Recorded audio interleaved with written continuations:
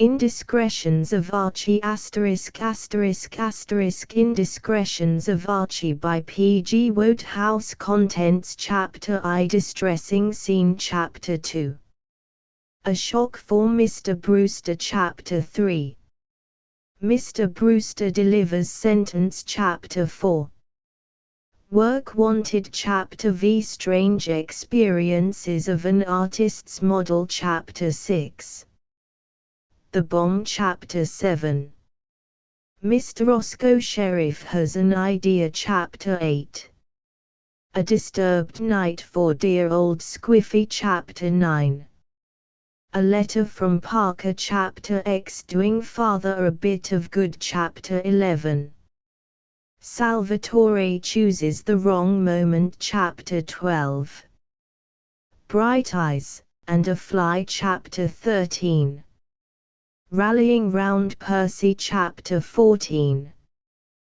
The Sad Case of Looney Biddle Chapter 15 Summer Storms Chapter 16 Archie Accepts a Situation Chapter 17 Brother Bill's Romance Chapter 18 The Sausage Chappie Chapter 19 Reggie Comes to Life Chapter XX The Sausage Chappie Clicks Chapter XXI The Growing Boy Chapter XXII Washi Steps into the Hall of Fame Chapter 23 Mother's Knee Chapter XIV The Melting of Mr. Connolly Chapter XXV The Wigmore of Venus Chapter XXVI A Tale of a Grandfather It wasn't Archie's fault really. It's true he went to America and fell in love with Lucille, the daughter of a millionaire hotel proprietor, and if he did marry her, well, what else was there to do?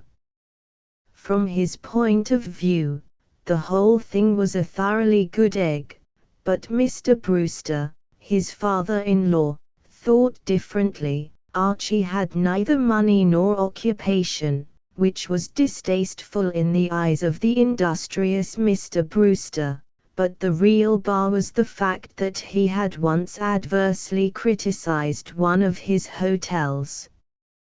Archie does his best to heal the breach, but, being something of an ass, genus priceless, he finds it almost beyond his powers to placate the man-eating fish whom Providence has given him as a father-in-law.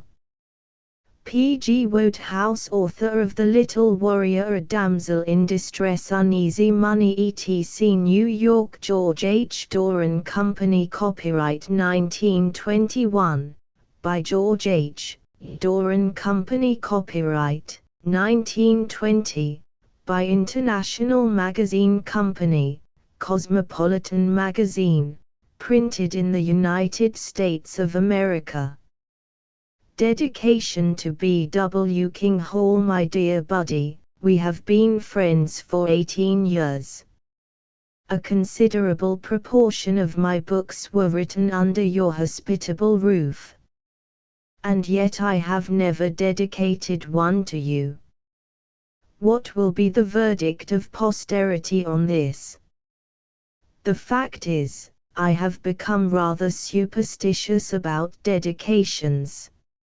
No sooner do you label a book with the legend, "To my best friend X," than X cuts you in Piccadilly, or you bring a lawsuit against him. There is a fatality about it. However, I can't imagine anyone quarreling with you, and I am getting more attractive all the time, so let's take a chance. Yours ever, P.G. Wodehouse. Chapter I Distressing Scene. I say, laddie, said Archie. Sir, replied the desk clerk alertly. All the employees of the Hotel Cosmopolis were alert. It was one of the things on which Mr. Daniel Brewster, the proprietor, insisted. and as he was always wandering about the lobby of the hotel keeping a personal eye on affairs, it was never safe to relax. "I want to see the manager. Is there anything I could do, sir?" Archie looked at him doubtfully. "Well, as a matter of fact, my dear old desk clerk," he said, "I want to kick up a fearful row, and it hardly seems fair to lug you into it." "Why you, I mean to say?" "The blighter whose head I want on a charger is the bally manager." At this point a massive, grey-haired man, who had been standing close by, gazing on the lobby with an air of restrained severity, as if daring it to start anything, joined in the conversation. "I am the manager," he said. His eye was cold and hostile. Others, it seemed to say, might like Archie Moffam, but not he. Daniel Brewster was bristling for combat. What he had overheard had shocked him to the core of his being. The Hotel Cosmopolis was his own private, personal property, and the thing dearest to him in the world, after his daughter Lucille. He prided himself on the fact that his hotel was not like other New York hotels, which were run by impersonal companies and shareholders and boards of directors, and consequently lacked the paternal touch which made the Cosmopolis what it was. At other hotels things went wrong, and clients complained. At the Cosmopolis things never went wrong, because he was on the spot to see that they didn't, and as a result clients never complained. Yet here was this long, thin, string bean of an Englishman actually registering annoyance and dissatisfaction before his very eyes. "What is your complaint?" he enquired frigidly. Archie attached himself to the top button of Mr. Brewster's coat, and was immediately dislodged by an irritable jerk of the other's substantial body. "Listen, old thing. I came over to this country to nose about in search of a job, because there doesn't seem what you might call a general demand for my services in England. Directly I was demobbed, the family started talking about the land of opportunity and shot me onto a liner. The idea was that I might get hold of something in America." He got hold of Mr. Brewster's coat button, and was again shaken off. "Between ourselves, I've never done anything much in England, and I fancy the family were getting a bit fed. At any rate, they sent me over here." Mr. Brewster disentangled himself for the third time. "I would prefer to postpone the story of your life," he said coldly, "and be informed what is your specific complaint against the Hotel Cosmopolis." "Of course, yes. The jolly old hotel. I'm coming to that. Well, it was like this. A chappie on the boat told me that this was the best place to stop at in New York." "He was quite right," said Mr. Brewster. "Was he, by Jove? Well, all I can say, then, is that the other New York hotels must be pretty moldy, if this is the best of the lot." "I took a room here last night," said Archie, quivering with self-pity, "and there was a beastly tap outside somewhere which went drip drip drip all night and kept me awake." Mr. Brewster's annoyance deepened. He felt that a chink had been found in his armor. Not even the most paternal hotel proprietor can keep an eye on every tap in his establishment. "Drip drip drip," repeated Archie firmly. and I put my boots outside the door when I went to bed, and this morning they hadn't been touched.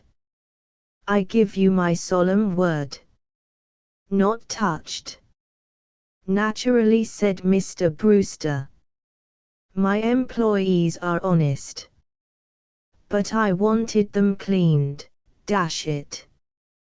There is a shoe-shining parlor in the basement. At the Cosmopolis, shoes left outside bedroom doors are not cleaned. Then I think the Cosmopolis is a bally-rotten hotel. Mr. Brewster's compact frame quivered. The unforgivable insult had been offered. Question the legitimacy of Mr. Brewster's parentage, knock Mr. Brewster down and walk on his face with spiked shoes, and you did not irremediably close all avenues to a peaceful settlement. But make a remark like that about his hotel, and war was definitely declared. In that case, he said, stiffening, I must ask you to give up your room. I'm going to give it up. I wouldn't stay in the bally place another minute. Mr. Brewster walked away, and Archie charged round to the cashier's desk to get his bill. It had been his intention in any case, though for dramatic purposes he concealed it from his adversary, to leave the hotel that morning. One of the letters of introduction which he had brought over from England had resulted in an invitation from a Mrs. Van Tuyl to her house party at Miami, and he had decided to go there at once. Well, mused Archie, on his way to the station, one thing's certain. I'll never set foot in that bally place again. But nothing in this world is certain. Chapter 2. A shock for Mr. Brewster. Mr. Daniel Brewster sat in his luxurious suite at the Cosmopolis, smoking one of his admirable cigars and chatting with his old friend, Professor Binstead. A stranger who had only encountered Mr. Brewster in the lobby of the hotel would have been surprised at the appearance of his sitting room, for it had none of the rugged simplicity which was the keynote of its owner's personal appearance. Daniel Brewster was a man with a hobby. He was what Parker, his valet, termed a connoisseur. His educated taste in art was one of the things which went to make the Cosmopolis different from and superior to other New York hotels. He had personally selected the tapestries in the dining room and the various paintings throughout the building. And in his private capacity he was an enthusiastic collector of things which Professor Binstead, whose tastes lay in the same direction, would have stolen without a twinge of conscience if he could have got the chance. The professor, a small man of middle age who wore tortoise-shell-rimmed spectacles, flitted covetously about the room, inspecting its treasures with a glistening eye. In a corner, Parker, a grave, lean individual, bent over the chafing dish, in which he was preparing for his employer and his guest their simple lunch. Brewster, said Professor Binstead, pausing at the mantelpiece. Mr. Brewster looked up amiably. He was in placid mood today. 2 weeks and more had passed since the meeting with Archie recorded in the previous chapter, and he had been able to dismiss that disturbing affair from his mind. Since then, everything had gone splendidly with Daniel Brewster, for he had just accomplished his ambition of the moment by completing the negotiations for the purchase of a site further downtown, on which he proposed to erect a new hotel. He liked building hotels. He had the Cosmopolis, his firstborn, a summer hotel in the mountains, purchased in the previous year, and he was toying with the idea of running over to England and putting up another in London. That, however, would have to wait. Meanwhile, he would concentrate on this new one downtown. It had kept him busy and worried, arranging for securing the site, but his troubles were over now. Yes, he said. Professor Binstead had picked up a small china figure of delicate workmanship. It represented a warrior of pre-khaki days advancing with a spear upon some adversary who, judging from the contented expression on the warrior's face, was smaller than himself. "Where did you get this?" "That. Mawson, my agent, found it in a little shop on the east side." "Where's the other?" "There ought to be another. These things go in pairs. They're valueless alone." Mr. Brewster's brow clouded. "I know that," he said shortly. "Mawson's looking for the other one everywhere. If you happen across it, I give you carte blanche to buy it for me. It must be somewhere." "Yes. If you find it, don't worry about the expense. I'll settle up, no matter what it is." "I'll bear it in mind," said Professor Binstead. "It may cost you a lot of money. I suppose you know that." "I told you I don't care what it costs." "It's nice to be a millionaire," sighed Professor Binstead. "Luncheon is served, sir," said Parker. He had stationed himself in a statuesque pose behind Mr. Brewster's chair, when there was a knock at the door. He went to the door, and returned with a telegram. "Telegram for you, sir." Mr. Brewster nodded carelessly. The contents of the chafing dish had justified the advance advertising of their odor, and he was too busy to be interrupted. "Put it down. And you needn't wait, Parker." "Very good, sir." The valet withdrew, and Mr. Brewster resumed his lunch. "Aren't you going to open it?" asked Professor Binstead, to whom a telegram was a telegram. "It can wait. I get them all day long. I expect it's from Lucille, saying what train she's making." "She returns today." "Yes, been at Miami." Mr. Brewster, having dwelt at adequate length on the contents of the chafing dish, adjusted his glasses and took up the envelope. "I shall be glad, great Godfrey." He sat staring at the telegram, his mouth open. His friend eyed him solicitously. "No bad news, I hope?" Mr. Brewster gurgled in a strangled way. "Bad news. Bad. Here, read it for yourself." Professor Binstead, one of the three most inquisitive men in New York, took the slip of paper with gratitude. "Returning New York today with darling Archie," he read. "Lots of love from us both. Lucille." He gaped at his host. "Who is Archie?" he enquired.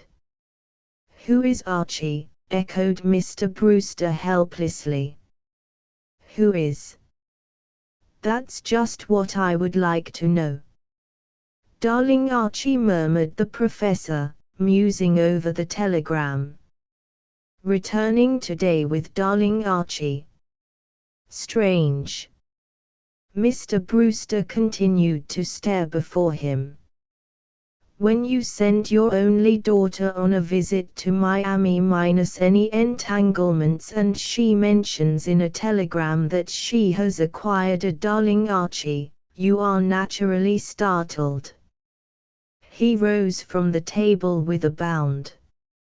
It had occurred to him that by neglecting a careful study of his mail during the past week, as was his bad habit when busy, he had lost an opportunity of keeping abreast with current happenings.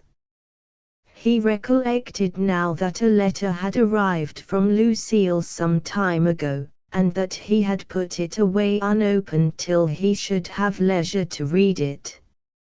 Lucille was a dear girl, he had felt, but her letters when on a vacation seldom contained anything that couldn't wait a few days for a reading. He sprang for his desk, rummaged among his papers, and found what he was seeking. It was a long letter, and there was silence in the room for some moments while he mastered its contents. Then he turned to the professor, breathing heavily. Good heavens!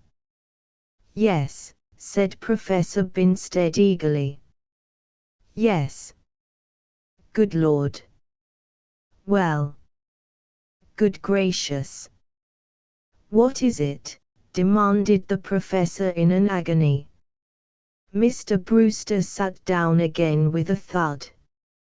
She's married. Married. Married. To an Englishman. Bless my soul!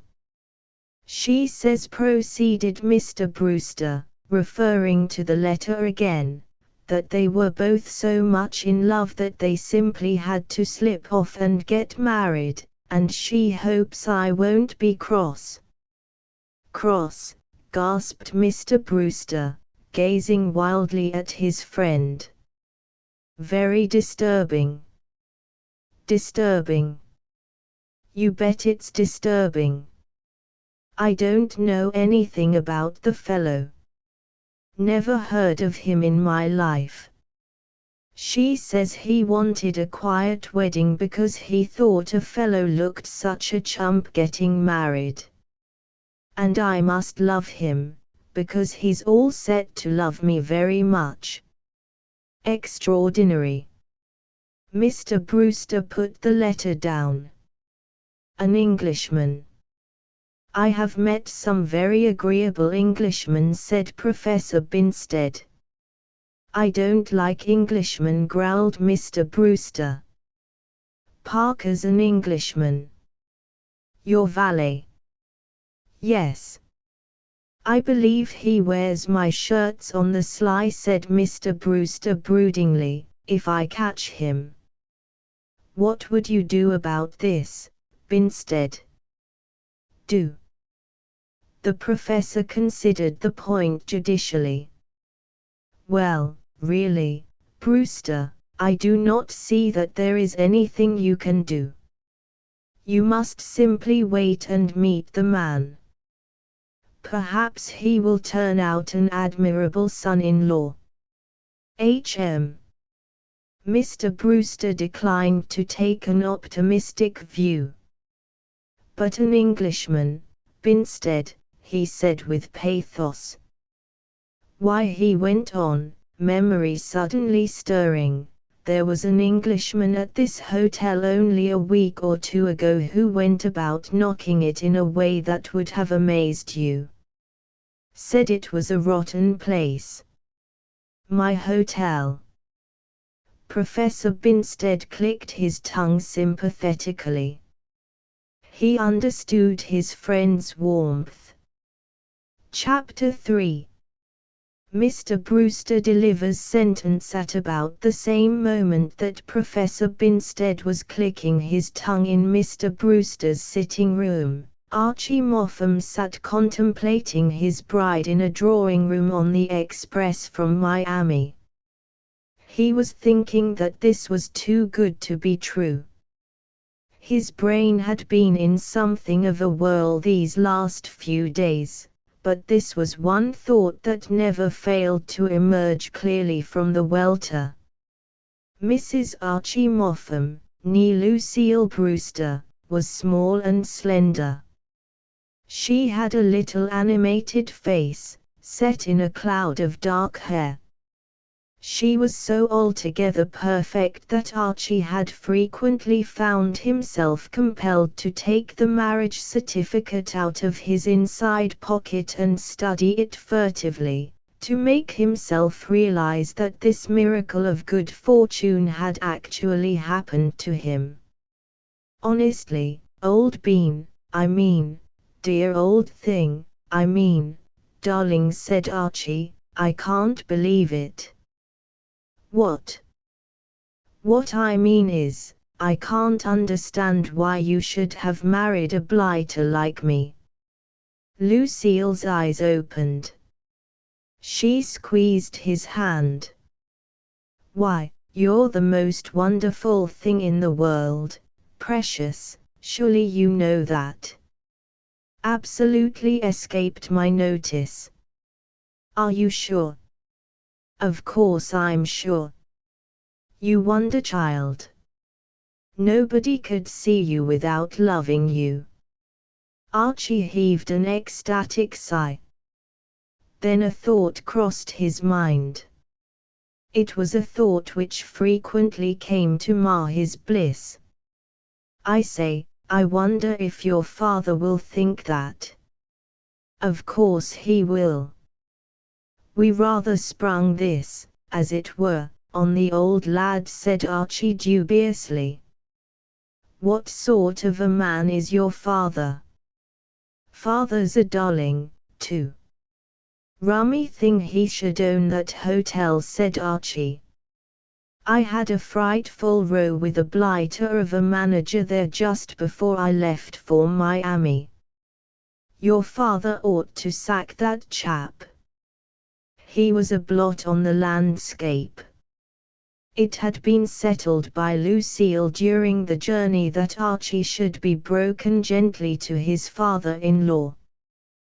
That is to say, instead of bounding blithely into Mr. Brewster's presence hand in hand, the happy pair should separate for half an hour or so, Archie hanging around in the offing while Lucille saw her father and told him the whole story, or those chapters of it which she had omitted from her letter for want of space. Then, having impressed Mr. Brewster sufficiently with his luck in having acquired Archie for a son-in-law, she would lead him to where his bit of good fortune awaited him. The program worked out admirably in its earlier stages. When the two emerged from Mr. Brewster's room to meet Archie, Mr. Brewster's general idea was that fortune had smiled upon him in an almost unbelievable fashion and had presented him with a son-in-law who combined in almost equal parts the more admirable characteristics of Apollo, Sir Galahad, and Marcus Aurelius.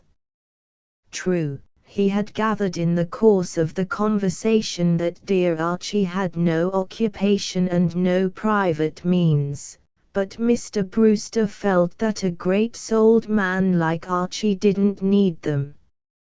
You can't have everything, and Archie, according to Lucille's account, was practically 100% man in soul, looks, manners, amiability, and breeding. These are the things that count. Mr. Brewster proceeded to the lobby in a glow of optimism and geniality. Consequently, when he perceived Archie, he got a bit of a shock. "Hello, allo, allo," said Archie, advancing happily. "Archie, darling, this is father," said Lucille. "Good Lord," said Archie. There was one of those silences. Mr. Brewster looked at Archie. Archie gazed at Mr. Brewster. Lucille, perceiving without understanding why that the big introduction scene had stubbed its toe on some unlooked-for obstacle, waited anxiously for enlightenment. Meanwhile, Archie continued to inspect Mr. Brewster, and Mr. Brewster continued to drink in Archie. After an awkward pause of about 3¼ minutes, Mr. Brewster swallowed once or twice, and finally spoke. "Lou." "Yes, father." "Is this true?" Lucille's grey eyes clouded over with perplexity and apprehension. "True. Have you really inflicted this on me for a son-in-law?" Mr. Brewster swallowed a few more times, Archie the while watching with a frozen fascination the rapid shimmying of his new relative's Adam's apple. "Go away. I want to have a few words alone with this, what's your damn name?" he demanded, in an overwrought manner, addressing Archie for the first time. "I told you, father. It's Mum." "Mum." It's spelt Moffam, but pronounced Mum. "To rhyme," said Archie, helpfully, with bluffing hame. "Lou," said Mr. Brewster, "run away. I want to speak to Tutu." "You called me this before," said Archie. "You aren't angry, father, dear," said Lucilla. "Oh no. Oh no. I'm tickled to death." When his daughter had withdrawn, Mr. Brewster drew a long breath. "Now then," he said. "Bit embarrassing, all this, what?" said Archie, chattily.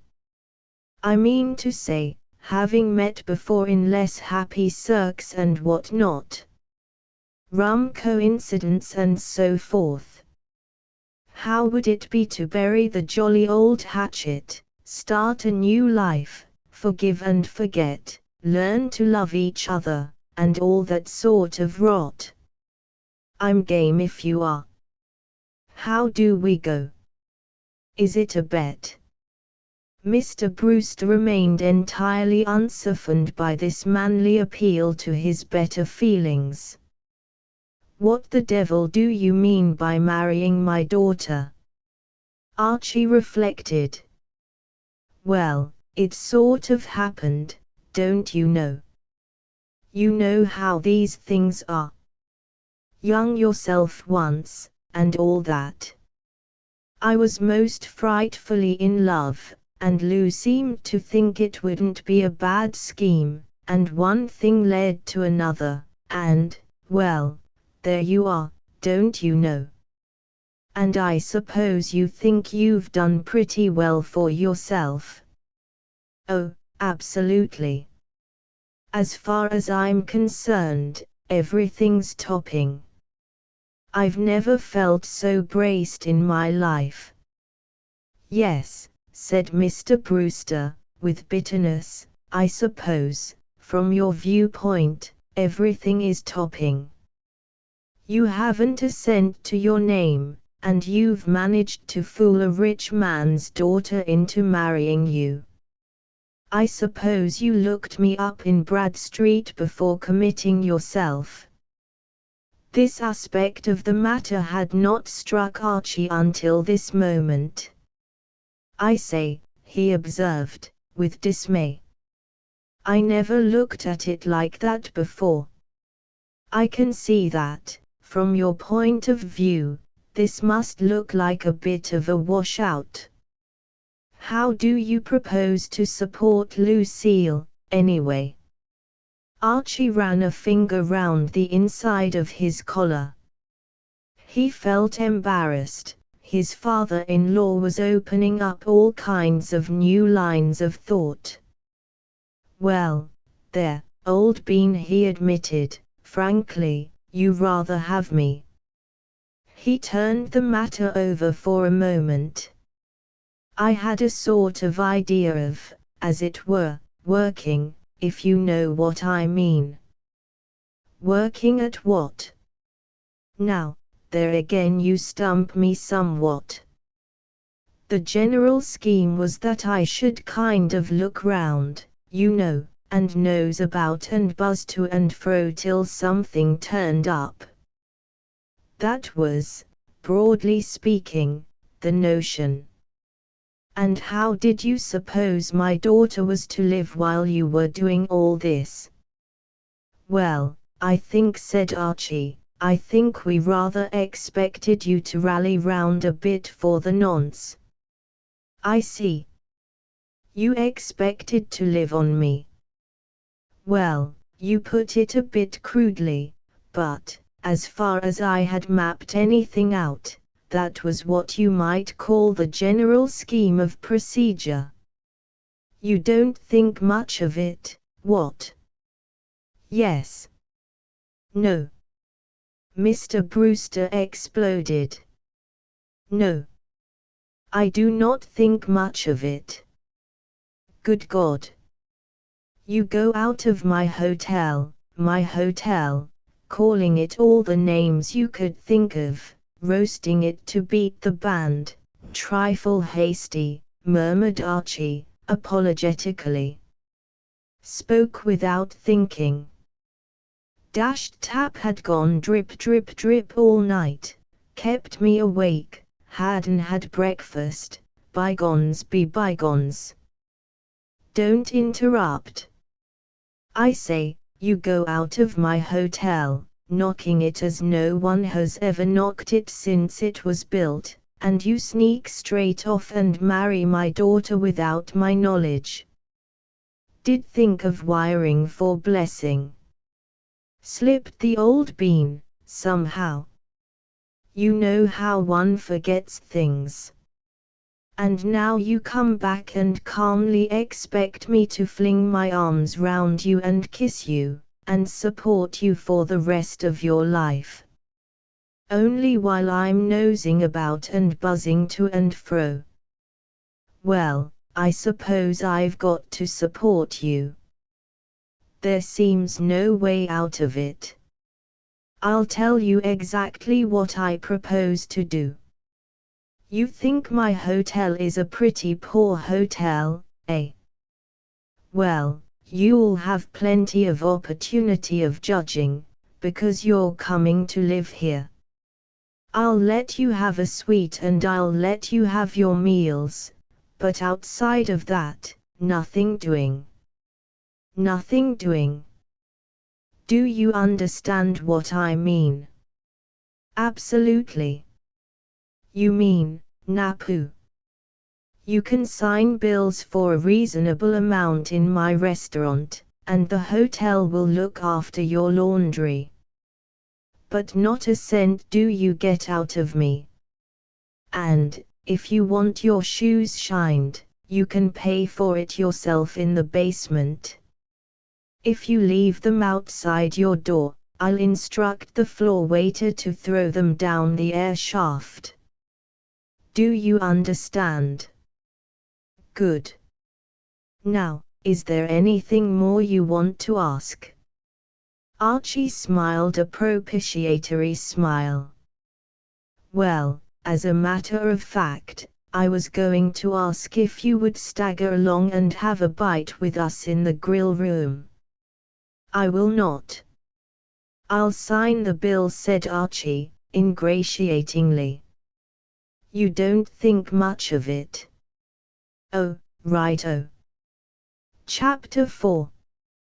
Work wanted, it seemed to Archie, as he surveyed his position at the end of the first month of his married life, that all was for the best in the best of all possible worlds. In their attitude towards America, visiting Englishmen almost invariably incline to extremes, either detesting all that therein is or else becoming enthusiasts on the subject of the country, its climate, and its institutions. Archie belonged to the second class. He liked America and got on splendidly with Americans from the start. He was a friendly soul, a mixer, and in New York, that city of mixers, he found himself at home. The atmosphere of good fellowship and the open-hearted hospitality of everybody he met appealed to him. There were moments when it seemed to him as though New York had simply been waiting for him to arrive before giving the word to let the revels commence. Nothing, of course, in this world is perfect, and, rosy as were the glasses through which Archie looked on his new surroundings, he had to admit that there was one flaw, one fly in the ointment, one individual caterpillar in the salad. Mr. Daniel Brewster, his father-in-law, remained consistently unfriendly. Indeed, his manner towards his new relative became daily more and more a manner which would have caused gossip on the plantation if Simon Legree had exhibited it in his relations with Uncle Tom. And this in spite of the fact that Archie, as early as the third morning of his stay, had gone to him and in the most frank and manly way, had withdrawn his criticism of the Hotel Cosmopolis, giving it as his considered opinion that the Hotel Cosmopolis on closer inspection appeared to be a good egg, one of the best and brightest, and a bit of all right. "A credit to you, old thing," said Archie cordially. "Don't call me old thing," growled Mr. Brewster. "Righto, old companion," said Archie amiably.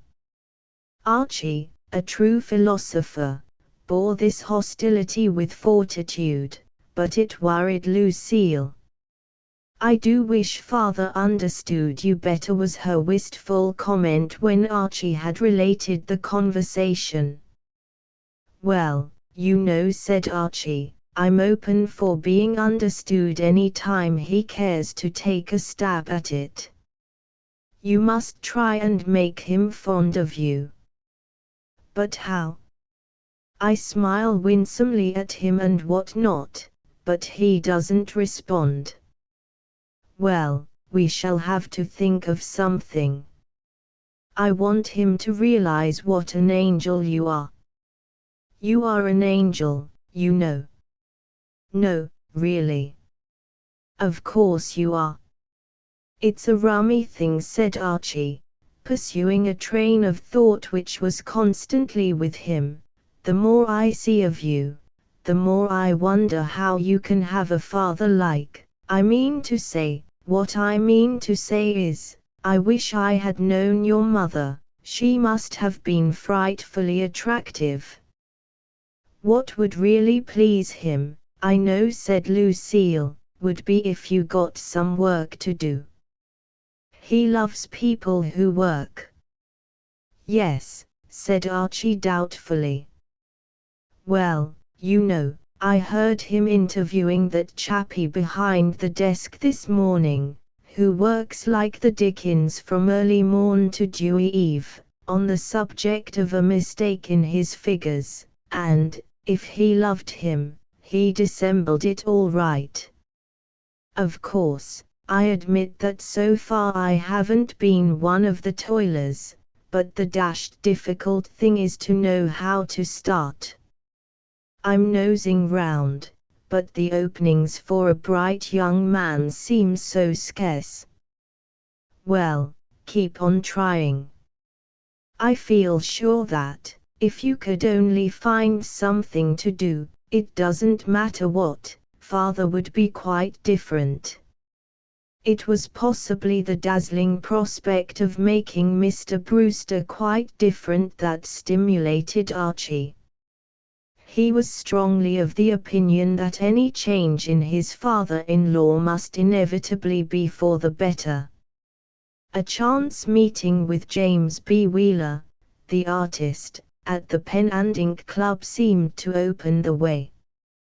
To a visitor to New York who has the ability to make himself liked, it almost appears as though the leading industry in that city was the issuing of 2 weeks' invitation cards to clubs. Archie since his arrival had been showered with these pleasant evidences of his popularity, and he was now an honorary member of so many clubs of various kinds that he had not time to go to them all. There were the fashionable clubs along Fifth Avenue to which his friend Reggie Van Tuyl, son of his Florida hostess, had introduced him.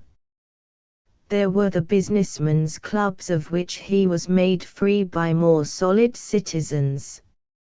And, best of all, there were the Lambs, the Players, the Friars, the Coffee House, the Pen and Ink, and the other resorts of the artist, the author, the actor, and the bohemian. It was in these that Archie spent most of his time, and it was here that he made the acquaintance of J.B. Wheeler, the popular illustrator. To Mr. Wheeler, over a friendly lunch, Archie had been confiding some of his ambitions to qualify as the hero of one of the Get On or Get Out Young Man Step Lively books. "You want a job," said Mr. Wheeler. "I want a job," said Archie. Mr. Wheeler consumed 8 fried potatoes in quick succession. He was an able trencherman. "I always looked on you as one of our leading lilies of the field," he said. "Why this anxiety to toil and spin?" "Well, my wife, you know, seems to think it might put me one up with the jolly old dad if I did something. And you're not particular what you do, so long as it has the outer aspect of work." "Anything in the world, laddie, anything in the world." "Then come and pose for a picture I'm doing," said J.B. Wheeler. "It's for a magazine cover. You're just the model I want, and I'll pay you at the usual rates. Is it a go?" "Pose. You've only got to stand still and look like a chunk of wood." "You can do that, surely?" "I can do that," said Archie. "Then come along down to my studio tomorrow." "Righto," said Archie. Chapter V. Strange Experiences of an Artist's Model. "I say, old thing." Archie spoke plaintively. Already he was looking back ruefully to the time when he had supposed that an artist's model had a soft job. In the first 5 minutes muscles which he had not been aware that he possessed had started to ache like neglected teeth. His respect for the toughness and durability of artists' models was now solid. How they acquired the stamina to go through this sort of thing all day and then bound off to bohemian revels at night was more than he could understand. "Don't wobble, confound you," snorted Mr. Wheeler. "Yes, but, my dear old artist," said Archie, "what you don't seem to grasp, what you appear not to realize, is that I'm getting a crick in the back. You weakling. You miserable, invertebrate worm. Move an inch and I'll murder you, and come and dance on your grave every Wednesday and Saturday. I'm just getting it. It's in the spine that it seems to catch me principally." "Be a man, you faint-hearted string bean," urged J.B. Wheeler. "You ought to be ashamed of yourself. Why, a girl who was posing for me last week stood for a solid hour on one leg, holding a tennis racket over her head and smiling brightly withal." "The female of the species is more India rubbery than the male," argued Archie. Well, I'll be through in a few minutes. Don't weaken. Think how proud you'll be when you see yourself on all the bookstalls. Archie sighed, and braced himself to the task once more. He wished he had never taken on this binge. In addition to his physical discomfort, he was feeling a most awful chump.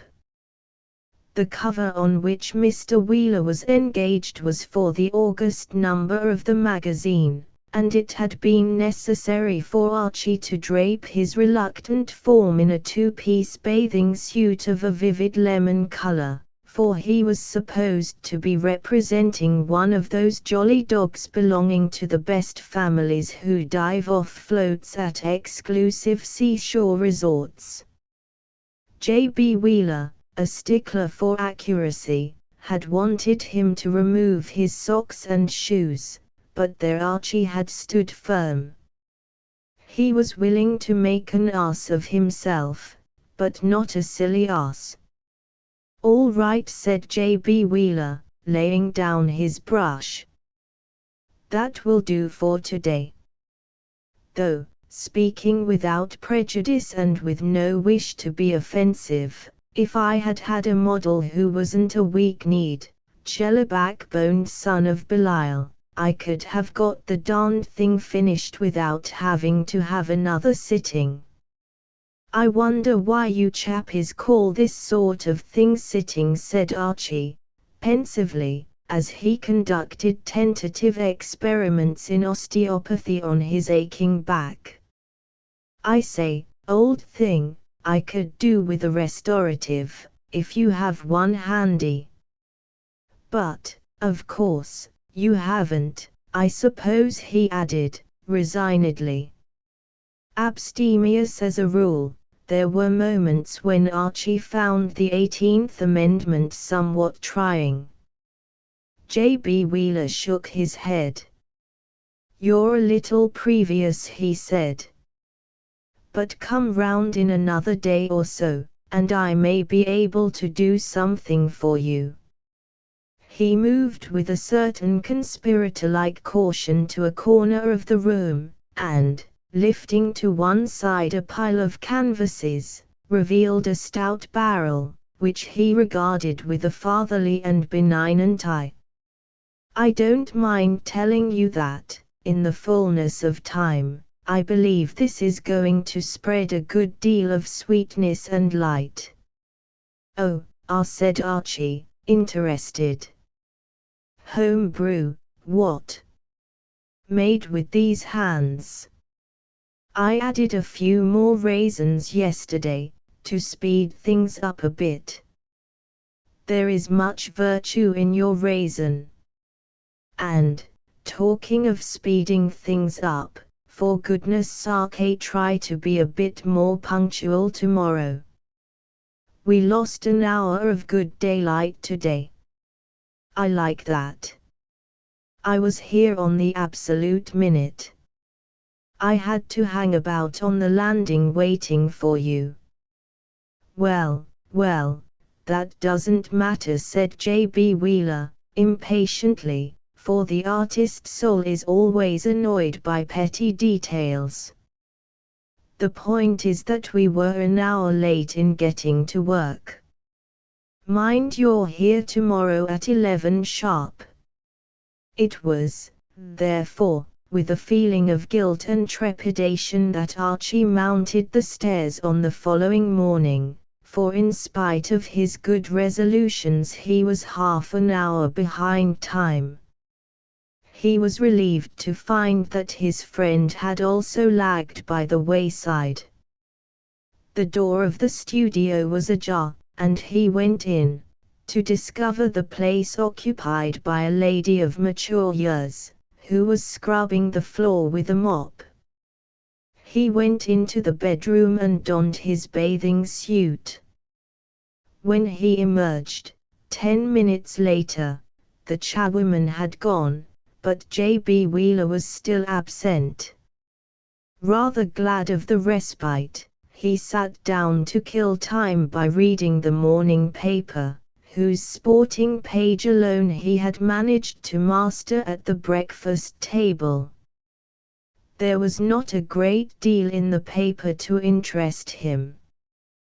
The usual bond robbery had taken place on the previous day, and the police were reported hot on the trail of the mastermind who was alleged to be at the back of these financial operations. A messenger named Henry Babcock had been arrested and was expected to become confidential. To one who, like Archie, had never owned a bond, the story made little appeal. He turned with more interest to a cheery half-column on the activities of a gentleman in Minnesota who, with what seemed to Archie, as he thought of Mr. Daniel Brewster, a good deal of resource and public spirit, had recently beamed his father-in-law with the family meat axe. It was only after he had read this through twice in a spirit of gentle approval that it occurred to him that J.B. Wheeler was uncommonly late at the tryst. He looked at his watch, and found that he had been in the studio 3/4 of an hour. Archie became restless. Long-suffering old bean though he was, he considered this a bit thick. He got up and went out onto the landing, to see if there were any signs of the blighter. There were none. He began to understand now what had happened. For some reason or other the ballet artist was not coming to the studio at all that day. Probably he had called up the hotel and left a message to this effect, and Archie had just missed it. Another man might have waited to make certain that his message had reached its destination, but not woolen-headed Wheeler, the most casual individual in New York. Thoroughly aggrieved, Archie turned back to the studio to dress and go away. His progress was stayed by a solid, forbidding slab of oak.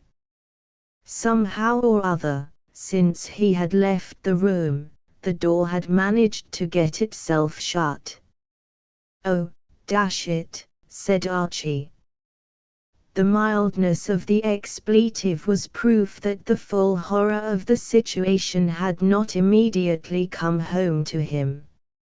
His mind in the first few moments was occupied with the problem of how the door had got that way. He could not remember shutting it. Probably he had done it unconsciously. As a child, he had been taught by sedulous elders that the little gentleman always closed doors behind him, and presumably his subconscious self was still under the influence. And then, suddenly, he realized that this infernal, officious ass of a subconscious self had deposited him right in the gumbo.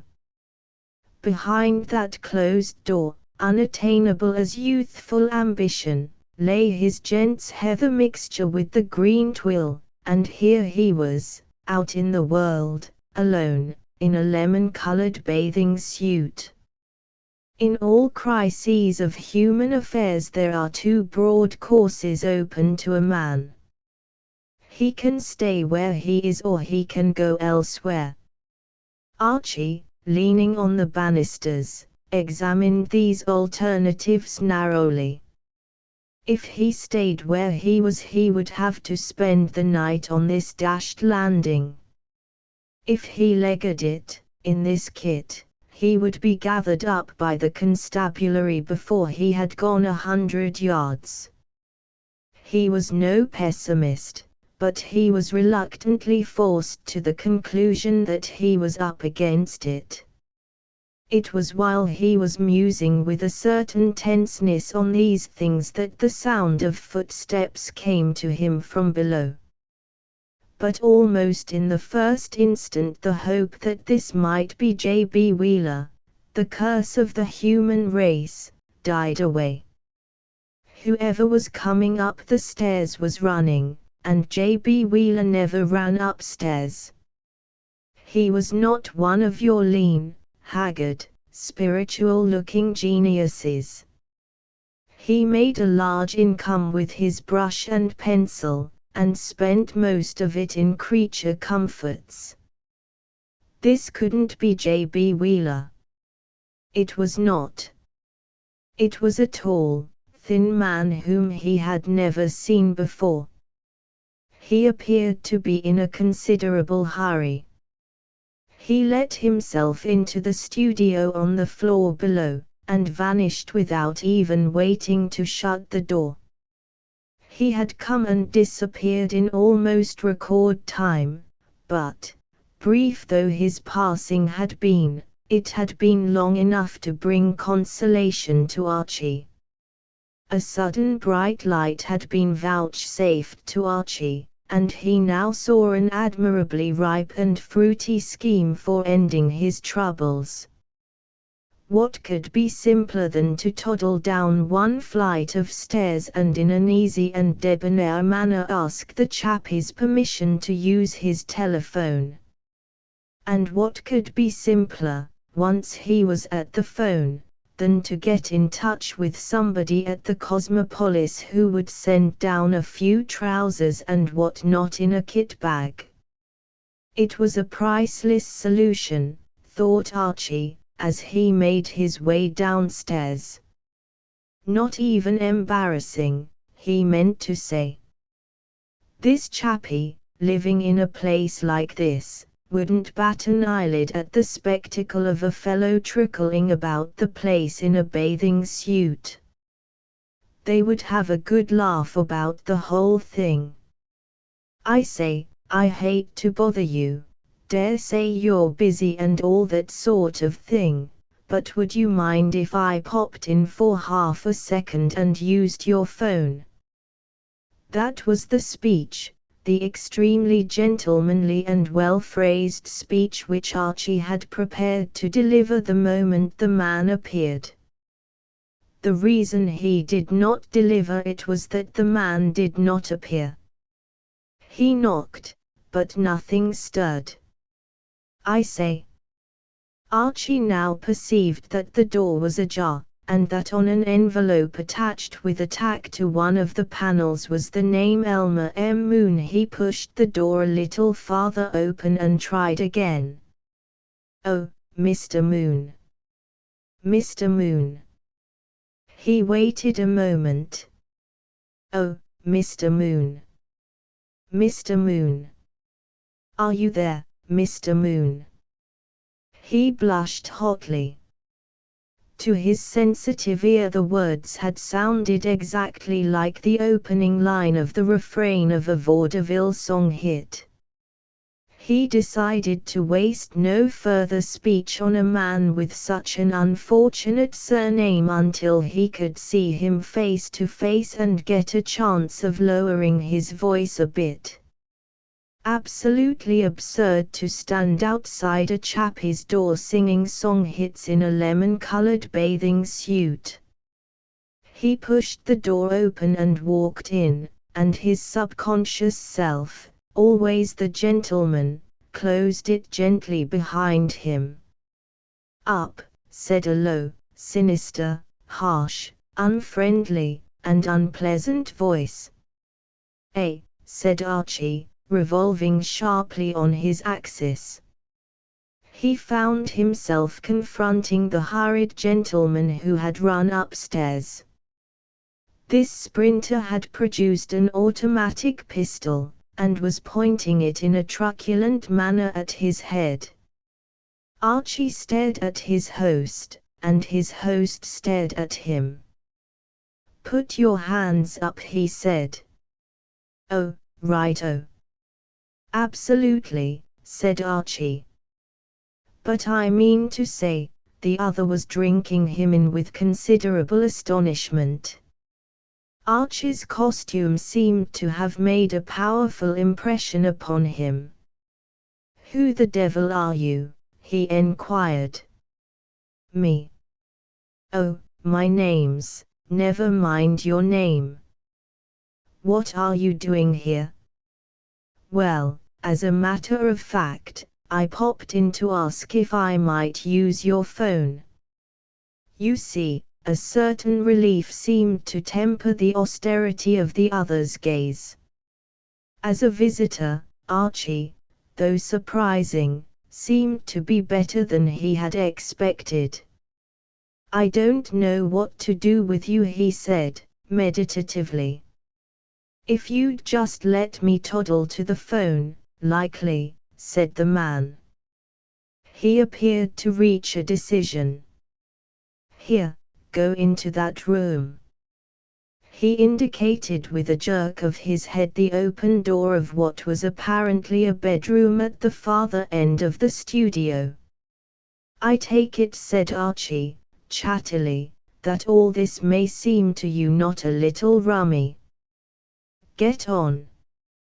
I was only saying, well, I haven't time to listen. Get a move on. The bedroom was in a state of untidiness which eclipsed anything which Archie had ever witnessed. The other appeared to be moving house. Bed, furniture, and floor were covered with articles of clothing. A silk shirt wreathed itself about Archie's ankles as he stood gaping, and, as he moved farther into the room, his path was paved with ties and collars. Sit down, said Elmer M. Moon, abruptly. Righto. Thanks, said Archie. I suppose you wouldn't like me to explain, and what not, what?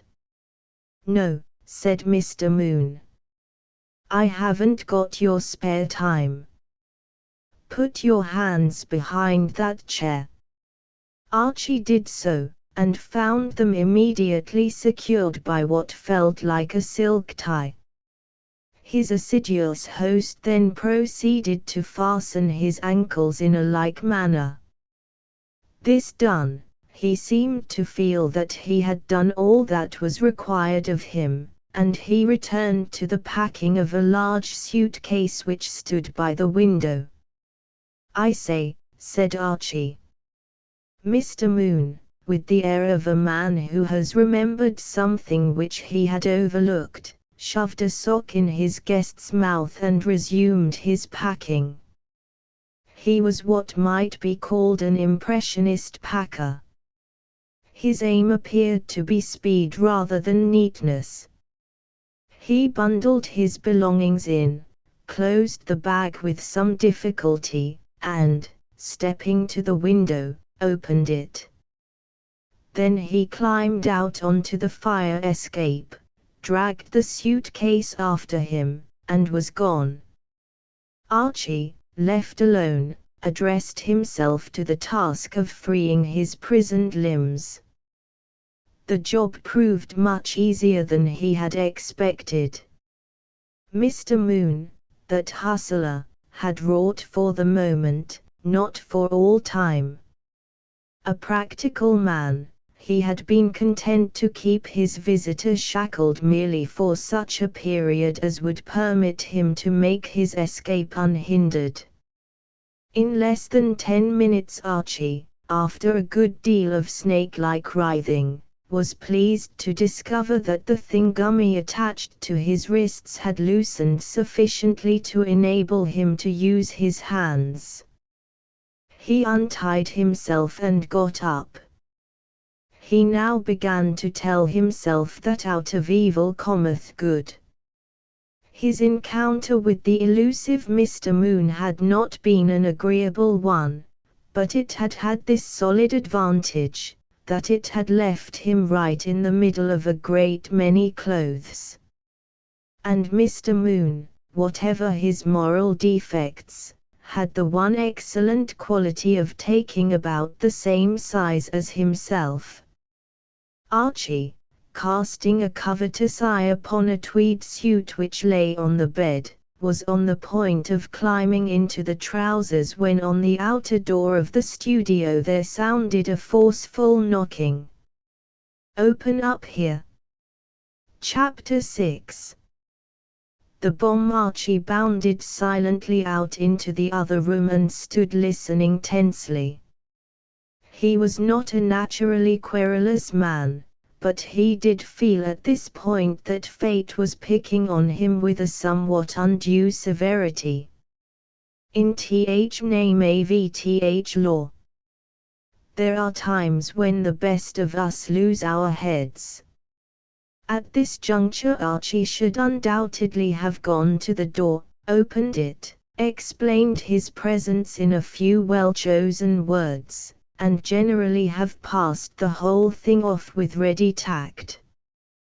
But the thought of confronting a posse of police in his present costume caused him to look earnestly about him for a hiding place. Up against the farther wall was a settee with a high, arching back, which might have been put there for that special purpose. He inserted himself behind this, just as a splintering crash announced that the law, having gone through the formality of knocking with its knuckles, was now getting busy with an axe. A moment later the door had given way, and the room was full of trampling feet. Archie wedged himself against the wall with the quiet concentration of a clam nestling in its shell, and hoped for the best. It seemed to him that his immediate future depended for better or for worse entirely on the native intelligence of the force.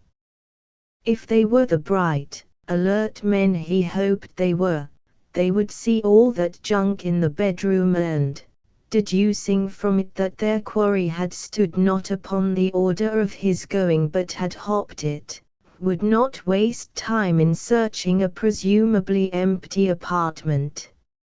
If, on the other hand, they were the obtuse, flat-footed persons who occasionally find their way into the ranks of even the most enlightened constabularies, they would undoubtedly shift the settee and drag him into a publicity from which his modest soul shrank.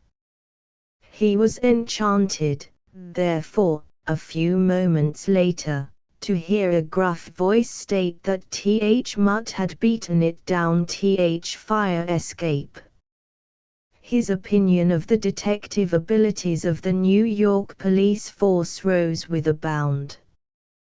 There followed a brief council of war, which, as it took place in the bedroom, was inaudible to Archie except as a distant growling noise.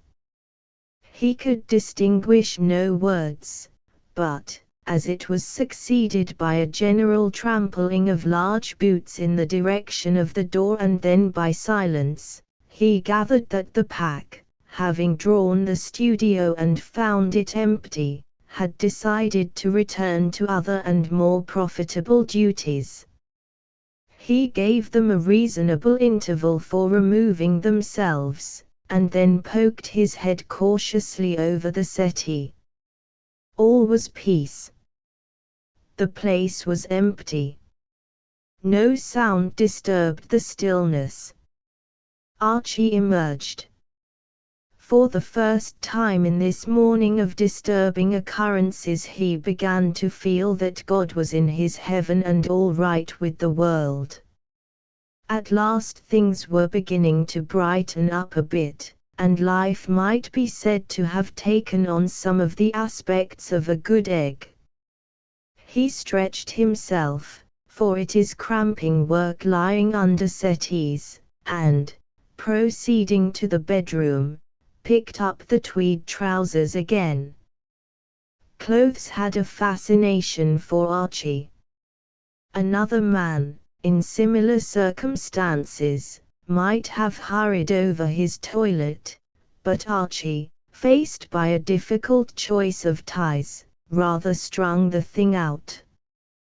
He selected a specimen which did great credit to the taste of Mr. Moon, evidently one of our snappiest dressers, found that it did not harmonize with the deeper meaning of the tweed suit, removed it, chose another, and was adjusting the bow and admiring the effect, when his attention was diverted by a slight sound which was half a cough and half a sniff, and, turning, found himself gazing into the clear blue eyes of a large man in uniform, who had stepped into the room from the fire escape. He was swinging a substantial club in a negligent sort of way, and he looked at Archie with a total absence of bonhomie. "Ah," he observed. "Oh, there you are," said Archie, subsiding weakly against the chest of drawers. He gulped. "Of course, I can see you're thinking all this pretty tolerably weird and all that," he proceeded, in a propitiatory voice. The policeman attempted no analysis of his emotions. He opened a mouth which a moment before had looked incapable of being opened except with the assistance of powerful machinery, and shouted a single word. "Cassidy!" A distant voice gave tongue in answer. It was like alligators roaring to their mates across lonely swamps. There was a rumble of footsteps in the region of the stairs, and presently there entered an even larger guardian of the law than the first exhibit. He, too, swung a massive club, and, like his colleague, he gazed frostily at Archie. "God save Ireland," he remarked. The words appeared to be more in the nature of an expletive than a practical comment on the situation. Having uttered them, he draped himself in the doorway like a colossus, and chewed gum. "Where'd J.A. get him?" he enquired, after a pause. "Found him in here attempting to disguise himself.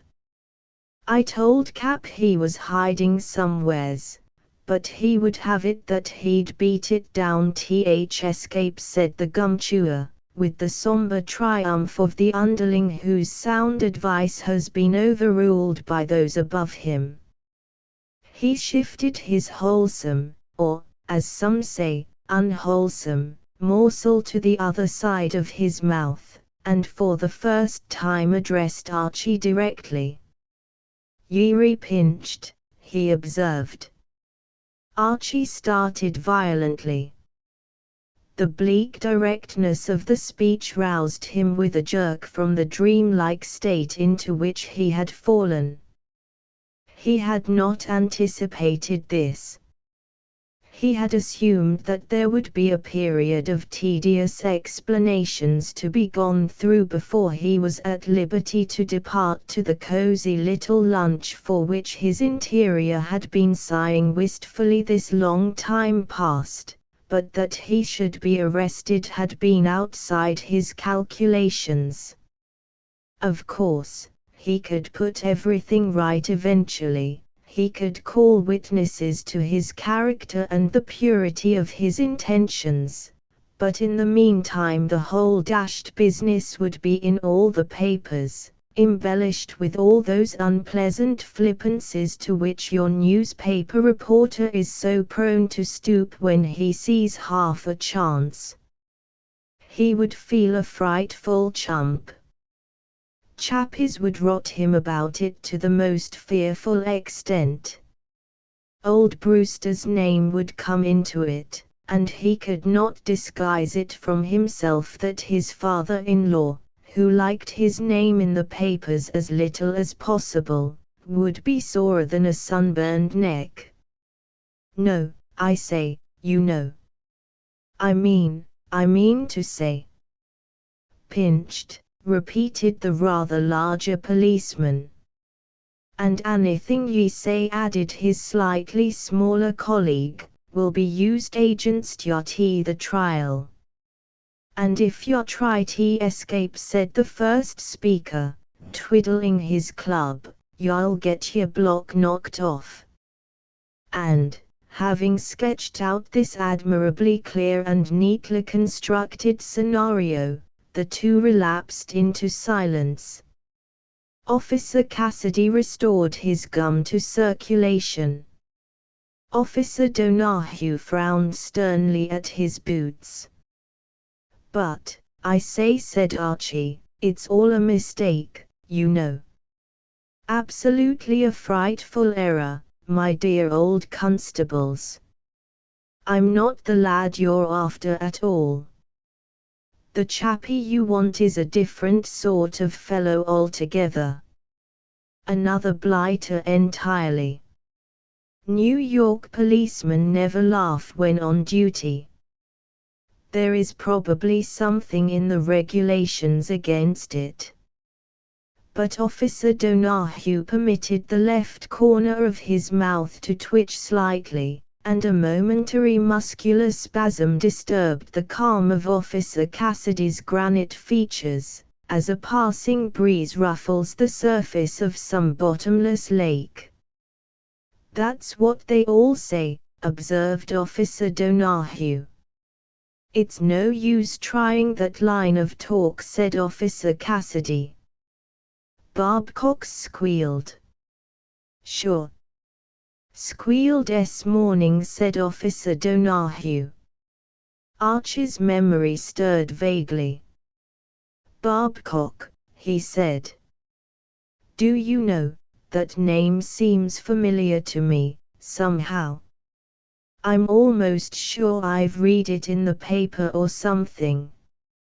"Ah, cut it out," said Officer Cassidy, disgustedly. The two constables exchanged a glance of austere disapproval. This hypocrisy pained them. "Read it in paper or something. By Jove! I remember now. He's the chappie who was arrested in that bond business."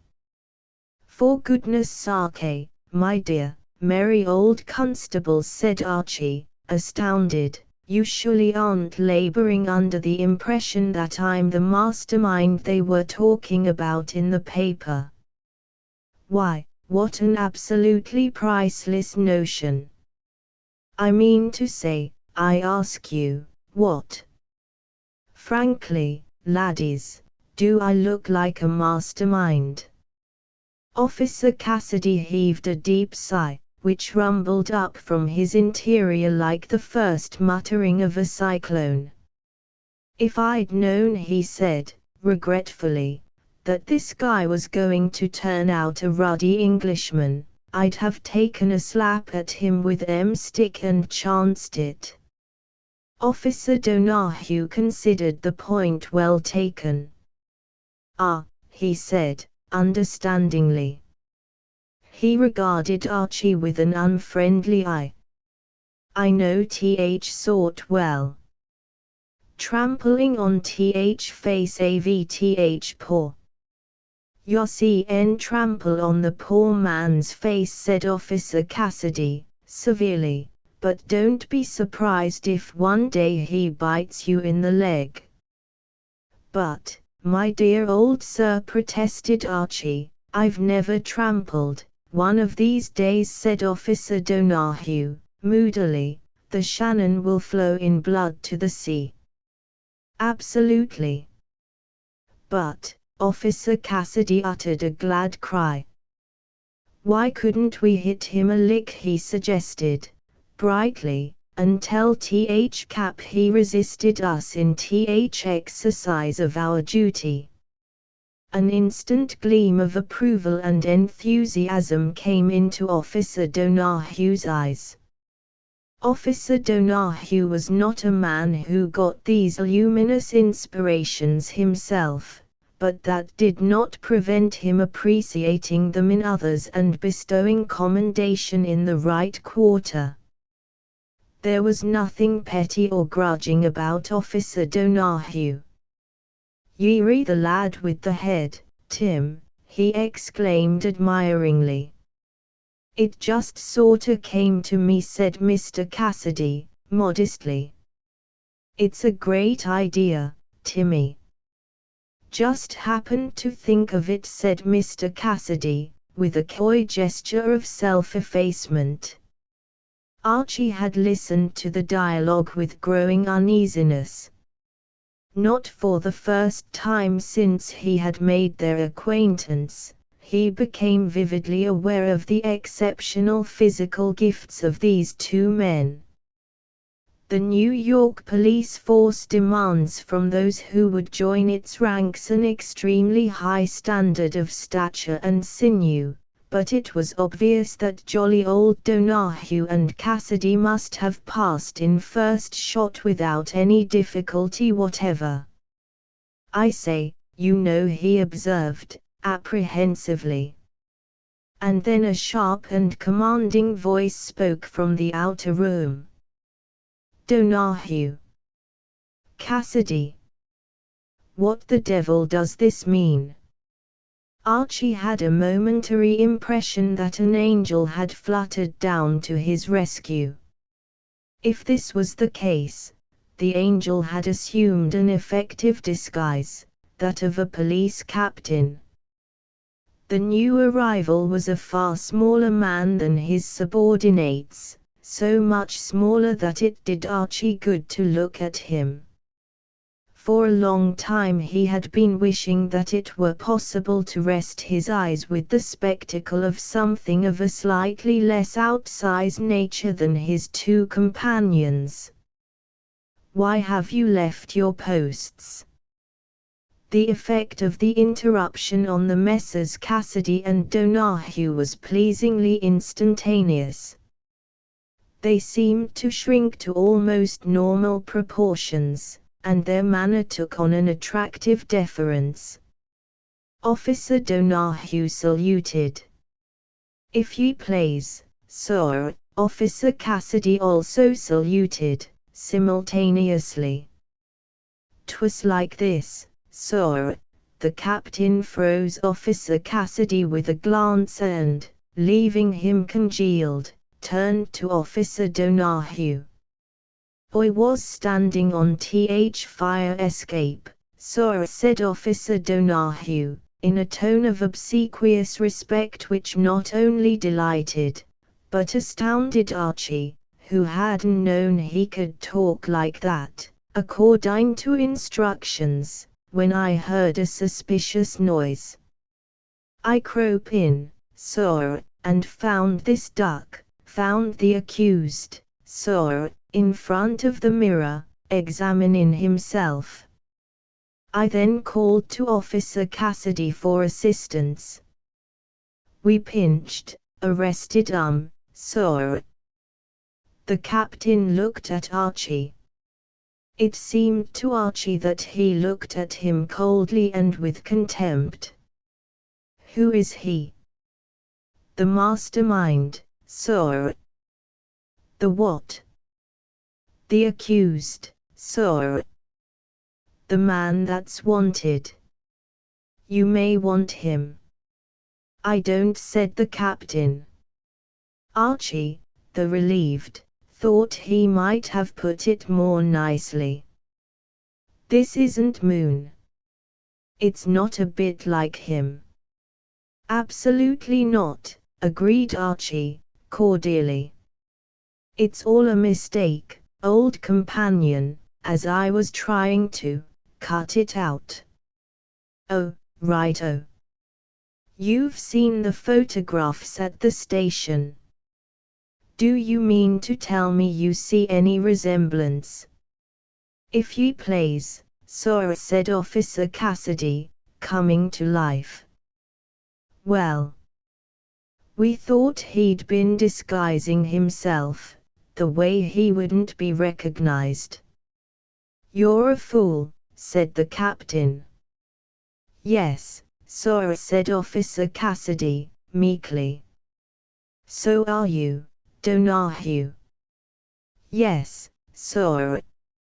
Archie's respect for this chappie was going up all the time. He seemed to be able to take years off the lives of these massive blighters with a word. It was like the stories you read about lion tamers. Archie did not despair of seeing Officer Donahue and his old college chum Cassidy eventually jumping through hoops. "Who are you?" demanded the captain, turning to Archie. "Well, my name is. What are you doing here?" "Well, it's rather a longish story, you know. Don't want to bore you, and all that. I'm here to listen." "You can't bore me." "Dashed nice of you to put it like that," said Archie, gratefully. "I mean to say, makes it easier and so forth. What I mean is, you know how rotten you feel telling the deuce of a long yarn and wondering if the party of the second part is wishing you would turn off the tap and go home. I mean, if," said the captain, "you're reciting something, stop. If you're trying to tell me what you're doing here, make it shorter and easier." Archie saw his point. Of course, time was money, the modern spirit of hustle, all that sort of thing. "Well, it was this bathing suit, you know," he said. "What bathing suit?" "Mine, don't you know? A lemon-colored contrivance.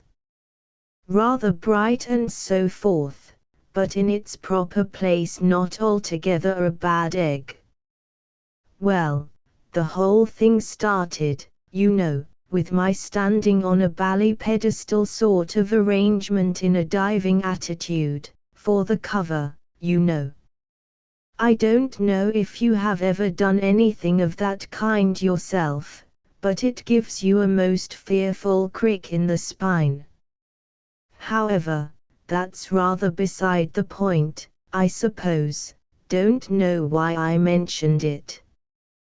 Well, this morning he was dashed late, so I went out. What the devil are you talking about?" Archie looked at him, surprised. "Aren't I making it clear?" "No, well, you understand about the bathing suit, don't you? The jolly old bathing suit, you've grasped that, what?" "No, oh, I say," said Archie. "That's rather a nuisance.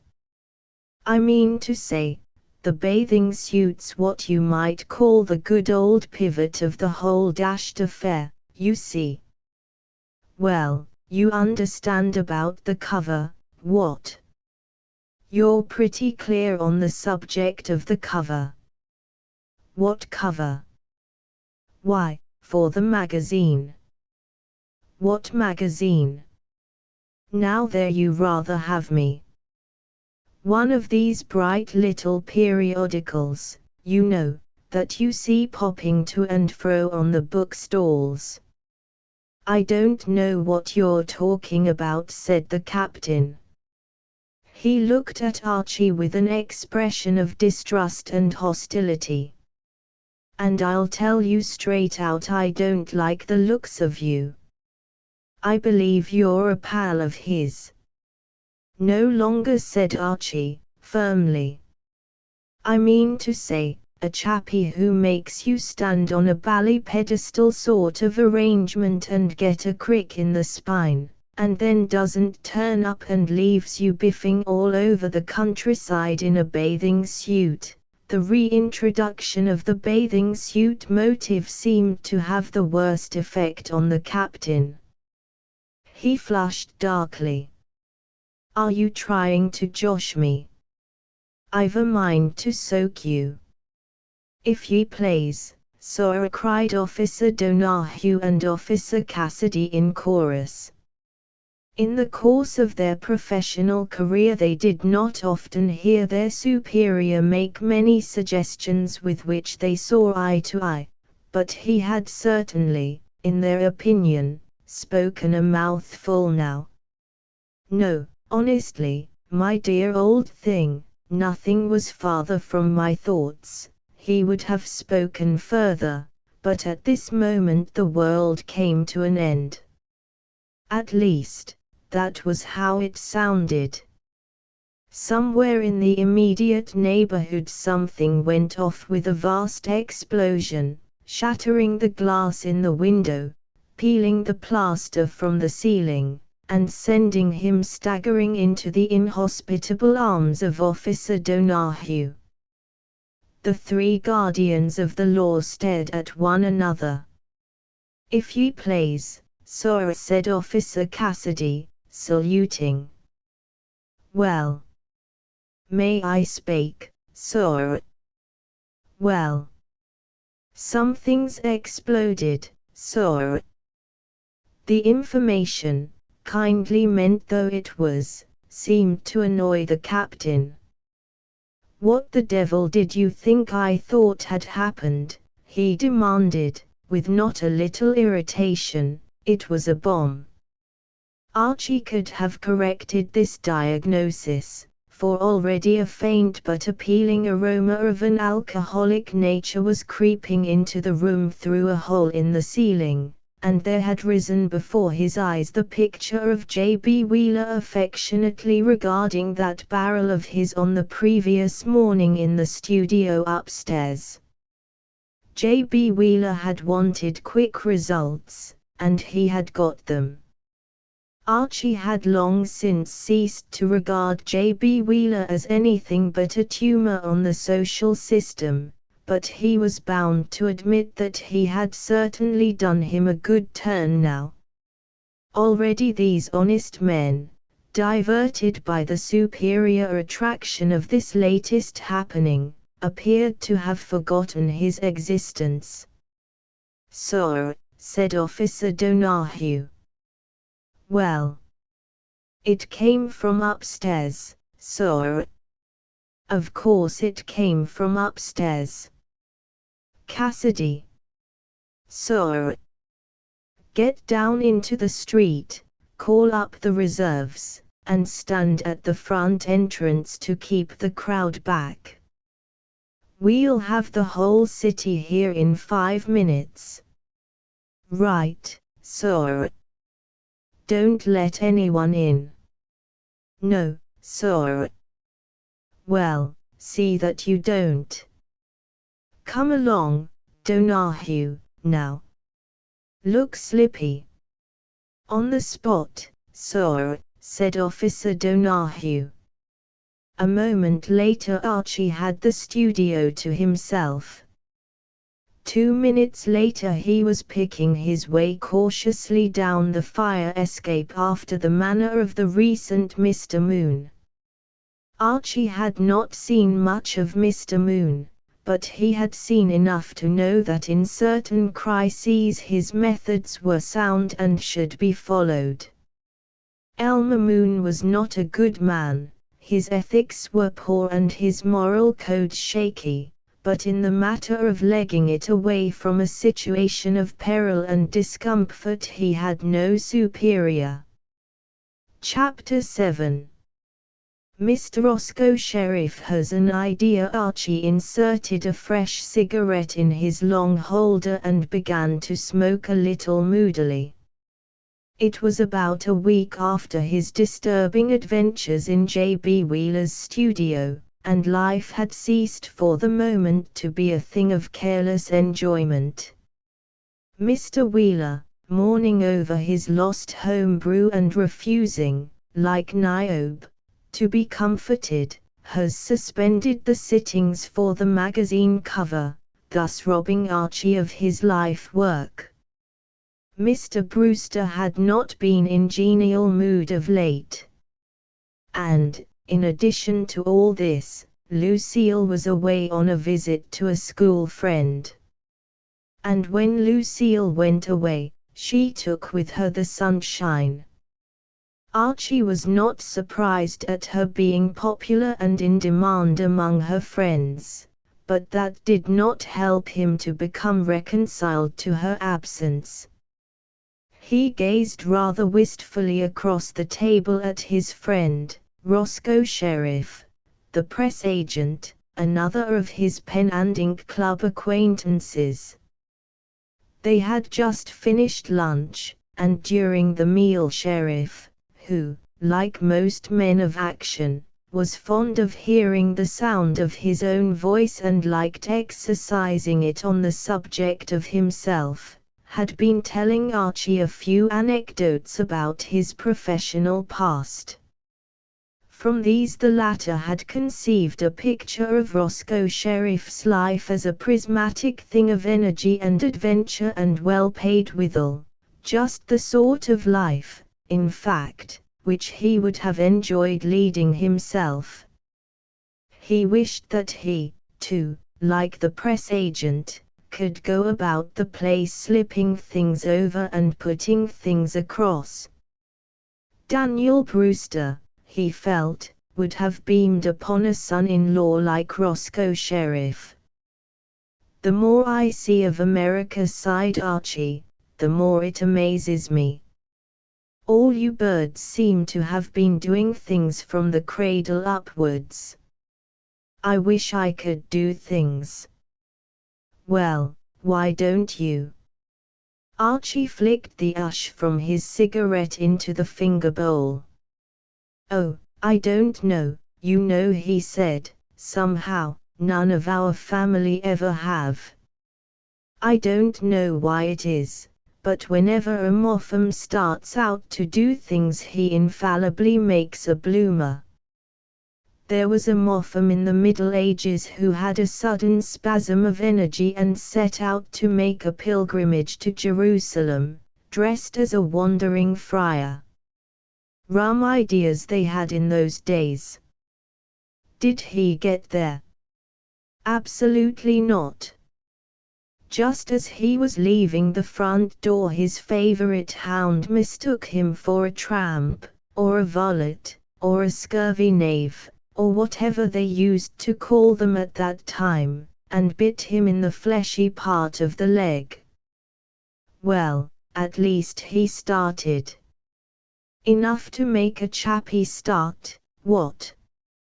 Roscoe Sheriff sipped his coffee thoughtfully. He was an apostle of energy, and it seemed to him that he could make a convert of Archie and incidentally do himself a bit of good. For several days he had been looking for someone like Archie to help him in a small matter which he had in mind. "If you're really keen on doing things," he said, "there's something you can do for me right away." Archie beamed. Action was what his soul demanded. "Anything, dear boy, anything. State your case. Would you have any objection to putting up a snake for me?" "Putting up a snake? Just for a day or two?" "But how do you mean, old soul?" "Put him up where?" "Wherever you live." "Where do you live?" "The Cosmopolis, isn't it?" "Of course. You married old Brewster's daughter. I remember reading about it. But, I say, laddie, I don't want to spoil your day and disappoint you and so forth, but my jolly old father-in-law would never let me keep a snake. Why, it's as much as I can do to make him let me stop on in the place. He wouldn't know. There's not much that goes on in the hotel that he doesn't know," said Archie, doubtfully. "He mustn't know. The whole point of the thing is that it must be a dead secret." Archie flicked some more ash into the finger bowl. "I don't seem absolutely to have grasped the affair in all its aspects, if you know what I mean," he said. "I mean to say, in the first place, why would it brighten your young existence if I entertained this snake of yours? It's not mine. It belongs to Mme Brudowska. You've heard of her, of course." "Oh yes. She's some sort of performing snake female in vaudeville or something, isn't she, or something of that species or order? You're near it, but not quite right. She is the leading exponent of highbrow tragedy on any stage in the civilized world. Absolutely. I remember now. My wife lugged me to see her perform one night. It all comes back to me. She had me wedged in an orchestra stall before I knew what I was up against, and then it was too late. I remember reading in some journal or other that she had a pet snake, given her by some Russian prince or other. What? That, said Sheriff, was the impression I intended to convey when I sent the story to the papers. I'm her press agent. As a matter of fact, I bought Peter, its name's Peter, myself down on the east side. I always believe in animals for press agent stunts. I've nearly always had good results. But with her nibs I'm handicapped. Shackled, so to speak. You might almost say my genius is stifled. Or strangled, if you prefer it. Anything you say, agreed Archie, courteously, but how? Why is your what do you call it what's it's named? She keeps me on a leash. She won't let me do anything with a kick in it. If I've suggested one rip-snorting stunt, I've suggested 20. And every time she turns them down on the ground that sort of thing is beneath the dignity of an artist in her position. It doesn't give a fellow a chance. So now I've made up my mind to do her good by stealth. I'm going to steal her snake. Steal it. Pinch it, as it were. Yes. Big story for the papers, you see. She's grown very much attached to Peter. He's her mascot. I believe she's practically kidded herself into believing that Russian prince story. If I can sneak it away and keep it away for a day or two, she'll do the rest. She'll make such a fuss that the papers will be full of it. I see.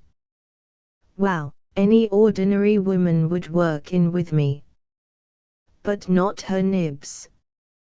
She would call it cheap and degrading and a lot of other things. It's got to be a genuine steal, and, if I'm caught at it, I lose my job. So that's where you come in. But where am I to keep the jolly old reptile? Oh, anywhere. Punch a few holes in a hat box, and make it up a shakedown inside. It'll be company for you. Something in that. My wife's away just now and it's a bit lonely in the evenings. You'll never be lonely with Peter around. He's a great scout. Always merry and bright. He doesn't bite, I suppose, or sting or what not. He may what not occasionally. It depends on the weather. But, outside of that, he's as harmless as a canary. Dashed dangerous things, canaries, said Archie, thoughtfully. They peck at you. Don't weaken, pleaded the press agent. Oh, all right. I'll take him. By the way, touching the matter of browsing and sluicing. What do I feed him on? Oh, anything. Bread and milk or fruit or soft-boiled egg or dog biscuit or ants' eggs. You know, anything you have yourself. Well, I'm much obliged for your hospitality. I'll do the same for you another time. Now I must be getting along to see to the practical end of the thing. By the way, her nibs lives at the Cosmopolis, too. Very convenient. Well, so long. See you later. Archie, left alone, began for the first time to have serious doubts. He had allowed himself to be swayed by Mr. Sheriff's magnetic personality, but now that the other had removed himself he began to wonder if he had been entirely wise to lend his sympathy and cooperation to the scheme. He had never had intimate dealings with a snake before, but he had kept silkworms as a child, and there had been the deuce of a lot of fuss and unpleasantness over them. Getting into the salad and what not. Something seemed to tell him that he was asking for trouble with a loud voice, but he had given his word and he supposed he would have to go through with it. He lit another cigarette and wandered out into Fifth Avenue. His usually smooth brow was ruffled with care. Despite the eulogies which Sheriff had uttered concerning Peter, he found his doubts increasing. Peter might, as the press agent had stated, be a great scout, but was his little Garden of Eden on the 5th floor of the Cosmopolis Hotel likely to be improved by the advent of even the most amiable and winsome of serpents? However, Motham.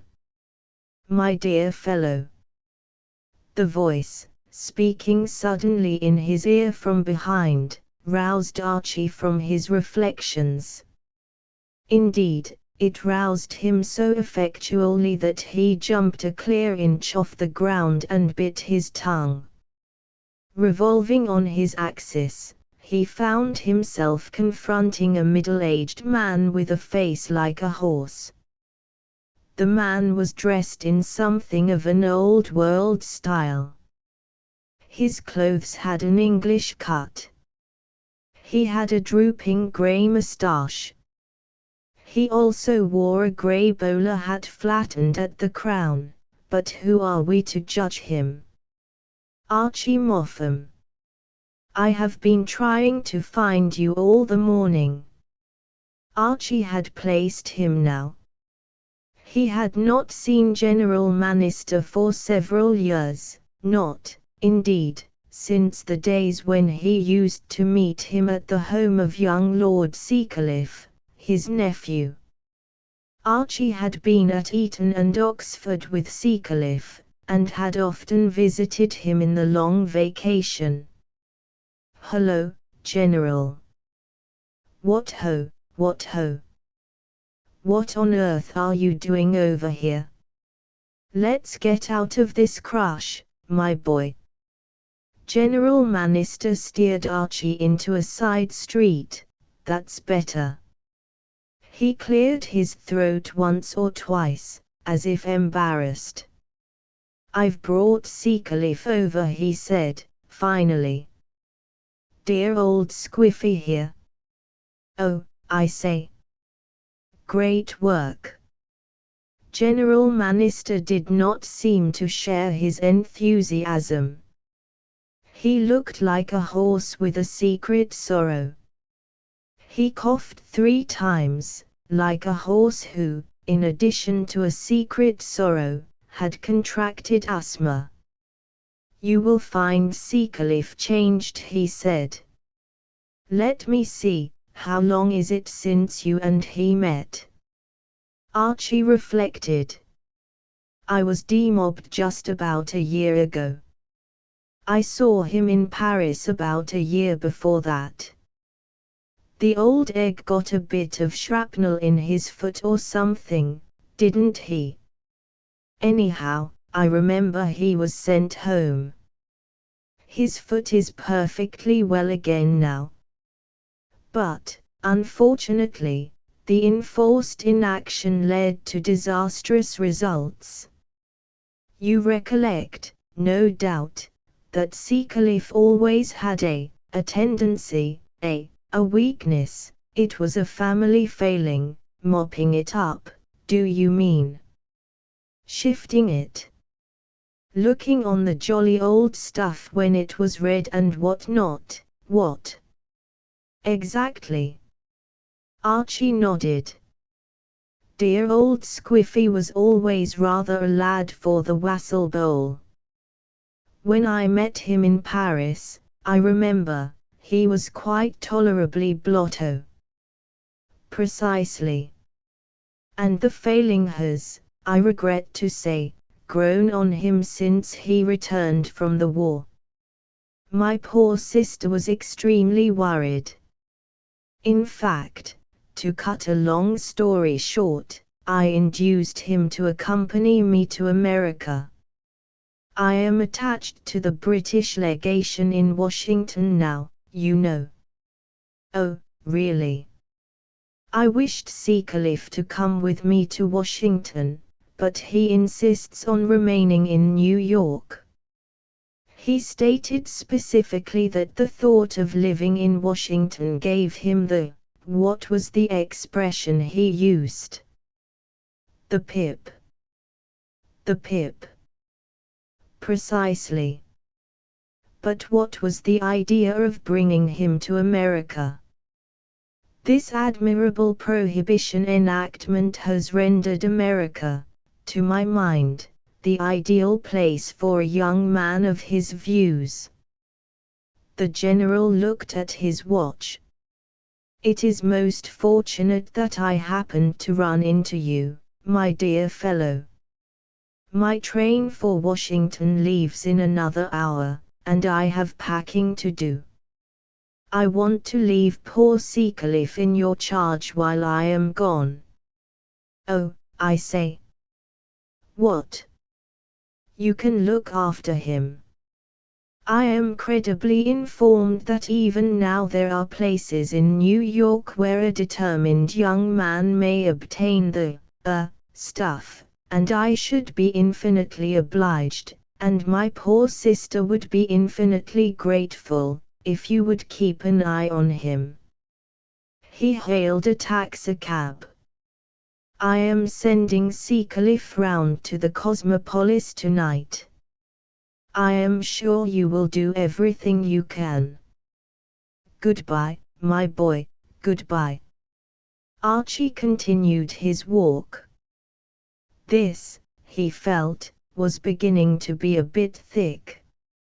He smiled a bitter, mirthless smile as he recalled the fact that less than half an hour had elapsed since he had expressed a regret that he did not belong to the ranks of those who do things. Fate since then had certainly supplied him with jobs with a lavish hand.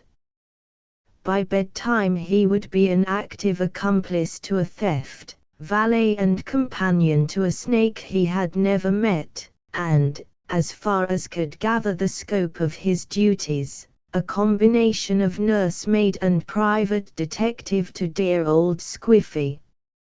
It was past 4 o'clock when he returned to the Cosmopolis. Roscoe Sheriff was pacing the lobby of the hotel nervously, carrying a small handbag. Here you are at last. Good heavens, man, I've been waiting 2 hours. Sorry, old bean. I was musing a bit and lost track of the time. The press agent looked cautiously round. There was nobody within earshot. Here he is, he said. Who? Peter. Where? Said Archie, staring blankly. In this bag. Did you expect to find him strolling arm in arm with me round the lobby? Here you are. Take him. He was gone. And Archie, holding the bag, made his way to the lift. The bag squirmed gently in his grip. The only other occupant of the lift was a striking-looking woman of foreign appearance, dressed in a way that made Archie feel that she must be somebody or she couldn't look like that. Her face, too, seemed vaguely familiar. She entered the lift at the second floor where the tea room is, and she had the contented expression of one who had TD to her satisfaction. She got off at the same floor as Archie, and walked swiftly, in a lithe, panther-ish way, round the bend in the corridor. Archie followed more slowly. When he reached the door of his room, the passage was empty. He inserted the key in his door, turned it, pushed the door open, and pocketed the key. He was about to enter when the bag again squirmed gently in his grip. From the days of Pandora, through the epoch of Bluebeard's wife, down to the present time, one of the chief failings of humanity has been the disposition to open things that were better closed. It would have been simple for Archie to have taken another step and put a door between himself and the world, but there came to him the irresistible desire to peep into the bag now, not 3 seconds later, but now. All the way up in the lift he had been battling with the temptation, and now he succumbed. The bag was one of those simple bags with a thingummy which you press. Archie pressed it. And, as it opened, out popped the head of Peter. His eyes met Archie's. Over his head there seemed to be an invisible mark of interrogation. His gaze was curious, but kindly. He appeared to be saying to himself, "Have I found a friend?" Serpents, or snakes, says the encyclopedia, are reptiles of the saurian class Ophidia, characterized by an elongated, cylindrical, limbless, scaly form, and distinguished from lizards by the fact that the halves, rami, of the lower jaw are not solidly united at the chin, but movably connected by an elastic ligament. The vertebrae are very numerous, gastrocentrous, and procellus. And, of course, when they put it like that, you can see at once that a man might spend hours with combined entertainment and profit just looking at a snake. Archie would no doubt have done this, but long before he had time really to inspect the halves, rami, of his new friend's lower jaw and to admire its elastic fittings, and long before the gastrocentrus and procellus character of the other's vertebrae had made any real impression on him, a piercing scream almost at his elbow startled him out of his scientific reverie. A door opposite had opened, and the woman of the elevator was standing staring at him with an expression of horror and fury that went through him like a knife. It was the expression which, more than anything else, had made Mme Brudowska what she was professionally. Combined with a deep voice and a sinuous walk, it enabled her to draw down a matter of $1,000 per week. Indeed, though the fact gave him little pleasure, Archie, as a matter of fact, was at this moment getting about, including war tax, $2.75 worth of the great emotional stuff for nothing. For, having treated him gratis to the look of horror and fury, she now moved towards him with the sinuous walk and spoke in the tone which she seldom permitted herself to use before the curtain of Act 2. Unless there was a whale of a situation that called for it in Act 1. Thief. It was the way she said it. Archie staggered backwards as though he had been hit between the eyes, fell through the open door of his room, kicked it to with a flying foot, and collapsed on the bed. Peter, the snake, who had fallen on the floor with a squashy sound, looked surprised and pained for a moment, then, being a philosopher at heart, cheered up and began hunting for flies under the bureau. Chapter 8. A disturbed night for dear old Squiffy. Peril sharpens the intellect. Archie's mind as a rule worked in rather a languid and restful sort of way, but now it got going with a rush and a whir. He glared round the room. He had never seen a room so devoid of satisfactory cover. And then there came to him a scheme, a ruse. It offered a chance of escape. It was, indeed, a bit of all right.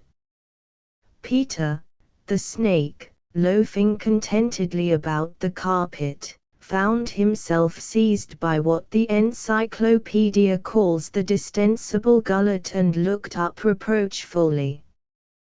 The next moment he was in his bag again, and Archie, bounding silently into the bathroom, was tearing the cord off his dressing gown. There came a banging at the door. A voice spoke sternly. A masculine voice this time. Say. Open this door. Archie rapidly attached the dressing gown cord to the handle of the bag, leaped to the window, opened it, tied the cord to a projecting piece of iron on the sill, lowered Peter and the bag into the depths, and closed the window again. The whole affair took but a few seconds. Generals have received the thanks of their nations for displaying less resource on the field of battle. He opened the door. Outside stood the bereaved woman, and beside her a bullet-headed gentleman with a bowler hat on the back of his head, in whom Archie recognized the hotel detective. The hotel detective also recognized Archie, and the stern cast of his features relaxed. He even smiled a rusty but propitiatory smile. He imagined, erroneously, that Archie, being the son-in-law of the owner of the hotel, had a pool with that gentleman, and he resolved to proceed warily lest he jeopardize his job. "Why, Mr. Motham," he said, apologetically. "I didn't know it was you I was disturbing." "Always glad to have a chat," said Archie, cordially. "What seems to be the trouble?" "My snake," cried the Queen of Tragedy. "Where is my snake?" Archie looked at the detective. The detective looked at Archie. "This lady," said the detective, with a dry little cough, "thinks her snake is in your room, Mr. Motham." "Snake? Snake's what the lady said." "My snake. My Peter." Mme. Brudowska's voice shook with emotion. "He is here, here in this room." Archie shook his head. "No snakes here." "Absolutely not. I remember noticing when I came in." "The snake is here, here in this room." "This man had it in a bag. I saw him." "He is a thief." "Easy, protested the detective. "Go easy. This gentleman is the boss's son-in-law. I care not who he is. He has my snake. Here, here in this room." Mr. Motham wouldn't go round stealing snakes. "Rather not," said Archie. Never stole a snake in my life. None of the Moffams have ever gone about stealing snakes. Regular family tradition. Though I once had an uncle who kept goldfish. Here he is. Here. My Peter. Archie looked at the detective. The detective looked at Archie. We must humor her, their glances said. Of course, said Archie, if you'd like to search the room. What I mean to say is, this is Liberty Hall. Everybody welcome. Bring the kiddies. I will search the room, said Mme Brudowska. The detective glanced apologetically at Archie. Don't blame me for this, Mr. Moffam, he urged. Rather not. Only too glad you've dropped in. He took up an easy attitude against the window, and watched the Empress of the emotional drama explore. Presently she desisted, baffled. For an instant she paused, as though about to speak, then swept from the room. A moment later a door banged across the passage. How do they get that way? Queried the detective. Well, gee bye, Mr. Moffam. Sorry to have butted in. The door closed. Archie waited a few moments, then went to the window and hauled in the slack. Presently the bag appeared over the edge of the window sill. Good God, said Archie. In the rush and swirl of recent events he must have omitted to see that the clasp that fastened the bag was properly closed, for the bag, as it jumped onto the window sill, gaped at him like a yawning face. And inside it there was nothing. Archie leaned as far out of the window as he could manage without committing suicide.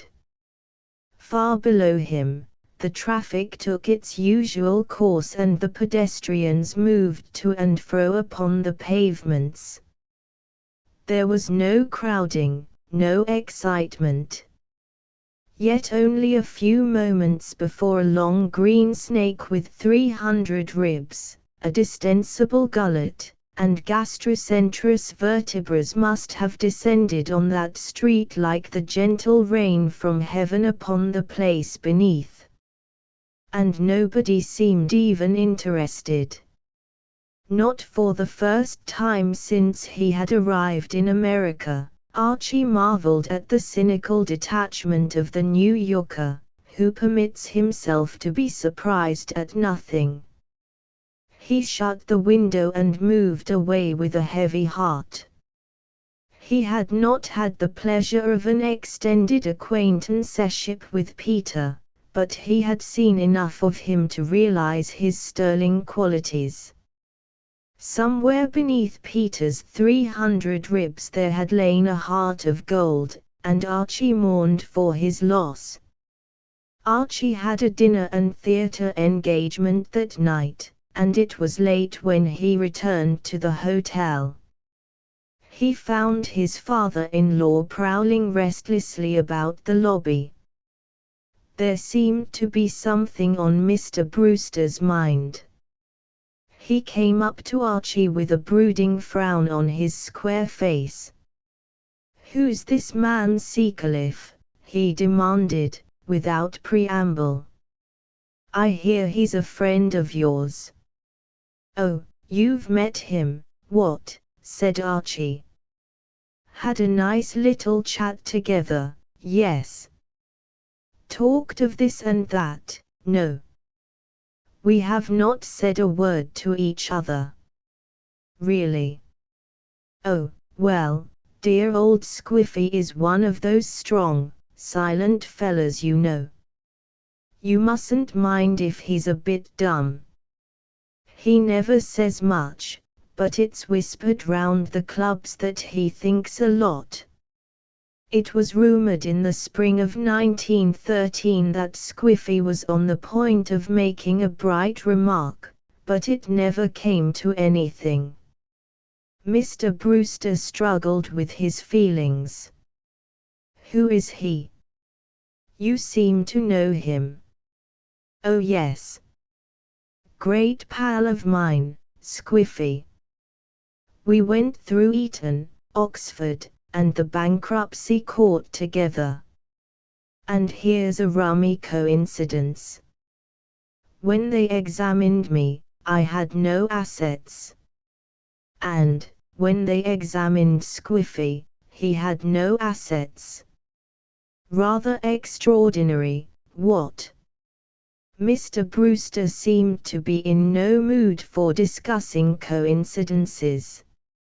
"I might have known he was a friend of yours," he said, bitterly. "Well, if you want to see him, you'll have to do it outside my hotel." "Why, I thought he was stopping here."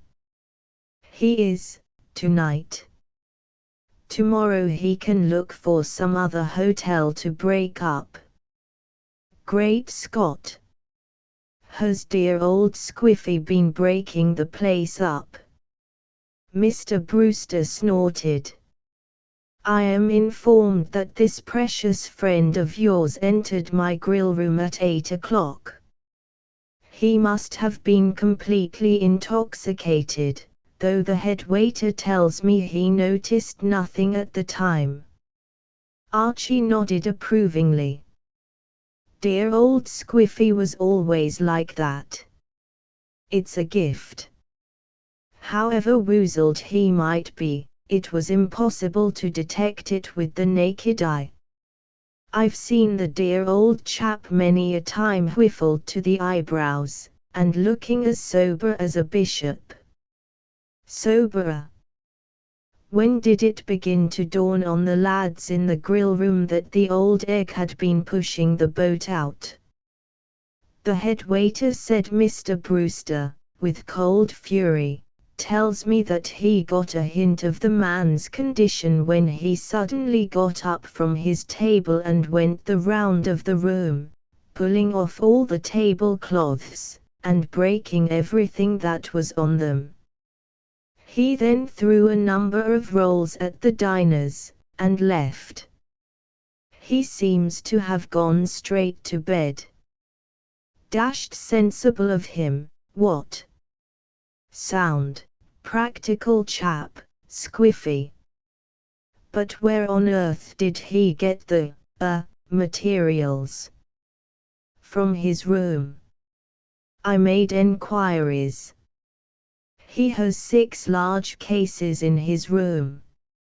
Squiffy always was a chap of infinite resource. Well, I'm dashed sorry this should have happened, don't you know? If it hadn't been for you, the man would never have come here." Mr. Brewster brooded coldly. "I don't know why it is, but ever since you came to this hotel I've had nothing but trouble." "Dashed sorry," said Archie, sympathetically. "Grh," said Mr. Brewster. Archie made his way meditatively to the lift. The injustice of his father-in-law's attitude pained him. It was absolutely rotten and all that to be blamed for everything that went wrong in the Hotel Cosmopolis. While this conversation was in progress, Lord Seacliff was enjoying a refreshing sleep in his room on the 4th floor. 2 hours passed. The noise of the traffic in the street below faded away.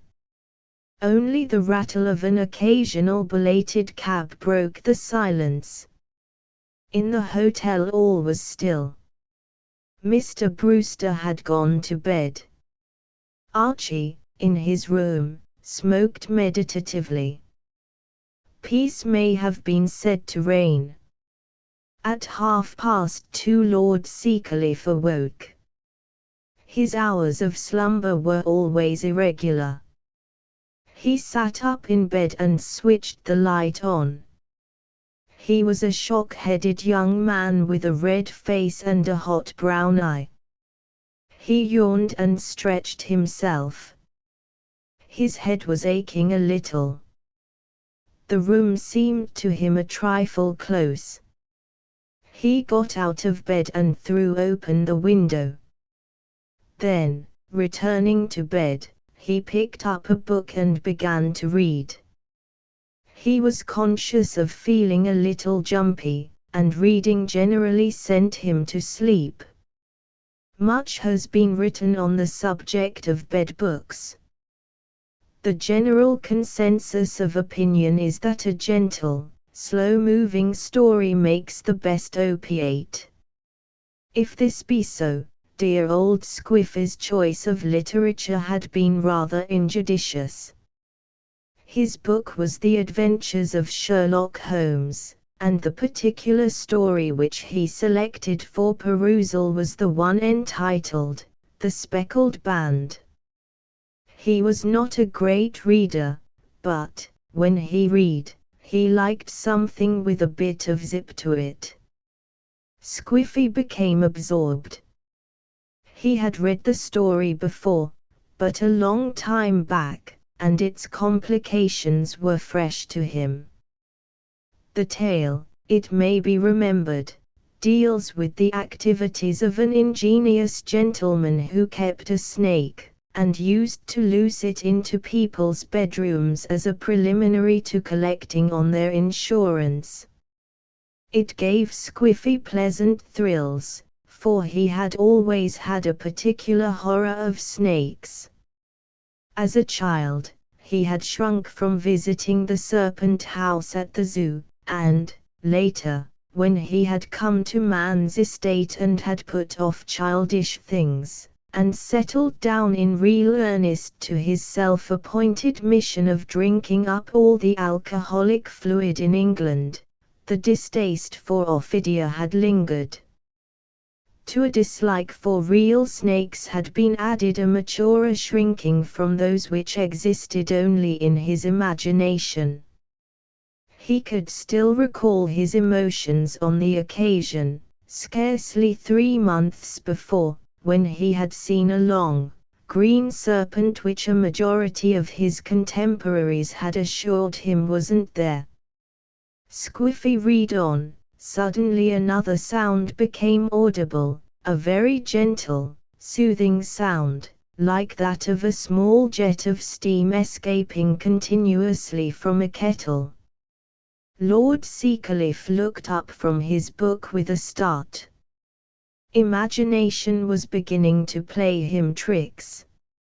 He could have sworn that he had actually heard that identical sound. It had seemed to come from the window. He listened again. No. All was still. He returned to his book and went on reading. It was a singular sight that met our eyes. Beside the table, on a wooden chair, sat Dr. Grimesby Rylott, clad in a long dressing gown. His chin was cocked upward and his eyes were fixed in a dreadful, rigid stare at the corner of the ceiling. Round his brow he had a peculiar yellow band, with brownish speckles, which seemed to be bound tightly round his head. I took a step forward. In an instant his strange headgear began to move, and there reared itself from among his hair the squat, diamond-shaped head and puffed neck of a loathsome serpent. "Ah," said Squiffy. He closed the book and put it down. His head was aching worse than ever. He wished now that he had read something else. No fellow could read himself to sleep with this sort of thing. People ought not to write this sort of thing. His heart gave a bound. There it was again, that hissing sound. and this time he was sure it came from the window. He looked at the window, and remained staring, frozen. Over the sill, with a graceful, leisurely movement, a green snake was crawling. As it crawled, it raised its head and peered from side to side, like a short-sighted man looking for his spectacles. It hesitated a moment on the edge of the sill, then wriggled to the floor and began to cross the room. Squiffy stared on. It would have pained Peter deeply, for he was a snake of great sensibility, if he had known how much his entrance had disturbed the occupant of the room. He himself had no feeling but gratitude for the man who had opened the window and so enabled him to get in out of the rather nippy night air. Ever since the bag had swung open and shot him out onto the sill of the window below Archie's, he had been waiting patiently for something of the kind to happen. He was a snake who took things as they came, and was prepared to rough it a bit if necessary, but for the last hour or two he had been hoping that somebody would do something practical in the way of getting him in out of the cold. When at home, he had an eiderdown quilt to sleep on, and the stone of the windowsill was a little trying to a snake of regular habits. He crawled thankfully across the floor under Squiffy's bed. There was a pair of trousers there, for his host had undressed when not in a frame of mind to fold his clothes neatly and place them upon a chair. Peter looked the trousers over. They were not an eiderdown quilt, but they would serve. He curled up in them and went to sleep. He had had an exciting day, and was glad to turn in. After about 10 minutes, the tension of Squiffy's attitude relaxed. His heart, which had seemed to suspend its operations, began beating again. Reason reasserted itself. He peeped cautiously under the bed. He could see nothing. Squiffy was convinced. He told himself that he had never really believed in Peter as a living thing. It stood to reason that there couldn't really be a snake in his room. The window looked out on emptiness. His room was several stories above the ground. There was a stern, set expression on Squiffy's face as he climbed out of bed. It was the expression of a man who is turning over a new leaf, starting a new life. He looked about the room for some implement which would carry out the deed he had to do, and finally pulled out one of the curtain rods. Using this as a lever, he broke open the topmost of the 6 cases which stood in the corner. The softwood cracked and split. Squiffy drew out a straw-covered bottle. For a moment he stood looking at it, as a man might gaze at a friend on the point of death. Then, with a sudden determination, he went into the bathroom. There was a crash of glass and a gurgling sound. Half an hour later the telephone in Archie's room rang. "I say, Archie," old top said the voice of Squiffy. "Hello, old bean. Is that you? I say, could you pop down here for a second? I'm rather upset." "Absolutely. Which room?" "441. I'll be with you soon's or right speedily." "Thanks, old man. What appears to be the difficulty?" "Well, as a matter of fact, I thought I saw a snake." "A snake?" I'll tell you all about it when you come down. Archie found Lord Seacliff seated on his bed. An arresting aroma of mixed drinks pervaded the atmosphere. "I say." "What?" said Archie, inhaling. "That's all right.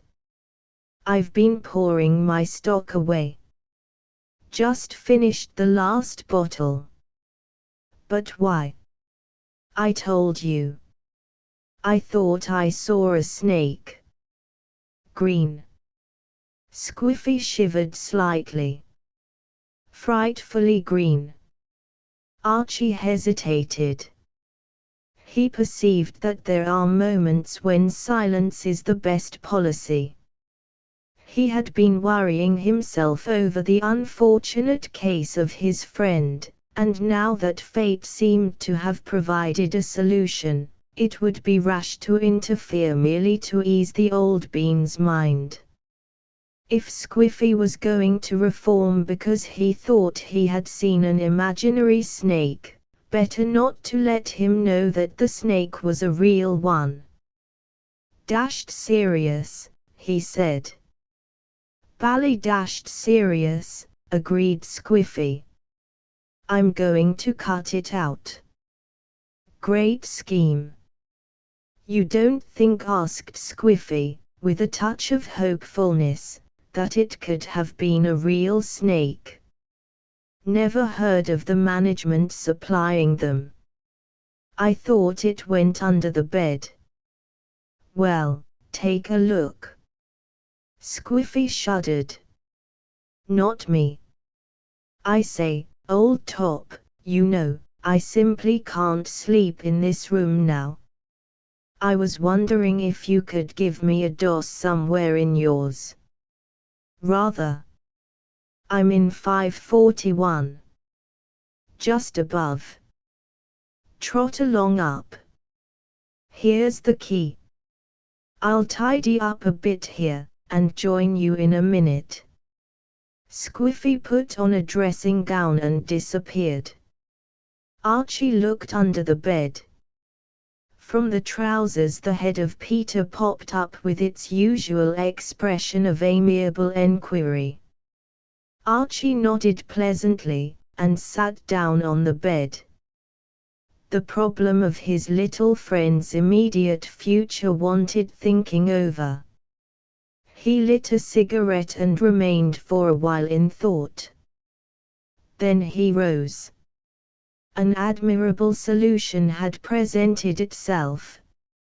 He picked Peter up and placed him in the pocket of his dressing gown.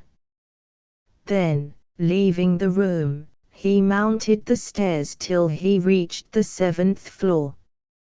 Outside a room halfway down the corridor he paused.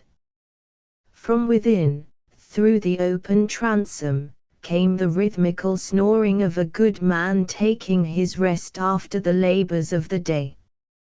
Mr. Brewster was always a heavy sleeper.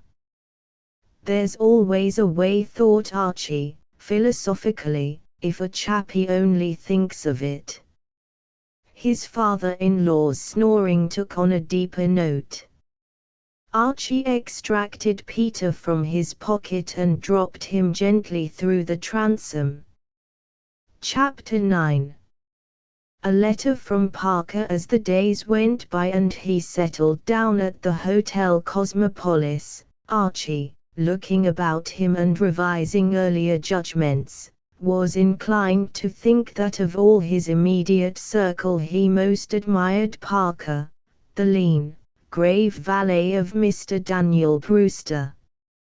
Here was a man who, living in the closest contact with one of the most difficult persons in New York, contrived all the while to maintain an unbowed head, and, as far as one could gather from appearances, a tolerably cheerful disposition. A great man, judge him by what standard you pleased. Anxious as he was to earn an honest living, Archie would not have changed places with Parker for the salary of a movie star. It was Parker who first directed Archie's attention to the hidden merits of Pongo.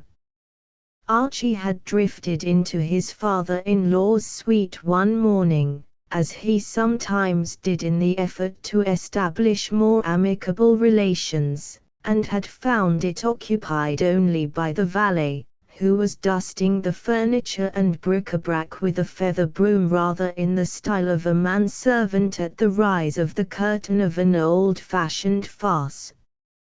After a courteous exchange of greetings, Archie sat down and lit a cigarette.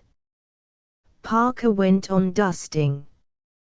"The governor," said Parker, breaking the silence, "has some nice little abjadar, sir." "Little what?" "Abjadar, sir." Light dawned upon Archie. "Of course, yes. French for junk. I see what you mean now. Dare say you're right, old friend. Don't know much about these things myself." Parker gave an appreciative flick at a vase on the mantelpiece. "Very valuable, some of the governor's things." He had picked up the small china figure of the warrior with the spear, and was grooming it with the ostentatious care of one brushing flies off a sleeping Venus. He regarded this figure with a look of affectionate esteem which seemed to Archie absolutely uncalled for. Archie's taste in art was not precious. To his untutored eye the thing was only 1 degree less foul than his father-in-law's Japanese prints, which he had always observed with silent loathing. "This one," now continued Parker. "Worth a lot of money." "Oh, a lot of money. What, Pongo?" said Archie incredulously. "Sir, I always call that rummy-looking what-not Pongo. Don't know what else you could call him, what?"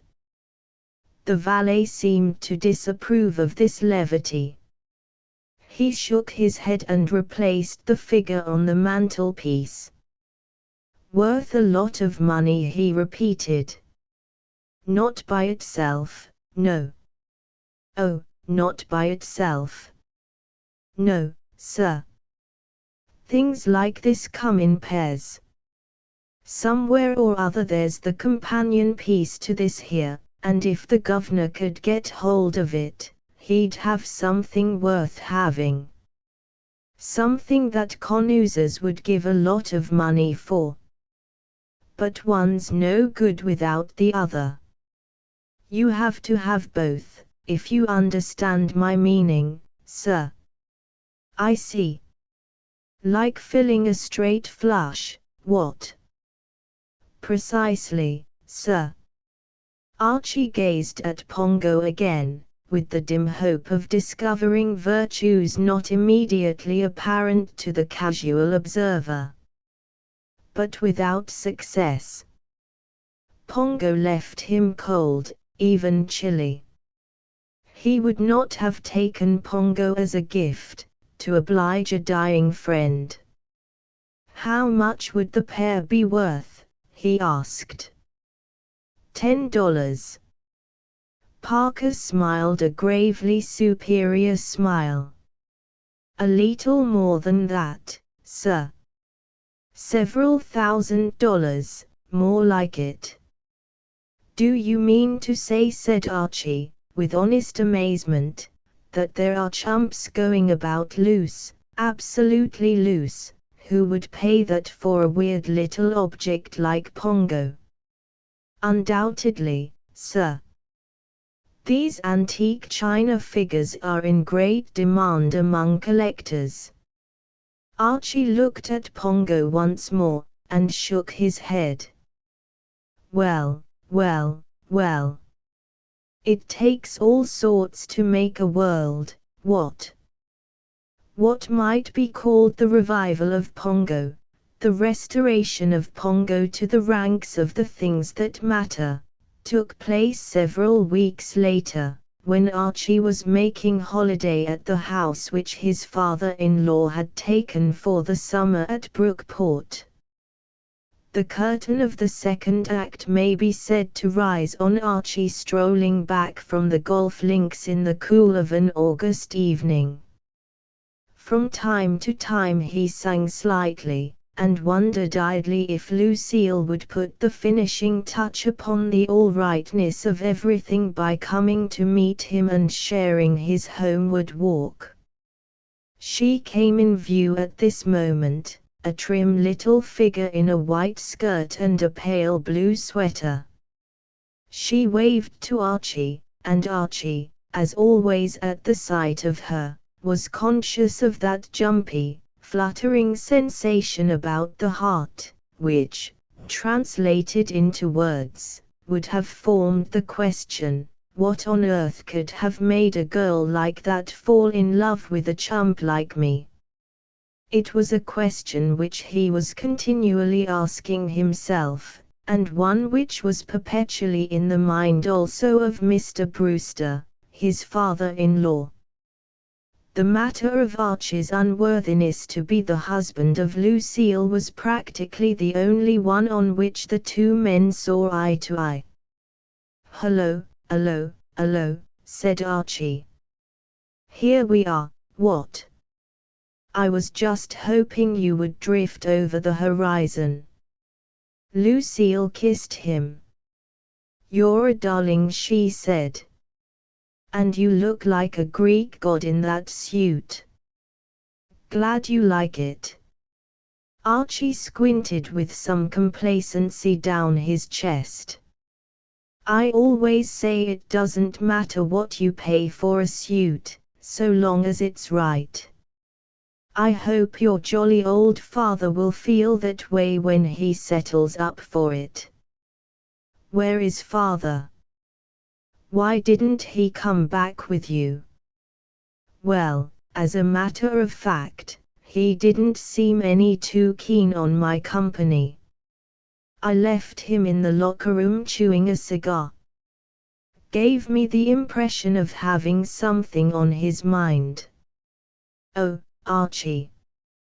You didn't beat him again?" Archie looked uncomfortable. He gazed out to sea with something of embarrassment. "Well, as a matter of fact, old thing, to be absolutely frank, I, as it were, did. Not badly." "Well, yes. I rather fancy I put it across him with some vim and not a little emphasis. To be perfectly accurate, I licked him by 10 and 8. But you promised me you would let him beat you today.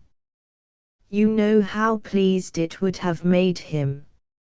"I know. But, light of my soul, have you any idea how dashed difficult it is to get beaten by your festive parent at golf?" "Oh, well." Lucille sighed. "It can't be helped, I suppose." She felt in the pocket of her sweater. "Oh, there's a letter for you. I've just been to fetch the mail. I don't know who it can be from. The handwriting looks like a vampire's. Kind of scrawly." Archie inspected the envelope. It provided no solution. "That's rummy. Who could be writing to me? Open it and see." Dashed bright scheme. "I will, Herbert Parker." "Who the deuce is Herbert Parker?" "Parker. Father's valet's name was Parker. The one he dismissed when he found he was wearing his shirts." "Do you mean to say any reasonable chappie would willingly wear the sort of shirts your father?" "I mean to say, there must have been some mistake. Do read the letter. I expect he wants to use your influence with father to have him taken back. My influence? With your father? Well, I'm dashed sanguine sort of Johnny, if he does. Well, here's what he says. Of course, I remember jolly old Parker now, great pal of mine. Dear Sir, it is some time since the undersigned had the honor of conversing with you, but I am respectfully trusting that you may recall me to mind when I mention that until recently I served Mr. Brewster, your father-in-law, in the capacity of valet. Owing to an unfortunate misunderstanding, I was dismissed from that position and am now temporarily out of a job. How art thou fallen from heaven, O Lucifer, son of the morning? Isaiah 14:12. You know, said Archie, admiringly, this bird is hot stuff. I mean to say he writes dashed well. It is not, however, with my own affairs that I desire to trouble you, dear sir. I have little doubt that all will be well with me and that I shall not fall like a sparrow to the ground. I have been young and now am old, yet have I not seen the righteous forsaken, nor his seed begging bread. Psalms 25. My object in writing to you is as follows. You may recall that I had the pleasure of meeting you one morning in Mr. Brewster's suite, when we had an interesting talk on the subject of Mr. B.S. objets d'art.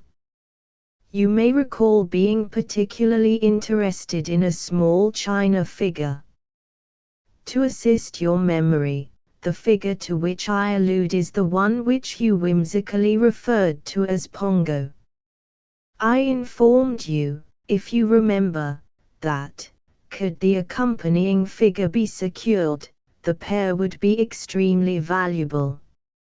I am glad to say, dear sir, that this has now transpired, and is on view at Beale's Art Galleries on West 45th Street, where it will be sold tomorrow at auction, the sale commencing at 2:30 sharp. If Mr. Brewster cares to attend, he will, I fancy, have little trouble in securing it at a reasonable price.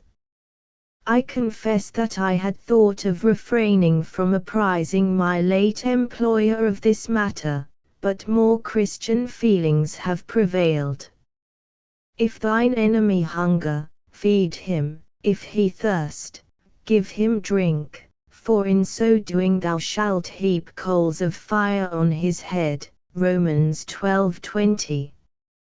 Nor, I must confess, am I altogether uninfluenced by the thought that my action in this matter may conceivably lead to Mr. B consenting to forget the past and to reinstate me in my former position. However, I am confident that I can leave this to his good feeling. I remain, respectfully yours, Herbert Parker. Lucille clapped her hands.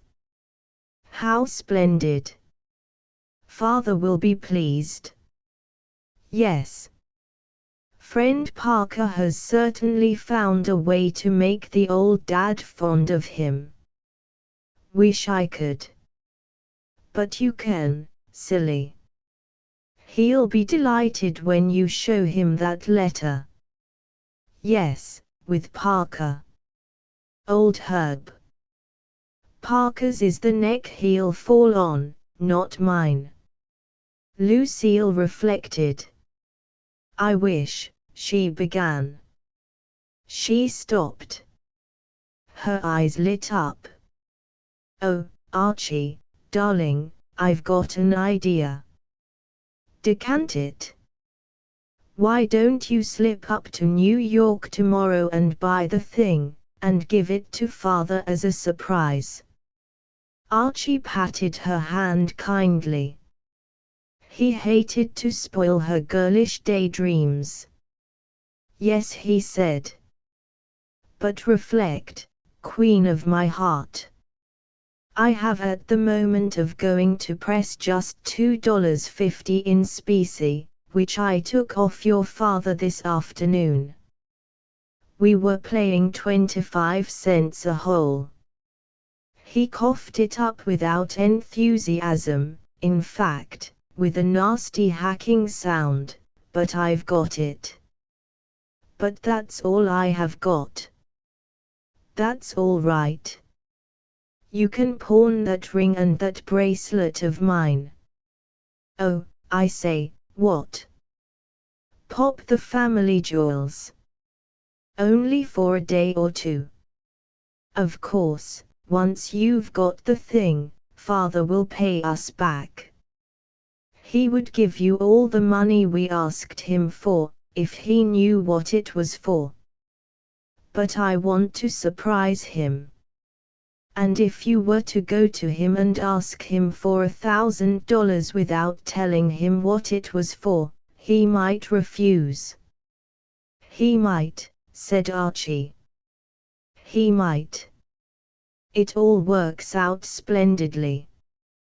Tomorrow's the invitation handicap, and father's been looking forward to it for weeks.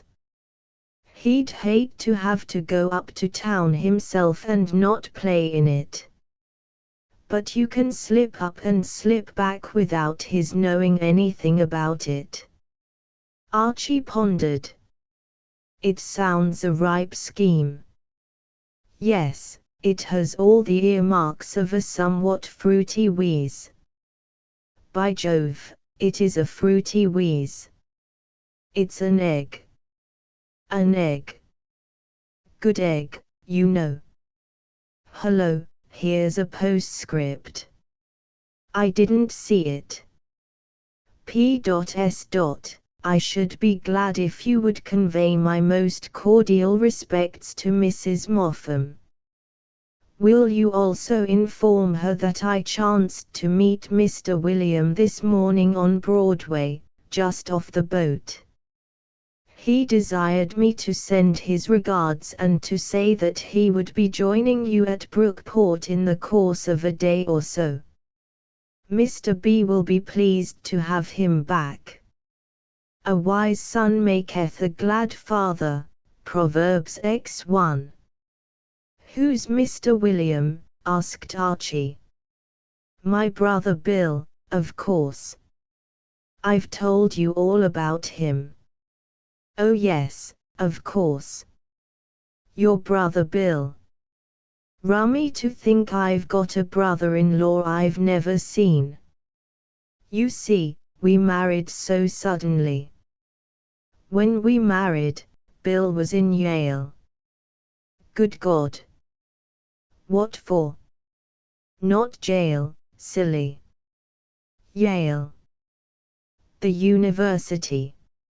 Oh, yes. Then he went over to Europe for a trip to broaden his mind. You must look him up tomorrow when you get back to New York. He's sure to be at his club. I'll make a point of it.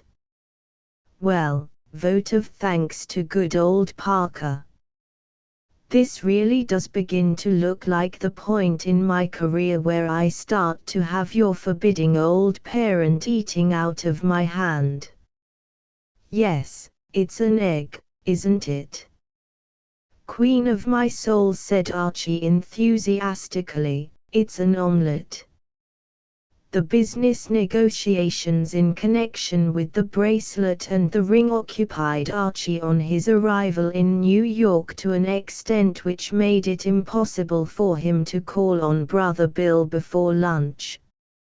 He decided to postpone the affecting meeting of brothers-in-law to a more convenient season, and made his way to his favorite table at the Cosmopolis Grill Room for a bite of lunch preliminary to the fatigues of the sale. He found Salvatore hovering about as usual, and instructed him to come to the rescue with a minute stake. Salvatore was the dark, sinister-looking waiter who attended, among other tables, to the one at the far end of the grill room at which Archie usually sat. For several weeks Archie's conversations with the other had dealt exclusively with the bill of fare and its contents, but gradually he had found himself becoming more personal.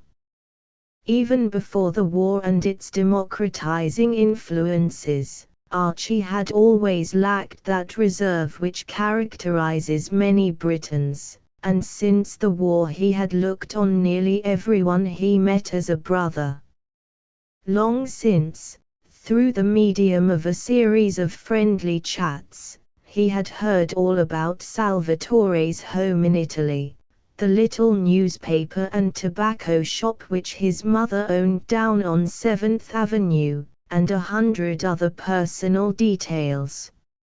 Archie had an insatiable curiosity about his fellow man. "Well done," said Archie. "Sorry. The steak. Not too rare, you know." "Very good, Saria." Archie looked at the waiter closely. His tone had been subdued and sad. "Of course, you don't expect a waiter to beam all over his face and give 3 rousing cheers simply because you have asked him to bring you a minute steak, but still there was something about Salvatore's manner that disturbed Archie. The man appeared to have the pip. Whether he was merely homesick and brooding on the lost delights of his sunny native land, or whether his trouble was more definite, could only be ascertained by enquiry. So Archie enquired. "What's the matter, laddie?" he said sympathetically. "Something on your mind?" "Sorry. I say, there seems to be something on your mind. What's the trouble?" The waiter shrugged his shoulders, as if indicating an unwillingness to inflict his grievances on one of the tipping classes. "Come on," persisted Archie encouragingly. "All pals here. Barge along, old thing, and let's have it." Salvatore, thus admonished, proceeded in a hurried undertone, with one eye on the head waiter, to lay bare his soul. What he said was not very coherent, but Archie could make out enough of it to gather that it was a sad story of excessive hours and insufficient pay. He mused a while. The waiter's hard case touched him. "I'll tell you what," he said at last. "When jolly old Brewster comes back to town, he's away just now, I'll take you along to him and we'll beard the old boy in his den. I'll introduce you, and you get that extract from Italian opera off your chest which you've just been singing to me, and you'll find it'll be all right. He isn't what you might call one of my greatest admirers, but everybody says he's a square sort of cove and he'll see you aren't snooted. And now, laddie, touching the matter of that steak." The waiter disappeared, greatly cheered, and Archie, turning, perceived that his friend Reggie Van Tuyl was entering the room. He waved to him to join his table. He liked Reggie, and it also occurred to him that a man of the world like the heir of the Van Tuyls, who had been popping about New York for years, might be able to give him some much-needed information on the procedure at an auction sale, a matter on which he himself was profoundly ignorant. Chapter X. Doing father a bit of good. Reggie Van Tuyl approached the table languidly, and sank down into a chair. He was a long youth with a rather subdued and deflated look, as though the burden of the Van Tuyl millions was more than his frail strength could support. Most things tired him. "I say, Reggie, old top," said Archie, "you're just the lad I wanted to see. I require the assistance of a blighter of ripe intellect. Tell me, laddie, do you know anything about sales?" Reggie eyed him sleepily. "Sales? Auction sales?" Reggie considered. "Well, they're sales, you know." He checked a yawn. "Auction sales, you understand." "Yes," said Archie encouragingly. "Something, the name or something, seemed to tell me that. Fellows put things up for sale, you know, and other fellows go in and buy 'em, if you follow me." "Yes, but what's the procedure? I mean, what do I do?" "That's what I'm after. I've got to buy something at Beale's this afternoon. How do I set about it?" "Well," said Reggie, drowsily, "there are several ways of bidding, you know. You can shout, or you can nod, or you can twiddle your fingers." The effort of concentration was too much for him. He leaned back limply in his chair. "I'll tell you what. I've nothing to do this afternoon.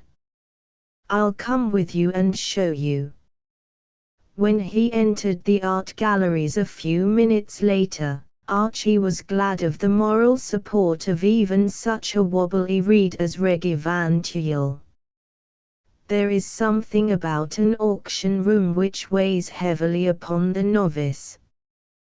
The hushed interior was bathed in a dim, religious light, and the congregation, seated on small wooden chairs, gazed in reverent silence at the pulpit, where a gentleman of commanding presence and sparkling pince-nez was delivering a species of chant. Behind a gold curtain at the end of the room mysterious forms flitted to and fro. Archie, who had been expecting something on the lines of the New York Stock Exchange, which he had once been privileged to visit when it was in a more than usually feverish mood, found the atmosphere oppressively ecclesiastical. He sat down and looked about him. The presiding priest went on with his chant. 16, 16, 16, 16, 16, worth 300, 16, 16, 16, 16, 16, ought to bring 500, 16, 16, 17, 17, 18, 18, 19, 19, 19. He stopped and eyed the worshippers with a glittering and reproachful eye. They had, it seemed, disappointed him. His lips curled, and he waved a hand towards a grimly uncomfortable-looking chair with insecure legs and a good deal of gold paint about it. "Gentlemen, ladies and gentlemen, you are not here to waste my time, I am not here to waste yours. Am I seriously offered $19 for this 18th century chair, acknowledged to be the finest piece sold in New York for months and months? Am I, 20? I thank you. 2020. Your opportunity. Priceless. Very few extant. 25, 5, 5, 5, 30, 30. Just what you are looking for. The only one in the city of New York. 35, 5, 5, 5. 40 40 40 40 40. Look at those legs. Back it into the light, Willie. Let the light fall on those legs. Willie, a sort of acolyte, maneuvered the chair as directed. Reggie Van Tuyl, who had been yawning in a hopeless sort of way, showed his first flicker of interest. Willie, he observed, eyeing that youth more with pity than reproach, has a face like Jojo the dog-faced boy, don't you think so? Archie nodded briefly. Precisely the same criticism had occurred to him. 45 5 5 5 5 chanted the high priest. Once 45. Twice 45. Third and last call, 45. Sold at 45. Gentleman in the fifth row. Archie looked up and down the row with a keen eye. He was anxious to see who had been chump enough to give $45 for such a frightful object. He became aware of the dog-faced Willie leaning towards him. "Name, please," said the canine one. What?" said Archie. "Oh, my name's Motham, don't you know?" The eyes of the multitude made him feel a little nervous. "Glad to meet you and all that sort of rot." $10 deposit, please, said Willie. "I don't absolutely follow you, old bean. What is the big thought at the back of all this?" $10 deposit on the chair." "What chair?" "You bid $45 for the chair." "Me?" "You nodded," said Willie, accusingly. If he went on, reasoning closely, "You didn't want to bid, why did you not?" Archie was embarrassed. He could, of course, have pointed out that he had merely nodded in adhesion to the statement that the other had a face like Jojo the dog-faced boy, but something seemed to tell him that a purist might consider the excuse deficient in tact. He hesitated a moment, then handed over a $10 bill, the price of Willie's feelings. Willie withdrew like a tiger slinking from the body of its victim. "I say, old thing," said Archie to Reggie, "this is a bit thick, you know. No purse will stand this drain." Reggie considered the matter. His face seemed drawn under the mental strain. "Don't nod again," he advised. "If you aren't careful, you get into the habit of it. When you want to bid, just twiddle your fingers." "Yes, that's the thing. Twiddle." He sighed drowsily. The atmosphere of the auction room was close, you weren't allowed to smoke, and altogether he was beginning to regret that he had come. The service continued. Objects of varying unattractiveness came and went, eulogized by the officiating priest, but coldly received by the congregation. Relations between the former and the latter were growing more and more distant. The congregation seemed to suspect the priest of having an ulterior motive in his eulogies, and the priest seemed to suspect the congregation of a frivolous desire to waste his time.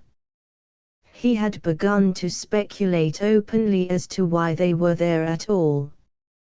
Once, when a particularly repellent statuette of a nude female with an unwholesome green skin had been offered at $2 and had found no bidders, the congregation, appearing silently grateful for his statement that it was the only specimen of its kind on the continent, He had specifically accused them of having come into the auction room merely with the purpose of sitting down and taking the weight off their feet.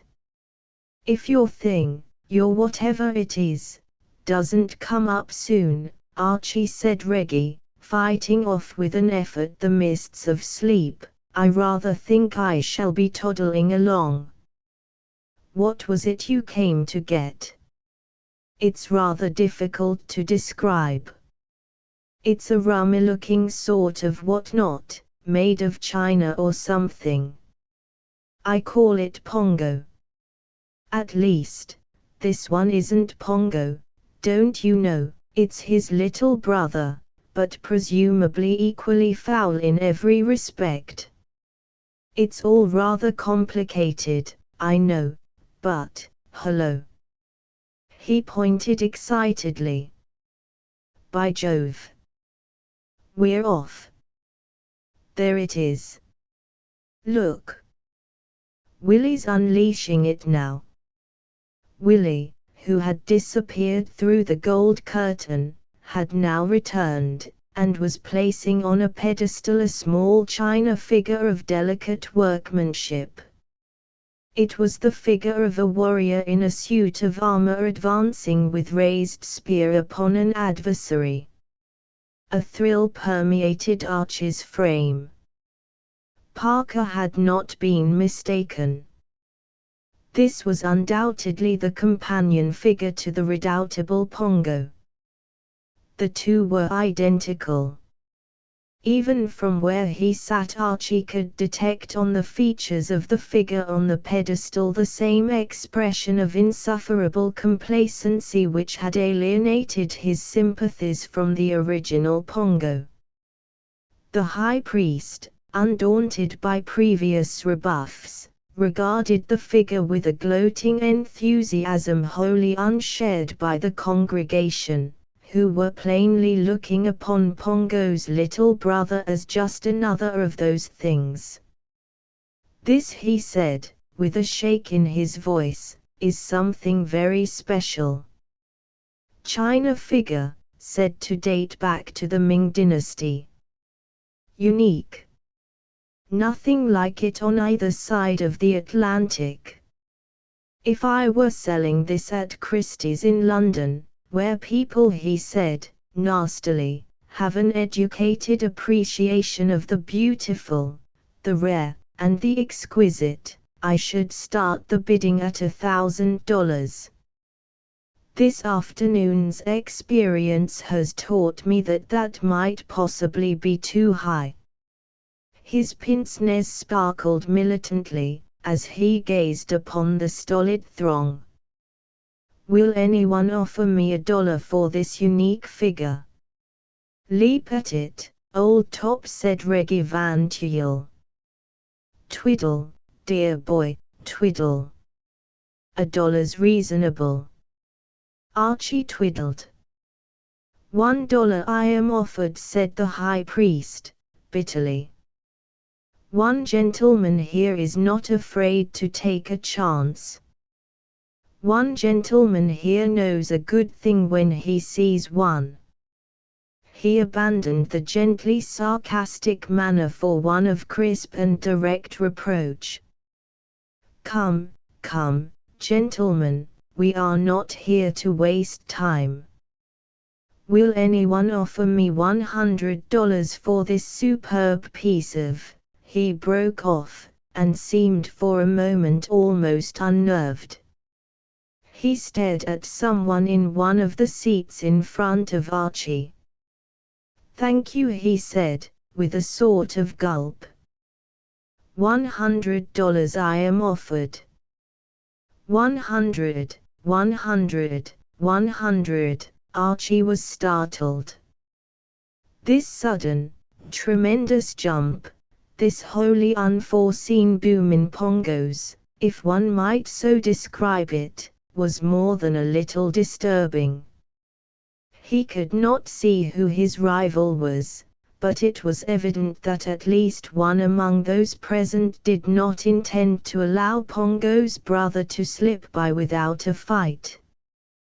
He looked helplessly at Reggie for counsel, but Reggie had now definitely given up the struggle. Exhausted nature had done its utmost, and now he was leaning back with closed eyes, breathing softly through his nose. Thrown on his own resources, Archie could think of no better course than to twiddle his fingers again.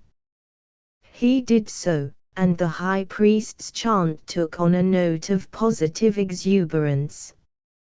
200 I am offered. Much better. Turn the pedestal round, Willie, and let them look at it. Slowly. Slowly. You aren't spinning a roulette wheel. 200. 22222. He became suddenly lyrical. 222. There was a young lady named Lou, who was catching a train at 22. Said the porter, don't worry or hurry or scurry. It's a minute or two to 22. 22222. Archie's concern increased. He seemed to be twiddling at this voluble man across seas of misunderstanding. Nothing is harder to interpret to a nicety than a twiddle, and Archie's idea of the language of twiddles and the high priest's idea did not coincide by a mile. The high priest appeared to consider that, when Archie twiddled, it was his intention to bid in hundreds, whereas in fact Archie had meant to signify that he raised the previous bid by just $1. Archie felt that, if given time, he could make this clear to the high priest, but the latter gave him no time. He had got his audience, so to speak, on the run, and he proposed to hustle them before they could rally. 200, 200, 2, 3, thank you, sir. 3334455667777. Archie sat limply in his wooden chair. He was conscious of a feeling which he had only experienced twice in his life. Once when he had taken his first lesson in driving a motor and had trodden on the accelerator instead of the brake. The second time more recently, when he had made his first down trip on an express lift. He had now precisely the same sensation of being run away with by an uncontrollable machine, and of having left most of his internal organs at some little distance from the rest of his body. Emerging from this welter of emotion, stood out the one clear fact that, be the opposition bidding what it might, he must nevertheless secure the prize. Lucille had sent him to New York expressly to do so. She had sacrificed her jewelry for the cause. She relied on him. The enterprise had become for Archie something almost sacred. He felt dimly like a knight of old hot on the track of the Holy Grail. He twiddled again. The ring and the bracelet had fetched nearly $1,200. Up to that figure his hat was in the ring. 800 I am offered. 800. 8888, a voice spoke from somewhere at the back of the room. A quiet, cold, nasty, determined voice. 9. Archie rose from his seat and spun round. This mean attack from the rear stung his fighting spirit. As he rose, a young man sitting immediately in front of him rose too and stared likewise.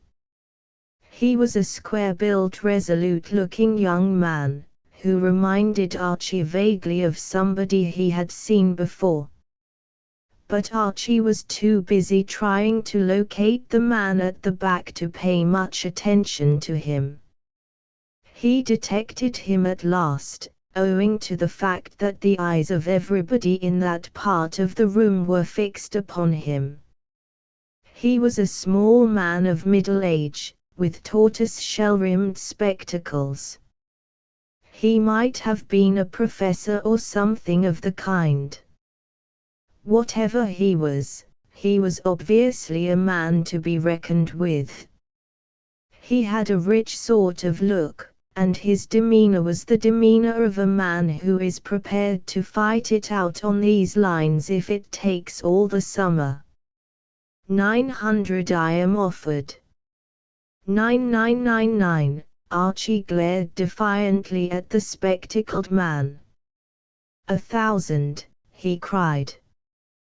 The irruption of high finance into the placid course of the afternoon's proceedings had stirred the congregation out of its lethargy. There were excited murmurs. Necks were craned, feet shuffled.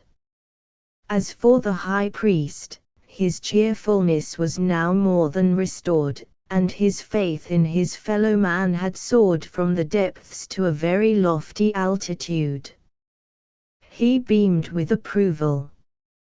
Despite the warmth of his praise, he would have been quite satisfied to see Pongo's little brother go at $20, and the reflection that the bidding had already reached 1,000 and that his commission was 20%, had engendered a mood of sunny happiness.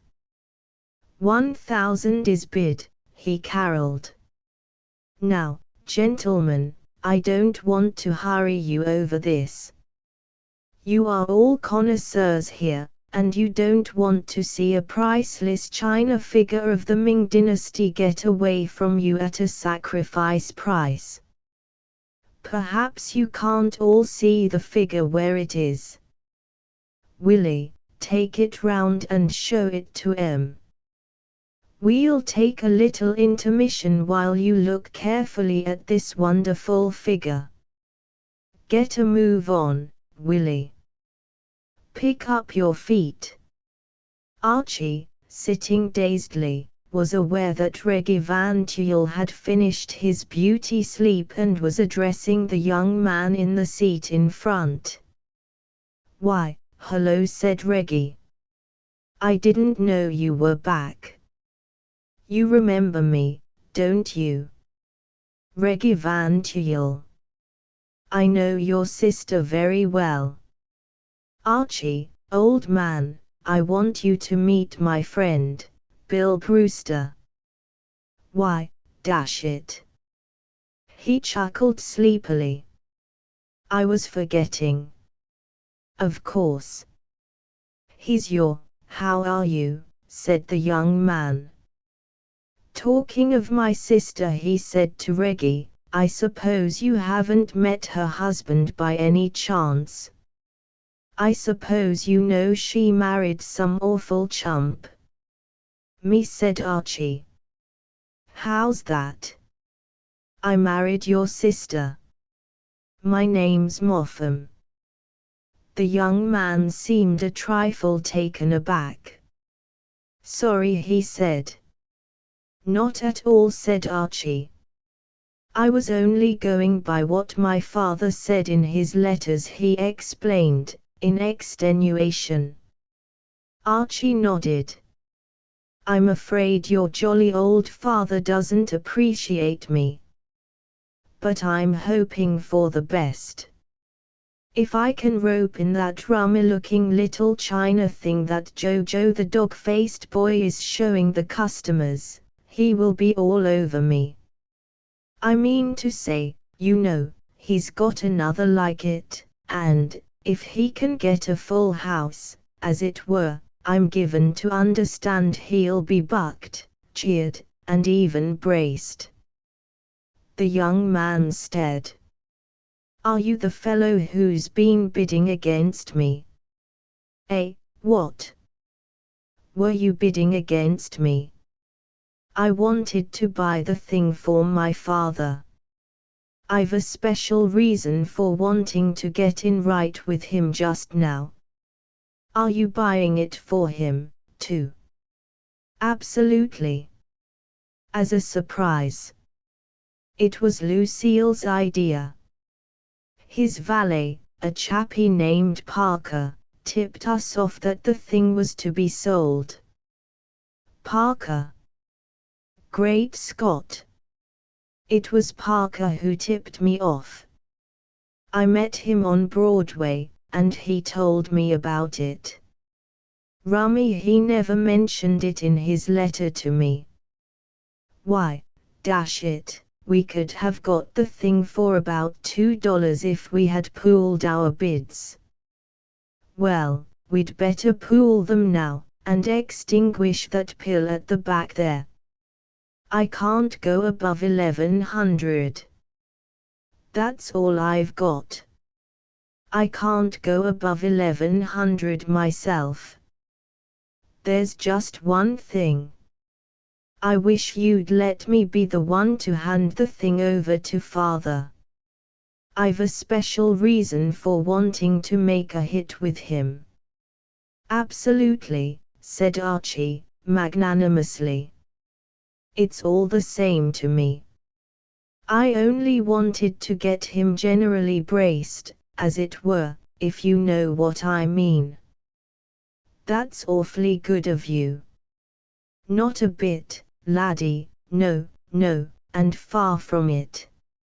Only too glad. Willie had returned from his rambles among the connoisseurs, and Pongo's brother was back on his pedestal. The high priest cleared his throat and resumed his discourse.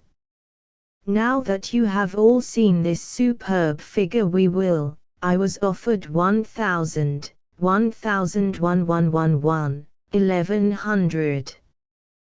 Thank you, sir. 1100 I am offered. The high priest was now exuberant. You could see him doing figures in his head. You do the bidding, said Brother Bill. Righto, said Archie. He waved a defiant hand. 13, said the man at the back. 14, dash it. 15. 16. 17. 18. 19. 2000. The high priest did everything but sing. He radiated goodwill and bonhomie. 2000 I am offered. Is there any advance on 2000? Come, gentlemen, I don't want to give this superb figure away. 2100. 21111. This is more the sort of thing I have been accustomed to. When I was at Sotheby's rooms in London, this kind of bidding was a commonplace. 222222. One hardly noticed it.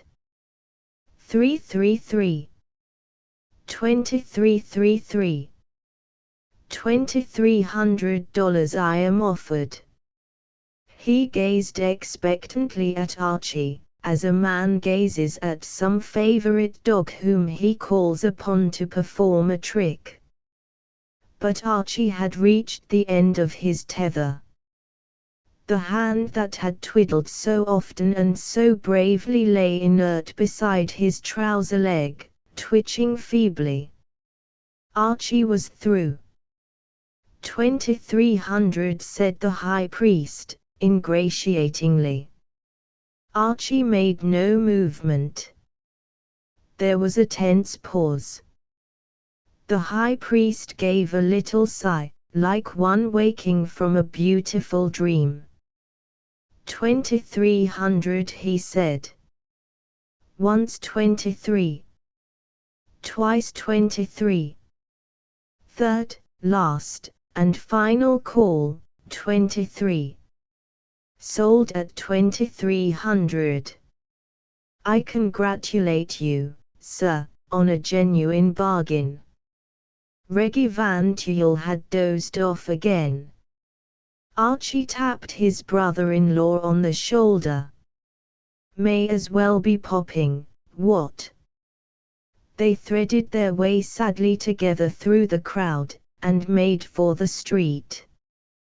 They passed into Fifth Avenue without breaking the silence. "Bally nuisance," said Archie, at last. "Rotten. Wonder who that chappie was. Some collector, probably." "Well, it can't be helped," said Archie. Brother Bill attached himself to Archie's arm, and became communicative. "I didn't want to mention it in front of Van Tuyl," he said, "because he's such a talking machine, and it would have been all over New York before dinner time. But you're one of the family, and you can keep a secret." "Absolutely. Silent tomb and what not. The reason I wanted that darned thing was because I've just got engaged to a girl over in England, and I thought that, if I could hand my father that china figure thing with one hand and break the news with the other, it might help a bit. She's the most wonderful girl." "I'll bet she is," said Archie, cordially. "The trouble is she's in the chorus of one of the revues over there, and father is apt to kick. So I thought, oh, well, it's no good worrying now. Come along where it's quiet, and I'll tell you all about her." "That'll be jolly," said Archie. Chapter 11. Salvatore chooses the wrong moment. Archie reclaimed the family jewelry from its temporary home next morning, and, having done so, sauntered back to the Cosmopolis. He was surprised, on entering the lobby, to meet his father-in-law. More surprising still, Mr. Brewster was manifestly in a mood of extraordinary geniality. Archie could hardly believe his eyes when the other waved cheerily to him, nor his ears a moment later when Mr. Brewster, addressing him as "my boy," asked him how he was and mentioned that the day was a warm one. Obviously this jovial frame of mind must be taken advantage of, and Archie's first thought was of the downtrodden Salvatore, to the tale of whose wrongs he had listened so sympathetically on the previous day. Now was plainly the moment for the waiter to submit his grievance, before some ebb tide caused the milk of human kindness to flow out of Daniel Brewster. With a swift cheerio, in his father-in-law's direction, Archie bounded into the grill room. Salvatore, the hour for luncheon being imminent but not yet having arrived, was standing against the far wall in an attitude of thought. "Laddie," cried Archie. "Sorry. A most extraordinary thing has happened. Good old Brewster has suddenly popped up through a trap and is out in the lobby now. And what's still more weird, he's apparently bucked. Sorry. Braced, you know. In the pink. Pleased about something. If you go to him now with that yarn of yours, you can't fail. He'll kiss you on both cheeks and give you his bankroll and collar stud. Charge along and ask the headwaiter if you can have 10 minutes off." Salvatore vanished in search of the potentate named, and Archie returned to the lobby to bask in the unwanted sunshine. Well, what?" he said. "I thought you were at Brookport." "I came up this morning to meet a friend of mine," replied Mr. Brewster genially. Professor Binstead. Don't think I know him. Very interesting man, said Mr. Brewster, still with the same uncanny amiability. He's a dabbler in a good many things, science, phrenology, antiques. I asked him to bid for me at a sale yesterday. There was a little china figure. Archie's jaw fell. China figure, he stammered feebly. Yes. The companion to one you may have noticed on my mantelpiece upstairs. I have been trying to get the pair of them for years.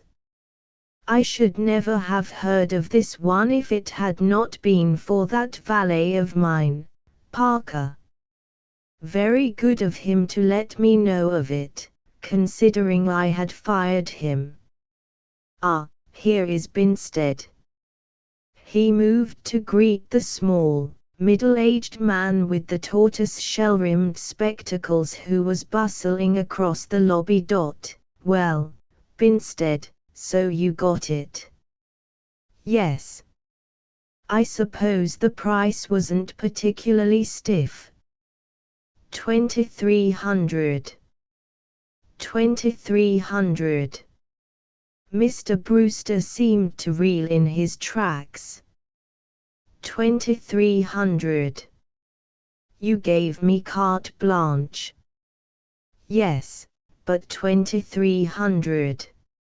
I could have got it for a few dollars, but unfortunately I was a little late, and, when I arrived, some young fool had bid it up to 1,000, and he stuck to me till I finally shook him off at 2,300. Why, this is the very man.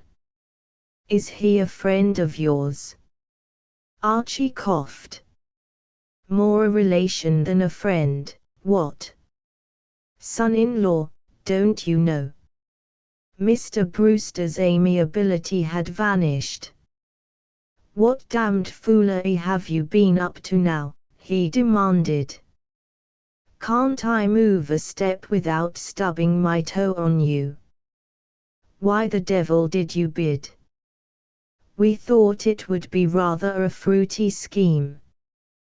We talked it over and came to the conclusion that it was an egg. Wanted to get hold of the rummy little object, don't you know, and surprise you. Who's we? Lucille and I. But how did you hear of it at all? Parker, the valet chappie, you know, wrote me a letter about it. Parker. Didn't he tell you that he had told me the figure was to be sold? Absolutely not. A sudden suspicion came to Archie. He was normally a guileless young man, but even to him the extreme fishiness of the part played by Herbert Parker had become apparent. I say, you know, it looks to me as if friend Parker had been having us all on a bit. What? I mean to say it was jolly old Herb, who tipped your son off, Bill, you know, to go and bid for the thing. Bill. Was Bill there? Absolutely in person. We were bidding against each other like the dickens till we managed to get together and get acquainted. And then this bird, this gentleman, sailed in and started to slip it across us. Professor Binstead chuckled, the carefree chuckle of a man who sees all those around him smitten in the pocket, while he himself remains untouched. A very ingenious rogue, this Parker of yours, Brewster. His method seems to have been simple but masterly. I have no doubt that either he or a confederate obtained the figure and placed it with the auctioneer, and then he ensured a good price for it by getting us all to bid against each other. Very ingenious. Mr. Brewster struggled with his feelings. Then he seemed to overcome them and to force himself to look on the bright side. "Well, anyway," he said, "I've got the pair of figures, and that's what I wanted." "Is that it in that parcel?" "This is it. I wouldn't trust an express company to deliver it. Suppose we go up to your room and see how the two look side by side." They crossed the lobby to the lift. The cloud was still on Mr. Brewster's brow as they stepped out and made their way to his suite. Like most men who have risen from poverty to wealth by their own exertions, Mr. Brewster objected to parting with his money unnecessarily, and it was plain that that $2,300 still rankled. Mr. Brewster unlocked the door and crossed the room. Then, suddenly, he halted, stared, and stared again. He sprang to the bell and pressed it, then stood gurgling wordlessly. "Anything wrong, old bean?" queried Archie, solicitously. "Wrong. Wrong. It's gone. Gone. The figure." The floor waiter had manifested himself silently in answer to the bell, and was standing in the doorway. "Simmons." Mr. Brewster turned to him wildly. "Has anyone been in this suite since I went away?" "No, sir." "Nobody?" "Nobody except your valet, Sir Parker. He said he had come to fetch some things away." "I supposed he had come from you, sir, with instructions." "Get out." Professor Binstead had unwrapped his parcel, and had placed the pongo on the table. There was a weighty silence. Archie picked up the little china figure and balanced it on the palm of his hand. It was a small thing, he reflected philosophically, but it had made quite a stir in the world. Mr. Brewster fermented for a while without speaking. "So," he said, at last, in a voice trembling with self-pity, "I have been to all this trouble and expense," put in Professor Binstead, gently, "merely to buy back something which had been stolen from me. And, owing to your damned officiousness," he cried, turning on Archie, "I have had to pay $2,300 for it. I don't know why they make such a fuss about Job.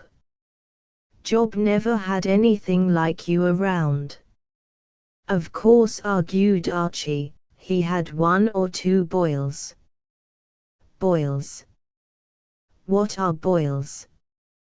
"Dashed sorry," murmured Archie. "Acted for the best. Meant well. And all that sort of rot." Professor Binstead's mind seemed occupied to the exclusion of all other aspects of the affair, with the ingenuity of the absent Parker. "A cunning scheme," he said. "A very cunning scheme. This man Parker must have a brain of no low order. I should like to feel his bumps." "I should like to give him some," said the stricken Mr. Brewster. He breathed a deep breath.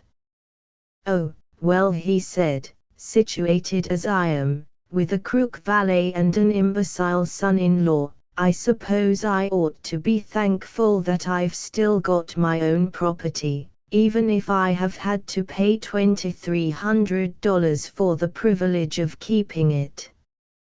He rounded on Archie, who was in a reverie. The thought of the unfortunate Bill had just crossed Archie's mind. It would be many moons, many weary moons, before Mr. Brewster would be in a suitable mood to listen sympathetically to the story of love's young dream. "Give me that figure." Archie continued to toy absently with Pongo. He was wondering now how best to break this sad occurrence to Lucille. It would be a disappointment for the poor girl. "Give me that figure." Archie started violently. There was an instant in which Pongo seemed to hang suspended, like Mohammed's coffin, between heaven and earth. Then the force of gravity asserted itself. Pongo fell with a sharp crack and disintegrated. And as it did so there was a knock at the door, and in walked a dark, furtive person, who to the inflamed vision of Mr. Daniel Brewster looked like something connected with the executive staff of the Black Hand. With all time at his disposal, the unfortunate Salvatore had selected this moment for stating his case. "Get out," bellowed Mr. Brewster. "I didn't ring for a waiter." Archie, his mind reeling beneath the catastrophe, recovered himself sufficiently to do the honors. It was at his instigation that Salvatore was there, and, greatly as he wished that he could have seen fit to choose a more auspicious moment for his business chat, he felt compelled to do his best to see him through. "Oh, I say, half a second," he said. "You don't quite understand. As a matter of fact, this chappie is by way of being downtrodden and oppressed and what not, and I suggested that he should get hold of you and speak a few well-chosen words. Of course, if you'd rather, some other time," but Mr. Brewster was not permitted to postpone the interview. Before he could get his breath, Salvatore had begun to talk. He was a strong, ambidextrous talker, whom it was hard to interrupt, and it was not for some moments that Mr. Brewster succeeded in getting a word in. When he did, he spoke to the point. Though not a linguist, he had been able to follow the discourse closely enough to realize that the waiter was dissatisfied with conditions in his hotel, and Mr. Brewster, as has been indicated, had a short way with people who criticized the cosmopolis. "You're fired," said Mr. Brewster. "Oh, I say," protested Archie. Salvatore muttered what sounded like a passage from Dante. "Fired," repeated Mr. Brewster resolutely. "And I wish to heaven," he added, eyeing his son-in-law malignantly, "I could fire you." "Well," said Professor Binstead cheerfully, breaking the grim silence which followed this outburst, "if you will give me your check, Brewster, I think I will be going. $2,300. Make it open, if you will, and then I can run round the corner and cash it before lunch." "That will be capital." Chapter 12. Bright eyes, and a fly. The Hermitage, unrivaled scenery, superb cuisine. Daniel Brewster, proprietor, was a picturesque summer hotel in the green heart of the mountains, built by Archie's father-in-law shortly after he assumed control of the cosmopolis. Mr. Brewster himself seldom went there, preferring to concentrate his attention on his New York establishment, and Archie and Lucille, breakfasting in the airy dining room some 10 days after the incidents recorded in the last chapter, had consequently to be content with 2 out of the 3 advertised attractions of the place.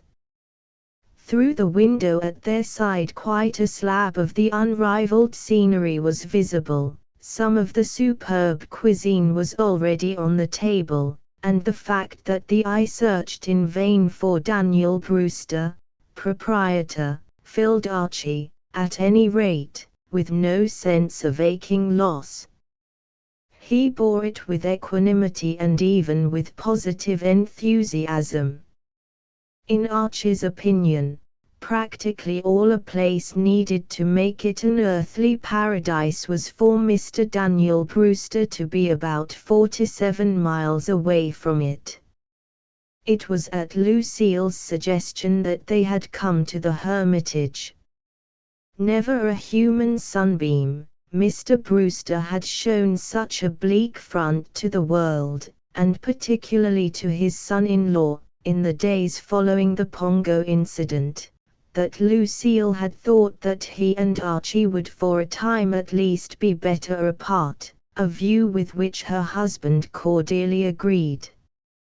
He had enjoyed his stay at the Hermitage, and now he regarded the eternal hills with the comfortable affection of a healthy man who is breakfasting well.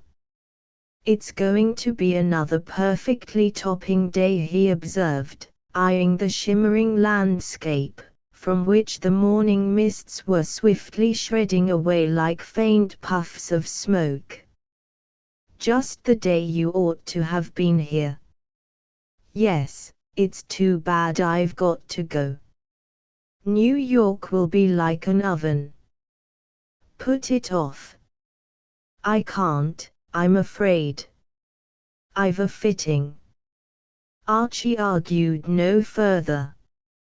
He was a married man of old enough standing to know the importance of fittings. "Besides," said Lucille, "I want to see Father." Archie repressed an exclamation of astonishment. "I'll be back tomorrow evening." "You will be perfectly happy." "Queen of my soul, you know I can't be happy with you away." "You know, yes," murmured Lucille, appreciatively. She never tired of hearing Archie say this sort of thing. Archie's voice had trailed off. He was looking across the room. "By Jove," he exclaimed. "What an awfully pretty woman." "Where?" "Over there. Just coming in. I say, what wonderful eyes." "I don't think I ever saw such eyes." "Did you notice her eyes? Sort of flashing. Awfully pretty woman." Warm though the morning was, a suspicion of chill descended upon the breakfast table. A certain coldness seemed to come into Lucille's face. She could not always share Archie's fresh young enthusiasms. "Do you think so? Wonderful figure, too." "Yes. Well, what I mean to say, fair to medium," said Archie, recovering a certain amount of that intelligence which raises man above the level of the beasts of the field. "Not the sort of type I admire myself, of course." "You know her, don't you?" "Absolutely not, and far from it," said Archie, hastily. "Never met her in my life." "You've seen her on the stage." "Her name's Vera Silverton." "We saw her in, of course, yes." "So we did.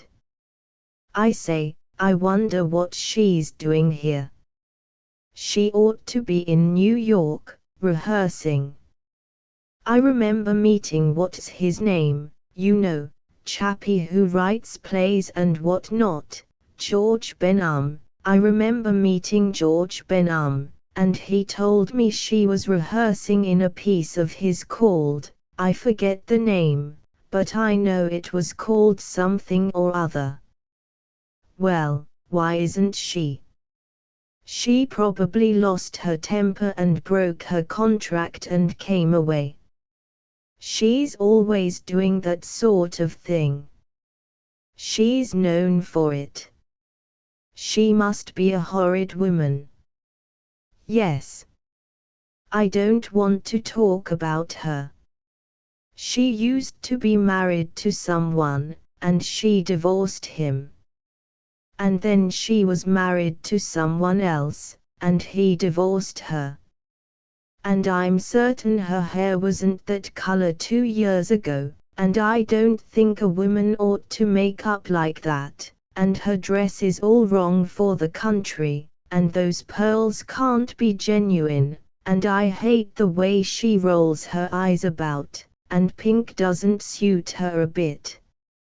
I think she's an awful woman, and I wish you wouldn't keep on talking about her. Righto, said Archie, dutifully. They finished breakfast, and Lucille went up to pack her bag. Archie strolled out onto the terrace outside the hotel, where he smoked, communed with nature, and thought of Lucille. He always thought of Lucille when he was alone, especially when he chanced to find himself in poetic surroundings like those provided by the unrivaled scenery encircling the hotel Hermitage. The longer he was married to her, the more did the sacred institution seem to him a good egg. Mr. Brewster might regard their marriage as one of the world's most unfortunate incidents, but to Archie it was, and always had been, a bit of all right. The more he thought of it, the more did he marvel that a girl like Lucille should have been content to link her lot with that of a Class C specimen like himself. His meditations were, in fact, precisely what a happily married man's meditations ought to be. He was roused from them by a species of exclamation or cry almost at his elbow, and turned to find that the spectacular Miss Silverton was standing beside him. Her dubious hair gleamed in the sunlight, and one of the criticized eyes was screwed up.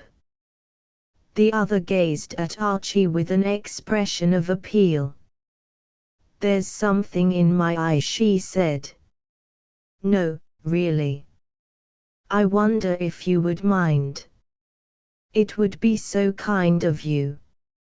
Archie would have preferred to remove himself, but no man worthy of the name can decline to come to the rescue of womanhood in distress. To twist the lady's upper lid back and peer into it and jab at it with the corner of his handkerchief was the only course open to him. His conduct may be classed as not merely blameless but definitely praiseworthy. King Arthur's knights used to do this sort of thing all the time, and look what people think of them. Lucille, therefore, coming out of the hotel just as the operation was concluded, ought not to have felt the annoyance she did. But, of course, there is a certain superficial intimacy about the attitude of a man who is taking a fly out of a woman's eye which may excusably jar upon the sensibilities of his wife. It is an attitude which suggests a sort of rapprochement or camaraderie or, as Archie would have put it, what not. "Thanks so much," said Miss Silverton. "Oh no, rather not," said Archie. "Such a nuisance getting things in your eye." "Absolutely. I'm always doing it. Rotten luck.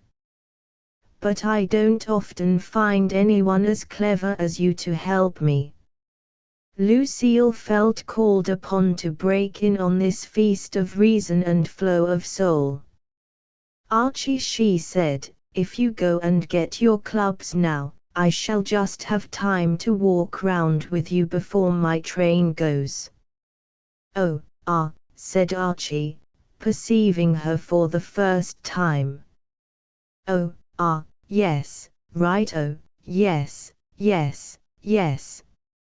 On the way to the first tee it seemed to Archie that Lucille was distrait and abstracted in her manner, and it occurred to him, not for the first time in his life, what a poor support a clear conscience is in moments of crisis. Dash it all, he didn't see what else he could have done. Couldn't leave the poor female staggering about the place with squads of flies wedged in her eyeball. Nevertheless, rotten thing getting a fly in your eye, he hazarded at length. Dashed awkward, I mean. Or convenient. Eh? Well, it's a very good way of dispensing with an introduction. Oh, I say. You don't mean you think she's a horrid woman? Absolutely. Can't think what people see in her. Well, you seem to enjoy fussing over her. No, no. Nothing of the kind. She inspired me with absolute what do you call it, the sort of thing chappies do get inspired with, you know. You were beaming all over your face. I wasn't. I was just screwing up my face because the sun was in my eye. All sorts of things seem to be in people's eyes this morning. Archie was saddened. That this sort of misunderstanding should have occurred on such a topping day and at a moment when they were to be torn asunder for about 36 hours made him feel, well, it gave him the pip. He had an idea that there were words which would have straightened everything out, but he was not an eloquent young man and could not find them. He felt aggrieved. Lucille, he considered, ought to have known that he was immune as regarded females with flashing eyes and experimentally colored hair. Why, dash it, he could have extracted flies from the eyes of Cleopatra with one hand and Helen of Troy with the other, simultaneously, without giving them a second thought.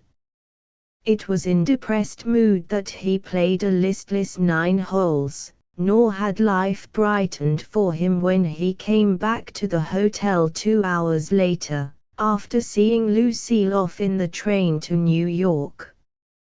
Never till now had they had anything remotely resembling a quarrel. Life, Archie felt, was a bit of a washout.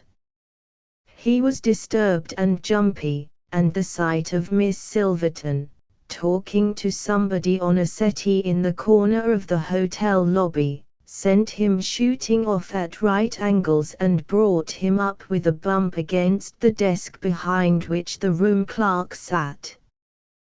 The room clerk, always of a chatty disposition, was saying something to him, but Archie did not listen. He nodded mechanically. It was something about his room. He caught the word satisfactory. Oh, rather, quite, said Archie. A fussy devil, the room clerk. He knew perfectly well that Archie found his room satisfactory. These chappies gassed on like this so as to try to make you feel that the management took a personal interest in you. It was part of their job. Archie beamed absently and went into lunch. Lucille's empty seat stared at him mournfully, increasing his sense of desolation.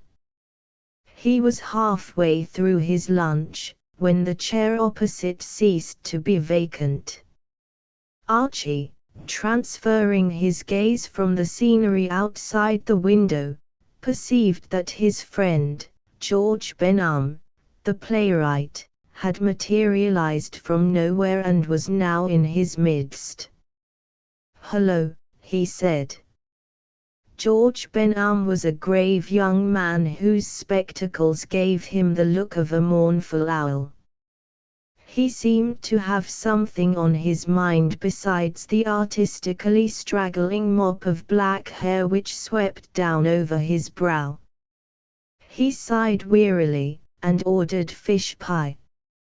"I thought I saw you come through the lobby just now," he said. "Oh, was that you on the settee, talking to Miss Silverton?" "She was talking to me," said the playwright, moodily. "What are you doing here?" asked Archie. He could have wished Mr. Benham elsewhere, for he intruded on his gloom, but, the chappie being amongst those present, it was only civil to talk to him. "I thought you were in New York, watching the rehearsals of your jolly old drama." "The rehearsals are hung up. And it looks as though there wasn't going to be any drama." "Good Lord!" cried George Benham, with honest warmth, with opportunities opening out before one on every side, with life extending prizes to one with both hands. "When you see coal heavers making $50 a week and the fellows who clean out the sewers going happy and singing about their work, why does a man deliberately choose a job like writing plays?" Job was the only man that ever lived who was really qualified to write a play, and he would have found it pretty tough going if his leading woman had been anyone like Vera Silverton. Archie, and it was this fact, no doubt, which accounted for his possession of such a large and varied circle of friends, was always able to shelve his own troubles in order to listen to other people's hard luck stories. "Tell me all, laddie," he said. "Release the film. Has she walked out on you? Left us flat? How did you hear about it?"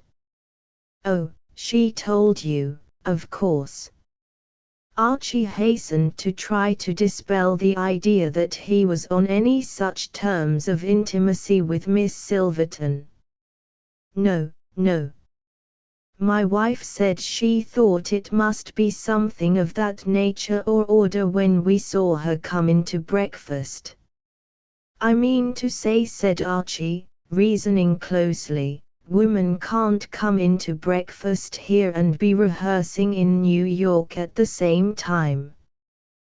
"Why did she administer the raspberry, old friend?" Mr. Benham helped himself to fish pie, and spoke dully through the steam.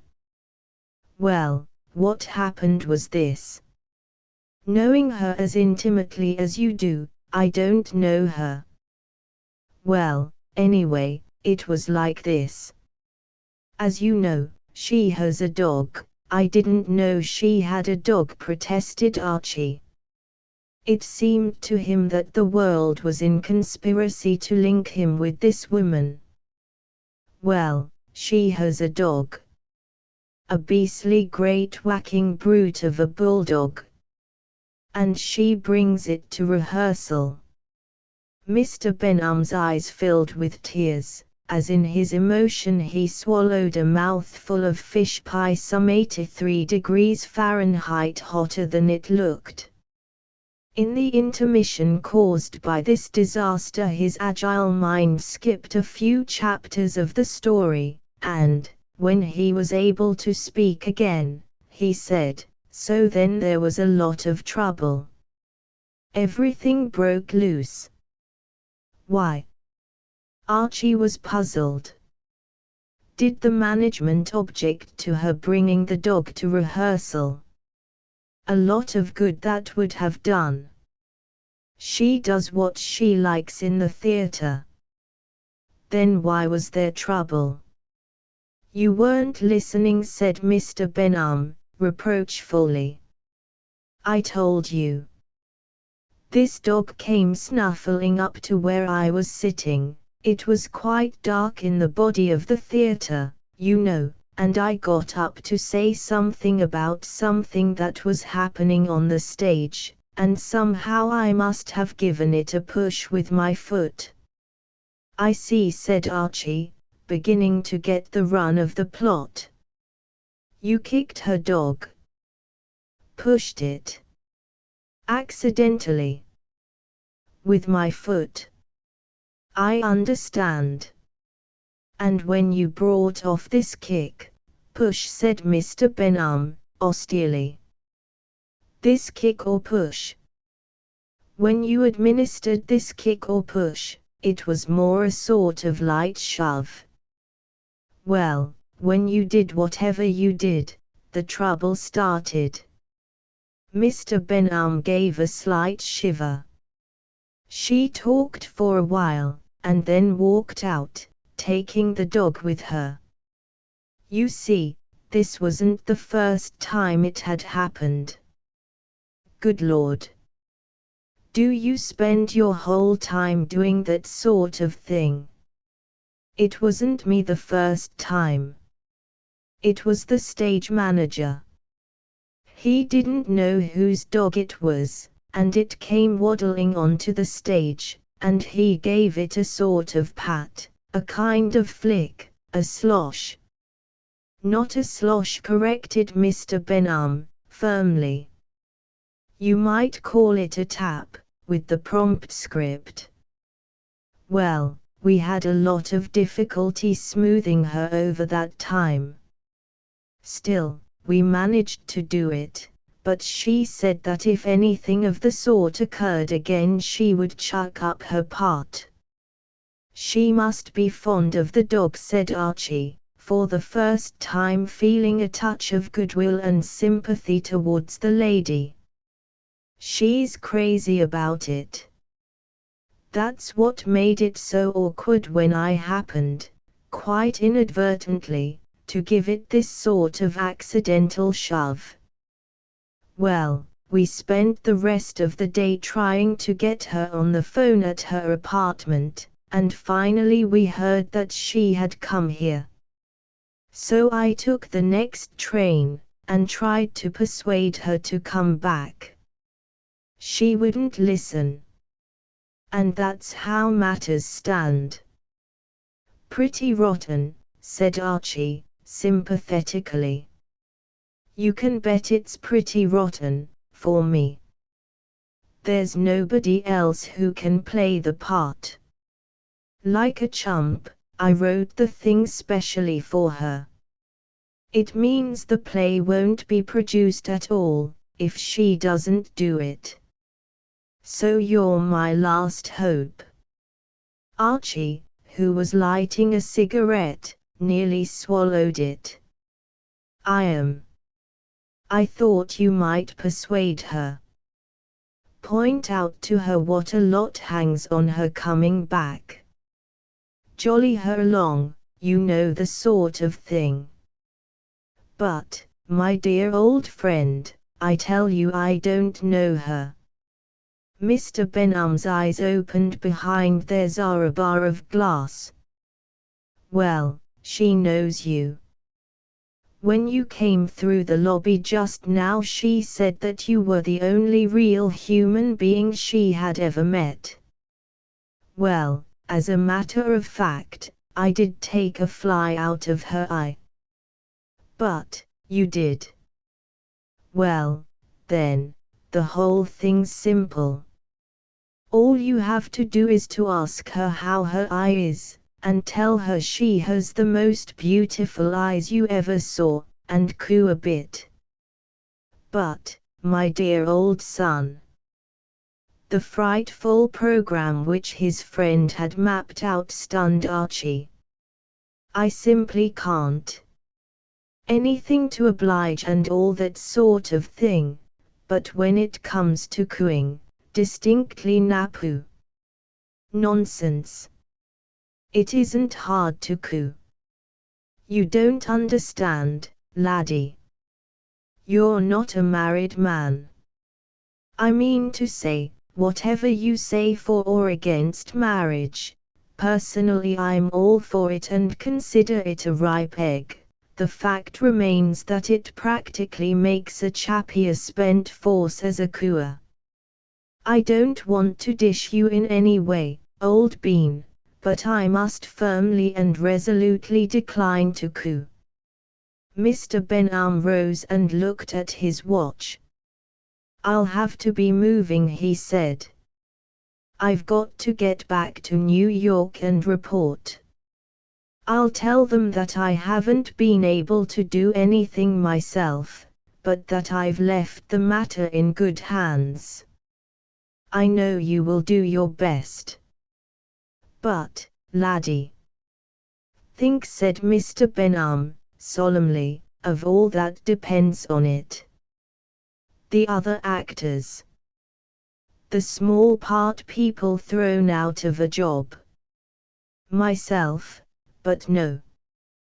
Perhaps you had better touch very lightly or not at all on my connection with the thing. Well, you know how to handle it. I feel I can leave it to you. Pitch it strong. Goodbye, my dear old man, and 1,000 thanks. I'll do the same for you another time. He moved towards the door, leaving Archie transfixed. Halfway there he turned and came back. Oh, by the way, he said, my lunch. Have it put on your bill, will you? I haven't time to stay and settle. Goodbye. Goodbye. Chapter 13. Rallying round Percy, it amazed Archie through the whole of a long afternoon to reflect how swiftly and unexpectedly the blue and brilliant sky of life can cloud over, and with what abruptness a man who fancies that his feet are on solid ground can find himself immersed in fate's gumbo. He recalled, with the bitterness with which one does recall such things, that morning he had risen from his bed without a care in the world, his happiness unruffled even by the thought that Lucille would be leaving him for a short space. He had sung in his bath. Yes, he had chirruped like a bally linnet. And now, some men would have dismissed the unfortunate affairs of Mr. George Benham from their mind as having nothing to do with themselves, but Archie had never been made of this stern stuff. The fact that Mr. Benham, apart from being an agreeable companion with whom he had lunched occasionally in New York, had no claims upon him affected him little. He hated to see his fellow man in trouble. On the other hand, what could he do? To seek Miss Silverton out and plead with her, even if he did it without cooing, would undoubtedly establish an intimacy between them which, instinct told him, might tinge her manner after Lucille's return with just that suggestion of auld lang syne which makes things so awkward. His whole being shrank from extending to Miss Silverton that inch which the female artistic temperament is so apt to turn into an L, and when, just as he was about to go in to dinner, he met her in the lobby and she smiled brightly at him and informed him that her eye was now completely recovered, he shied away like a startled mustang of the prairie, and, abandoning his intention of worrying the table d'hote in the same room with the amiable creature, tottered off to the smoking room, where he did the best he could with sandwiches and coffee. Having got through the time as best he could till 11 o'clock, he went up to bed. The room to which he and Lucille had been assigned by the management was on the second floor, pleasantly sunny by day and at night filled with cool and heartening fragrance of the pines. Hitherto Archie had always enjoyed taking a final smoke on the balcony overlooking the woods, but tonight such was his mental stress that he prepared to go to bed directly he had closed the door. He turned to the cupboard to get his pajamas. His first thought, when even after a second scrutiny no pajamas were visible, was that this was merely another of those things which happen on days when life goes wrong. He raked the cupboard for a third time with an annoyed eye. From every hook hung various garments of Lucille's, but no pajamas. He was breathing a soft malediction preparatory to embarking on a point-to-point hunt for his missing property, when something in the cupboard caught his eye and held him for a moment puzzled. He could have sworn that Lucille did not possess a mauve negligee. Why, she had told him a dozen times that mauve was a color which she did not like. He frowned perplexedly, and as he did so, from near the window came a soft cough. Archie spun round and subjected the room to as close a scrutiny as that which he had bestowed upon the cupboard. Nothing was visible. The window opening onto the balcony gaped wide. The balcony was manifestly empty. Arf! This time there was no possibility of error. The cough had come from the immediate neighborhood of the window.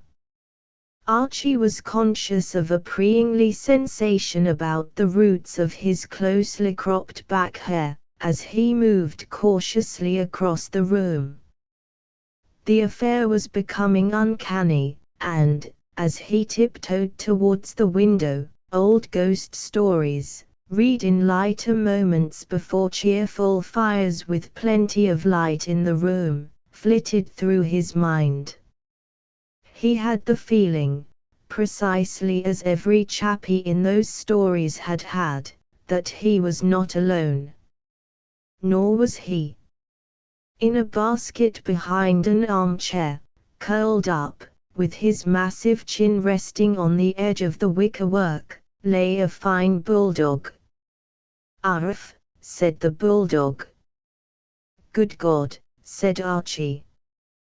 There was a lengthy pause in which the bulldog looked earnestly at Archie and Archie looked earnestly at the bulldog.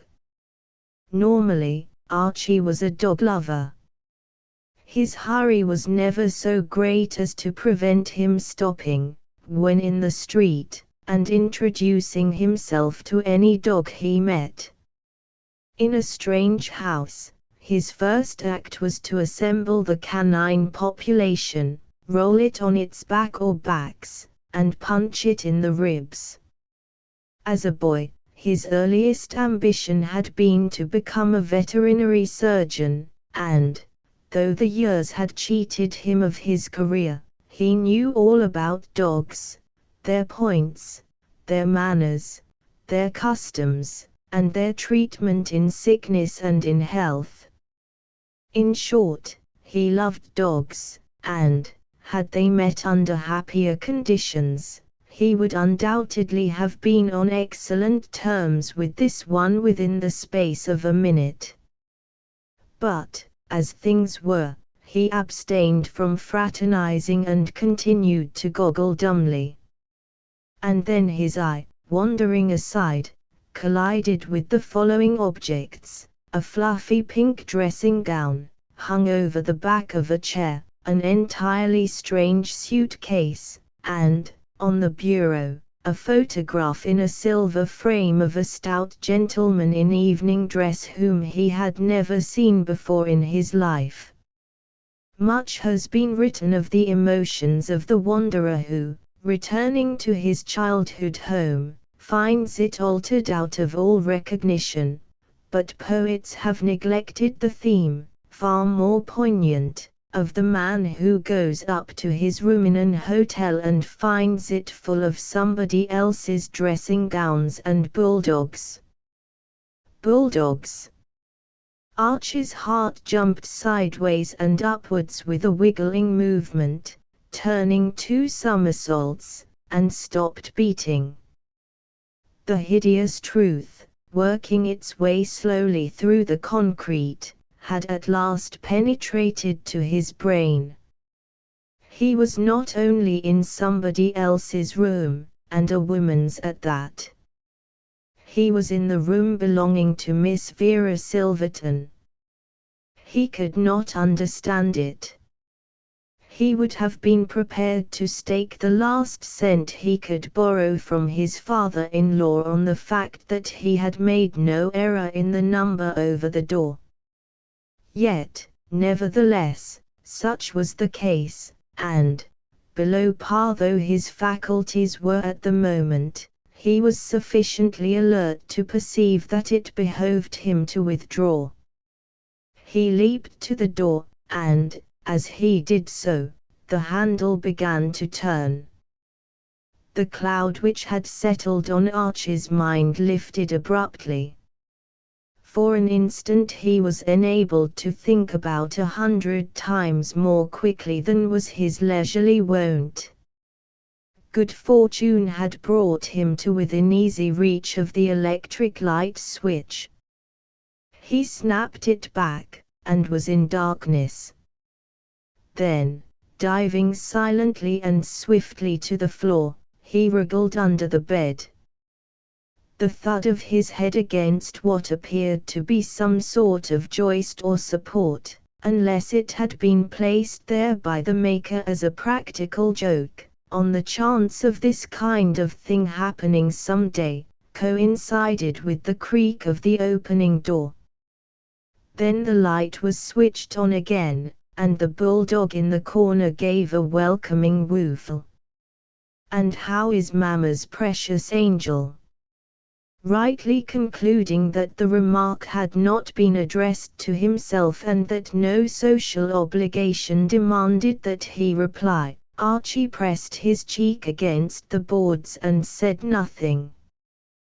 The question was not repeated, but from the other side of the room came the sound of a patted dog.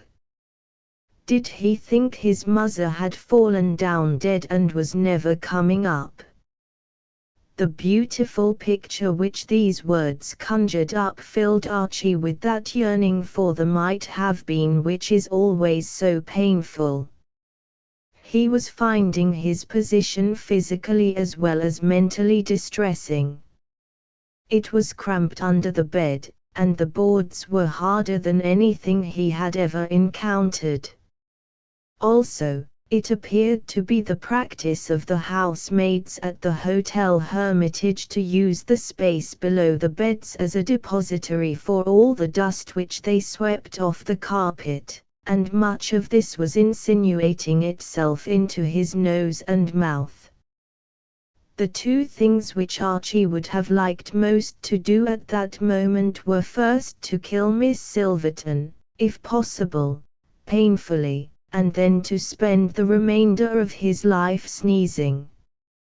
After a prolonged period he heard a drawer open, and noted the fact as promising. As the old married man, he presumed that it signified the putting away of hairpins.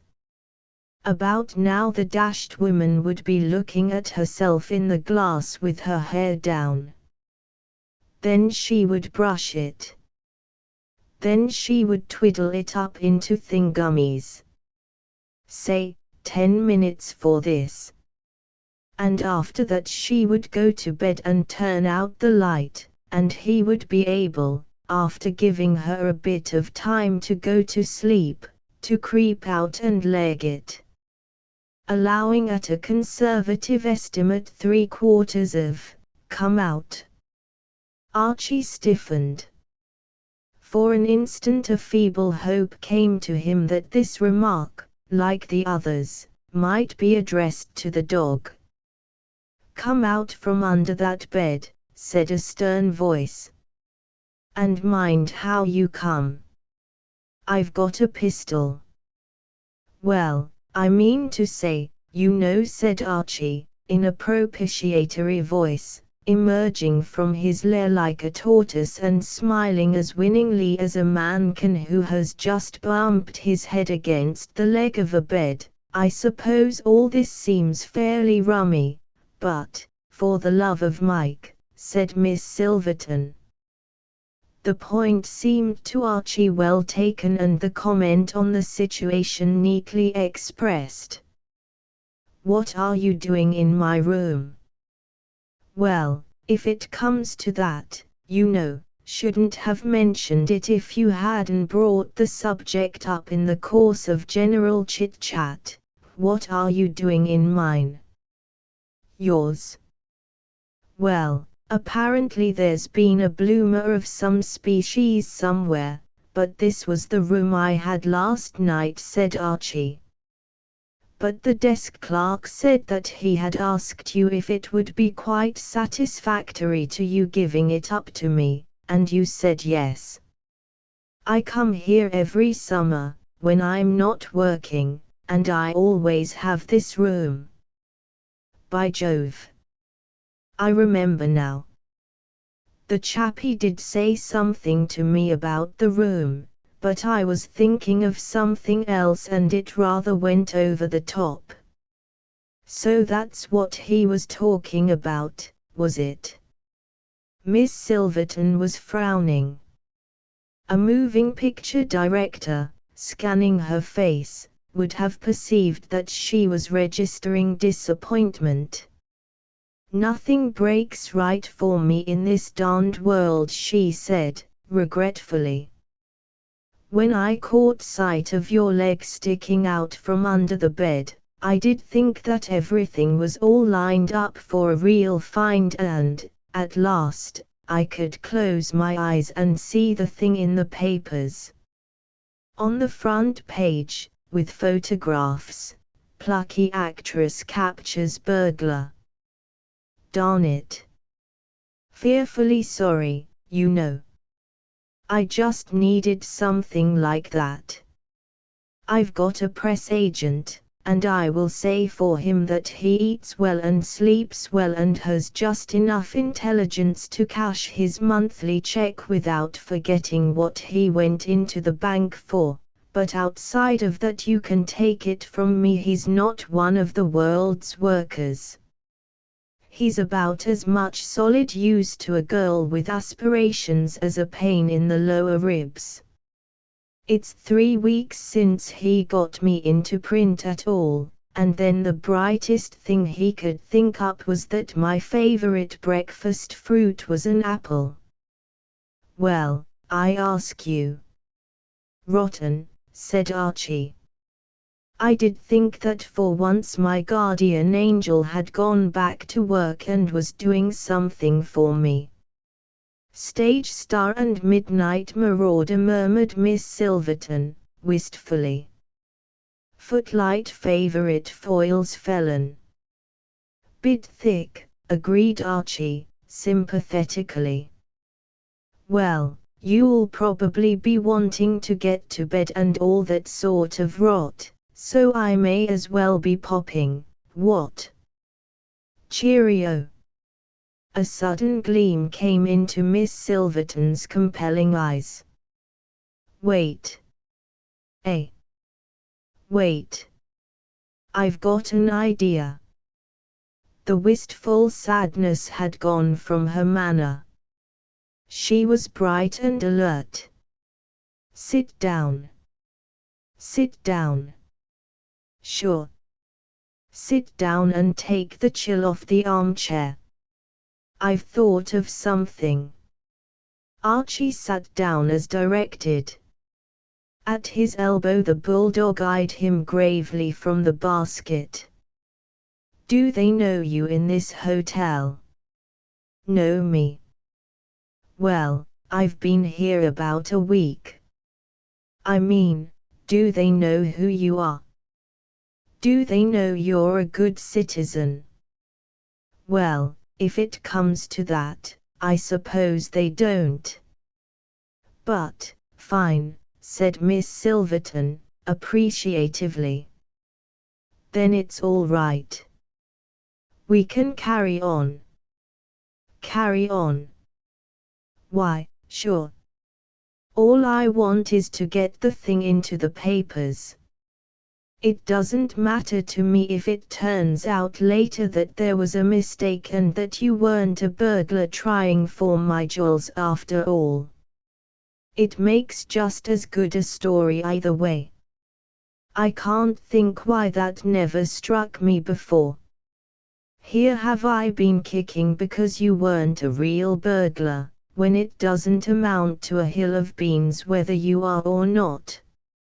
All I've got to do is to rush out and yell and rouse the hotel, and they come in and pinch you, and I give the story to the papers, and everything's fine. Archie leaped from his chair. I say. What? What's on your mind? Enquired Miss Silverton, considerately. Don't you think it's a nifty scheme? Nifty? My dear old soul. It's frightful. Can't see what's wrong with it, grumbled Miss Silverton. After I've had someone get New York on the long-distance phone and give the story to the papers, you can explain, and they'll let you out. Surely to goodness you don't object, as a personal favor to me, to spending an hour or two in a cell. Why, probably they haven't got a prison at all out in these parts, and you'll simply be locked in a room. A child of 10 could do it on his head, said Miss Silverton. A child of 6, she amended. But, dash it, what I mean to say, I'm married. Yes, said Miss Silverton, with the politeness of faint interest. I've been married myself.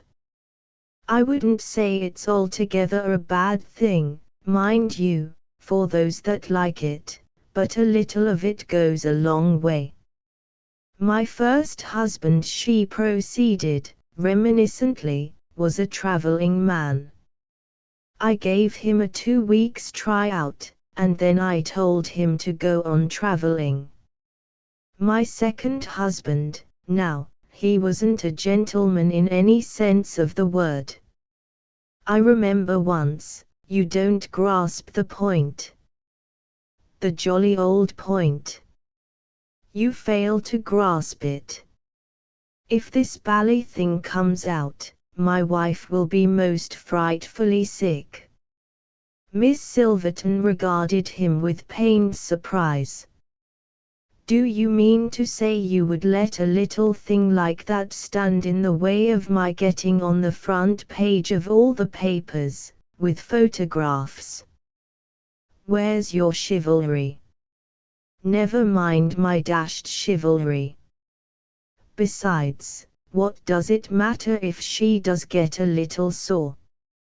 She'll soon get over it. You can put that right. Buy her a box of candy. Not that I'm strong for candy myself. What I always say is, it may taste good, but look what it does to your hips. I give you my honest word that, when I gave up eating candy, I lost 11 ounces the first week. My second husband, no, I'm a liar, it was my third husband said, say, what's the big idea? Where are you going? Out, said Archie, firmly. Bally out. A dangerous light flickered in Miss Silverton's eyes. That'll be all of that, she said, raising the pistol. You stay right where you are, or I'll fire. Righto. I mean it. My dear old soul, said Archie, in the recent unpleasantness in France I had chappies popping off things like that at me all day and every day for close on 5 years, and here I am, what? I mean to say, if I've got to choose between staying here and being pinched in your room by the local constabulary and having the dashed thing get into the papers and all sorts of trouble happening, and my wife getting the wind up, and, I say, if I've got to choose, suck a lozenge and start again, said Miss Silverton. Well, what I mean to say is, I'd much rather take a chance of getting a bullet in the old bean than that. So lose it off and the best o' luck. Miss Silverton lowered the pistol, sank into a chair, and burst into tears. I think you're the meanest man I ever met, she sobbed. You know perfectly well the bang would send me into a fit. In that case, said Archie, relieved, cheerio, good luck, pip pip, toodle-o, and goodbye. I'll be shifting. Yes, you will, cried Miss Silverton, energetically, recovering with amazing swiftness from her collapse. Yes, you will, I by no means suppose. You think, just because I'm no champion with a pistol, I'm helpless. You wait. Percy. My name is not Percy. I never said it was. Percy. Percy, come to muzzer. There was a creaking rustle from behind the armchair. A heavy body flopped on the carpet. Out into the room, heaving himself along as though sleep had stiffened his joints, and breathing stertorously through his tilted nose, moved the fine bulldog. Seen in the open, he looked even more formidable than he had done in his basket. Guard him, Percy. Good dog, guard him. Oh, heavens! What's the matter with him? And with these words the emotional woman, uttering a wail of anguish, flung herself on the floor beside the animal. Percy was, indeed, in manifestly bad shape. He seemed quite unable to drag his limbs across the room. There was a curious arch in his back, and, as his mistress touched him, he cried out plaintively, Percy! Oh, what is the matter with him? His nose is burning. Now was the time, with both sections of the enemy's forces occupied, for Archie to have departed softly from the room. But never, since the day when at the age of 11 he had carried a large, damp, and muddy terrier with a sore foot 3 miles and deposited him on the best sofa in his mother's drawing room, had he been able to ignore the spectacle of a dog in trouble. He does look bad, what? He's dying. Oh, he's dying. Is it distemper? He's never had distemper. Archie regarded the sufferer with the grave eye of the expert. He shook his head. It's not that, he said. Dogs with distemper make a sort of sniffing noise. But he is making a sniffing noise.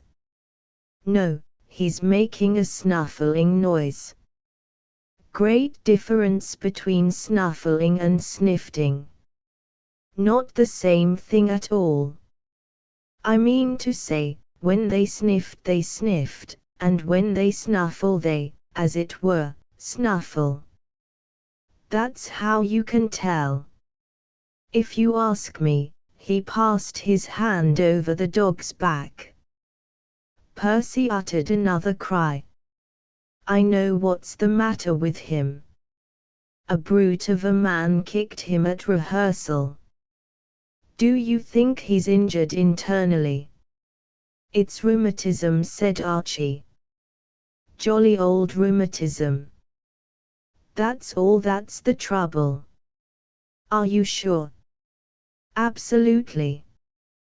But what can I do? Give him a good hot bath, and mind and dry him well. He'll have a good sleep then, and won't have any pain. Then, first thing tomorrow, you want to give him salicylate of soda. I'll never remember that. I'll write it down for you. You ought to give him from 10 to 20 grains 3 times a day in an ounce of water. And rub him with any good embrocation. And he won't die. He'll live to be as old as you are. I mean to say, I could kiss you, said Miss Silverton, emotionally. Archie backed hastily. No, absolutely not. Nothing like that required, really. You're a darling. Yes. I mean no. No, really. I don't know what to say. What can I say? Good night, said Archie. I wish there was something I could do. If you hadn't been here, I should have gone off my head. A great idea flashed across Archie's brain. Do you really want to do something? Anything?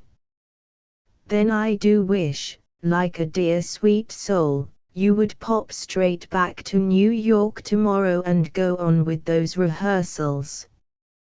Miss Silverton shook her head. I can't do that. Oh, righto. But it isn't much to ask, what? Not much to ask. I'll never forgive that man for kicking Percy. Now listen, dear old soul. You've got the story all wrong.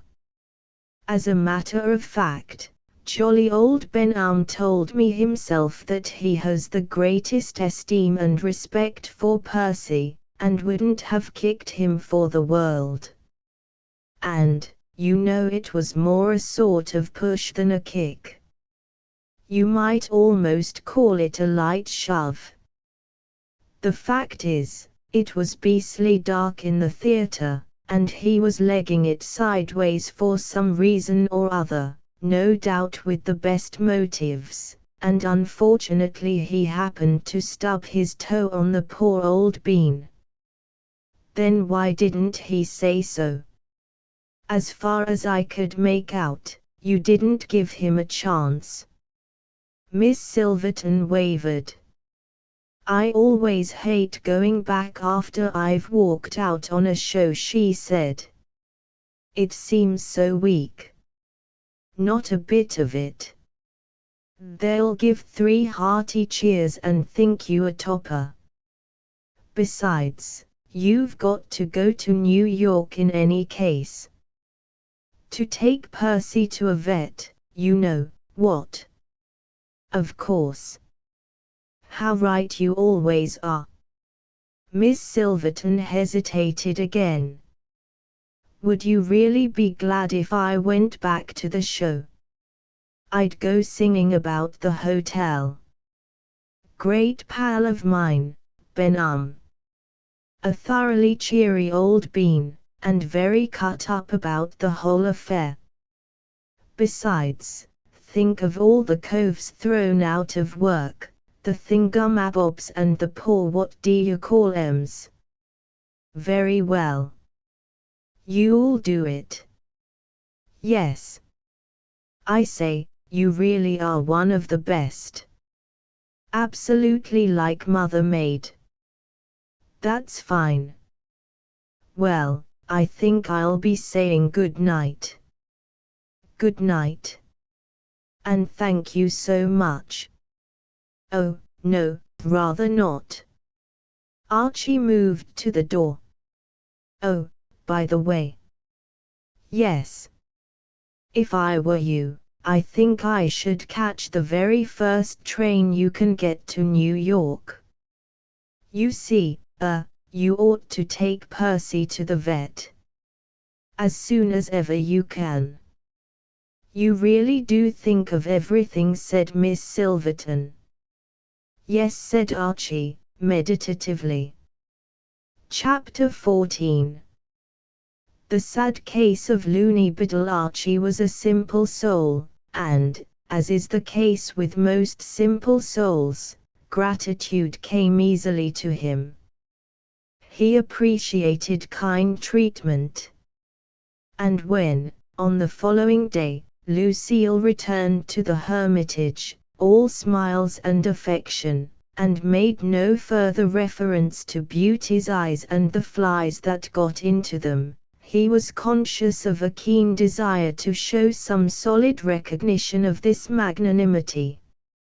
Few wives, he was aware, could have had the nobility and what not to refrain from occasionally turning the conversation in the direction of the above-mentioned topics.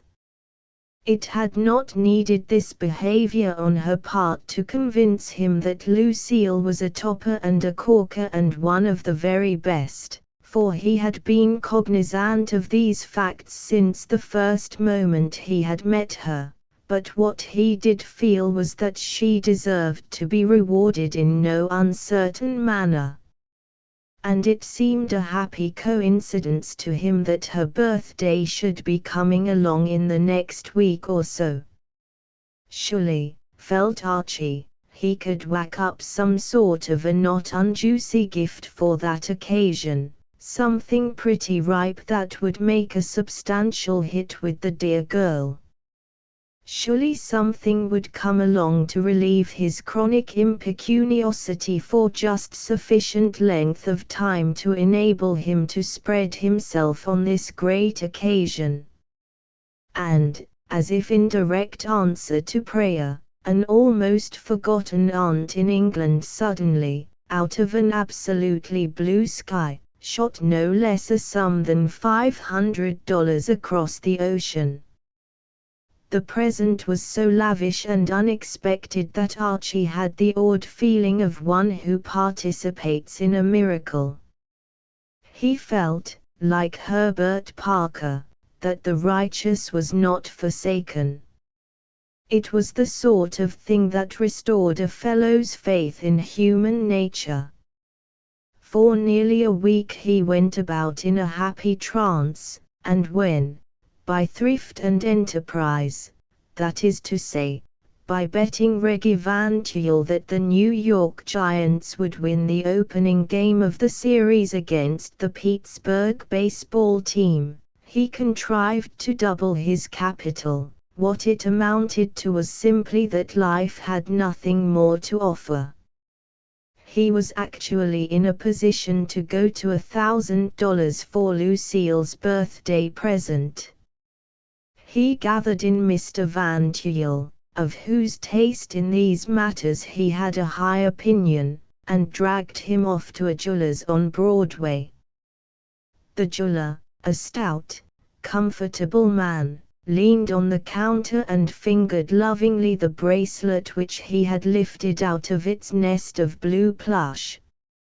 Archie, leaning on the other side of the counter, inspected the bracelet searchingly, wishing that he knew more about these things, for he had rather a sort of idea that the merchant was scheming to do him in the eyeball. In a chair by his side, Reggie Van Tuyl, half asleep as usual, yawned despondently. He had permitted Archie to lug him into this shop, and he wanted to buy something and go. Any form of sustained concentration fatigued Reggie. Now this, said the jeweler, I could do at $850. Grab it, murmured Mr. Van Tuyl. The jeweler eyed him approvingly, a man after his own heart, but Archie looked doubtful. It was all very well for Reggie to tell him to grab it in that careless way. Reggie was a dashed millionaire, and no doubt bought bracelets by the pound or the gross or what not, but he himself was in an entirely different position. $850, he said, hesitating. Worth it, mumbled Reggie Van Tuyl. More than worth it, amended the jeweler. I can assure you that it is better value than you could get anywhere on Fifth Avenue. Yes, said Archie. He took the bracelet and twiddled it thoughtfully. Well, my dear old jeweler, one can't say fairer than that, can one, or two, as the case may be. He frowned. Oh, well, all right. But it's rummy that women are so fearfully keen on these little thingummies, isn't it? I mean to say, can't see what they see in them. Stones, and all that. Still, there it is, of course. There, said the jeweler, as you say, it is, sir. Yes, there it is. Yes, there it is, said the jeweler, fortunately for people in my line of business. Will you take it with you, sir? Archie reflected. No. No, not take it with me. The fact is, you know, my wife's coming back from the country tonight, and it's her birthday tomorrow, and the thing's for her, and, if it was popping about the place tonight, she might see it, and it would sort of spoil the surprise. I mean to say, she doesn't know I'm giving it her, and all that. Besides, said Reggie, achieving a certain animation now that the tedious business interview was concluded, going to the ball game this afternoon, might get pocket-picked. Yes, better have it sent. Where shall I send it, sir? Oh, shoot it along to Mrs. Archibald Moffam, at the Cosmopolis. Not today, you know. Buzz it in first thing tomorrow. Having completed the satisfactory deal, the jeweler threw off the business manner and became chatty. So you are going to the ball game? It should be an interesting contest. Reggie Van Tuyl, now, by his own standards, completely awake, took exception to this remark. Not a bit of it, he said, decidedly. No contest. Can't call it a contest. Walkover for the Pirates. Archie was stung to the quick. There is that about baseball which arouses enthusiasm and the partisan spirit in the unlikeliest bosoms. It is almost impossible for a man to live in America and not become gripped by the game, and Archie had long been one of its warmest adherents. He was a whole-hearted supporter of the Giants, and his only grievance against Reggie, in other respects an estimable young man, was that the latter, whose money had been inherited from steel mills in that city, had an absurd regard for the Pirates of Pittsburgh. What absolute bally-rot, he exclaimed. Look what the Giants did to them yesterday. Yesterday isn't today, said Reggie. No, it'll be a jolly sight worse, said Archie. Looney Biddle'll be pitching for the Giants today. That's just what I mean. The Pirates have got him rattled. Look what happened last time. Archie understood, and his generous nature chafed at the innuendo. Looney Biddle, so called by an affectionately admiring public as the result of certain marked eccentricities, was beyond dispute the greatest left-handed pitcher New York had possessed in the last decade. but there was one blot on Mr. Biddle's otherwise stainless scutcheon.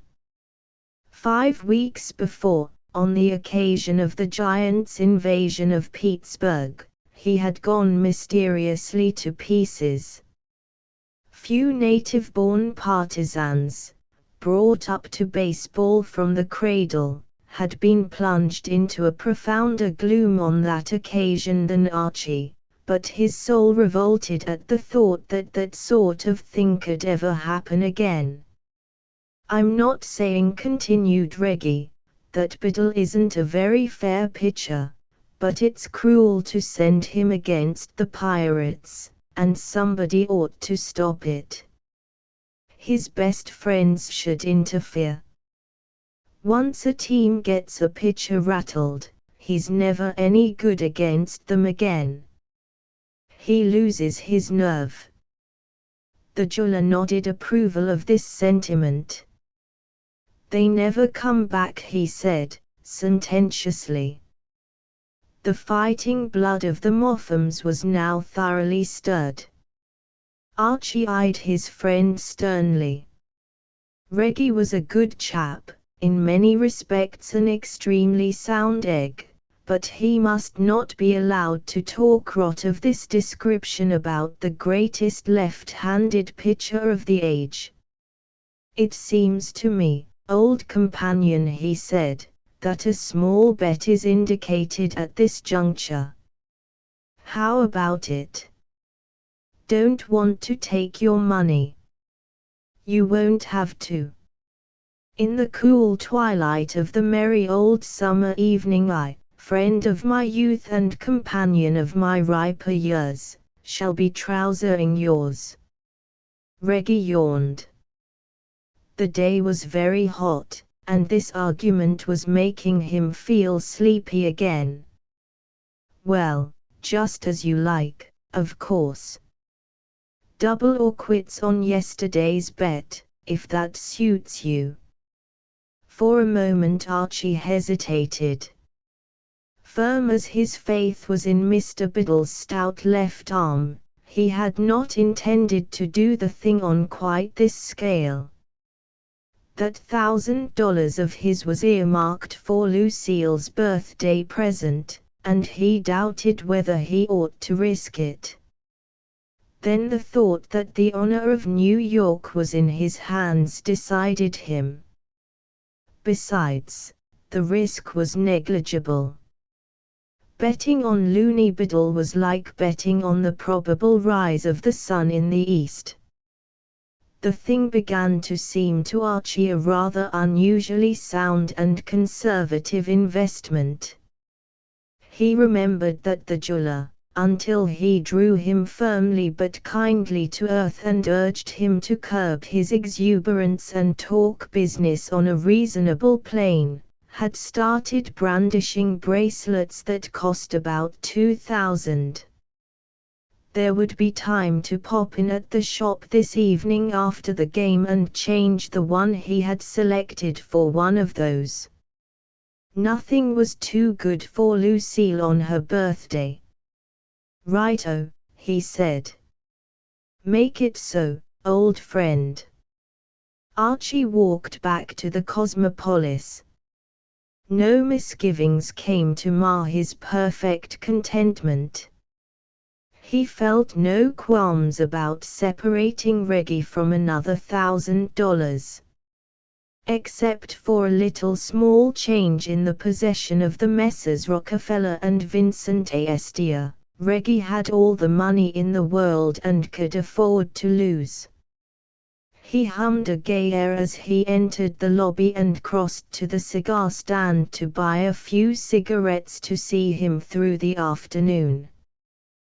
The girl behind the cigar counter welcomed him with a bright smile.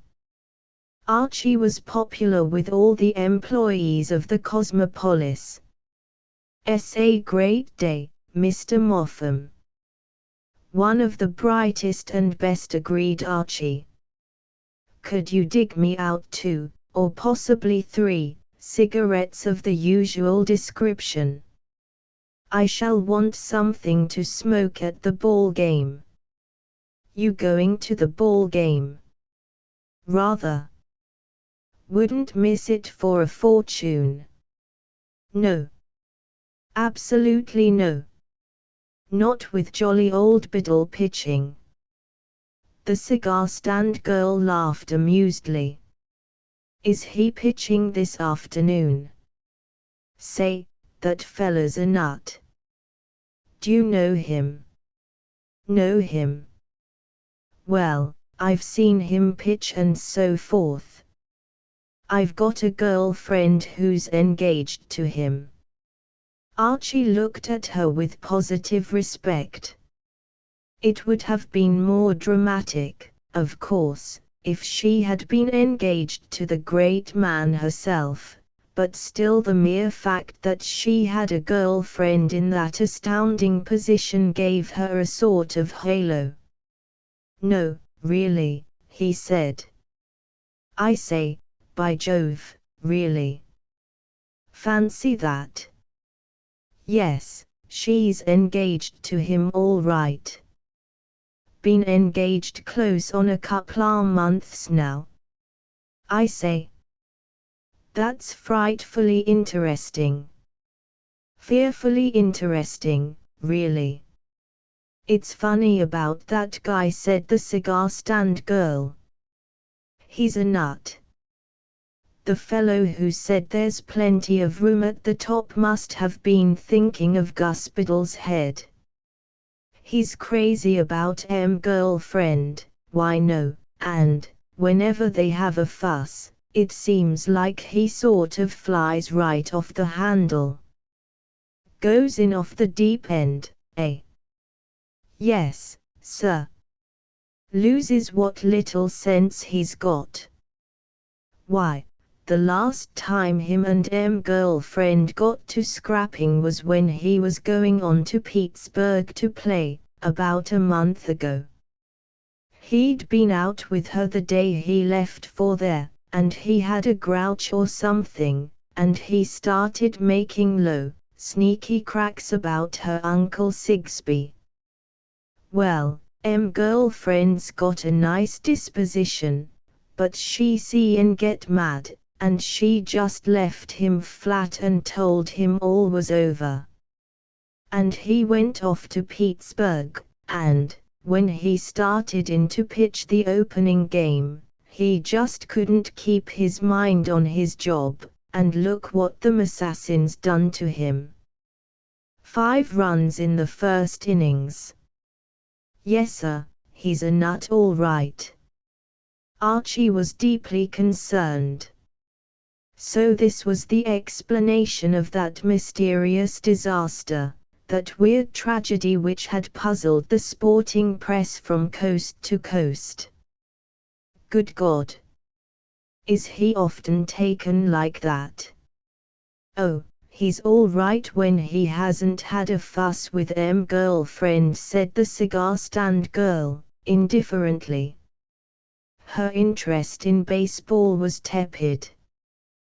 Women are too often like this, mere butterflies, with no concern for the deeper side of life.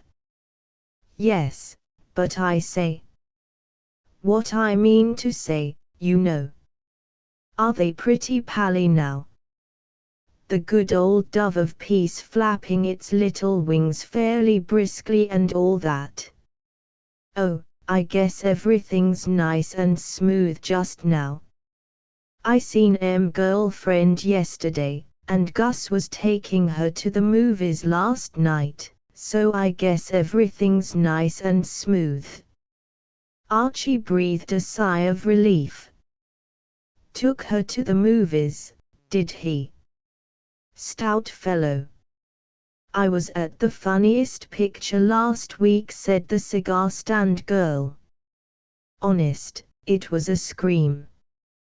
It was like this. Archie listened politely, then went in to get a bite of lunch.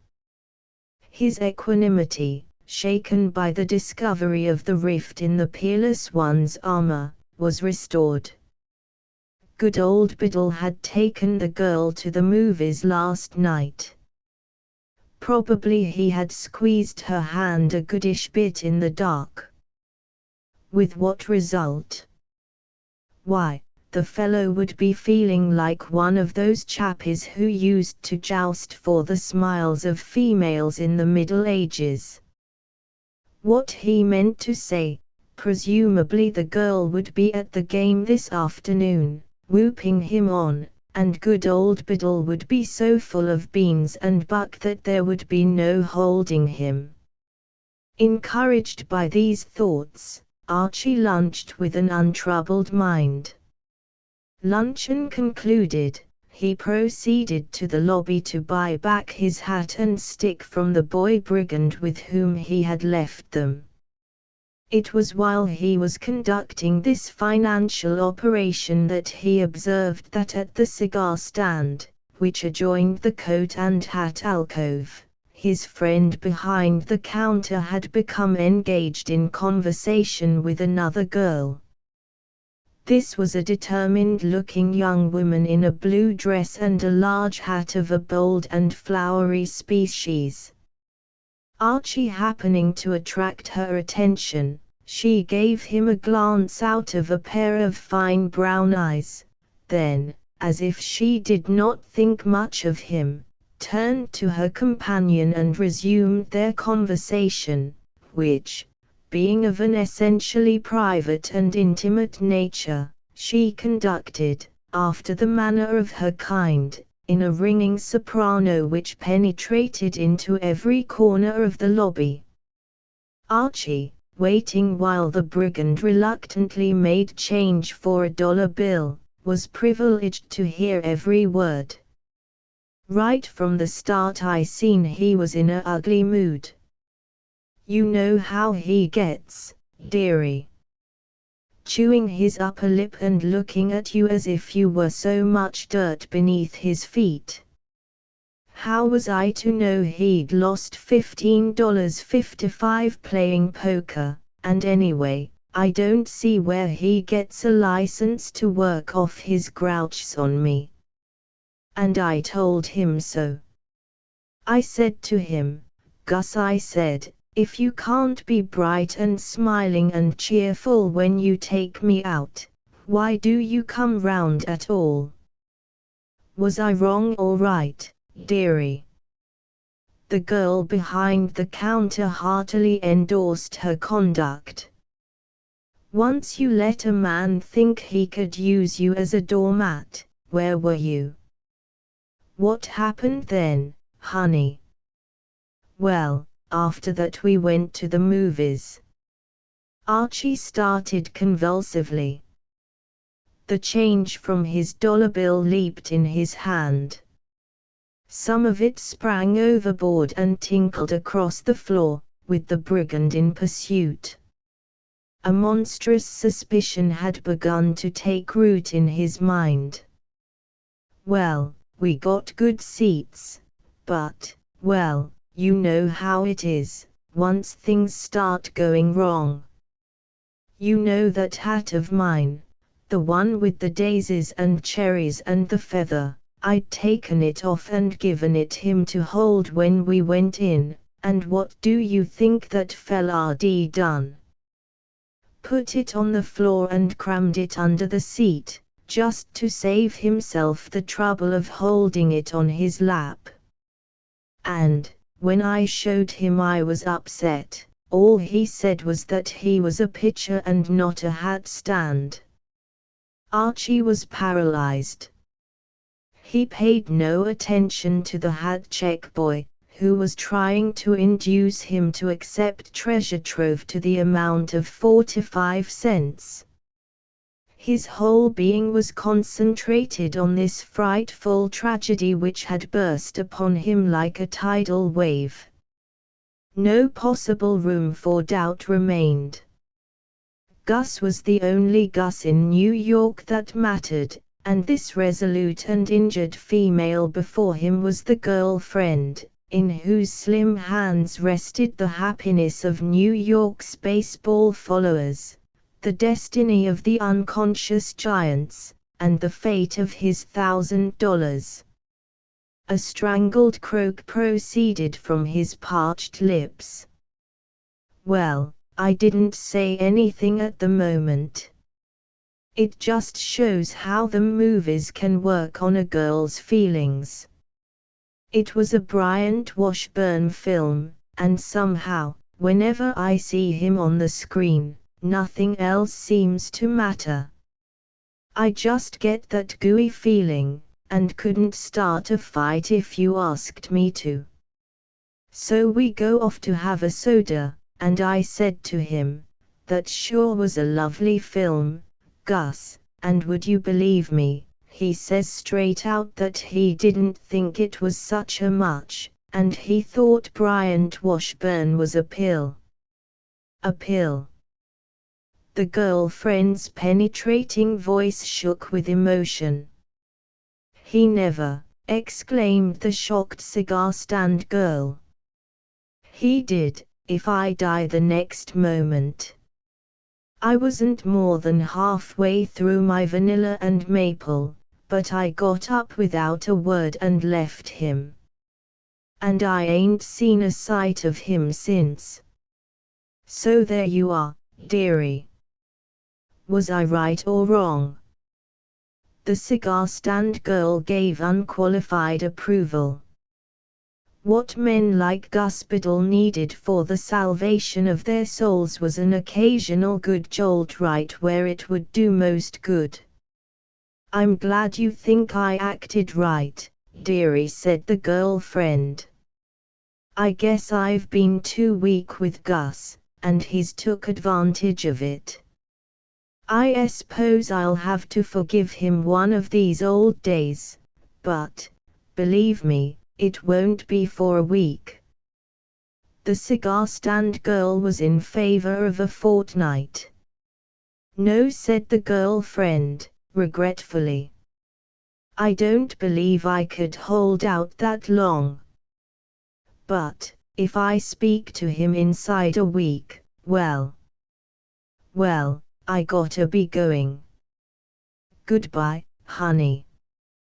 The cigar stand girl turned to attend to an impatient customer, and the girlfriend, walking with the firm and decisive steps which indicate character, made for the swing door leading to the street. And as she went, the paralysis which had pipped Archie released its hold. Still ignoring the 45 cents which the boy continued to proffer, he leaped in her wake like a panther and came upon her just as she was stepping into a car. The car was full, but not too full for Archie. He dropped his 5 cents into the box and reached for a vacant strap. He looked down upon the flowered hat. There she was. And there he was. Archie rested his left ear against the forearm of a long, strongly built young man in a grey suit who had followed him into the car and was sharing his strap, and pondered. Chapter 15. Summer storms. Of course, in a way, the thing was simple. The wheeze was, in a sense, straightforward and uncomplicated. What he wanted to do was to point out to the injured girl all that hung on her. He wished to touch her heart, to plead with her, to desire her to restate her war aims, and to persuade her, before 3 o'clock when that stricken gentleman would be stepping into the pitcher's box to loose off the first ball against the Pittsburgh Pirates, to let bygones be bygones and forgive Augustus Biddle. But the blighted problem was, how the deuce to find the opportunity to start. He couldn't yell at the girl in a crowded streetcar, and, if he let go of his strap and bent over her, somebody would step on his neck. The girlfriend, who for the first 5 minutes had remained entirely concealed beneath her hat, now sought diversion by looking up and examining the faces of the upper strata of passengers. Her eye caught Archie's in a glance of recognition, and he smiled feebly, endeavoring to register bonhomie and goodwill. He was surprised to see a startled expression come into her brown eyes. Her face turned pink. At least, it was pink already, but it turned pinker. The next moment, the car having stopped to pick up more passengers, she jumped off and started to hurry across the street. Archie was momentarily taken aback. When embarking on this business, he had never intended it to become a blend of otter hunting and a moving picture chase. He followed her off the car with a sense that his grip on the affair was slipping. Preoccupied with these thoughts, he did not perceive that the long young man who had shared his strap had alighted too. His eyes were fixed on the vanishing figure of the girlfriend, who, having buzzed at a smart pace into 6th Avenue, was now legging it in the direction of the staircase leading to one of the stations of the elevated railroad. Dashing up the stairs after her, he shortly afterwards found himself suspended as before from a strap, gazing upon the now familiar flowers on top of her hat. From another strap farther down the carriage swayed the long young man in the grey suit. The train rattled on. Once or twice, when it stopped, the girl seemed undecided whether to leave or remain. She half rose, then sank back again. Finally she walked resolutely out of the car, and Archie, following, found himself in a part of New York strange to him. The inhabitants of this district appeared to eke out a precarious existence, not by taking in one another's washing, but by selling one another second-hand clothes. Archie glanced at his watch. He had lunched early, but so crowded with emotions had been the period following lunch that he was surprised to find that the hour was only just 2. The discovery was a pleasant one. With a full hour before the scheduled start of the game, much might be achieved. He hurried after the girl, and came up with her just as she turned the corner into one of those forlorn New York side streets which are populated chiefly by children, cats, desultory loafers, and empty meat tins. The girl stopped and turned. Archie smiled a winning smile.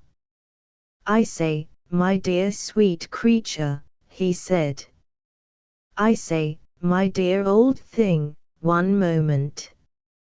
"Is that so?" said the girlfriend. "I beg your pardon. Is that so?" Archie began to feel certain tremors. Her eyes were gleaming, and her determined mouth had become a perfectly straight line of scarlet.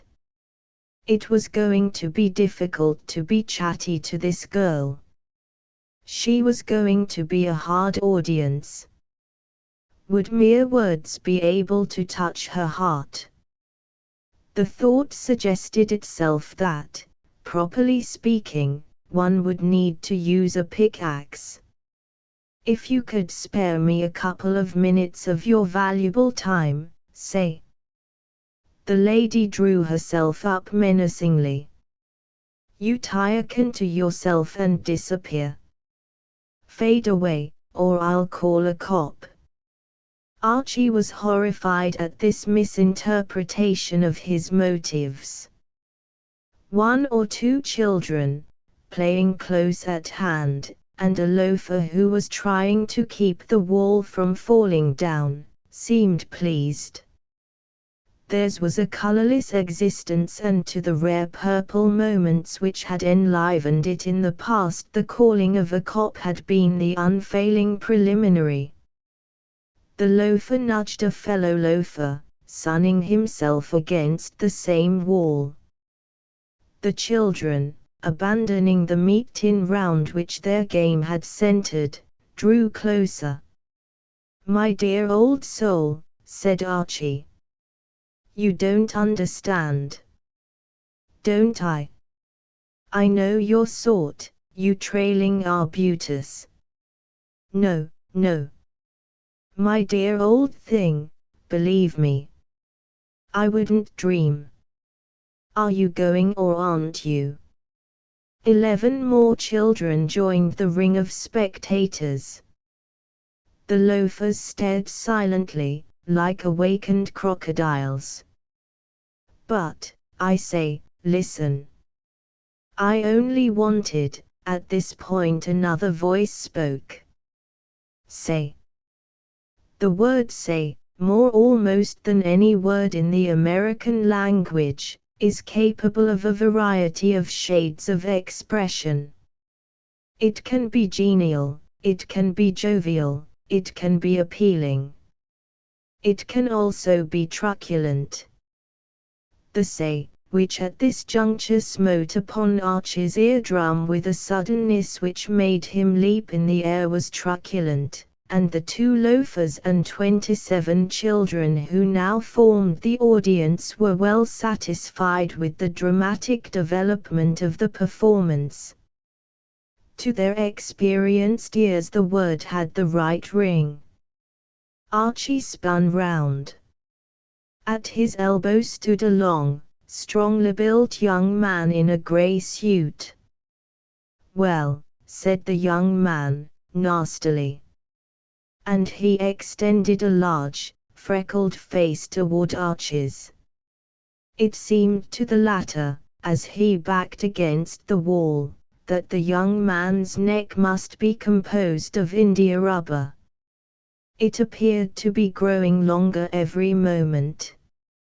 His face, besides being freckled, was a dull brick red in color, his lips curled back in an unpleasant snarl, showing a gold tooth, and beside him, swaying in an ominous sort of way, hung 2 clenched red hands about the size of 2 young legs of mutton. Archie eyed him with a growing apprehension. There are moments in life when, passing idly on our way, we see a strange face, look into strange eyes, and with a sudden glow of human warmth say to ourselves, "We have found a friend." This was not one of those moments. The only person Archie had ever seen in his life who looked less friendly was the sergeant major who had trained him in the early days of the war, before he had got his commission. "I've had my eye on you," said the young man. He still had his eye on him. It was a hot, gimlet-like eye, and it pierced the recesses of Archie's soul. He backed a little farther against the wall. Archie was frankly disturbed. He was no poltroon, and had proved the fact on many occasions during the days when the entire German army seemed to be picking on him personally, but he hated and shrank from anything in the nature of a bally public scene. "What?" enquired the young man, still bearing the burden of the conversation, and shifting his left hand a little farther behind his back. "Do you mean by following this young lady?" Archie was glad he had asked him. This was precisely what he wanted to explain. "My dear old lad," he began. In spite of the fact that he had asked a question and presumably desired a reply, the sound of Archie's voice seemed to be more than the young man could endure. It deprived him of the last vestige of restraint. With a rasping snarl he brought his left fist round in a sweeping semicircle in the direction of Archie's head. Archie was no novice in the art of self-defense. Since his early days at school he had learned much from leather-faced professors of the science. He had been watching this unpleasant young man's eyes with close attention, and the latter could not have indicated his scheme of action more clearly if he had sent him a formal note. Archie saw the swing all the way. He stepped nimbly aside, and the fist crashed against the wall. The young man fell back with a yelp of anguish. "Gus!" screamed the girlfriend, bounding forward. She flung her arms round the injured man, who was ruefully examining a hand which, always of an out size, was now swelling to still further dimensions. "Gus, darling!" A sudden chill gripped Archie. So engrossed had he been with his mission that it had never occurred to him that the lovelorn pitcher might have taken it into his head to follow the girl as well in the hope of putting in a word for himself. Yet such apparently had been the case. Well, this had definitely torn it. Two loving hearts were united again in complete reconciliation, but a fat lot of good that was. It would be days before the misguided loony biddle would be able to pitch with a hand like that. It looked like a ham already, and was still swelling. Probably the wrist was sprained. For at least a week the greatest left-handed pitcher of his time would be about as much use to the Giants in any professional capacity as a cold in the head. And on that crippled hand depended the fate of all the money Archie had in the world. He wished now that he had not thwarted the fellow's simple enthusiasm. To have had his head knocked forcibly through a brick wall would not have been pleasant, but the ultimate outcome would not have been as unpleasant as this. With a heavy heart Archie prepared to withdraw, to be alone with his sorrow. At this moment, however, the girlfriend, releasing her wounded lover, made a sudden dash for him, with the plainest intention of blotting him from the earth. "No, I say." "Really," said Archie, bounding backwards. "I mean to say." In a series of events, all of which had been a bit thick, this, in his opinion, achieved the maximum of thickness. It was the extreme ragged, outside edge of the limit. To brawl with a fellow man in a public street had been bad, but to be brawled with by a girl, the shot was not on the board. Absolutely not on the board. There was only one thing to be done. It was dashed undignified, no doubt, for a fellow to pick up the old Waukesis and leg it in the face of the enemy, but there was no other course. Archie started to run, and, as he did so, one of the loafers made the mistake of gripping him by the collar of his coat. "I got him," observed the loafer. "There is a time for all things." This was essentially not the time for anyone of the male sex to grip the collar of Archie's coat. If a syndicate of Dempsey, Carpentier, and one of the zoo gorillas had endeavored to stay his progress at that moment, they would have had reason to consider it a rash move. Archie wanted to be elsewhere, and the blood of generations of Moffams, many of whom had swung a wicked axe in the free-for-all mix-ups of the Middle Ages, boiled within him at any attempt to revise his plans. There was a good deal of the loafer, but it was all soft. Releasing his hold when Archie's heel took him shrewdly on the shin, he received a nasty punch in what would have been the middle of his waistcoat if he had worn one, uttered a gurgling bleat like a wounded sheep, and collapsed against the wall. Archie, with a torn coat, rounded the corner, and sprinted down 9th Avenue. The suddenness of the move gave him an initial advantage. He was halfway down the first block before the vanguard of the pursuit poured out of the side street. Continuing to travel well, he skimmed past a large dray which had pulled up across the road, and moved on. The noise of those who pursued was loud and clamorous in the rear, but the dray hid him momentarily from their sight, and it was this fact which led Archie, the old campaigner, to take his next step. It was perfectly obvious, he was aware of this even in the novel excitement of the chase, that a chappie couldn't hoof it at 25 miles an hour indefinitely along a main thoroughfare of a great city without exciting remark.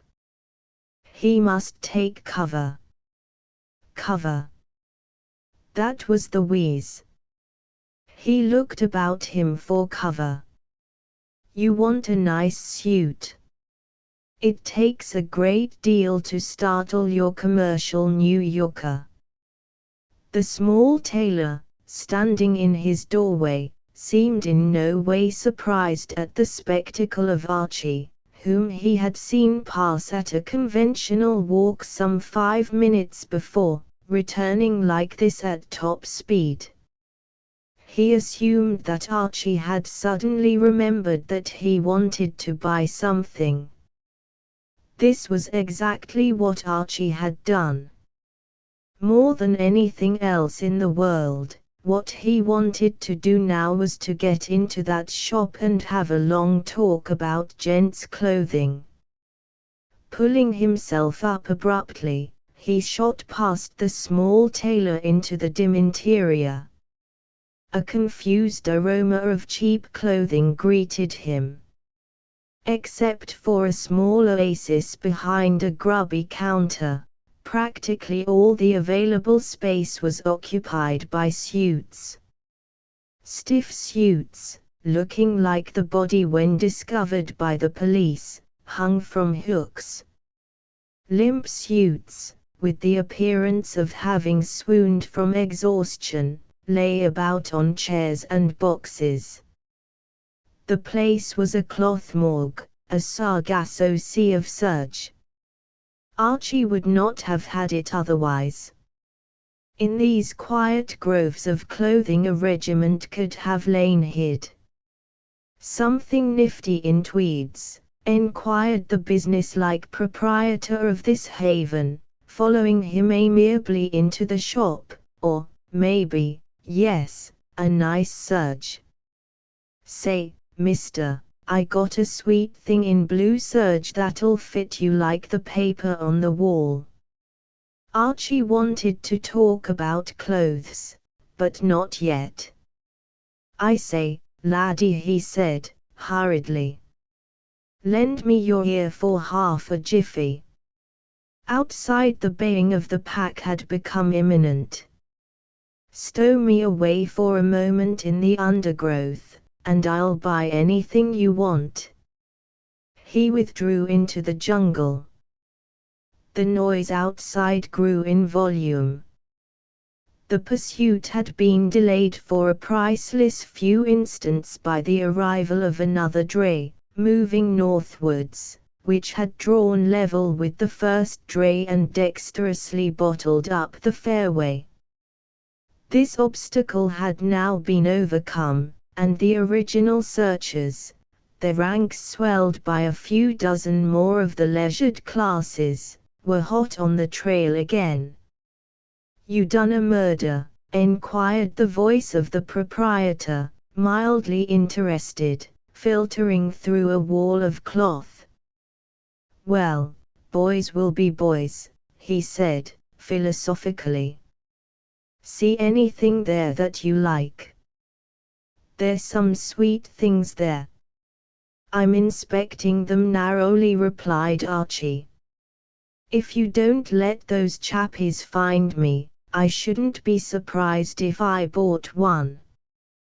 One, said the proprietor, with a touch of austerity.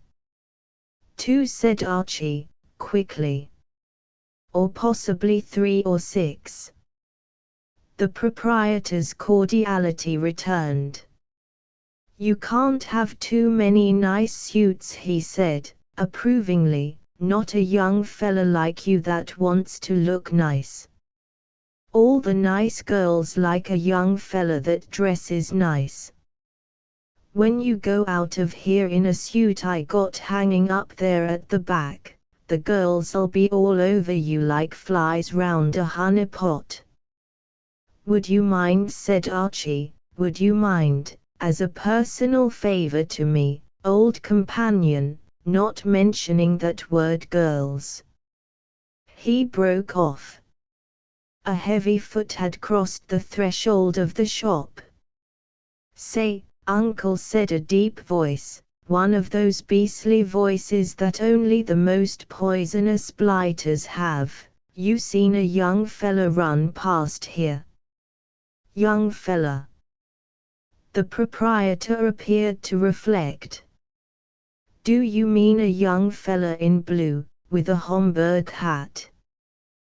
That's the duck. We lost him.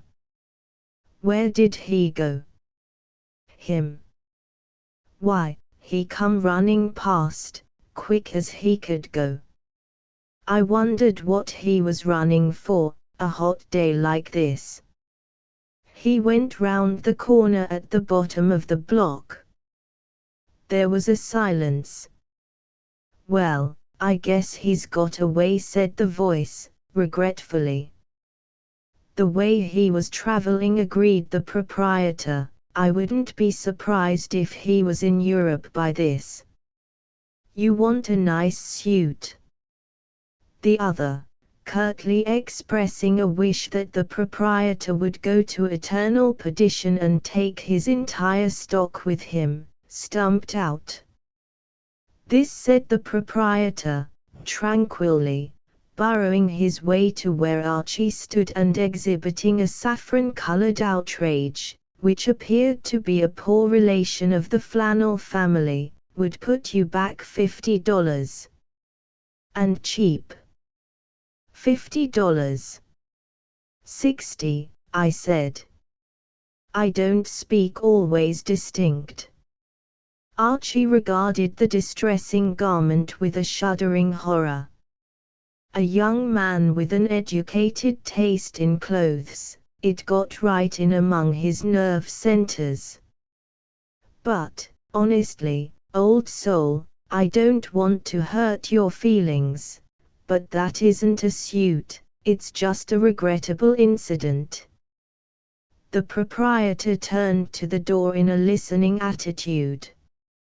I believe I hear that fella coming back, he said. Archie gulped. How about trying it on, he said. I'm not sure, after all, it isn't fairly ripe. That's the way to talk, said the proprietor, cordially. You try it on. You can't judge a suit, not a real nice suit like this, by looking at it. You want to put it on. There. He led the way to a dusty mirror at the back of the shop. Isn't that a bargain at $70? Why, say, your mother would be proud if she could see her boy now. A quarter of an hour later, the proprietor, lovingly kneading a little sheaf of currency bills, eyed with a fond look the heap of clothes which lay on the counter. As nice a little lot as I've ever had in my shop. Archie did not deny this. It was, he thought, probably only too true. I only wish I could see you walking up Fifth Avenue in them, rhapsodized the proprietor. You'll give em a treat. What you going to do with em? Carry em under your arm. Archie shuddered strongly. Well, then, I can send em for you anywhere you like. It's all the same to me. Well, I send em. Archie meditated. The future was black enough as it was. He shrank from the prospect of being confronted next day, at the height of his misery, with these appalling reach-me-downs. An idea struck him. Yes, send em, he said. What's the name and address? Daniel Brewster, said Archie, Hotel Cosmopolis. It was a long time since he had given his father-in-law a present. Archie went out into the street, and began to walk pensively down a now peaceful 9th Avenue.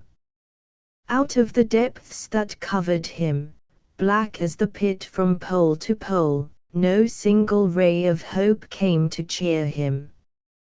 He could not, like the poet, thank whatever gods there be for his unconquerable soul, for his soul was licked to a splinter.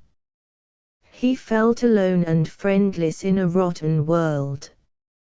With the best intentions, he had succeeded only in landing himself squarely amongst the Ribstons.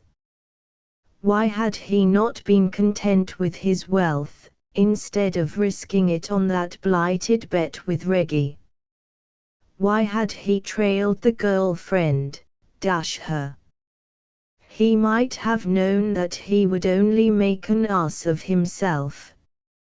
And, because he had done so, Looney Biddle's left hand, that priceless left hand before which opposing batters quailed and wilted, was out of action, resting in a sling, careened like a damaged battleship, and any chance the Giants might have had of beating the Pirates was gone, as surely as that $1,000 which should have bought a birthday present for Lucille.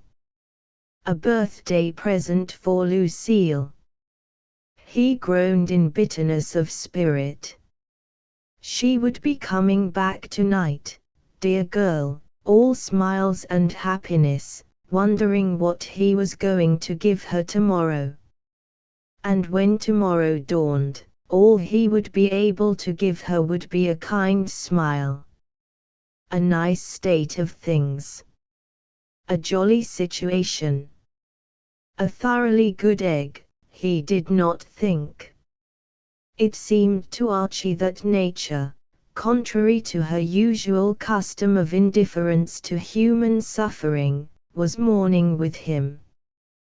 The sky was overcast, and the sun had ceased to shine. There was a sort of somberness in the afternoon, which fitted in with his mood. And then something splashed on his face. It says much for Archie's preoccupation that his first thought, after a few scattered drops, as though the clouds were submitting samples for approval, the whole sky suddenly began to stream like a shower bath, was that this was simply an additional infliction which he was called upon to bear. On top of all his other troubles, he would get soaked to the skin or have to hang about in some doorway. He cursed richly, and sped for shelter. The rain was setting about its work in earnest. The world was full of that rending, swishing sound which accompanies the more violent summer storms. Thunder crashed, and lightning flicked out of the grey heavens. Out in the street the raindrops bounded up off the stones like fairy fountains. Archie surveyed them morosely from his refuge in the entrance of a shop. And then, suddenly, like one of those flashes which were lighting up the gloomy sky. A thought lit up his mind. By Jove! If this keeps up, there won't be a ball game today. With trembling fingers he pulled out his watch. The hands pointed to 5 minutes to 3. A blessed vision came to him of a moist and disappointed crowd receiving rain checks up at the polo grounds. "Switch it on, you blighters," he cried, addressing the leaden clouds. "Switch it on more and more."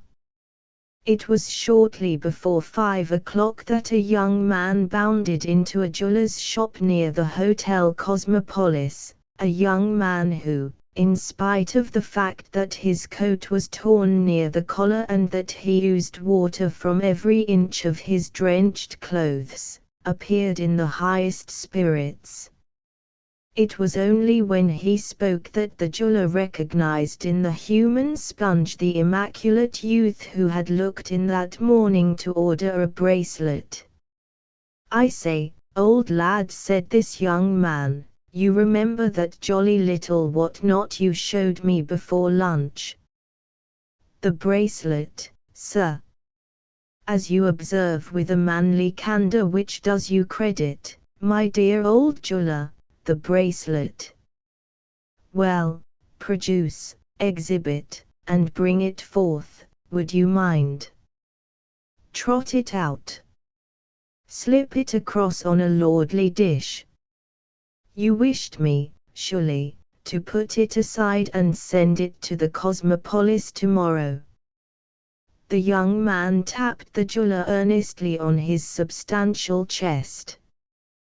"What I wished and what I wish now are two bally separate and dashed distinct things, friend of my college days. Never put off till tomorrow what you can do today, and all that. I'm not taking any more chances. Not for me. For others, yes, but not for Archibald.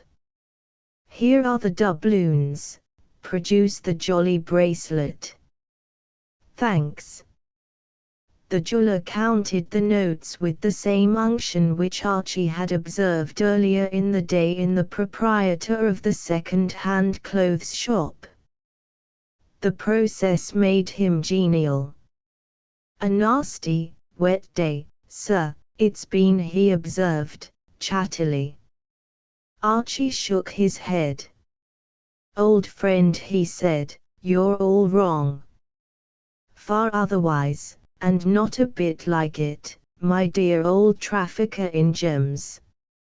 You've put your finger on the one aspect of this blighted PM that really deserves credit and respect.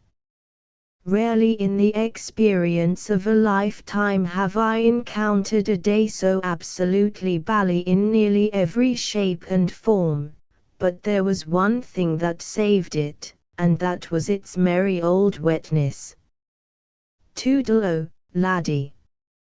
"Good evening, sir," said the jeweller. Chapter 16. Archie accepts a situation. Lucille moved her wrist slowly round, the better to examine the new bracelet. "You really are an angel, Angel," she murmured. "Like it," said Archie complacently. "Like it? Why, it's gorgeous. It must have cost a fortune." "Oh, nothing to speak of. Just a few hard-earned pieces of 8. Just a few doubloons from the old oak chest." "But I didn't know there were any doubloons in the old oak chest." "Well, as a matter of fact," admitted Archie, "at one point in the proceedings there weren't. But an aunt of mine in England, peace be on her head, happened to send me a chunk of the necessary at what you might call the psychological moment. And you spent it all on a birthday present for me." "Archie." Lucille gazed at her husband adoringly. Archie, do you know what I think? What?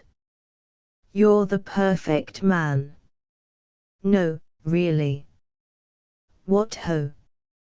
Yes, said Lucille firmly. I've long suspected it, and now I know.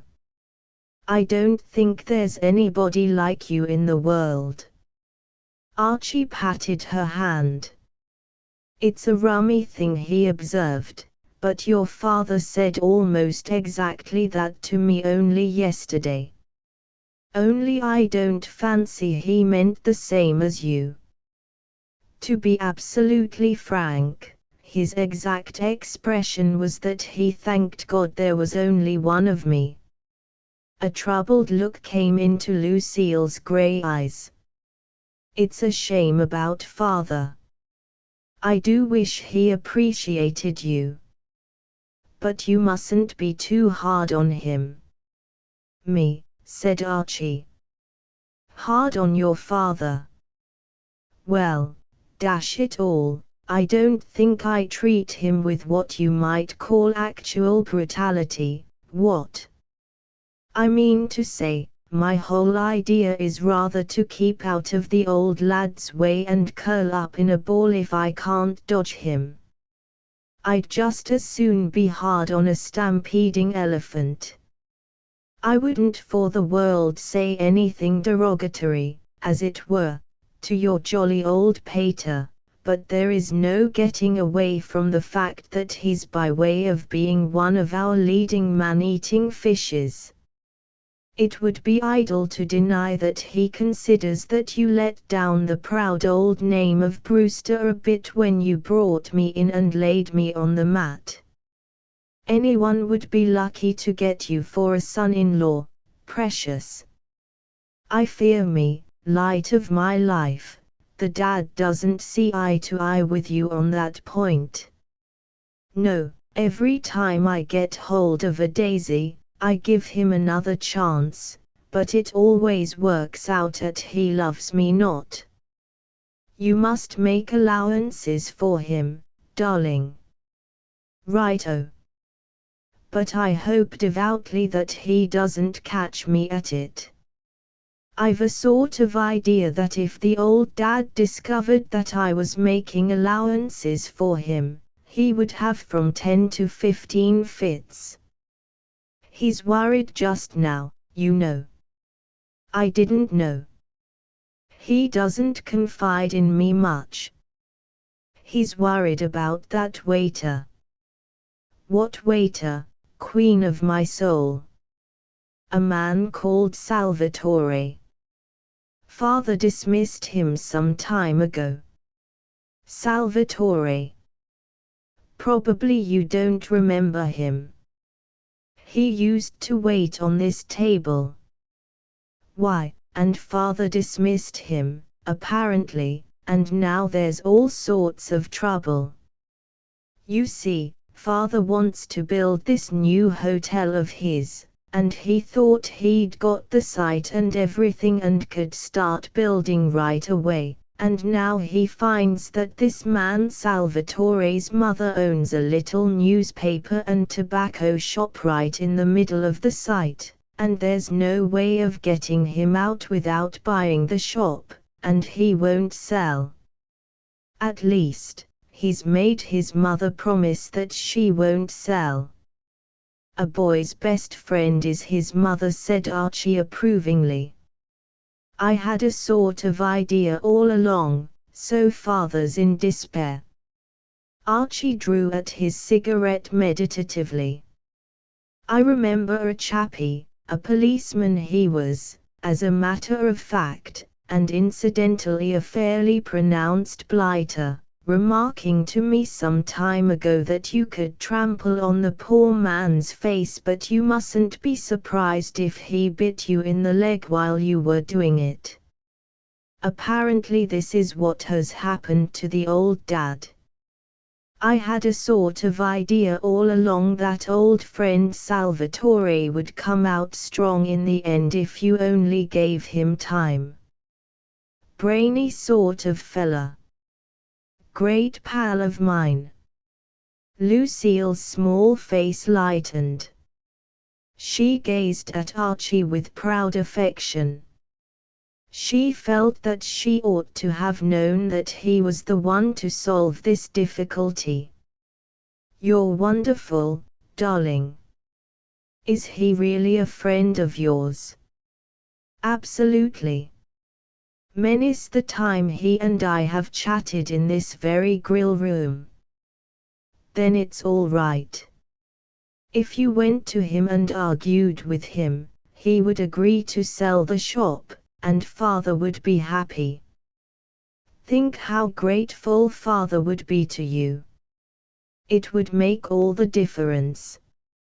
Archie turned this over in his mind. Something in that he agreed.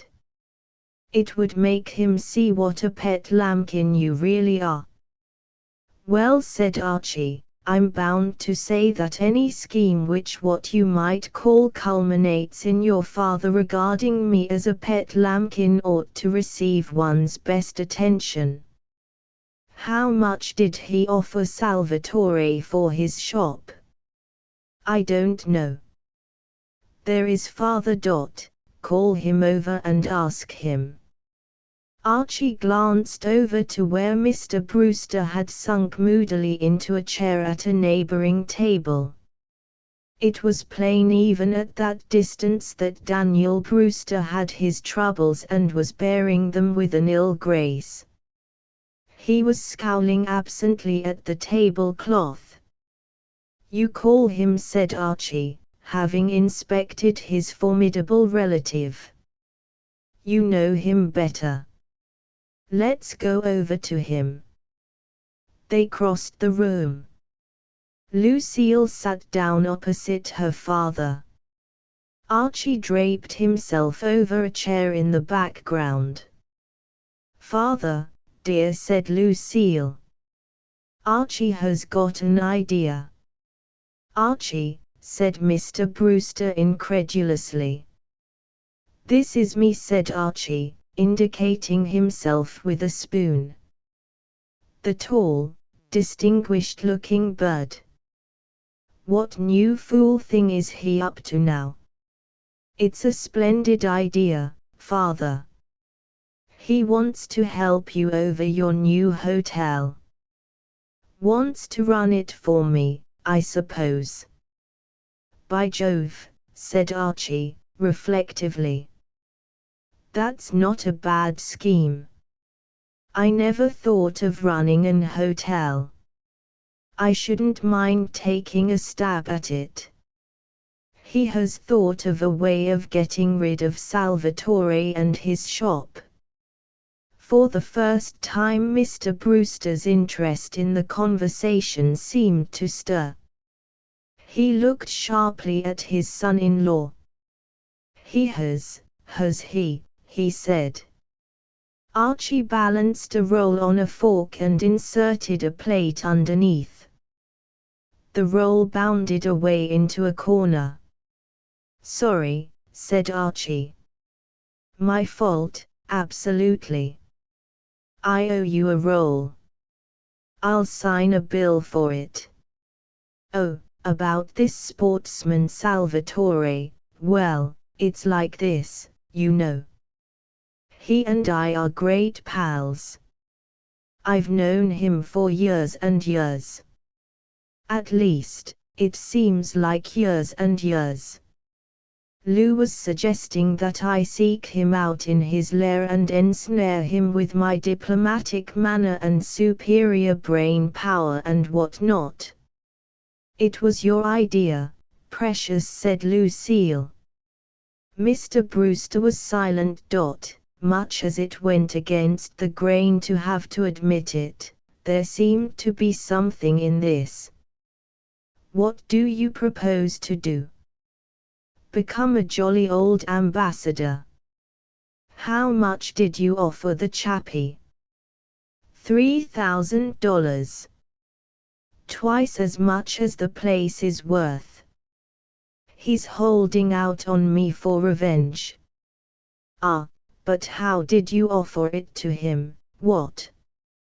I mean to say, I bet you got your lawyer to write him a letter full of whereas, peradventures, and parties of the first part, and so forth. No good, old companion. Don't call me old companion. All wrong, laddie. Nothing like it, dear heart. No good at all, friend of my youth.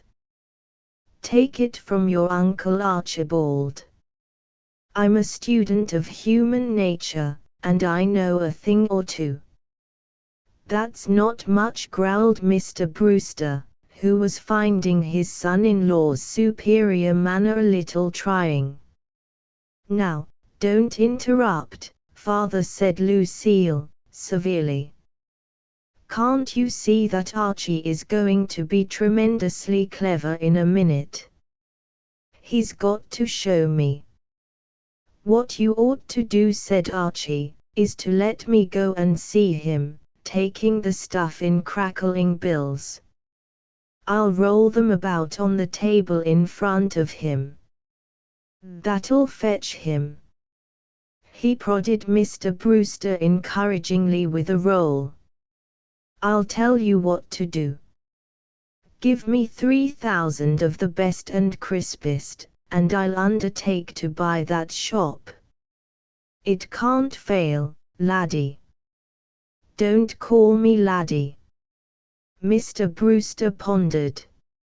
Very well, he said at last. I didn't know you had so much sense, he added grudgingly. Oh, positively, said Archie.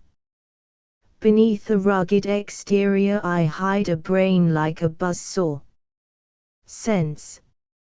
I exude it, laddie, I drip with it. There were moments during the ensuing days when Mr. Brewster permitted himself to hope, but more frequent were the moments when he told himself that a pronounced chump like his son-in-law could not fail somehow to make a mess of the negotiations. His relief, therefore, when Archie curveted into his private room and announced that he had succeeded, was great. You really managed to make that wop sell out. Archie brushed some papers off the desk with a careless gesture, and seated himself on the vacant spot. Absolutely. I spoke to him as one old friend to another, sprayed the bills all over the place, and he sang a few bars from Rigoletto and signed on the dotted line. You're not such a fool as you look, owned Mr. Brewster. Archie scratched a match on the desk and lit a cigarette. It's a jolly little shop, he said. I took quite a fancy to it. Full of newspapers, don't you know, and cheap novels, and some weird-looking sort of chocolates, and cigars with the most fearfully attractive labels. I think I'll make a success of it. It's bang in the middle of a dashed good neighborhood. One of these days somebody will be building a big hotel round about there, and that'll help trade a lot. I look forward to ending my days on the other side of the counter with a full set of white whiskers and a skull cap, beloved by everybody. Everybody'll say, oh, you must patronize that quaint, delightful old blighter. He's quite a character. Mr. Brewster's air of grim satisfaction had given way to a look of discomfort, almost of alarm. He presumed his son-in-law was merely indulging in badinage, but even so, his words were not soothing. Well, I'm much obliged, he said. That infernal shop was holding up everything. Now I can start building right away. Archie raised his eyebrows. But, my dear old top, I'm sorry to spoil your daydreams and stop you chasing rainbows, and all that, but aren't you forgetting that the shop belongs to me? I don't at all know that I want to sell, either. I gave you the money to buy that shop.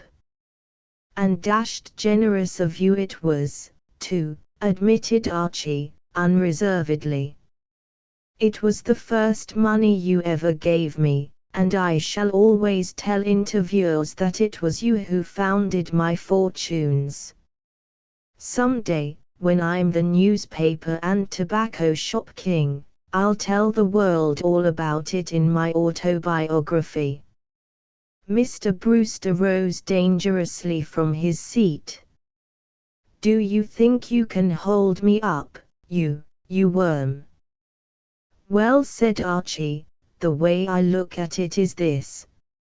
Ever since we met, you've been after me to become one of the world's workers, and earn a living for myself, and what not, and now I see a way to repay you for your confidence and encouragement.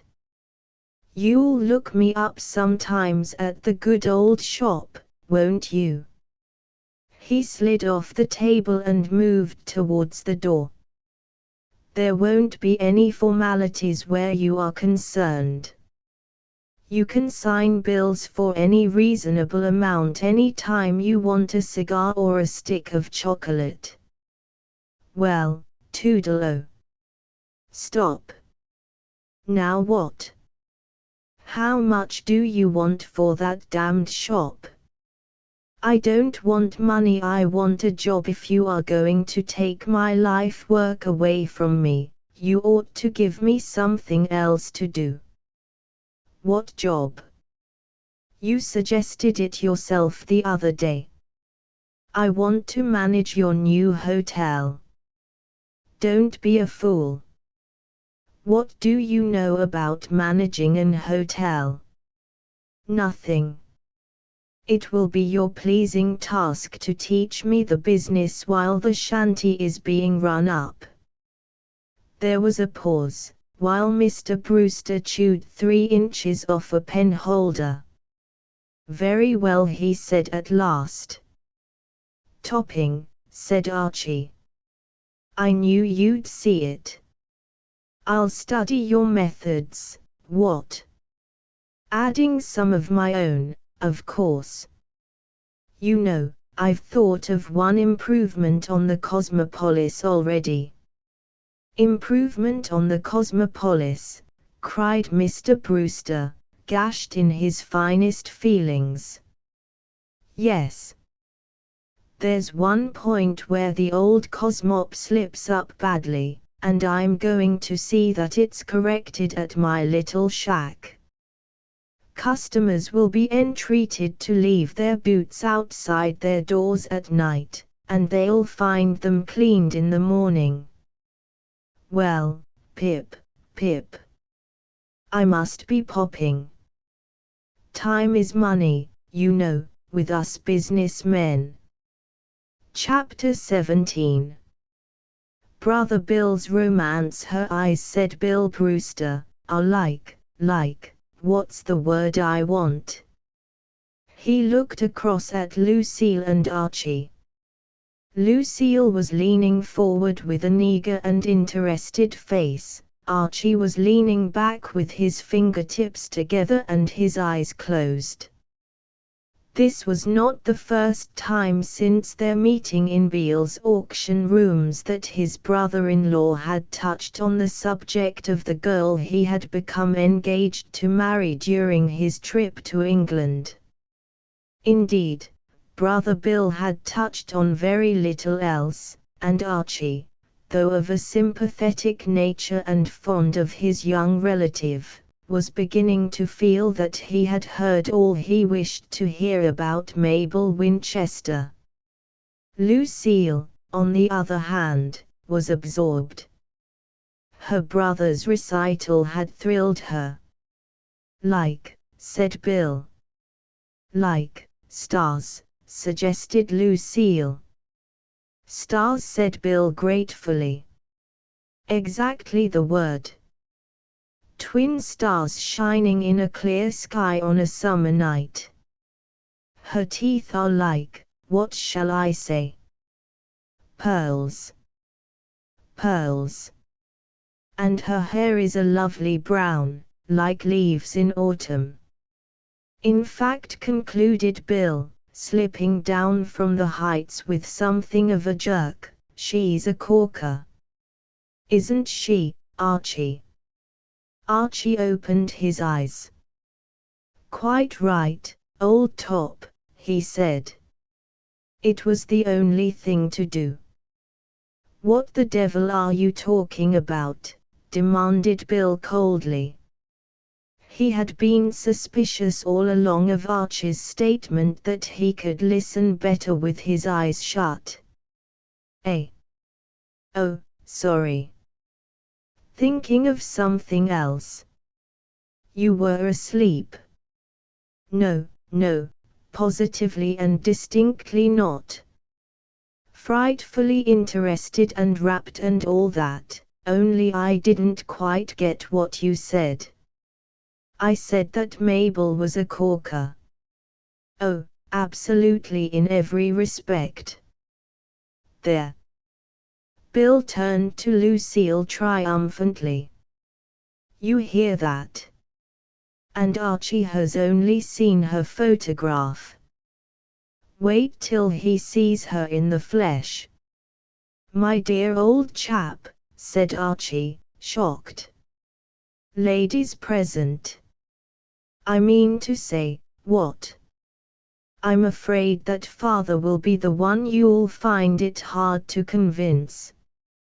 Yes, admitted her brother gloomily. Your Mabel sounds perfectly charming, but, well, you know what father is. It is a pity she sings in the chorus. She hasn't much of a voice, argued Bill, in extenuation.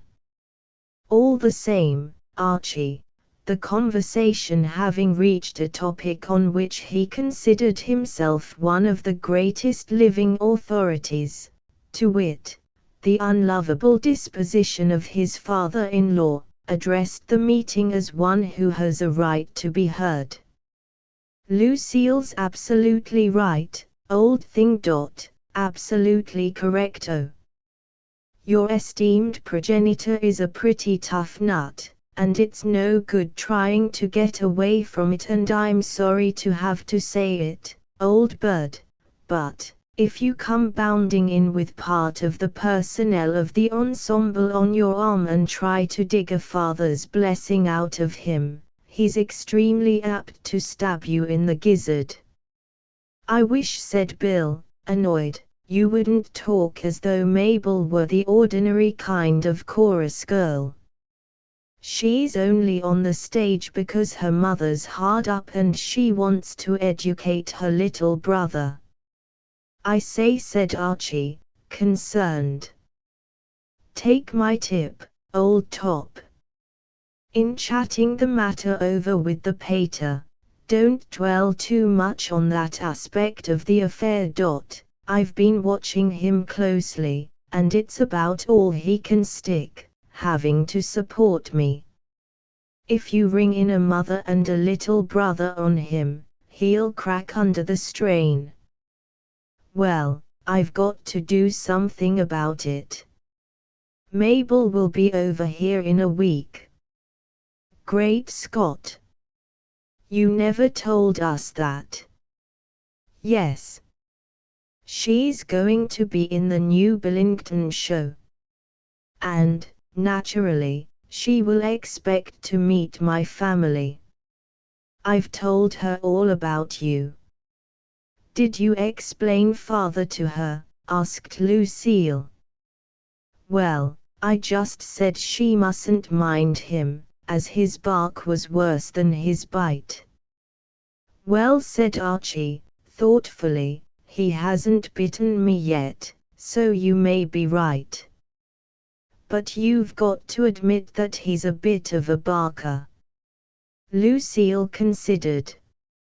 Really, Bill, I think your best plan would be to go straight to father and tell him the whole thing. You don't want him to hear about it in a roundabout way. The trouble is that, whenever I'm with father, I can't think of anything to say. Archie found himself envying his father-in-law this merciful dispensation of Providence, for, where he himself was concerned, there had been no lack of eloquence on Bill's part. In the brief period in which he had known him, Bill had talked all the time and always on the one topic. As unpromising a subject as the tariff laws was easily diverted by him into a discussion of the absent Mabel. "When I'm with father," said Bill, "I sort of lose my nerve, and yammer." "Dashed awkward," said Archie, politely. He sat up suddenly. "I say. By Jove. I know what you want, old friend. Just thought of it. That busy brain is never still," explained Lucille. "Saw it in the paper this morning. An advertisement of a book, don't you know? I've no time for reading." "You've time for reading this one, laddie, for you can't afford to miss it. It's a what do you call it book. What I mean to say is, if you read it and take its tips to heart, it guarantees to make you a convincing talker." "The advertisement says so." "The advertisement's all about a chappie whose name I forget, whom everybody loved because he talked so well. And, mark you, before he got hold of this book, The Personality That Wins was the name of it. If I remember rightly, he was known to all the lads in the office as Silent Samuel or something. Or it may have been Tongue-Tied Thomas. Well, one day he happened by good luck to blow in the necessary for the good old P that WS, and now, whenever they want someone to go and talk Rockefeller or someone into lending them $1 million or so, they send for Samuel. Only now they call him Sammy the Spellbinder and fawn upon him pretty copiously and all that. How about it, old son? How do we go?" "What perfect nonsense," said Lucille. "I don't know," said Bill, plainly impressed. "There might be something in it." "Absolutely," said Archie. "I remember it said, 'Talk convincingly, and no man will ever treat you with cold, unresponsive indifference.' Well, cold, unresponsive indifference is just what you don't want the pater to treat you with, isn't it? Or is it, or isn't it, what? I mean, what?" "It sounds all right," said Bill. "It is all right," said Archie. "It's a scheme. I'll go farther. It's an egg. The idea I had," said Bill, "was to see if I couldn't get Mabel a job in some straight comedy. That would take the curse off the thing a bit. Then I wouldn't have to dwell on the chorus end of the business, you see." "Much more sensible," said Lucille. "But what a deuce of a sweat," argued Archie. "I mean to say, having to pop round and nose about and all that. Aren't you willing to take a little trouble for your stricken brother-in-law, Worm?" said Lucille severely. "Oh, absolutely. My idea was to get this book and coach the dear old chap. Rehearse him, don't you know. He could bone up the early chapters a bit and then drift round and try his convincing talk on me. It might be a good idea, said Bill reflectively. Well, I'll tell you what I'm going to do, said Lucille. I'm going to get Bill to introduce me to his Mabel, and, if she's as nice as he says she is, I'll go to Father and talk convincingly to him. You're an ace, said Bill. Absolutely, agreed Archie cordially. My partner, what? All the same, we ought to keep the book as a second string, you know. I mean to say, you are a young and delicately nurtured girl, full of sensibility and shrinking what's its name and all that, and you know what the jolly old pater is. He might bark at you and put you out of action in the first round. Well, then, if anything like that happened, don't you see, we could unleash old Bill, the trained silver-tongued expert, and let him have a shot. Personally, I'm all for the PWS. Me, too, said Bill. Lucille looked at her watch. Good gracious. It's nearly 1 o'clock. No. Archie heaved himself up from his chair. Well, it's a shame to break up this feast of reason and flow of soul and all that, but, if we don't leg it with some speed, we shall be late. We're lunching at the Nicholsons', explained Lucille to her brother.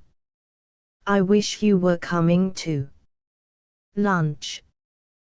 Bill shook his head with a kind of tolerant scorn. Lunch means nothing to me these days. I've other things to think of besides food. He looked as spiritual as his rugged features would permit. I haven't written to her yet today.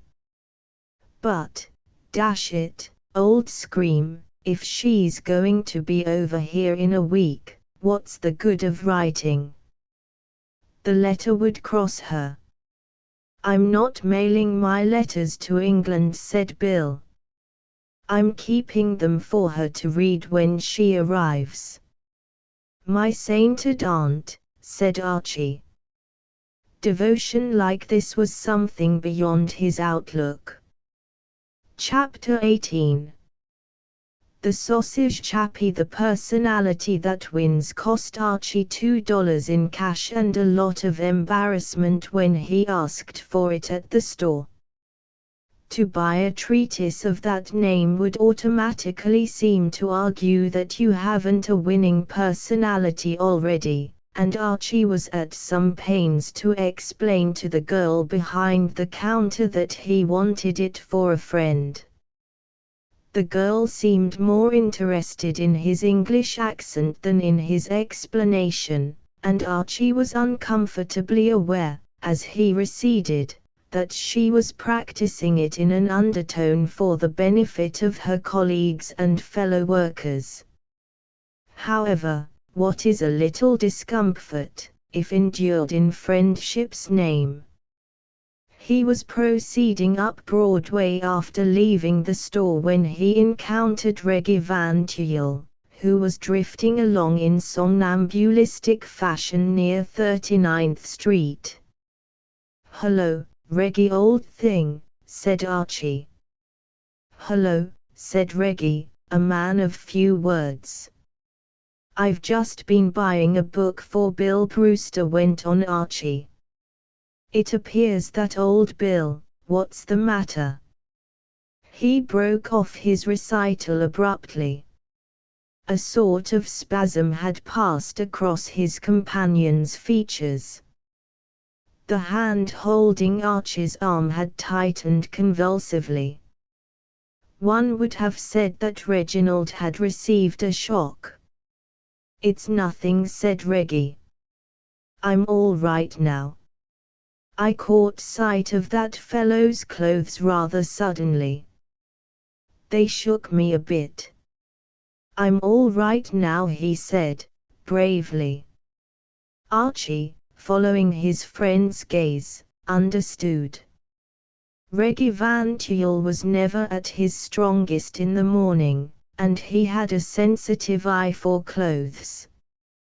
He had been known to resign from clubs because members exceeded the bounds in the matter of soft shirts with dinner jackets. And the short, thick-set man who was standing just in front of them in attitude of restful immobility was certainly no dandy. His best friend could not have called him dapper.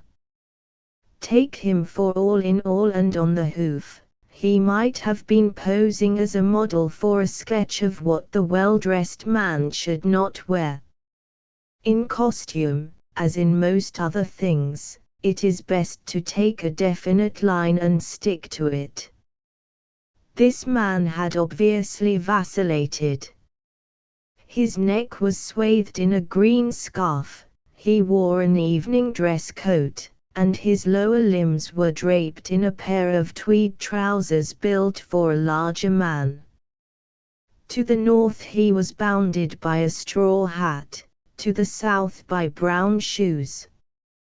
Archie surveyed the man's back carefully. "Bit thick," he said, sympathetically. "But of course Broadway isn't Fifth Avenue. What I mean to say is, Bohemian license and what not. Broadway's crammed with deuced brainy devils who don't care how they look. Probably this bird is a mastermind of some species. All the same, man's no right to wear evening dress coat with tweed trousers. Absolutely not. I see what you mean." At this point the sartorial offender turned. Seen from the front, he was even more unnerving. He appeared to possess no shirt, though this defect was offset by the fact that the tweed trousers fitted snugly under the arms. He was not a handsome man. At his best he could never have been that, and in the recent past he had managed to acquire a scar that ran from the corner of his mouth halfway across his cheek. Even when his face was in repose he had an odd expression, and when, as he chanced to do now, he smiled, odd became a mild adjective, quite inadequate for purposes of description. It was not an unpleasant face, however. Unquestionably genial, indeed. There was something in it that had a quality of humorous appeal. Archie started. He stared at the man, memory stirred. "Great Scott," he cried. "It's the sausage chappie." Reginald Van Tuyl gave a little moan. He was not used to this sort of thing. A sensitive young man as regarded scenes, Archie's behavior unmanned him. For Archie, releasing his arm, had bounded forward and was shaking the other's hand warmly. "Well, well, well. My dear old chap. You must remember me, what? No. Yes." The man with the scar seemed puzzled. He shuffled the brown shoes, patted the straw hat, and eyed Archie questioningly. "I don't seem to place you," he said. Archie slapped the back of the evening dress coat. He linked his arm affectionately with that of the dress reformer. "We met outside St. Mihiel in the war. You gave me a bit of sausage. One of the most sporting events in history. Nobody but a real sportsman would have parted with a bit of sausage at that moment to a stranger. Never forgotten it, by Jove. Saved my life, absolutely. Hadn't chewed a morsel for 8 hours. Well, have you got anything on? I mean to say, you aren't booked for lunch or any rot of that species, are you? Fine. Then I move we all toddle off and get a bite somewhere. He squeezed the other's arm fondly. Fancy meeting you again like this. I've often wondered what became of you. But, by Jove, I was forgetting.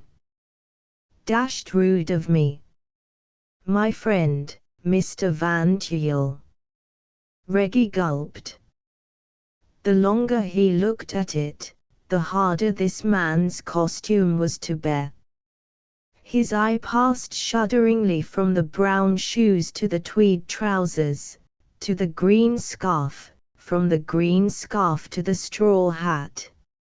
Sorry, he mumbled. Just remembered. Important date. Late already. See you sometime. He melted away, a broken man. Archie was not sorry to see him go. Reggie was a good chap, but he would undoubtedly have been de trop at this reunion. I vote we go to the Cosmopolis, he said, steering his newly found friend through the crowd. The browsing and sluicing isn't bad there, and I can sign the bill, which is no small consideration nowadays. The sausage chappie chuckled amusedly. I can't go to a place like the Cosmopolis looking like this. Archie was a little embarrassed. Oh, I don't know, you know, don't you know, he said. Still, since you have brought the topic up, you did get the good old wardrobe a bit mixed this morning, what? I mean to say, you seem absent-mindedly, as it were, to have got hold of samples from a good number of your various suitings. Suitings? How do you mean, suitings? I haven't any suitings. Who do you think I am? Vincent Astia. All I have is what I stand up in. Archie was shocked. This tragedy touched him. He himself had never had any money in his life, but somehow he had always seemed to manage to have plenty of clothes. How this was he could not say. He had always had a vague sort of idea that tailors were kindly birds who never failed to have a pair of trousers or something up their sleeve to present to the deserving. There was the drawback, of course, that once they had given you things they were apt to write you rather a lot of letters about it, but you soon managed to recognize their handwriting, and then it was a simple task to extract their communications from your morning mail and drop them in the waste paper basket. This was the first case he had encountered of a man who was really short of clothes. My dear old lad, he said, briskly, this must be remedied. Oh, positively. This must be remedied at once. I suppose my things wouldn't fit you. No. Well, I tell you what. We'll wangle something from my father-in-law. Old Brewster, you know, the fellow who runs the Cosmopolis. He'll fit you like the paper on the wall, because he's a tubby little blighter, too. What I mean to say is, he's also one of those sturdy, square, fine-looking chappies of about the middle height. By the way, where are you stopping these days? Nowhere just at present. I thought of taking one of those self-contained park benches. Are you broke? Am I? Archie was concerned. You ought to get a job. I ought. But somehow I don't seem able to. What did you do before the war? I've forgotten. Forgotten. Forgotten. How do you mean, forgotten? You can't mean, forgotten. Yes. It's quite gone. But I mean to say, you can't have forgotten a thing like that. Can't I? I've forgotten all sorts of things. Where I was born. How old I am. Whether I'm married or single. What my name is. Well, I'm dashed, said Archie, staggered. But you remembered about giving me a bit of sausage outside St. Meal. No, I didn't. I'm taking your word for it. For all I know, you may be luring me into some den to rob me of my straw hat. I don't know you from Adam. But I like your conversation, especially the part about eating, and I'm taking a chance. Archie was concerned. Listen, old bean. Make an effort. You must remember that sausage episode. It was just outside St. Meal, about 5 in the evening. Your little lot were lying next to my little lot, and we happened to meet, and I said what ho, and you said hello, and I said what ho. What ho, and you said have a bit of sausage, and I said what ho. What ho. What ho. The dialogue seems to have been darned sparkling, but I don't remember it. It must have been after that I stopped one. I don't seem quite to have caught up with myself since I got hit. Oh. That's how you got that scar. No, I got that jumping through a plate glass window in London on Armistice night. What on earth did you do that for?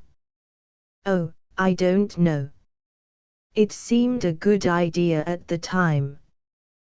But if you can remember a thing like that, why can't you remember your name?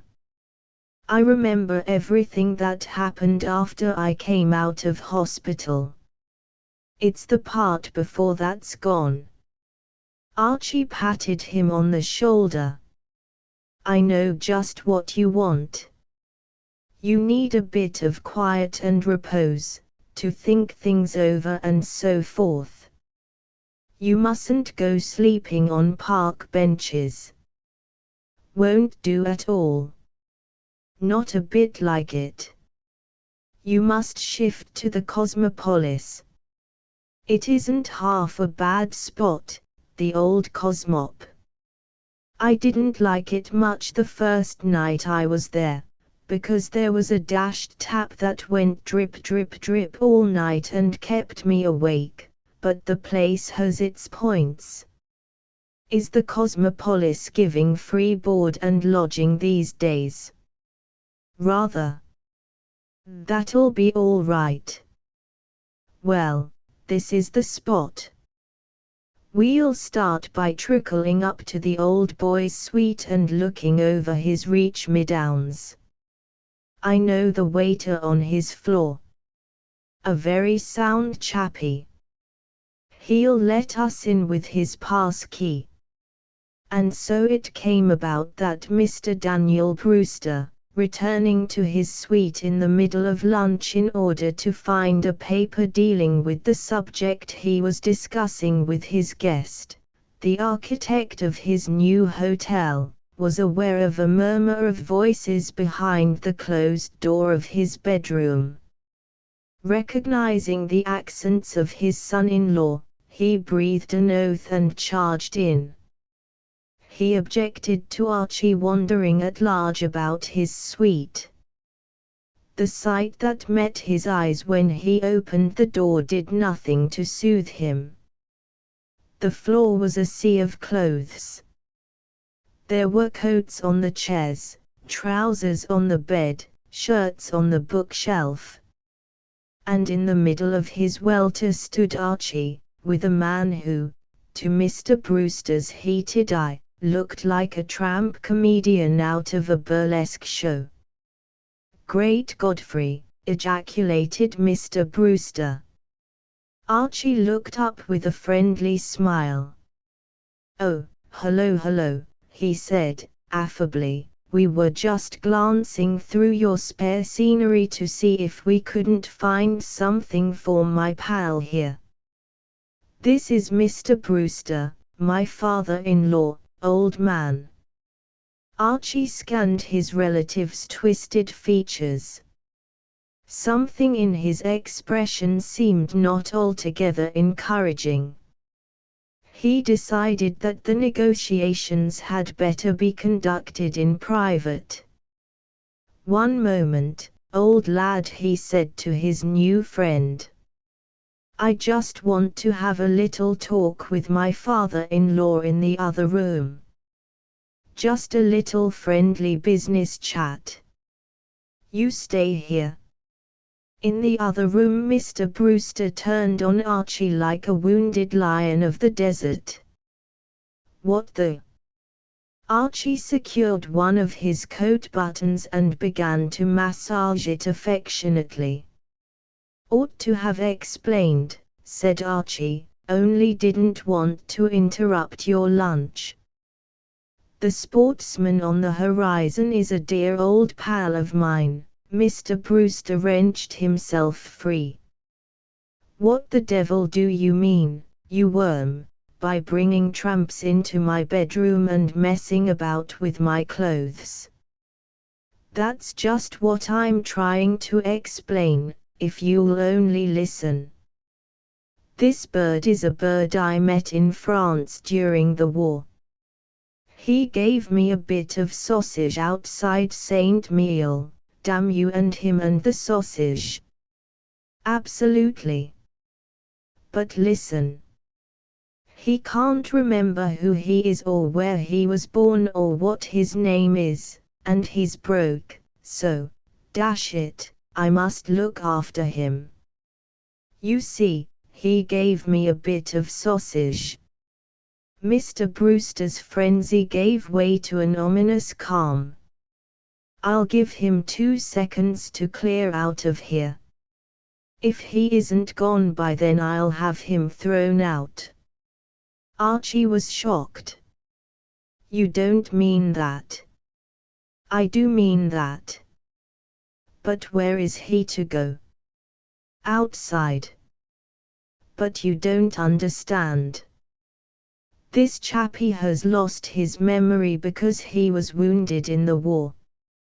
Keep that fact firmly fixed in the old bean. He fought for you. Fought and bled for you. Bled profusely, by Jove.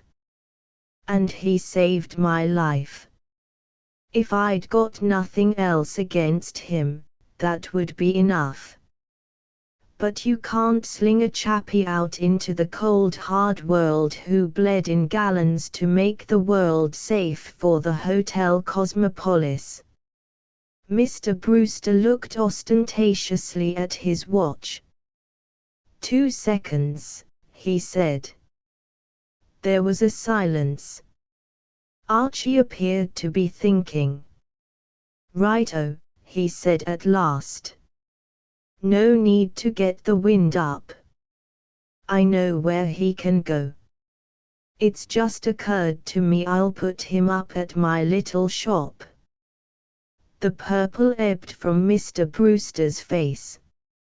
Such was his emotion that he had forgotten that infernal shop. He sat down. There was more silence. "Oh, gosh," said Mr. Brewster. "I knew you would be reasonable about it," said Archie, approvingly. "Now, honestly, as man to man, how do we go?" "What do you want me to do?" growled Mr. Brewster. "I thought you might put the chappie up for a while, and give him a chance to look round and nose about a bit. I absolutely refuse to give any more loafers free board and lodging. Any more. Well, he would be the second, wouldn't he?" Archie looked pained. "It's true," he said, "that when I first came here I was temporarily resting, so to speak, but didn't I go right out and grab the managership of your new hotel?" "Positively. I will not adopt this tramp." "Well, find him a job, then."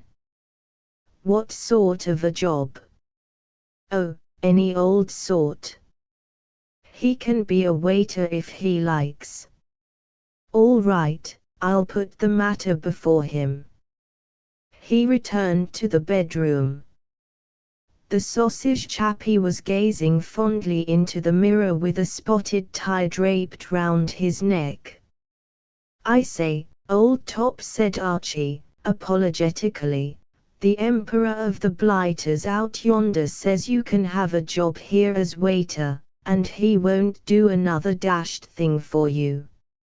How about it?" "Do waiters eat?" "I suppose so. Though, by Jove, come to think of it, I've never seen one at it." "That's good enough for me," said the sausage chappie. "When do I begin?" Chapter 19.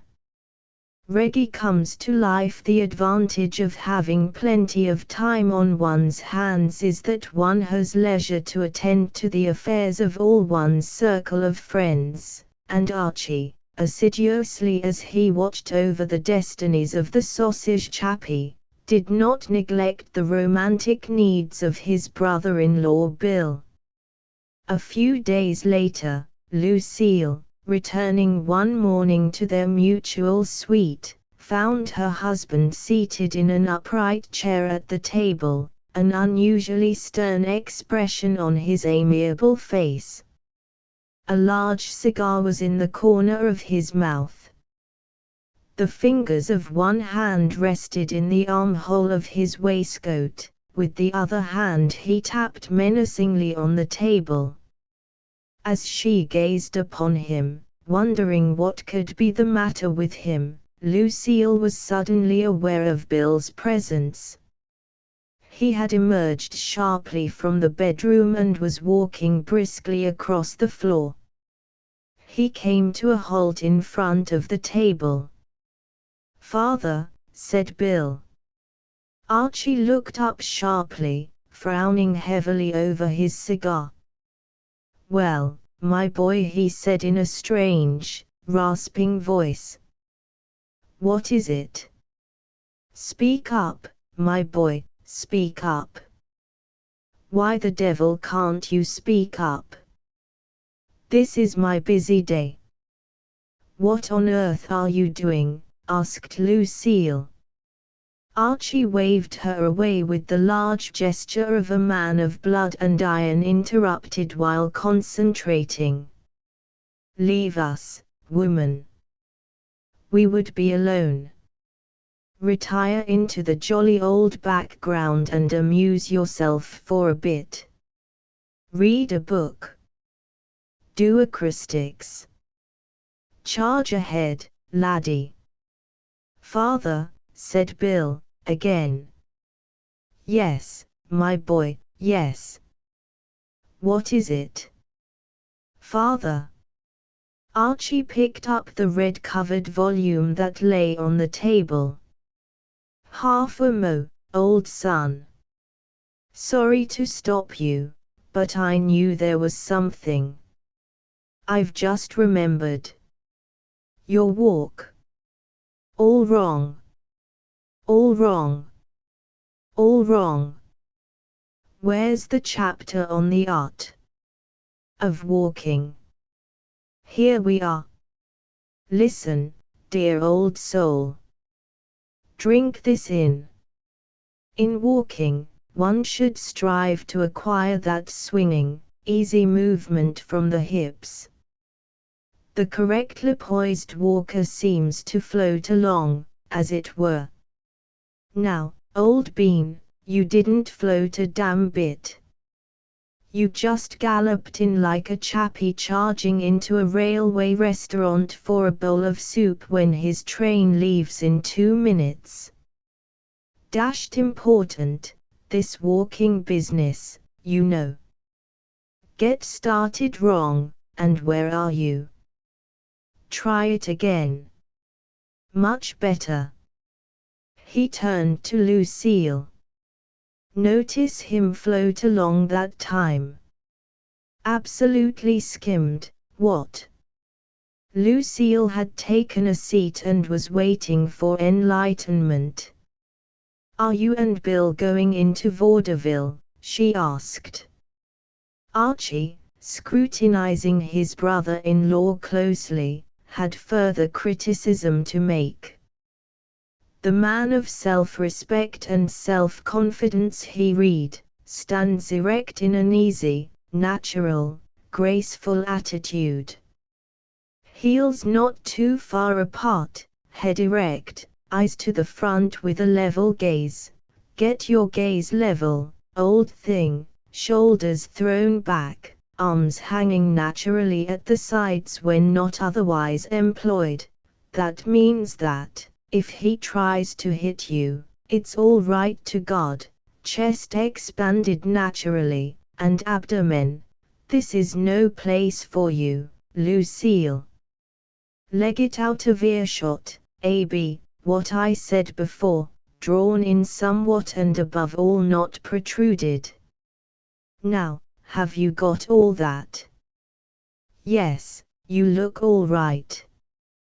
Carry on, laddie, carry on. Let's have 2/10 of the dynamic voice and the tone of authority, some of the full, rich, round stuff we hear so much about. Bill fastened a gimlet eye upon his brother-in-law and drew a deep breath. Father, he said. Father. You'll have to brighten up Bill's dialogue a lot, said Lucille, critically, or you will never get bookings. Father. I mean, it's all right as far as it goes, but it's sort of monotonous. Besides, one of you ought to be asking questions and the other answering. Bill ought to be saying, who was that lady I saw you coming down the street with, so that you would be able to say, that wasn't a lady. That was my wife. I know. I've been to lots of vaudeville shows. Bill relaxed his attitude. He deflated his chest, spread his heels, and ceased to draw in his abdomen. We'd better try this another time, when we're alone, he said, frigidly. I can't do myself justice. Why do you want to do yourself justice? Asked Lucille. Righto, said Archie, affably, casting off his forbidding expression like a garment. Rehearsal postponed. I was just putting old Bill through it, he explained, with a view to getting him into mid-season form for the jolly old pater. Oh. Lucille's voice was the voice of one who sees light in darkness. When Bill walked in like a cat on hot bricks and stood there looking stuffed, that was just the personality that wins. That was it. Well, you couldn't blame me for not recognizing it, could you? Archie patted her head paternally. A little less of the caustic critic stuff, he said. Bill will be all right on the night. If you hadn't come in then and put him off his stroke, he'd have shot out some amazing stuff, full of authority and dynamic accents and what not. I tell you, light of my soul, old Bill is all right.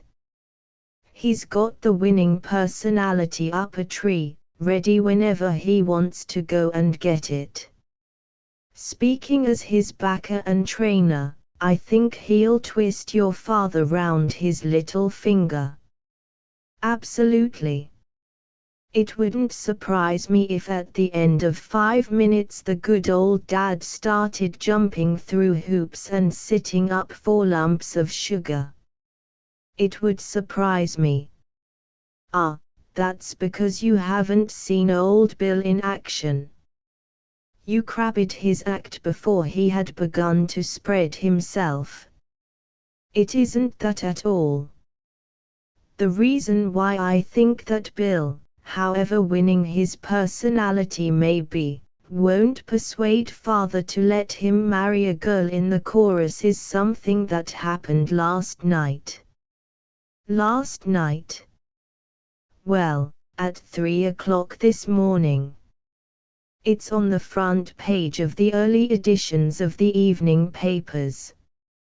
I brought one in for you to see, only you were so busy. Look. There it is.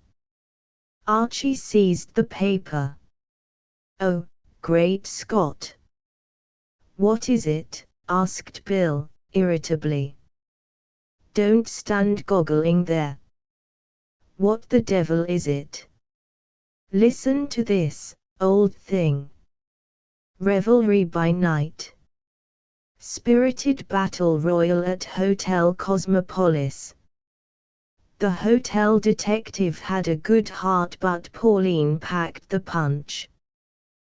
The logical contender for Jack Dempsey's championship honors has been discovered, and, in an age where women are stealing men's jobs all the time, it will not come as a surprise to our readers to learn that she belongs to the sex that is more deadly than the male. Her name is Miss Pauline Preston, and her wallop is vouched for under oath, under many oaths, by Mr. Timothy O'Neill, known to his intimates as Pie Face, who holds down the arduous job of detective at the Hotel Cosmopolis. At 3 o'clock this morning, Mr. O'Neill was advised by the night clerk that the occupants of every room within earshot of number 618 had phoned the desk to complain of a disturbance, a noise, a vocal uproar proceeding from the room mentioned. Thither, therefore, marched Mr. O'Neill, his face full of cheese sandwich, for he had been indulging in an early breakfast or a late supper, and his heart of devotion to duty. He found there the Mrs. Pauline Preston and Bobby St. Clair, of the personnel of the chorus of the Frivolities, entertaining a few friends of either sex. A pleasant time was being had by all, and at the moment of Mr. O'Neill's entry the entire strength of the company was rendering with considerable emphasis that touching ballad, "There's a place for me in heaven, for my baby boy is there." The able and efficient officer at once suggested that there was a place for them in the street, and the patrol wagon was there, and, being a man of action as well as words, proceeded to gather up an armful of assorted guests as a preliminary to a personally conducted tour onto the cold night. It was at this point that Miss Preston stepped into the limelight. Mr. O'Neill contends that she hit him with a brick, an iron casing, and the Singer building.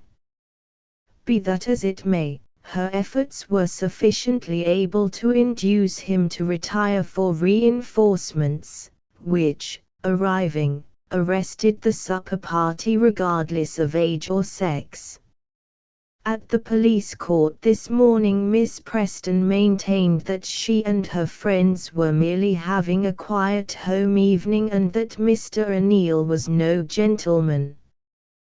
The male guests gave their names respectively as Woodrow Wilson, David Lloyd George, and William J. Bryan. These, however, are believed to be incorrect. But the moral is, if you want excitement rather than sleep, stay at the Hotel Cosmopolis. Bill may have quaked inwardly as he listened to this epic, but outwardly he was unmoved. "Well," he said, "what about it?" "What about it?" said Lucille. "What about it?" said Archie. "Why, my dear old friend, it simply means that all the time we've been putting in making your personality winning has been chucked away. Absolutely a dead loss. We might just as well have read a manual on how to knit sweaters." "I don't see it," maintained Bill, stoutly. Lucille turned apologetically to her husband. "You mustn't judge me by him, Archie, darling. This sort of thing doesn't run in the family. We are supposed to be rather bright on the whole. But poor Bill was dropped by his nurse when he was a baby, and fell on his head." "I suppose what you're driving at," said the goaded Bill, "is that what has happened will make father pretty sore against girls who happen to be in the chorus." "That's absolutely it, old thing, I'm sorry to say. The next person who mentions the word chorus girl in the jolly old governor's presence is going to take his life in his hands. I tell you, as one man to another, that I'd much rather be back in France hopping over the top than do it myself." "What darned nonsense. Mabel may be in the chorus, but she isn't like those girls." "Poor old Bill," said Lucille. "I'm awfully sorry, but it's no use not facing facts.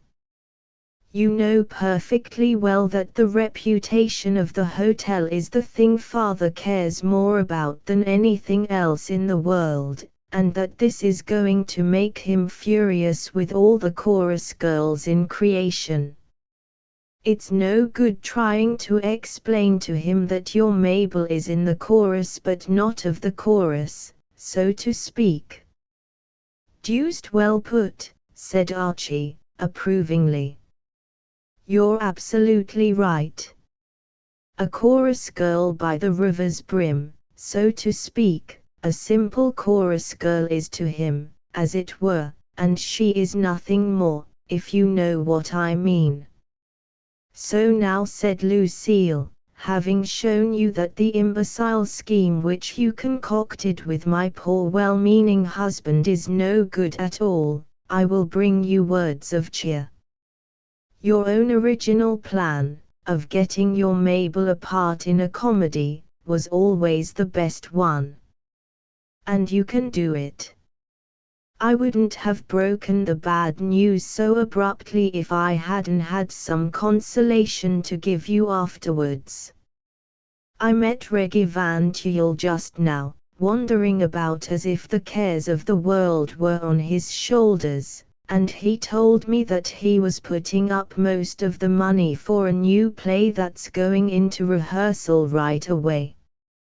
Reggie's an old friend of yours. All you have to do is to go to him and ask him to use his influence to get your Mabel a small part. There's sure to be a maid or something with only a line or two that won't matter."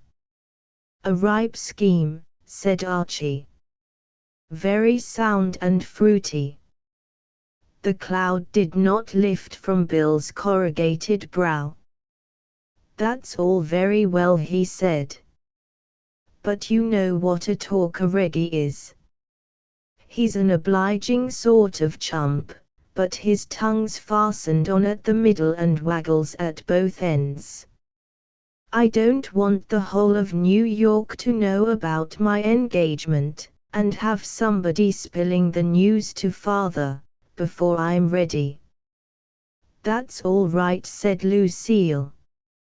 "Archie can speak to him. There's no need for him to mention your name at all. He can just say there's a girl he wants to get a part for. You would do it, wouldn't you, angel face? Like a bird, queen of my soul." "Then that's splendid. You'd better give Archie that photograph of Mabel to give to Reggie, Bill." "Photograph," said Bill. "Which photograph? I have 24. Archie found Reggie Van Tuyl brooding in a window of his club that looked over Fifth Avenue. Reggie was a rather melancholy young man who suffered from elephantiasis of the bankroll and the other evils that arise from that complaint. Gentle and sentimental by nature, his sensibilities had been much wounded by contact with a sordid world, and the thing that had first ended Archie to him was the fact that the latter, though chronically hard up, had never made any attempt to borrow money from him. Reggie would have parted with it on demand, but it had delighted him to find that Archie seemed to take a pleasure in his society without having any ulterior motives. He was fond of Archie, and also of Lucille, and their happy marriage was a constant source of gratification to him. For Reggie was a sentimentalist. He would have liked to live in a world of ideally united couples, himself ideally united to some charming and affectionate girl. But, as a matter of cold fact, he was a bachelor, and most of the couples he knew were veterans of several divorces. In Reggie's circle, therefore, the home life of Archie and Lucille shone like a good deed in a naughty world. It inspired him. In moments of depression it restored his waning faith in human nature. Consequently, when Archie, having greeted him and slipped into a chair at his side, suddenly produced from his inside pocket the photograph of an extremely pretty girl and asked him to get her a small part in the play which he was financing, he was shocked and disappointed. He was in a more than usually sentimental mood that afternoon, and had, indeed, at the moment of Archie's arrival, been dreaming wistfully of soft arms clasped snugly about his collar and the patter of little feet and all that sort of thing. He gazed reproachfully at Archie. "Archie," his voice quivered with emotion. "Is it worth it, is it worth it, old man? Think of the poor little woman at home." Archie was puzzled. Old top. Which poor little woman? Think of her trust in you, her faith." "I don't absolutely get you, old bean. What would Lucille say if she knew about this?" "Oh, she does. She knows all about it." "Good heavens," cried Reggie.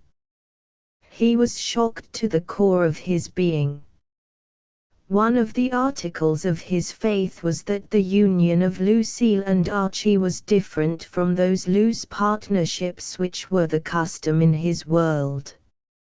He had not been conscious of such a poignant feeling that the foundations of the universe were cracked and tottering and that there was no light and sweetness in life since the morning, 18 months back, when a negligent valet had sent him out into Fifth Avenue with only one splat on. "It was Lucille's idea," explained Archie. He was about to mention his brother-in-law's connection with the matter, but checked himself in time, remembering Bill's specific objection to having his secret revealed to Reggie. "It's like this, old thing, I've never met this female, but she's a pal of Lucille's." He comforted his conscience by the reflection that, if she wasn't now, she would be in a few days, and Lucille wants to do her a bit of good. "She's been on the stage in England, you know, supporting a jolly old widowed mother and educating a little brother and all that kind and species of rot, you understand, and now she's coming over to America, and Lucille wants you to rally round and shove her into your show and generally keep the home fires burning and so forth. How do we go?" Reggie beamed with relief. He felt just as he had felt on that other occasion at the moment when a taxicab had rolled up and enabled him to hide his spatless leg from the public gaze. "Oh, I see," he said. "Why, delighted, old man, quite delighted. Any small part would do. Isn't there a maid or something in your bob's worth of refined entertainment who drifts about saying, 'Yes, madam,' and all that sort of thing?" "Well, then that's just the thing. Topping. I knew I could rely on you, old bird. I'll get Lucille to ship her round to your address when she arrives. I fancy she's due to totter in somewhere in the next few days. Well, I must be popping. Toodle-o." "Pip pip," said Reggie. It was about a week later that Lucille came into the suite at the Hotel Cosmopolis that was her home, and found Archie lying on the couch, smoking a refreshing pipe after the labors of the day. It seemed to Archie that his wife was not in her usual cheerful frame of mind. He kissed her, and, having relieved her of her parasol, endeavored without success to balance it on his chin. Having picked it up from the floor and placed it on the table, he became aware that Lucille was looking at him in a despondent sort of way. Her grey eyes were clouded. "Hello, old thing," said Archie. "What's up?" Lucille sighed wearily. "Archie, darling, do you know any really good swear words?" "Well," said Archie, reflectively, "let me see. I did pick up a few tolerably ripe and breezy expressions out in France. All through my military career there was something about me, some subtle magnetism, don't you know, and that sort of thing, that seemed to make colonels and blighters of that order rather inventive. I sort of inspired them, don't you know. I remember one brass hat addressing me for quite 10 minutes, saying something new all the time. And even then he seemed to think he had only touched the fringe of the subject. As a matter of fact, he said straight out in the most frank and confiding way that mere words couldn't do justice to me. But why? Because I want to relieve my feelings. Anything wrong? Everything's wrong. I've just been having tea with Bill and his Mabel." "Oh, said Archie, interested. "And what's the verdict?" "Guilty," said Lucille. "And the sentence, if I had anything to do with it, would be transportation for life." She peeled off her gloves irritably. "What fools men are! Not you, precious. You're the only man in the world that isn't, it seems to me. You did marry a nice girl, didn't you?" You didn't go running round after females with crimson hair, goggling at them with your eyes popping out of your head like a bulldog waiting for a bone. Oh, I say. Does old Bill look like that? Worse. Archie rose to a point of order. But one moment, old lady. You speak of crimson hair. Surely old Bill, in the extremely jolly monologues he used to deliver whenever I didn't see him coming and he got me alone, used to allude to her hair as brown. It isn't brown now. It's bright scarlet. Good gracious, I ought to know. I've been looking at it all the afternoon. It dazzled me. If I've got to meet her again, I mean to go to the oculist's and get a pair of those smoked glasses you wear at Palm Beach. Lucille brooded silently for a while over the tragedy. I don't want to say anything against her, of course. No, no, of course not. But of all the awful, second-rate girls I ever met, she's the worst. She has vermilion hair and an imitation Oxford manner. She's so horribly refined that it's dreadful to listen to her. She's a sly, creepy, slinky, made-up, insincere vampire. She's common. She's awful. She's a cat. You're quite right not to say anything against her, said Archie, approvingly.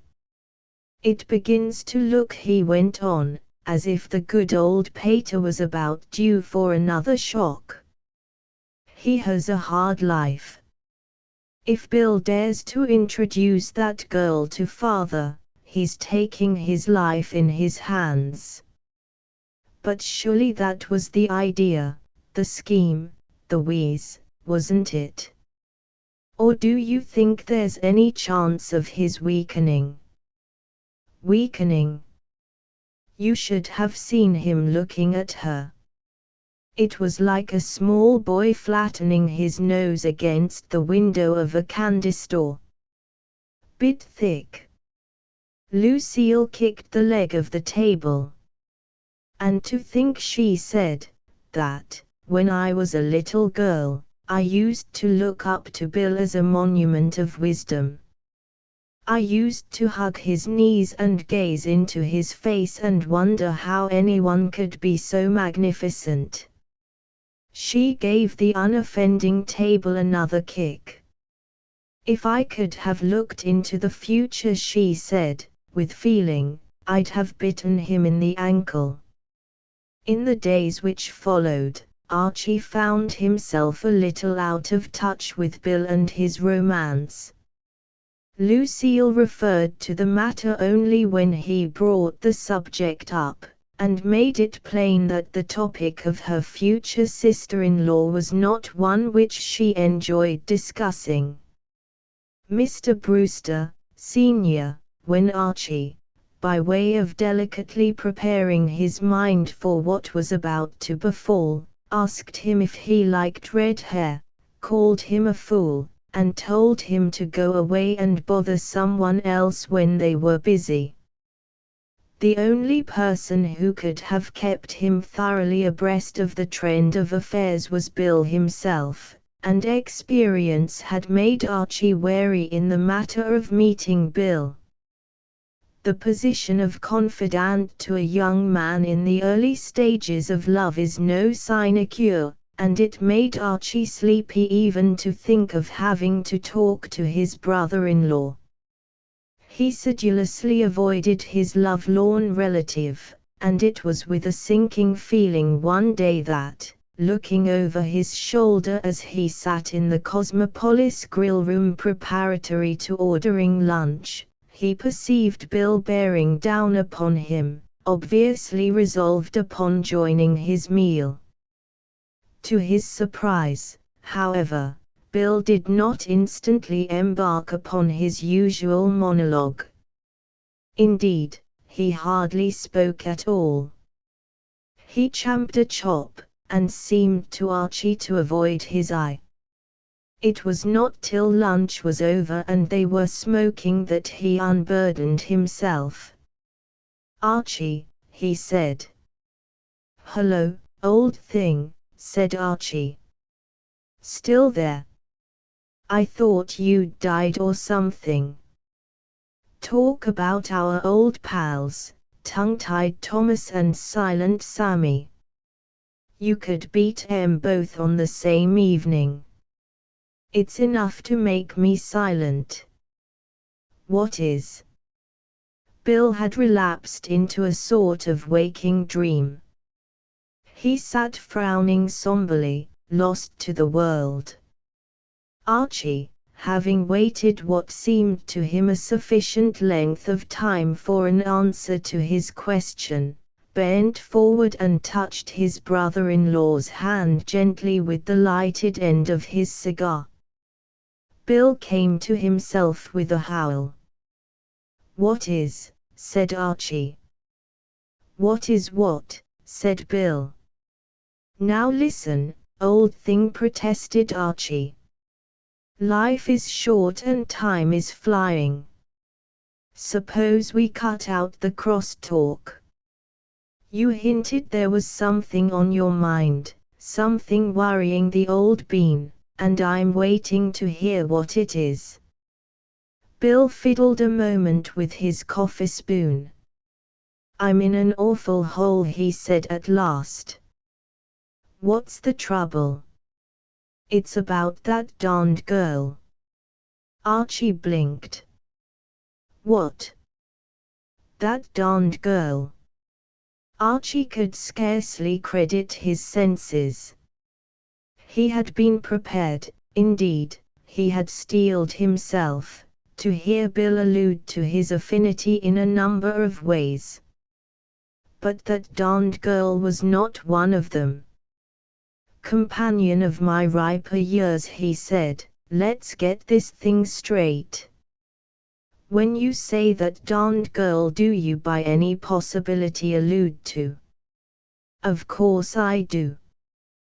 "But, William, old bird—" "Oh, I know, said Bill, irritably. "You're surprised to hear me talk like that about her?" "A trifle, yes. Possibly a trifle. When last heard from, laddie, you must recollect, you were speaking of the lady as your soulmate, and at least once, if I remember rightly, you alluded to her as your little dusky-haired lamb." A sharp howl escaped Bill. "Don't." A strong shudder convulsed his frame. "Don't remind me of it. There's been a species of slump, then, in dusky-haired lambs." "How," demanded Bill, savagely, "can a girl be a dusky-haired lamb when her hair's bright scarlet?" "Dashed difficult," admitted Archie. "I suppose Lucille told you about that." "She did touch on it. Lightly, as it were.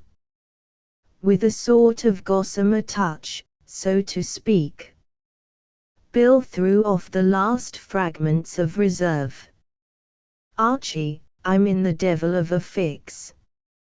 I don't know why it was, but directly I saw her, things seemed so different over in England, I mean." He swallowed ice water in gulps. "I suppose it was seeing her with Lucille.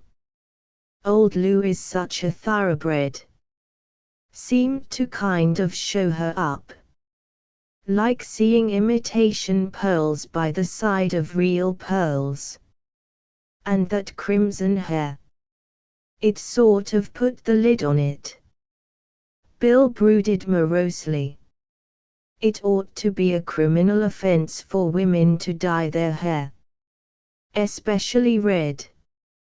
What the devil do women do that sort of thing for? Don't blame me, old thing. It's not my fault. Bill looked furtive and harassed. It makes me feel such a cad. Here am I, feeling that I would give all I've got in the world to get out of the darned thing, and all the time the poor girl seems to be getting fonder of me than ever. How do you know? Archie surveyed his brother-in-law critically.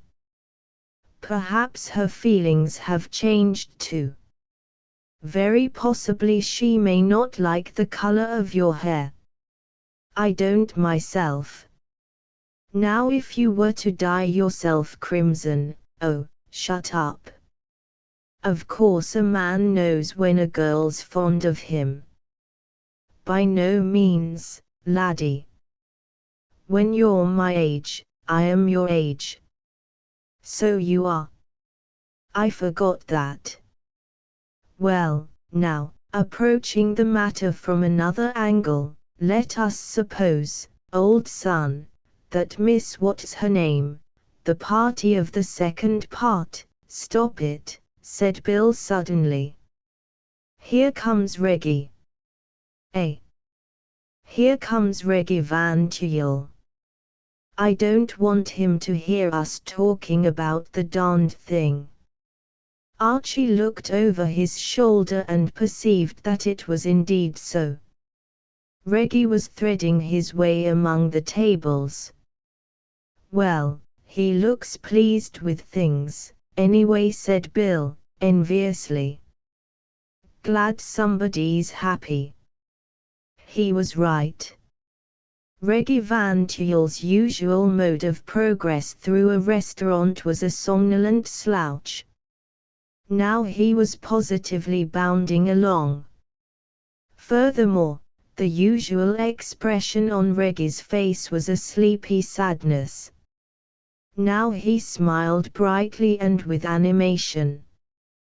He curveted towards their table, beaming and erect, his head up, his gaze level, and his chest expanded, for all the world as if he had been reading the hints in The Personality That Wins. Archie was puzzled. Something had plainly happened to Reggie.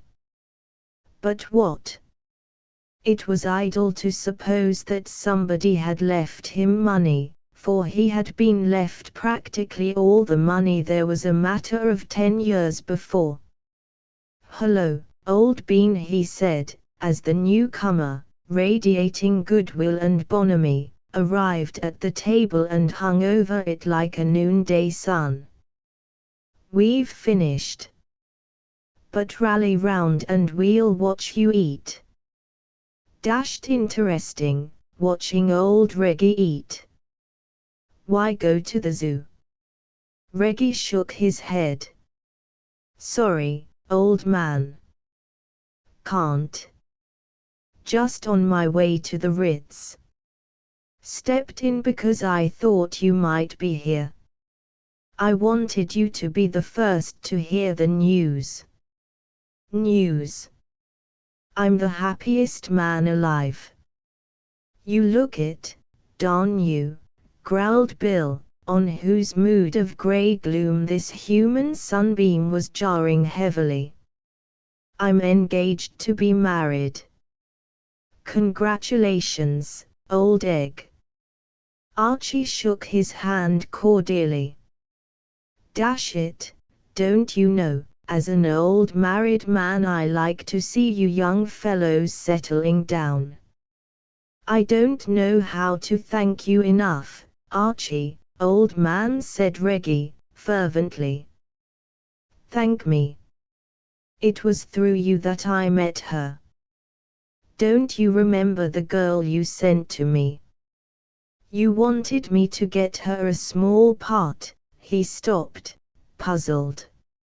Archie had uttered a sound that was half gasp and half gurgle, but it was swallowed up in the extraordinary noise from the other side of the table. Bill Brewster was leaning forward with bulging eyes and soaring eyebrows. "Are you engaged to Mabel Winchester?" "Why, by George," said Reggie. "Do you know her?" Archie recovered himself. "Slightly," he said. "Slightly. Old Bill knows her slightly, as it were. Not very well, don't you know, but, how shall I put it?" "Slightly," suggested Bill. "Just the word. Slightly." "Splendid," said Reggie Van Tuyl. "Why don't you come along to the Ritz and meet her now?" Bill stammered. Archie came to the rescue again. "Bill can't come now. He's got a date." "A date," said Bill. "A date," said Archie. "An appointment, don't you know?" "Oh, in fact, a date." "But, wish her happiness from me," said Bill, cordially. "Thanks very much, old man," said Reggie. "And say I'm delighted, will you?" "Certainly. You won't forget the word, will you?" "Delighted. Delighted. That's right. Delighted." Reggie looked at his watch. "Hello. I must rush." Bill and Archie watched him as he bounded out of the restaurant. "Poor old Reggie," said Bill, with a fleeting compunction. "Not necessarily," said Archie. "What I mean to say is, tastes differ, don't you know? One man's peach is another man's poison, and vice versa. There's something in that." "Absolutely." "Well," said Archie, judicially, "this would appear to be, as it were, the maddest, merriest day in all the glad new year, yes, no?" Bill drew a deep breath. "You bet your sorrowful existence it is," he said. "I'd like to do something to celebrate it." "The right spirit," said Archie. "Absolutely the right spirit. Begin by paying for my lunch." Chapter XX. The sausage chapiclix rendered restless by relief, Bill Brewster did not linger long at the luncheon table. Shortly after Reggie Van Tuyl had retired, he got up and announced his intention of going for a bit of a walk to calm his excited mind. Archie dismissed him with a courteous wave of the hand, and, beckoning to the sausage chappie, who in his role of waiter was hovering near, requested him to bring the best cigar the hotel could supply. The padded seat in which he sat was comfortable. He had no engagements, and it seemed to him that a pleasant half-hour could be passed in smoking dreamily and watching his fellow men eat. The grill room had filled up. The sausage chappie, having brought Archie his cigar, was attending to a table close by, at which a woman with a small boy in a sailor suit had seated themselves. The woman was engrossed with the bill of fare, but the child's attention seemed riveted upon the sausage chappie. He was drinking him in with wide eyes. He seemed to be brooding on him. Archie, too, was brooding on the sausage chappie. The latter made an excellent waiter. He was brisk and attentive, and did the work as if he liked it. But Archie was not satisfied. Something seemed to tell him that the man was fitted for higher things. Archie was a grateful soul. That sausage, coming at the end of a 5-hour hike, had made a deep impression on his plastic nature. Reason told him that only an exceptional man could have parted with half a sausage at such a moment, and he could not feel that a job as waiter at a New York hotel was an adequate job for an exceptional man. Of course, the root of the trouble lay in the fact that the fellow could not remember what his real-life work had been before the war. It was exasperating to reflect, as the other moved away to take his order to the kitchen, that there, for all one knew, went the dickens of a lawyer or doctor or architect or what not. His meditations were broken by the voice of the child. "Mummy?" asked the child interestedly, following the sausage chappie with his eyes as the latter disappeared towards the kitchen. "Why has that man got such a funny face?" "Hush, darling." "Yes, but why has he?" "I don't know, darling." The child's faith in the maternal omniscience seemed to have received a shock. He had the air of a seeker after truth who has been baffled. His eyes roamed the room discontentedly. "He's got a funnier face than that man there," he said, pointing to Archie. "Hush, darling." "But he has." "Much funnier." In a way it was a sort of compliment, but Archie felt embarrassed. He withdrew coyly into the cushioned recess. Presently the sausage chappie returned, attended to the needs of the woman and the child, and came over to Archie. His homely face was beaming. "Say, I had a big night last night," he said, leaning on the table. "Yes," said Archie. "Party or something?" "No, I mean I suddenly began to remember things. Something seems to have happened to the works." Archie sat up excitedly. This was great news. "No, really. My dear old lad, this is absolutely topping. This is priceless." "Yes'er. First thing I remembered was that I was born at Springfield, Ohio. It was like a mist starting to lift. Springfield, Ohio. That was it. It suddenly came back to me. Splendid. Anything else?" "Yes'er.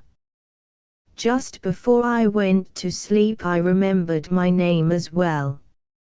Archie was stirred to his depths. "Why, the thing's a walkover," he exclaimed. "Now you've once got started, nothing can stop you." "What is your name?" "Why, that's funny. It's gone again. I have an idea it began with an S." "What was it?" "Skeffington." "Skillington." "Sanderson." "No, I'll get it in a moment." "Cunningham." "Carrington." "Wilberforce." "Debenham." "Denison," suggested Archie, helpfully.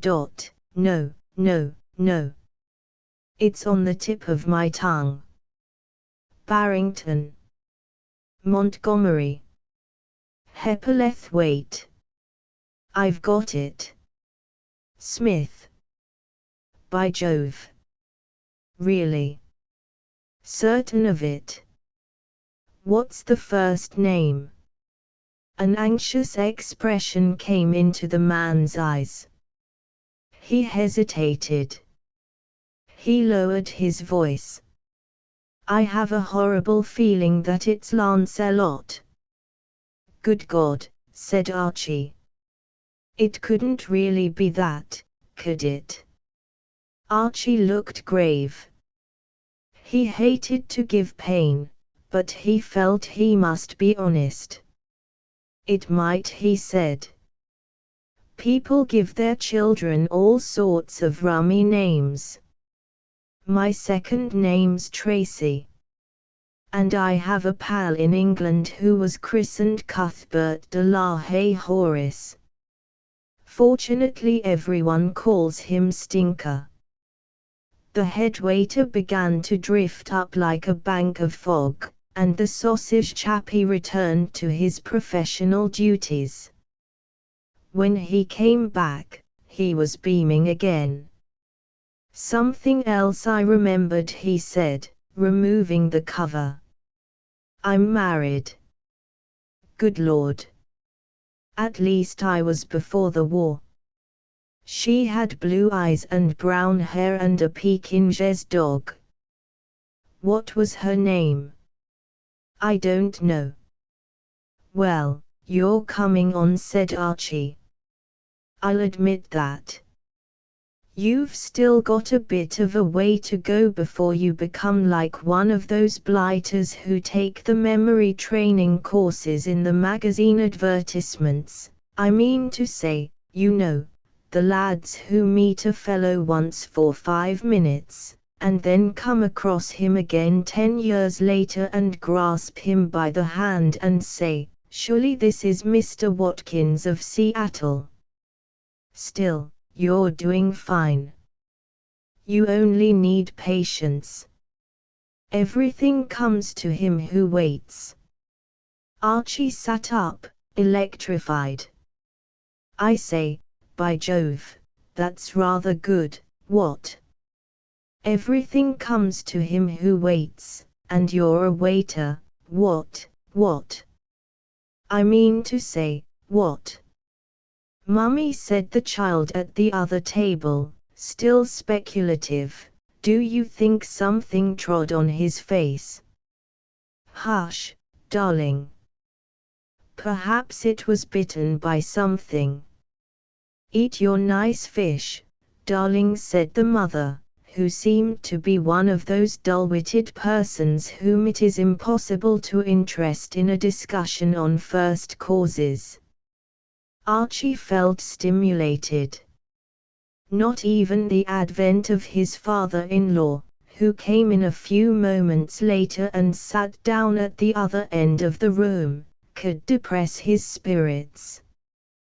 The sausage chappie came to his table again. It's a funny thing, he said. Like waking up after you've been asleep. Everything seems to be getting clearer. The dog's name was Marie. My wife's dog, you know. And she had a mole on her chin. The dog. No. My wife. Little beast. She bit me in the leg once. Your wife? No. The dog. Good Lord, said the sausage chappie. Archie looked up and followed his gaze. A couple of tables away, next to a sideboard on which the management exposed for view the cold meats and puddings and pies mentioned in Volume 2 of the Bill of Fare, Buffet Freud, a man and a girl had just seated themselves. The man was stout and middle-aged. He bulged in practically every place in which a man can bulge, and his head was almost entirely free from hair. The girl was young and pretty. Her eyes were blue. Her hair was brown. She had a rather attractive little mole on the left side of her chin. Good Lord, said the sausage chappie. Now what? Said Archie. Who's that? Over at the table there. Archie, through long attendance at the Cosmopolis Grill, knew most of the habitués by sight. That's a man named Gossett. James J. Gossett. He's a motion picture man. You must have seen his name around. I don't mean him. Who's the girl? I've never seen her before. It's my wife, said the sausage chappie. Your wife? Yes. Are you sure? Of course I'm sure. Well, said Archie. Many happy returns of the day. At the other table, the girl, unconscious of the drama which was about to enter her life, was engrossed in conversation with the stout man. And at this moment the stout man leaned forward and patted her on the cheek. It was a paternal pat, the pat which a genial uncle might bestow on a favorite niece, but it did not strike the sausage chappie in that light. He had been advancing on the table at a fairly rapid pace, and now, stirred to his depths, he bounded forward with a hoarse cry. Archie was at some pains to explain to his father-in-law later that, if the management left cold pies and things about all over the place, this sort of thing was bound to happen sooner or later. He urged that it was putting temptation in people's way, and that Mr. Brewster had only himself to blame. Whatever the rights of the case, the buffet Freud undoubtedly came in remarkably handy at this crisis in the sausage chappie's life. He had almost reached the sideboard when the stout man patted the girl's cheek, and to seize a huckleberry pie was with him the work of a moment. The next instant the pie had whizzed past the other's head and burst like a shell against the wall. There are, no doubt, restaurants where this sort of thing would have excited little comment, but the Cosmopolis was not one of them. Everybody had something to say, but the only one among those present who had anything sensible to say was the child in the sailor suit. "Do it again," said the child, cordially. The sausage chappie did it again. He took up a fruit salad, poised it for a moment, then decanted it over Mr. Gosset's bald head. The child's happy laughter rang over the restaurant. Whatever anybody else might think of the affair, this child liked it and was prepared to go on record to that effect. Epic events have a stunning quality. They paralyze the faculties. For a moment there was a pause. The world stood still. Mr. Brewster bubbled inarticulately. Mr. Gosset dried himself sketchily with a napkin. The sausage chappie snorted. The girl had risen to her feet and was staring wildly. "John," she cried. Even at this moment of crisis the sausage chappie was able to look relieved. "So it is," he said. "And I thought it was Lancelot. I thought you were dead." "I'm not," said the sausage chappie. Mr. Gosset, speaking thickly through the fruit salad, was understood to say that he regretted this. And then confusion broke loose again. Everybody began to talk at once. "I say," said Archie. "I say." One moment. Of the first stages of this interesting episode Archie had been a paralyzed spectator. The thing had numbed him. And then, sudden a thought came, like a full-blown rose, flushing his brow. When he reached the gesticulating group, he was calm and businesslike. He had a constructive policy to suggest. "I say," he said. I've got an idea. Go away, said Mr. Brewster. This is bad enough without you butting in. Archie quelled him with a gesture. Leave us, he said. We would be alone.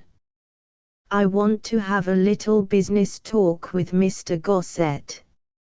He turned to the movie magnate, who was gradually emerging from the fruit salad rather after the manner of a stout Venus rising from the sea. Can you spare me a moment of your valuable time? I'll have him arrested. Don't you do it, laddie. Listen. The man's mad. Throwing pies. Archie attached himself to his coat button. Be calm, laddie. Calm and reasonable. For the first time Mr. Gossett seemed to become aware that what he had been looking on as a vague annoyance was really an individual. Who the devil are you? Archie drew himself up with dignity. I am this gentleman's representative, he replied, indicating the sausage chappie with a motion of the hand. His jolly old personal representative. I act for him. And on his behalf I have a pretty ripe proposition to lay before you. Reflect, dear old bean, he proceeded earnestly. Are you going to let this chance slip? The opportunity of a lifetime which will not occur again. By Jove, you ought to rise up and embrace this bird. You ought to clasp the chappie to your bosom. He has thrown pies at you, hasn't he? Very well. You are a movie magnate. Your whole fortune is founded on chappies who throw pies. You probably scour the world for chappies who throw pies. Yet, when one comes right to you without any fuss or trouble and demonstrates before your very eyes the fact that he is without a peer as a pie propeller, you get the wind up and talk about having him arrested. Consider. There's a bit of cherry just behind your left ear. Be sensible. Why let your personal feelings stand in the way of doing yourself a bit of good? Give this chappie a job and give it him quick, or we go elsewhere. Did you ever see Fatty Arbuckle handle pastry with a surer touch? Has Charlie Chaplin got this fellow's speed and control? Absolutely not. I tell you, old friend, you're in danger of throwing away a good thing. He paused. The sausage chappie beamed. I've always wanted to go into the movies, he said. I was an actor before the war. Just remembered. Mr. Brewster attempted to speak. Archie waved him down. How many times have I got to tell you not to butt in, he said, severely. Mr. Gossett's militant demeanor had become a trifle modified during Archie's harangue.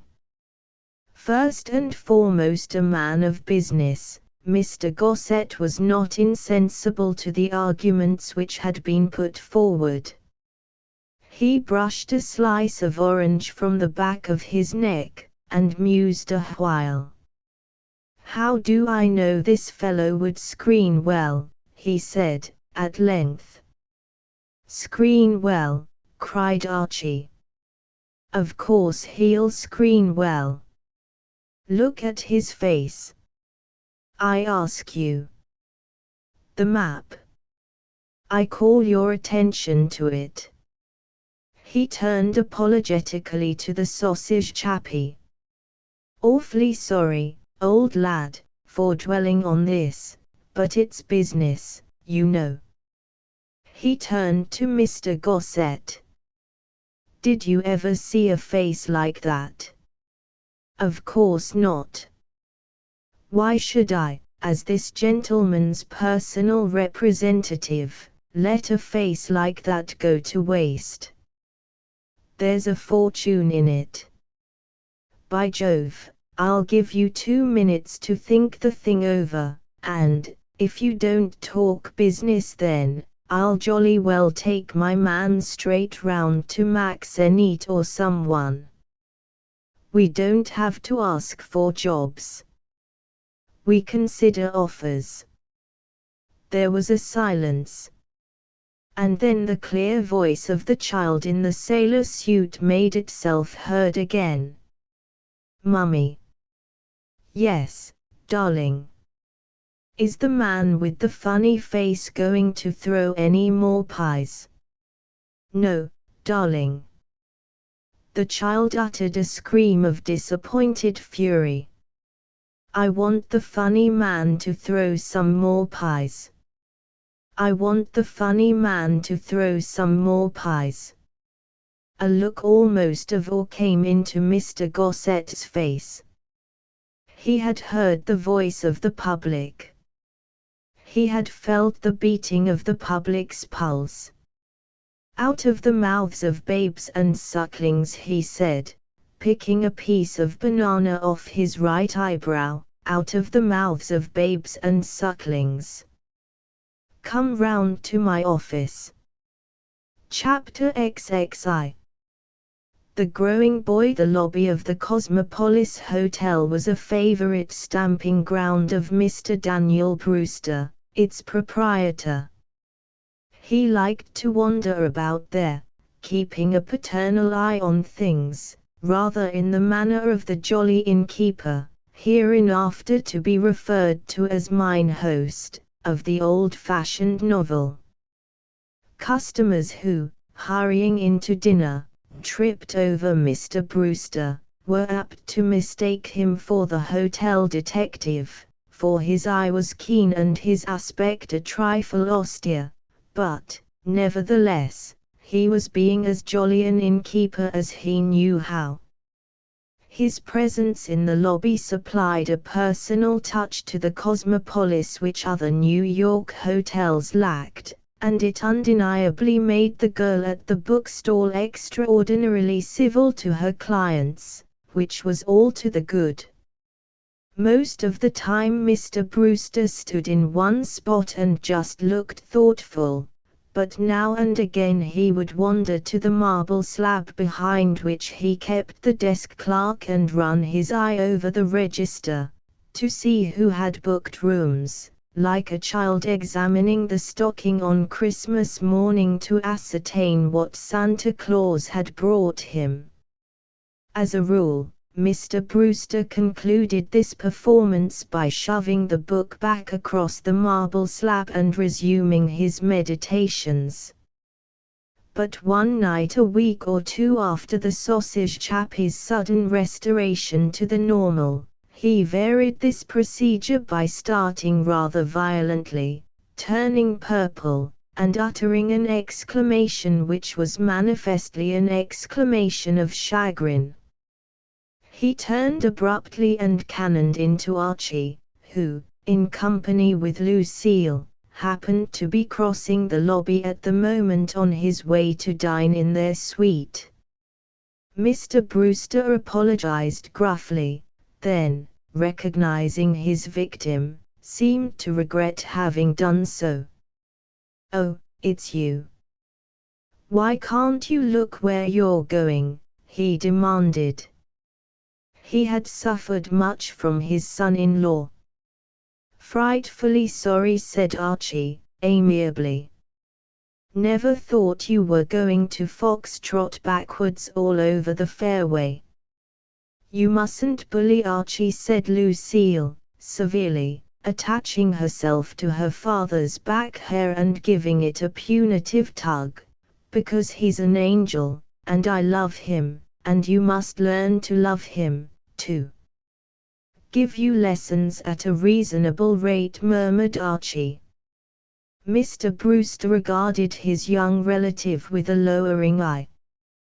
"What's the matter, father darling?" asked Lucille. "You seem upset."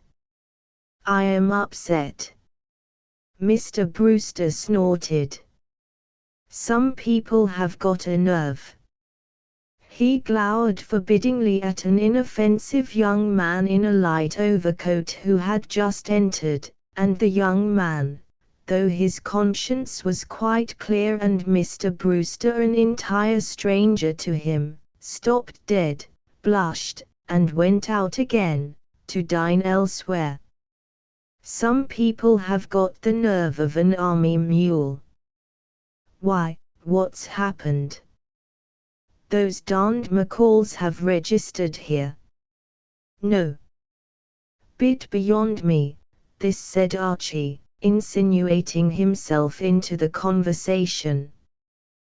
"Deep waters and what not." "Who are the McCalls?" "Some people father dislikes," said Lucille. "And they've chosen his hotel to stop at." "But, father dear, you mustn't mind. It's really a compliment. They've come because they know it's the best hotel in New York." "Absolutely," said Archie. "Good accommodation for man and beast. All the comforts of home. Look on the bright side, old bean. No good getting the wind up. Cheerio, old companion." "Don't call me old companion." "Eh, what?" "Oh, righto." Lucille steered her husband out of the danger zone, and they entered the lift. "Poor father," she said, as they went to their suite, "it's a shame. They must have done it to annoy him. This man McCall has a place next to some property father bought in Westchester, and he's bringing a lawsuit against father about a bit of land which he claims belongs to him. He might have had the tact to go to another hotel. But, after all, I don't suppose it was the poor little fellow's fault. He does whatever his wife tells him to." "We all do that," said Archie the married man. Lucille eyed him fondly. "Isn't it a shame, precious, that all husbands haven't nice wives like me?" "When I think of you, by Jove," said Archie, fervently, "I want to babble, absolutely babble. Oh, I was telling you about the McCalls. Mr. McCall is one of those little, meek men, and his wife's one of those big, bullying women. It was she who started all the trouble with father. Father and Mr. McCall were very fond of each other till she made him begin the suit. I feel sure she made him come to this hotel just to annoy father. Still, they've probably taken the most expensive suite in the place, which is something." Archie was at the telephone. His mood was now one of quiet peace. Of all the happenings which went to make up existence in New York, he liked best the cozy tête-à-tête dinners with Lucille in their suite, which, owing to their engagements, for Lucille was a popular girl, with many friends, occurred all too seldom. Touching now the question of browsing and sluicing, he said, "I'll be getting them to send along a waiter." "Oh, good gracious. What's the matter?" "I've just remembered. I promised faithfully I would go and see Jane Murchison today. And I clean forgot. I must rush. But light of my soul, we are about to eat. Pop around and see her after dinner." "I can't. She's going to a theater tonight." Give her the jolly old Miss in baulk, then, for the nonce, and spring round tomorrow. She's sailing for England tomorrow morning, early. No, I must go and see her now. What a shame. She's sure to make me stop to dinner. I tell you what. Order something for me, and, if I'm not back in half an hour, start. Jane Murchison, said Archie, is a bally nuisance. Yes. But I've known her since she was 8. If her parents had had any proper feelings, said Archie, they would have drowned her long before that. He unhooked the receiver, and asked despondently to be connected with room service. He thought bitterly of the exigent Jane, whom he recollected dimly as a tall female with teeth. He half thought of going down to the grill room on the chance of finding a friend there, but the waiter was on his way to the room. He decided that he might as well stay where he was. The waiter arrived, booked the order, and departed. Archie had just completed his toilet after a shower bath when a musical clinking without announced the advent of the meal. He opened the door. The waiter was there with a table congested with things under covers, from which escaped a savory and appetizing odor. In spite of his depression, Archie's soul perked up a trifle. Suddenly he became aware that he was not the only person present who was deriving enjoyment from the scent of the meal. Standing beside the waiter and gazing wistfully at the foodstuffs was a long, thin boy of about 16. He was one of those boys who seem all legs and knuckles. He had pale red hair, sandy eyelashes, and a long neck, and his eyes, as he removed them from the table and raised them to Archie's, had a hungry look. He reminded Archie of a half-grown, half-starved hound. "That smells good," said the long boy. He inhaled deeply. "Yes, sir," he continued, as one whose mind is definitely made up, "that smells good." Before Archie could reply, the telephone bell rang. It was Lucille, confirming her prophecy that the pest Jane would insist on her staying to dine. "Jane," said Archie, into the telephone, "is a pot of poison. The waiter is here now, setting out a rich banquet, and I shall have to eat 2 of everything by myself." He hung up the receiver, and, turning, met the pale eye of the long boy, who had propped himself up in the doorway. "Were you expecting somebody to dinner?" asked the boy. "Why, yes, old friend, I was." "I wish, yes." "Oh, nothing."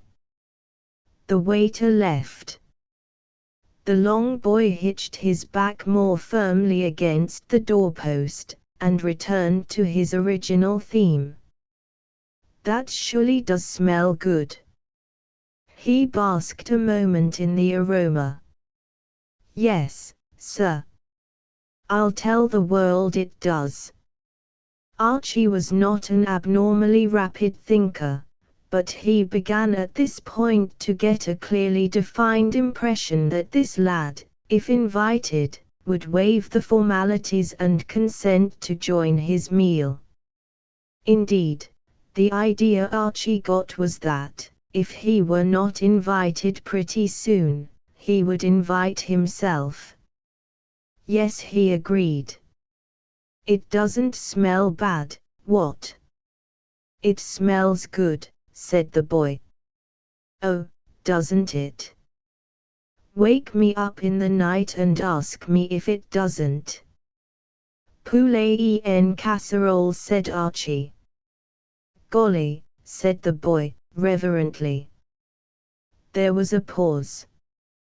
The situation began to seem to Archie a trifle difficult.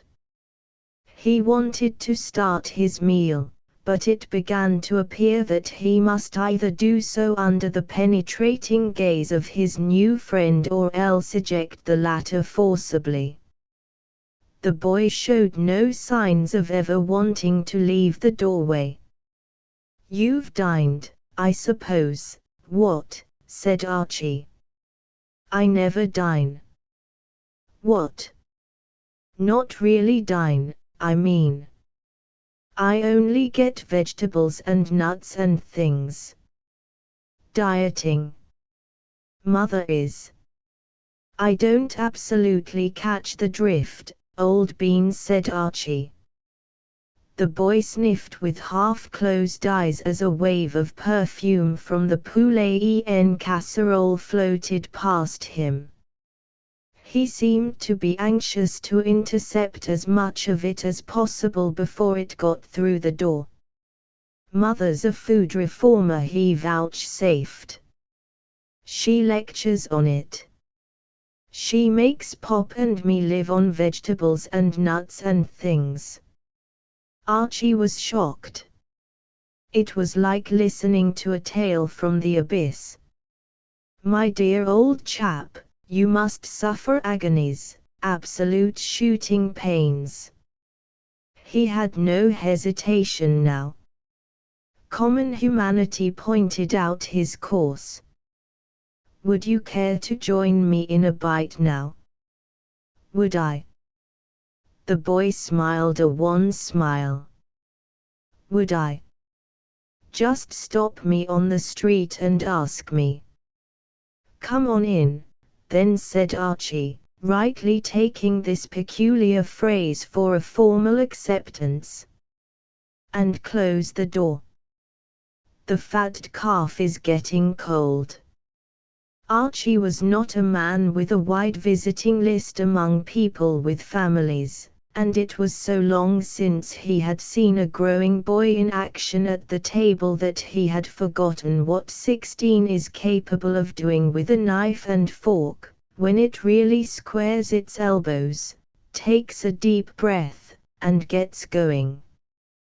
The spectacle which he witnessed was consequently at first a little unnerving. The long boy's idea of trifling with a meal appeared to be to swallow it whole and reach out for more. He ate like a starving Eskimo. Archie, in the time he had spent in the trenches making the world safe for the working man to strike in, had occasionally been quite peckish, but he sat dazed before this majestic hunger. This was real eating. There was little conversation. The growing boy evidently did not believe in table talk when he could use his mouth for more practical purposes. It was not until the final roll had been devoured to its last crumb that the guest found leisure to address his host. Then he leaned back with a contented sigh. "Mother," said the human python, "says you ought to chew every mouthful 33 times. "Yes, sir. 33 times. He sighed again. "I haven't ever had a meal like that." "All right, was it?" "What? Was it? Was it? Call me up on the phone and ask me." "Yes, sir. Mother's tipped off these darned waiters not to serve me anything but vegetables and nuts and things, darn it." The mater seems to have drastic ideas about the good old feed bag. "What?" "I'll say she has. Pop hates it as much as me, but he's scared to kick. Mother says vegetables contain all the proteins you want. Mother says, if you eat meat, your blood pressure goes all bluey. Do you think it does? Mine seems pretty well in the pink. She's great on talking, conceded the boy. She's out tonight somewhere, giving a lecture on rational eating to some ginks. I'll have to be slipping up to our suite before she gets back. He rose, sluggishly. That isn't a bit of roll under that napkin, is it? He asked, anxiously. Archie raised the napkin. No. Nothing of that species. Oh, well, said the boy, resignedly. Then I believe I'll be going. Thanks very much for the dinner. Not a bit, old top. Come again if you're ever trickling round in this direction. The long boy removed himself slowly, loath to leave. At the door he cast an affectionate glance back at the table. Some meal, he said, devoutly. Considerable meal. Archie lit a cigarette. He felt like a Boy Scout who has done his day's act of kindness. On the following morning it chanced that Archie needed a fresh supply of tobacco. It was his custom, when this happened, to repair to a small shop on 6th Avenue which he had discovered accidentally in the course of his rambles about the great city. His relations with Jno. Blake, the proprietor, were friendly and intimate. The discovery that Mr. Blake was English and had, indeed, until a few years back maintained an establishment only a dozen doors or so from Archie's London club, had served as a bond. Today he found Mr. Blake in a depressed mood. The tobacconist was a hearty, red-faced man, who looked like an English sporting publican, the kind of man who wears a fawn-coloured topcoat and drives to the Derby in a dog-cart, and usually there seemed to be nothing on his mind except the vagaries of the weather, concerning which he was a great conversationalist. But now moodiness had claimed him for its own. After a short and melancholy good morning he turned to the task of measuring out the tobacco in silence. Archie's sympathetic nature was perturbed. What's the matter, laddie? He enquired. You would seem to be feeling a bit of an onion this bright morning. What? Yes, no. I can see it with the naked eye. Mr. Blake grunted sorrowfully. I've had a knock, Mr. Moffam. Tell me all, friend of my youth. Mr. Blake, with a jerk of his thumb, indicated a poster which hung on the wall behind the counter. Archie had noticed it as he came in, for it was designed to attract the eye. It was printed in black letters on a yellow ground, and ran as follows: Cloverleaf Social and Outing Club Grand Contest Pie Eating Championship of the West Side Spike O'Dowd, Champion, V. Blake's unknown for a purse of $50 and side bet. Archie examined this document gravely.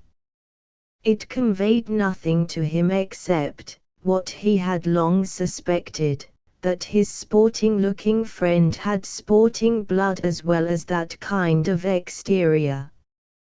He expressed a kindly hope that the others unknown would bring home the bacon. Mr. Blake laughed one of those hollow, mirthless laughs. There ain't any blooming unknown, he said, bitterly. This man had plainly suffered. Yesterday, yes, but not now. Archie sighed. In the midst of life, dead, he enquired, delicately. As good as, replied the stricken tobacconist. He cast aside his artificial restraint and became voluble. Archie was one of those sympathetic souls in whom even strangers readily confided their most intimate troubles. He was to those in travail of spirit very much what catnip is to a cat. "It's odd, sir, it's blooming odd. I'd got the event all sewed up in a parcel, and now this young fella me lad has to give me the knock. This lad of mine, sort of cousin he is, comes from London, like you and me, as always had, ever since he landed in this country, a most amazing knack of stowing away grub. He'd been a bit underfed these last 2 or 3 years over in the old country, what with food restrictions and all, and he took to the food over there amazing. I'd have backed him against a ruddy ostrich. Ostrich? I'd have backed him against half a dozen ostriches, take 'em on one after the other in the same ring on the same evening, and given 'em a handicap, too. He was a jewel, that boy. I've seen him polish off 4 pounds of steak and mealy potatoes and then look round kind of wolfish, as much as to ask when dinner was going to begin. That's the kind of a lad he was till this very morning. He would have out-swallowed this arrow dowd without turning a hair, as a relish before his tea. I'd got a couple of $100 on him, and thought myself lucky to get the odds. And now, Mr. Blake relapsed into a tortured silence. But what's the matter with the blighter? Why can't he go over the top? Has he got indigestion? Indigestion? Mr. Blake laughed another of his hollow laughs. You couldn't give that boy indigestion if you fed him in on safety razor blades. Religion's more like what he's got. Religion? Well, you can call it that. Seems last night, instead of going and resting his mind at a picture palace like I told him to, he sneaked off to some sort of a lecture down on 8th Avenue. He said he'd seen a piece about it in the papers, and it was about rational eating, and that kind of attracted him. He sort of thought he might pick up a few hints, like. He didn't know what rational eating was, but it sounded to him as if it must be something to do with food, and he didn't want to miss it. "He came in here just now," said Mr. Blake, dully, "and he was a changed lad. Scared to death he was. Said the way he'd been going on in the past, it was a wonder he'd got any stomach left. It was a lady that give the lecture, and this boy said it was amazing what she told him about blood pressure and things he didn't even know he had. She showed him pictures, colored pictures, of what happens inside the injudicious eater's stomach who doesn't chew his food, and it was like a battlefield. He said he would no more think of eating a lot of pie than he would of shooting himself, and anyhow eating pie would be a quicker death. I reasoned with him, Mr. Moffam, with tears in my eyes. I asked him, was he going to chuck away fame and wealth just because a woman who didn't know what she was talking about had shown him a lot of faked pictures? But there wasn't any doing anything with him. He give me the knock and opted down the street to buy nuts. Mr. Blake moaned. $200 and more gone pop. Not to talk of the $50 he would have won and me to get 25 of. Archie took his tobacco and walked pensively back to the hotel. He was fond of Blake, and grieved for the trouble that had come upon him. It was odd, he felt, how things seemed to link themselves up together. The woman who had delivered the fateful lecture to injudicious eaters could not be other than the mother of his young guest of last night. An uncomfortable woman. Not content with starving her own family, Archie stopped in his tracks. A pedestrian, walking behind him, charged into his back, but Archie paid no attention. He had had one of those sudden, luminous ideas, which help a man who does not do much thinking as a rule to restore his average. He stood there for a moment, almost dizzy at the brilliance of his thoughts, then hurried on. Napoleon, he mused as he walked, must have felt rather like this after thinking up a hot one to spring on the enemy.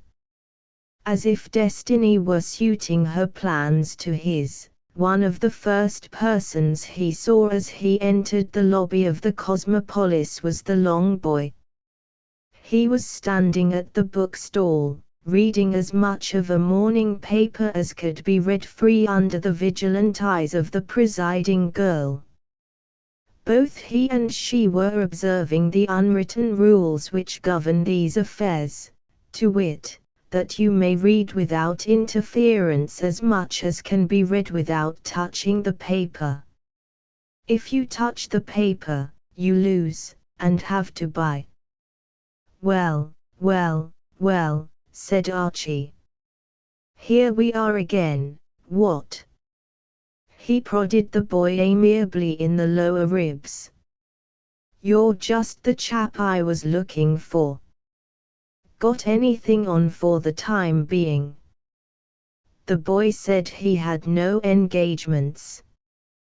Then I want you to stagger round with me to a chappie I know on 6th Avenue. It's only a couple of blocks away. I think I can do you a bit of good. Put you onto something tolerably ripe, if you know what I mean.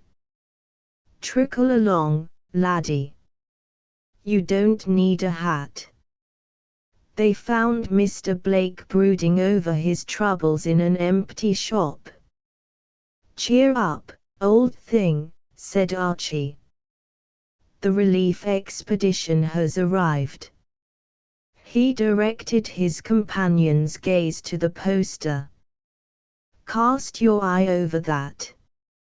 How does that strike you? The long boy scanned the poster. A gleam appeared in his rather dull eye. Well, some people have all the luck, said the long boy, feelingly. Would you like to compete, what? The boy smiled a sad smile. Would I? Would I? Say, I know, interrupted Archie. Wake you up in the night and ask you. I knew I could rely on you, old thing. He turned to Mr. Blake. Here's the fellow you've been wanting to meet. The finest left and right hand eater east of the Rockies. He'll fight the good fight for you. Mr. Blake's English training had not been wholly overcome by residence in New York. He still retained a nice eye for the distinctions of class. But this young gentleman's a young gentleman, he urged, doubtfully, yet with hope shining in his eye. He wouldn't do it. Of course, he would. Don't be ridic, old thing. Wouldn't do what? Asked the boy. Why, save the old homestead by taking on the champion. Dashed sad case, between ourselves. This poor ignominy has given him the raspberry at the 11th hour, and only you can save him. And you owe it to him to do something, you know, because it was your jolly old mater's lecture last night that made the nominee quit. You must charge in and take his place. Sort of poetic justice, don't you know, and what not. He turned to Mr. Blake. When is the conflict supposed to start? 2:30. You haven't any important engagement for 2:30, have you? No. Mother's lunching at some ladies' club, and giving a lecture afterwards. I can slip away. Archie patted his head. Then leg it where glory waits you, old bean. The long boy was gazing earnestly at the poster. It seemed to fascinate him. Pie, he said in a hushed voice. The word was like a battle cry. Chapter XXII.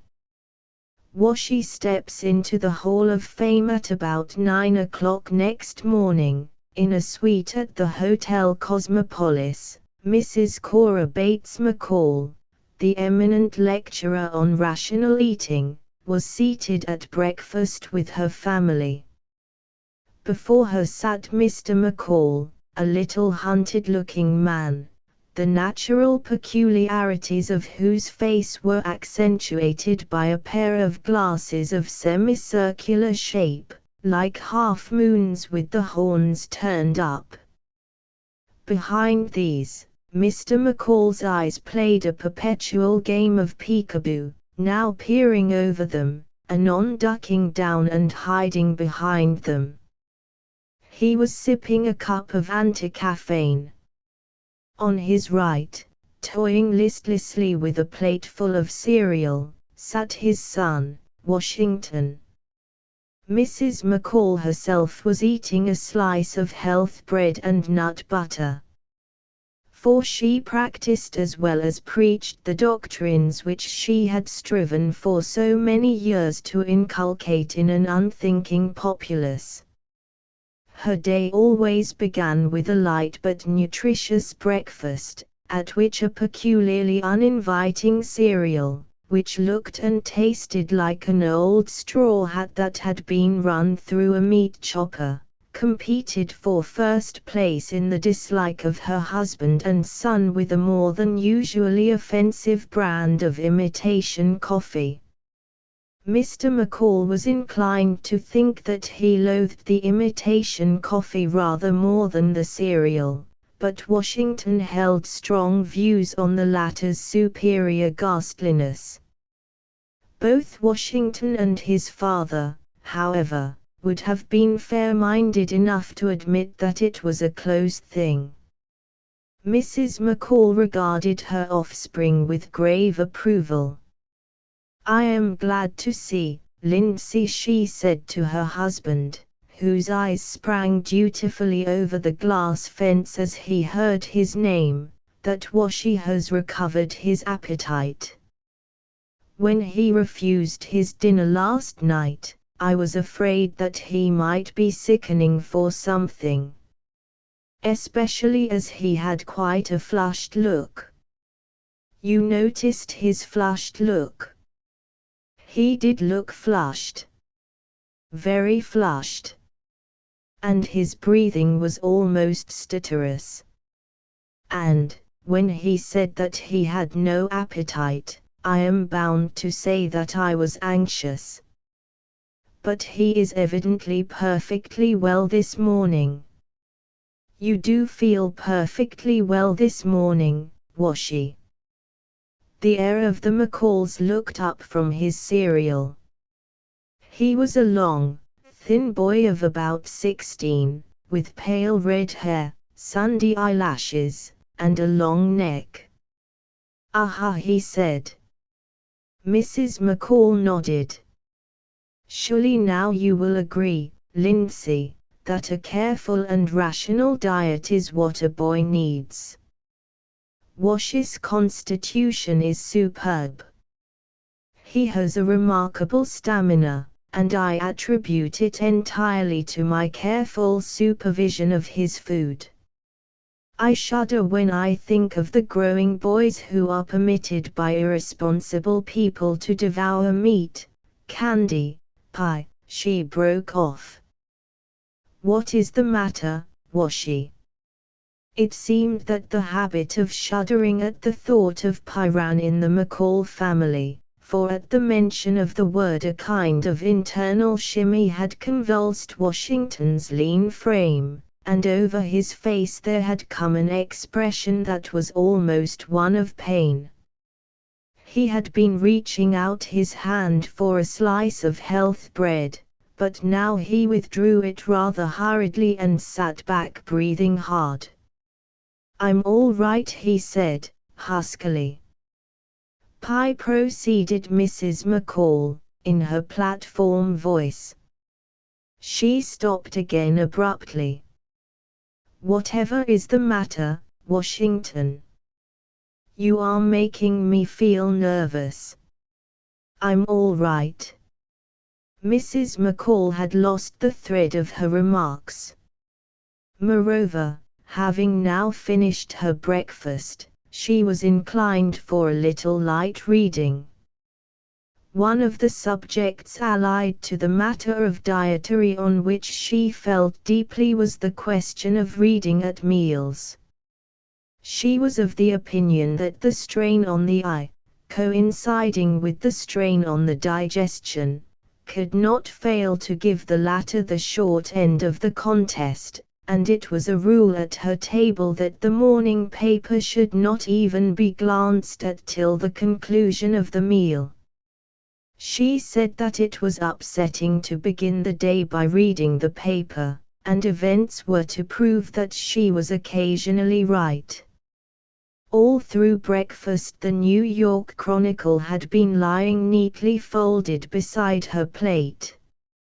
She now opened it, and, with a remark about looking for the report of her yesterday's lecture at the Butterfly Club, directed her gaze at the front page, on which she hoped that an editor with the best interests of the public at heart had decided to place her. Mr. McCall, jumping up and down behind his glasses, scrutinized her face closely as she began to read. He always did this on these occasions, for none knew better than he that his comfort for the day depended largely on some unknown reporter whom he had never met. If this unseen individual had done his work properly and as befitted the importance of his subject, Mrs. McCall's mood for the next 12 hours would be as uniformly sunny as it was possible for it to be. But sometimes the fellows scamped their job disgracefully, and once, on a day which lived in Mr. McCall's memory, they had failed to make a report at all. Today, he noted with relief, all seemed to be well. The report actually was on the front page, an honor rarely accorded to his wife's utterances. Moreover, judging from the time it took her to read the thing, she had evidently been reported at length. "Good, my dear," he ventured. "Satisfactory?" Mrs. McCall smiled meditatively. "Oh, yes, excellent. They have used my photograph, too. Not at all badly reproduced." "Splendid," said Mr. McCall. Mrs. McCall gave a sharp shriek, and the paper fluttered from her hand. "My dear," said Mr. McCall, with concern. His wife had recovered the paper, and was reading with burning eyes. A bright wave of color had flowed over her masterful features. She was breathing as stertorously as ever her son Washington had done on the previous night. "Washington!" A basilisk glare shot across the table and turned the long boy to stone, all except his mouth, which opened feebly. Washington. Is this true?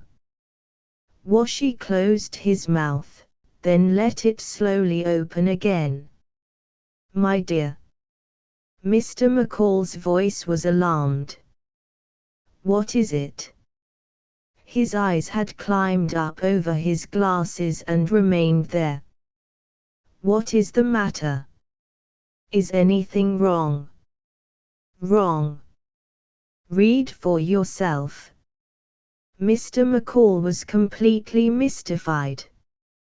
He could not even formulate a guess at the cause of the trouble.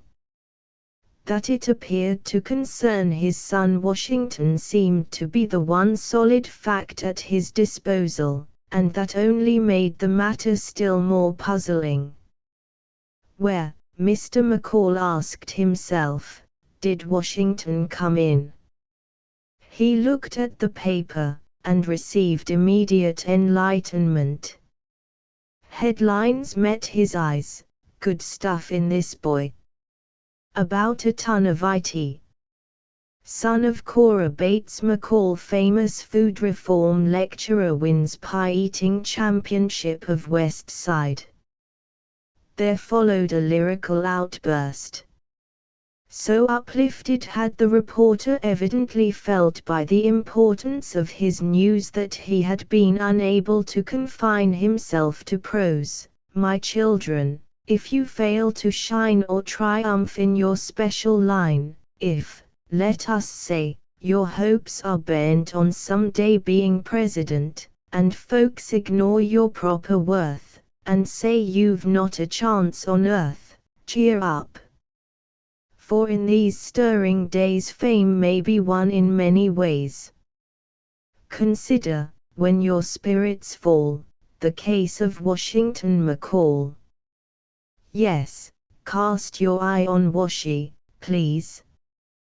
He looks just like a piece of cheese. He's not a brilliant sort of chap, he has a dull and vacant map, his eyes are blank, his face is red, his ears stick out beside his head. In fact, to end these compliments, he would be dear at 30 cents. Yet fame has welcomed to her hall this self-same Washington McCall. His mother, née Miss Cora Bates, is one who frequently orates upon the proper kind of food which every menu should include. With eloquence the world she weans from chops and steaks and pork and beans. Such horrid things she'd like to crush, and make us live on milk and mush. But oh, the thing that makes her sigh is when she sees us eating pie. We heard her lecture last July upon the nation's menace, pie. Alas, the hit it made was small with Master Washington McCall. For yesterday we took a trip to see the Great Pie Championship, where men with bulging cheeks and eyes consume vast quantities of pies. A fashionable West Side crowd beheld the champion, Spike O'Dowd, endeavor to defend his throne against an upstart, Blake's unknown. He wasn't an unknown at all. He was young Washington McCall. We freely own we'd give a leg if we could borrow, steal, or beg the skill old Homer used to show. He wrote the Iliad, you know. Old Homer swung a wicked pen, but we are ordinary men, and cannot even start to dream of doing justice to our theme. The subject of that great repast is too magnificent and vast. We can't describe, or even try, the way those rivals wolfed their pie. Enough to say that, when 4 hours each had extended all his POWRS, toward the quiet even fall O'Dowd succumbed to young McCall. The champion was a willing lad. He gave the public all he had. His was a genuine fighting soul. He'd lots of speed and much control.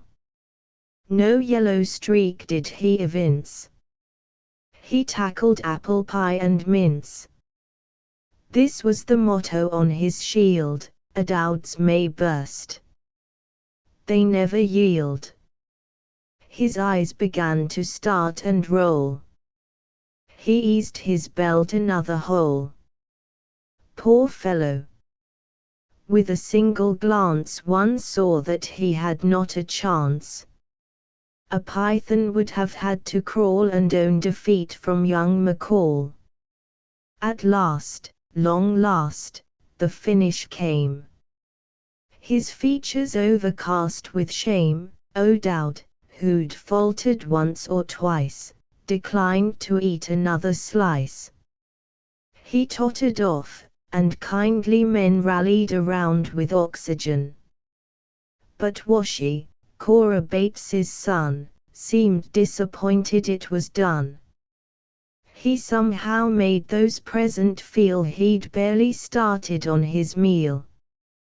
We ask him, "Aren't you feeling bad?" "Me," said the lion-hearted lad.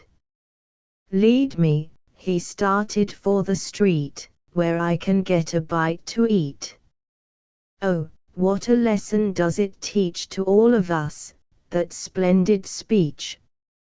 How better can the curtain fall on Master Washington McCall?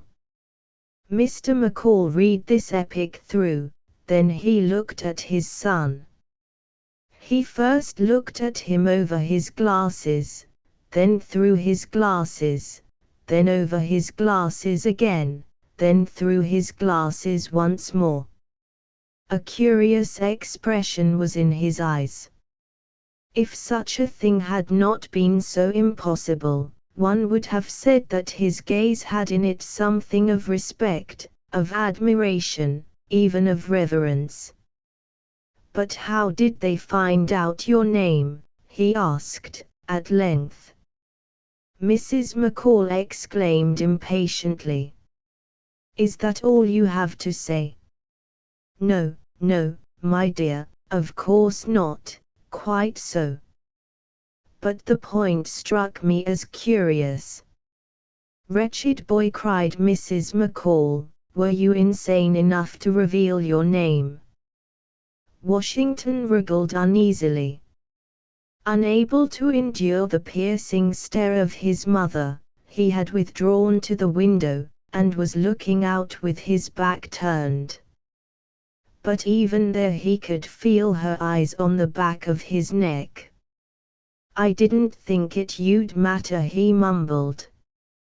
"A fellow with tortoise-shell-rimmed specs asked me, so I told him." How was I to know? His stumbling defense was cut short by the opening of the door. "Hello, hello, hello. What ho? What ho?" Archie was standing in the doorway, beaming ingratiatingly on the family. The apparition of an entire stranger served to divert the lightning of Mrs. McCall's gaze from the unfortunate Washy. Archie, catching it between the eyes, blinked and held on to the wall. He had begun to regret that he had yielded so weakly to Lucille's entreaty that he should look in on the McCalls and use the magnetism of his personality upon them in the hope of inducing them to settle the lawsuit. He wished, too, if the visit had to be paid, that he had postponed it till after lunch, for he was never at his strongest in the morning. But Lucille had urged him to go now and get it over, and here he was. "I think," said Mrs. McCall, icily, "that you must have mistaken your room." Archie rallied his shaken forces. "Oh, no. Rather not. Better introduce myself, what?" My name's Moffam, you know. I'm old Brewster's son-in-law, and all that sort of rot, if you know what I mean. He gulped and continued. I've come about this jolly old lawsuit, don't you know? Mr. McCall seemed about to speak, but his wife anticipated him. Mr. Brewster's attorneys are in communication with ours. We do not wish to discuss the matter.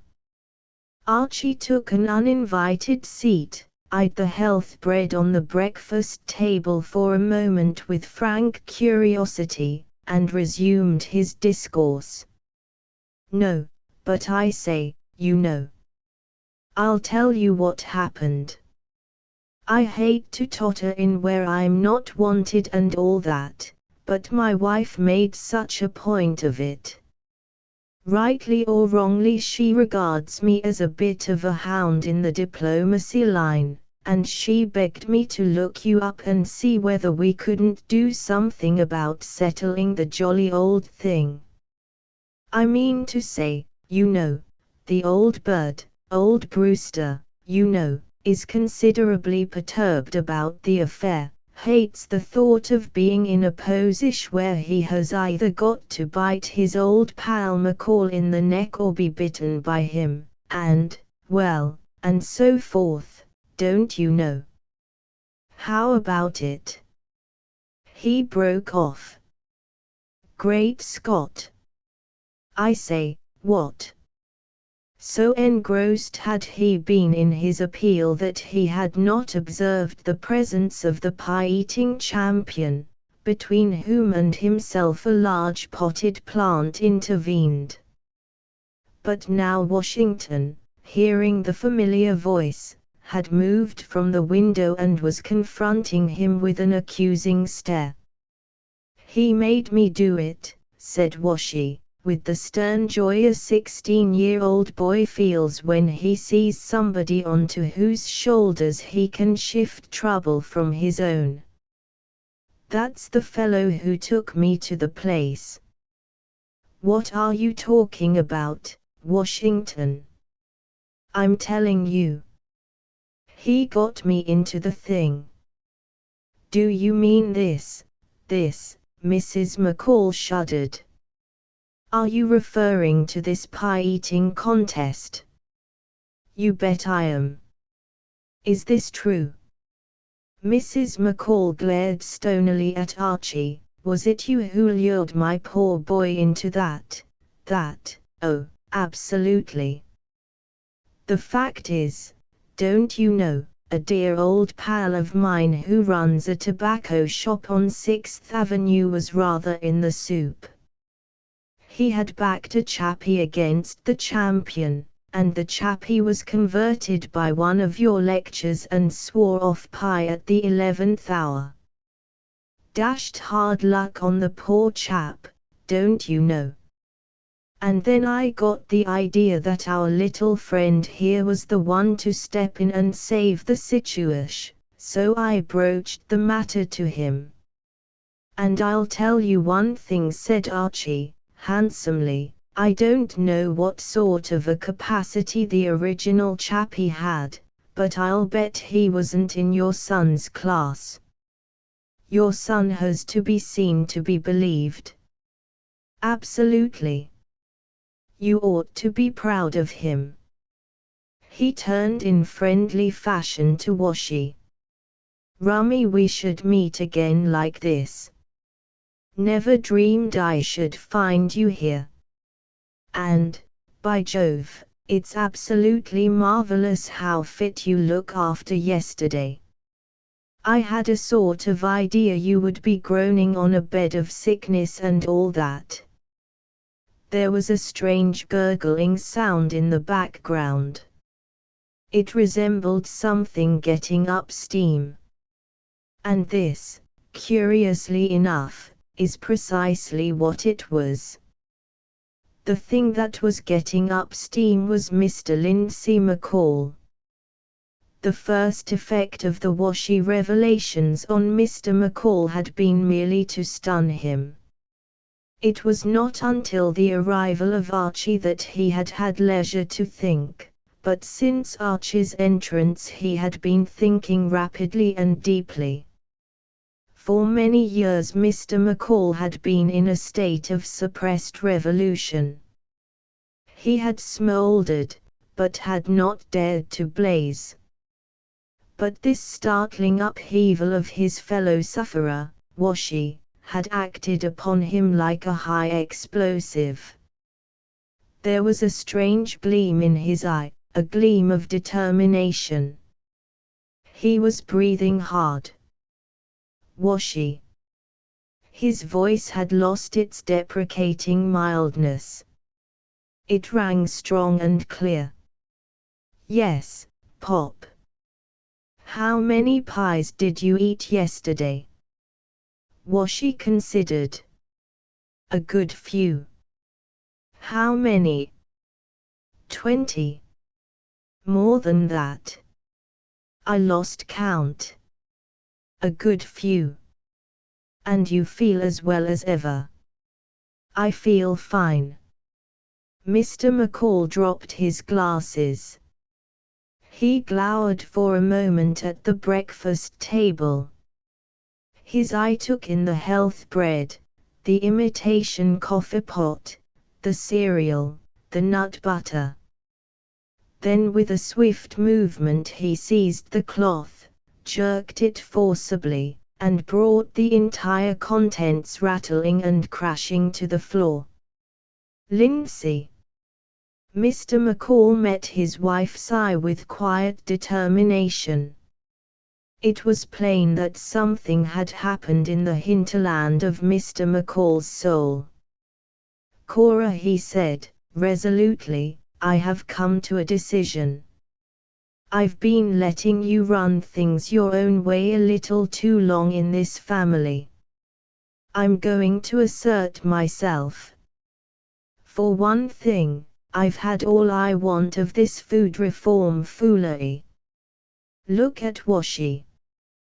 Yesterday that boy seems to have consumed anything from a couple of hundredweight to a ton of pie, and he has thriven on it. Thriven. I don't want to hurt your feelings, Cora, but Washington and I have drunk our last cup of anti-caffeine. If you care to go on with the stuff, that's your lookout. But Washi and I are through. He silenced his wife with a masterful gesture and turned to Archie.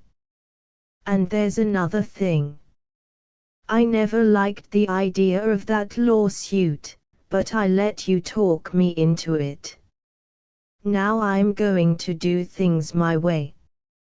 Mr. Moffam, I'm glad you looked in this morning. I'll do just what you want. Take me to Dan Brewster now, and let's call the thing off, and shake hands on it. Are you mad, Lindsay? It was Cora Bates McCall's last shot. Mr. McCall paid no attention to it. He was shaking hands with Archie. I consider you, Mr. Moffam, he said, the most sensible young man I have ever met. Archie blushed modestly. Awfully good of you, old bean, he said. I wonder if you'd mind telling my jolly old father-in-law that. It'll be a bit of news for him. Chapter 23. Mother's Knee. Archie Mofham's connection with that devastatingly popular ballad, Mother's Knee, was one to which he always looked back later with a certain pride. Mother's Knee, it will be remembered, went through the world like a pestilence. Scots elders hummed it on their way to Kirk, cannibals crooned it to their offspring in the jungles of Borneo. It was a bestseller among the Bolshevists. In the United States alone 3 million copies were disposed of. For a man who has not accomplished anything outstandingly great in his life, It is something to have been in a sense responsible for a song like that, and, though there were moments when Archie experienced some of the emotions of a man who has punched a hole in the dam of one of the larger reservoirs, he never really regretted his share in the launching of the thing. It seems almost bizarre now to think that there was a time when even one person in the world had not heard Mother's Knee, but it came fresh to Archie one afternoon some weeks after the episode of Washi, in his suite at the Hotel Cosmopolis, where he was cementing with cigarettes and pleasant conversation his renewed friendship with Wilson Himack, whom he had first met in the neighborhood of Armentières during the war. "What are you doing these days?" enquired Wilson Himack. "Me," said Archie. "Well, as a matter of fact, there is what you might call a sort of species of lull in my activities at the moment. But my jolly old father-in-law is bustling about, running up a new hotel a bit farther downtown, and the scheme is for me to be manager when it's finished. From what I have seen in this place, it's a simple sort of job, and I fancy I shall be somewhat hot stuff. How are you filling in the long hours?" "I'm in my uncle's office, darn it. Starting at the bottom and learning the business and all that. A noble pursuit, no doubt, but I'm bound to say it would give me the pip in no uncertain manner." "It gives me," said Wilson Himack, "a pain in the thorax. I want to be a composer." "A composer, eh?" Archie felt that he should have guessed this. The chappie had a distinctly artistic look. He wore a bow tie and all that sort of thing. His trousers bagged at the knees, and his hair, which during the martial epoch of his career had been pruned to the roots, fell about his ears in luxuriant disarray. "Say, do you want to hear the best thing I've ever done?" "Indubitably," said Archie, politely. "Carry on, old bird." "I wrote the lyric as well as the melody," said Wilson Himack, who had already seated himself at the piano. "It's got the greatest title you ever heard. It's a Lollapalooza. It's called It's a Long Way Back to Mother's Knee. How's that? Poor, eh?" Archie expelled a smoke ring doubtfully. "Isn't it a little stale?" "Stale? What do you mean, stale? There's always room for another song boosting Mother." "Oh, is it boosting Mother?" Archie's face cleared. "I thought it was a hit at the Short Skirts." "Why, of course, that makes all the difference. In that case, I see no reason why it should not be ripe, fruity, and pretty well all to the mustard. Let's have it." Wilson Himack pushed as much of his hair out of his eyes as he could reach with one hand, cleared his throat, looked dreamily over the top of the piano at a photograph of Archie's father-in-law, Mr. Daniel Brewster, played a prelude, and began to sing in a weak, high, composer's voice. All composers sing exactly alike, and they have to be heard to be believed. One night a young man wandered through the glitter of Broadway, his money he had squandered. For a meal he couldn't pay. "Tough luck," murmured Archie, sympathetically. He thought about the village where his boyhood he had spent, and yearned for all the simple joys with which he'd been content. "The right spirit," said Archie, with approval. I'm beginning to like this chappie. Don't interrupt. Oh, righto. Carried away and all that. He looked upon the city, so frivolous and gay, and, as he heaved a weary sigh, these words he then did say, "It's a long way back to mother's knee, mother's knee, mother's knee, it's a long way back to mother's knee, where I used to stand and prattle with my teddy bear and rattle. Oh, those childhood days in Tennessee, they sure look good to me. It's a long, long way, but I'm gonna start today. I'm going back, believe me, oh. I'm going back, I want to go. I'm going back, back, on the 7-3 to the dear old shack where I used to be. I'm going back to mother's knee." Wilson Himack's voice cracked on the final high note, which was of an altitude beyond his powers. He turned with a modest cough. "That'll give you an idea of it." "It has, old thing, it has." "Is it or is it not a ball of fire?" "It has many of the earmarks of a sound egg," admitted Archie. Of course, it wants singing." "Just what I was going to suggest. It wants a woman to sing it.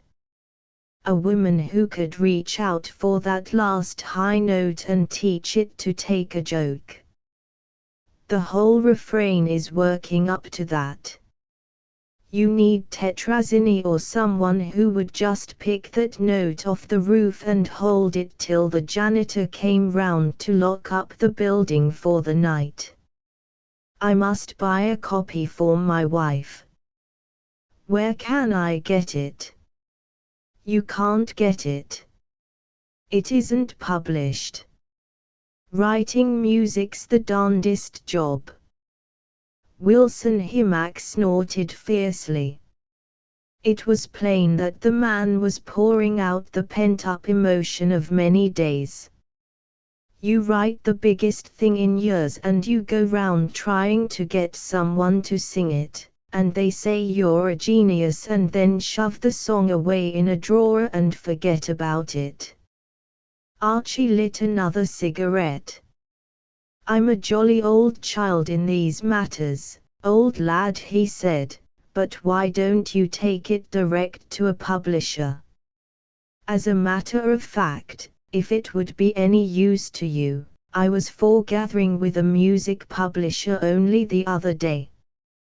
A bird of the name of Blumenthal.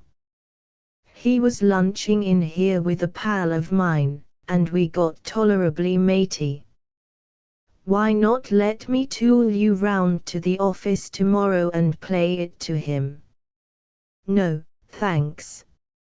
Much obliged, but I'm not going to play that melody in any publisher's office with his hired gang of Tin Pan Alley composers listening at the keyhole and taking notes.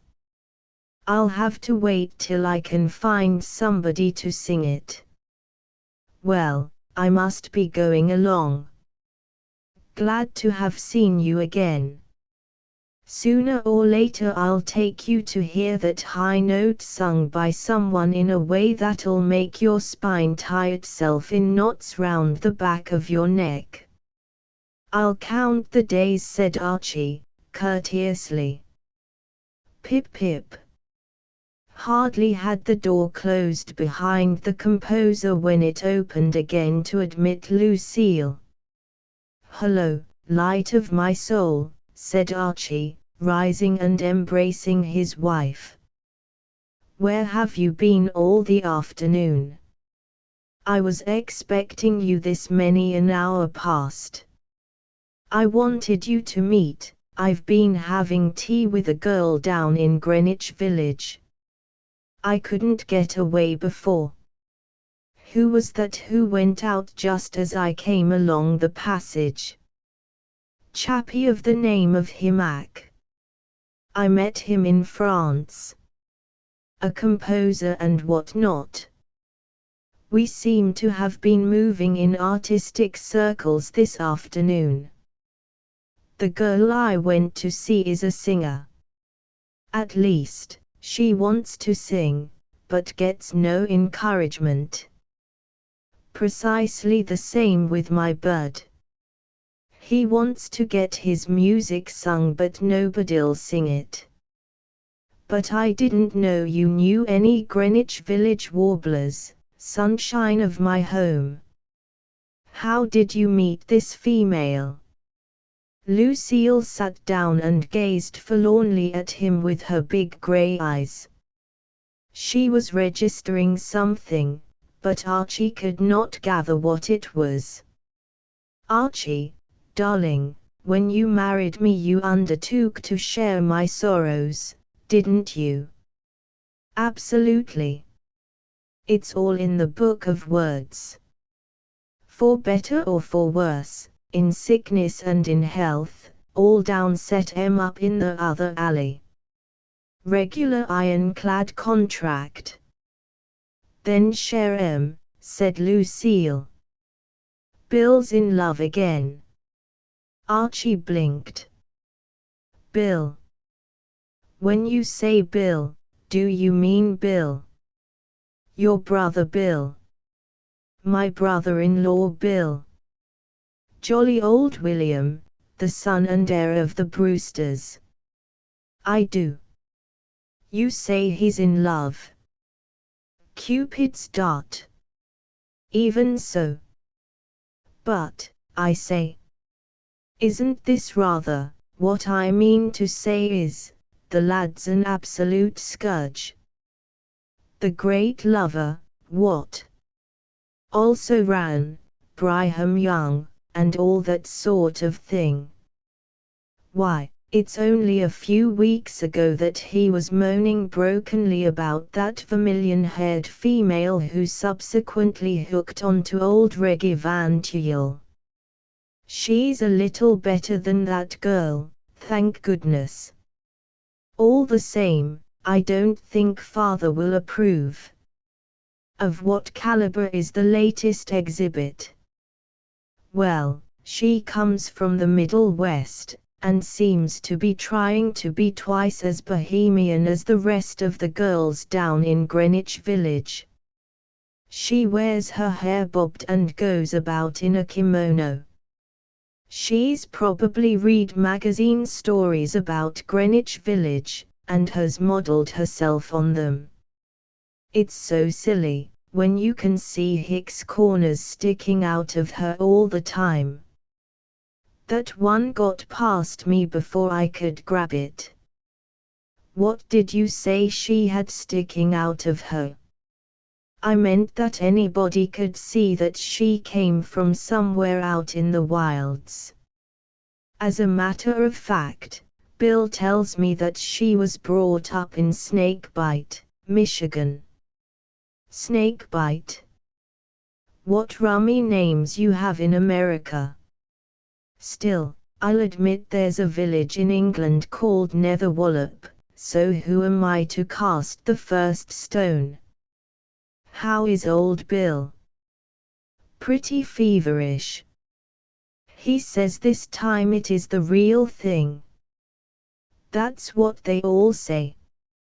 I wish I had $1 for every time. Forgotten what I was going to say, broke off Archie, prudently. So you think, he went on, after a pause, that William's latest is going to be one more shock for the old dad? I can't imagine father approving of her.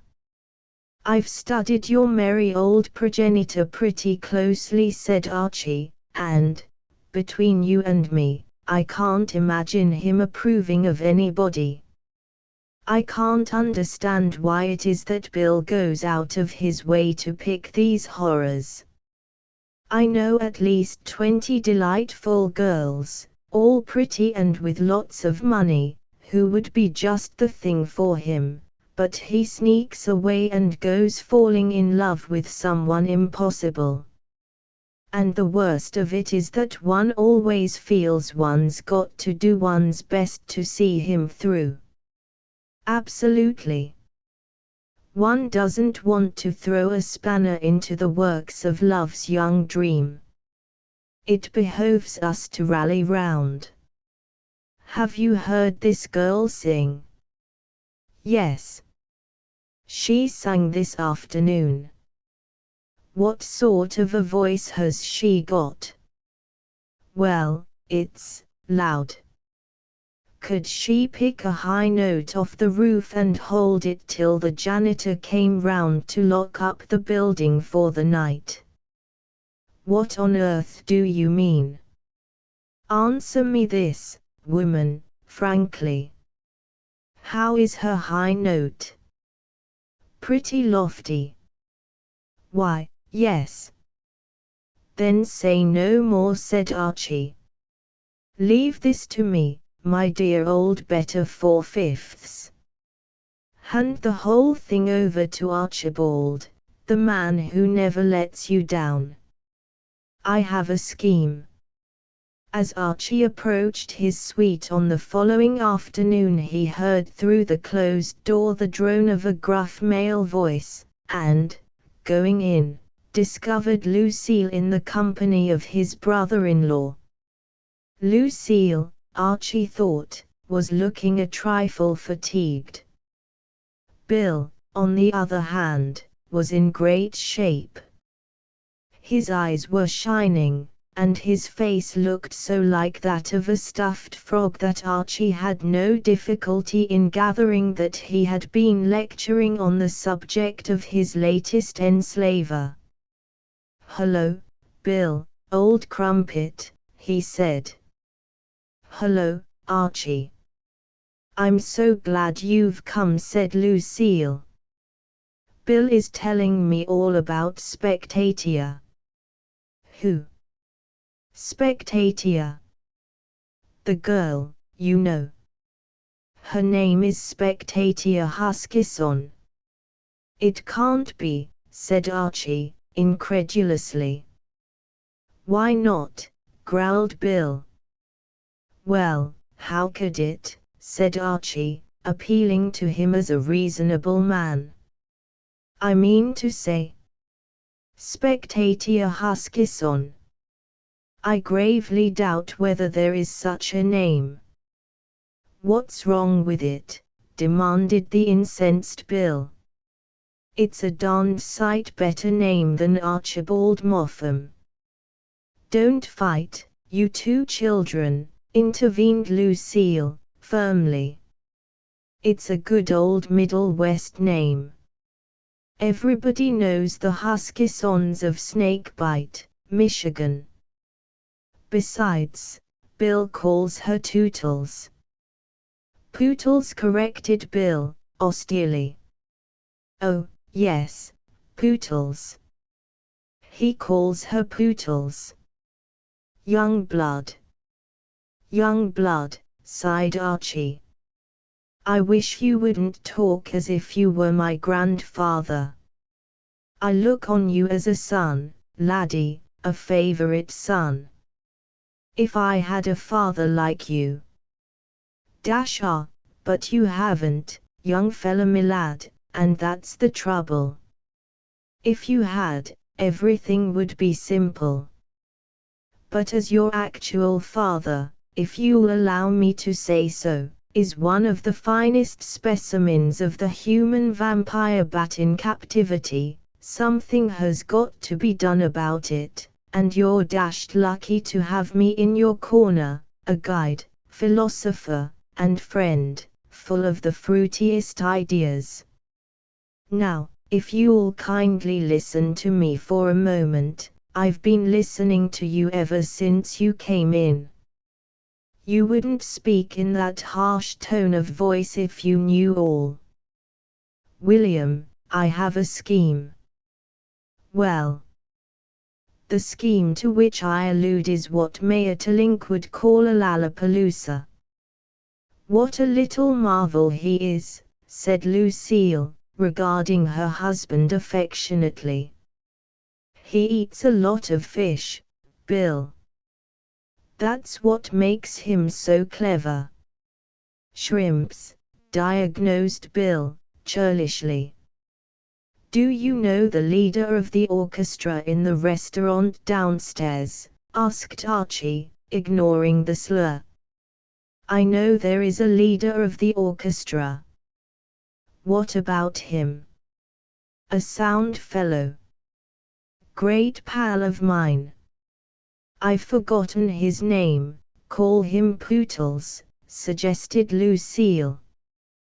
Desist, said Archie, as a wordless growl proceeded from his stricken brother-in-law. Temper your hilarity with a modicum of reserve. This girlish frivolity is unseemly. Well, I'm going to have a chat with this chappie and fix it all up. Fix what up? The whole jolly business. I'm going to kill two birds with one stone. I've a composer chappie popping about in the background whose one ambition is to have his pet song sung before a discriminating audience. You have a singer straining at the leash. I'm going to arrange with this egg who leads the orchestra that your female shall sing my chappie's song downstairs one night during dinner. How about it? Is it or is it not a ball of fire? It's not a bad idea, admitted Bill, brightening visibly. I wouldn't have thought you had it in you. Why not? Well, it's a capital idea, said Lucille. Quite out of the question, of course. How do you mean? Don't you know that the one thing Father hates more than anything else in the world is anything like a cabaret? People are always coming to him, suggesting that it would brighten up the dinner hour if he had singers and things, and he crushes them into little bits. He thinks there's nothing that lowers the tone of a place more. He'll bite you in 3 places when you suggest it to him. Ah! But has it escaped your notice, lighting system of my soul, that the dear old dad is not at present in residence? He went off to fish at Lake what's its name this morning. You aren't dreaming of doing this without asking him? That was the general idea. But he'll be furious when he finds out. But will he find out? I ask you, will he? Of course he will. I don't see why he should, said Bill, on whose plastic mind the plan had made a deep impression. He won't, said Archie, confidently. This wheeze is for one night only. By the time the jolly old governor returns, bitten to the bone by mosquitoes, with one small stuffed trout in his suitcase, everything will be over and all quiet once more along the Potomac. The scheme is this. My chappie wants his song heard by a publisher. Your girl wants her voice heard by one of the blighters who get up concerts and all that sort of thing. No doubt you know such a bird, whom you could invite to the hotel for a bit of dinner. I know Carl Steinberg. As a matter of fact, I was thinking of writing to him about Spectatia. You're absolutely sure that is her name? Said Archie, his voice still tinged with incredulity. Oh, well, I suppose she told you so herself, and no doubt she knows best. That will be topping. Rope in your pal and hold him down at the table till the finish. Lucille, the beautiful vision on the skyline yonder, and I will be at another table entertaining Maxie Blumenthal. Who on earth is Maxie Blumenthal? Asked Lucille. One of my boyhood chums. A music publisher. I'll get him to come along, and then we'll all be set. At the conclusion of the performance Miss Archie winced. Miss Spectator Huskisson will be signed up for a 40 weeks tour, and jovial old Blumenthal will be making all arrangements for publishing the song. Two birds, as I indicated before, with one stone. How about it? It's a winner, said Bill. Of course, said Archie, I'm not urging you. I merely make the suggestion. If you know a better ole, go to it. It's terrific, said Bill. It's absurd, said Lucille. My dear old partner of joys and sorrows, said Archie, wounded. We court criticism, but this is mere abuse. What seems to be the difficulty?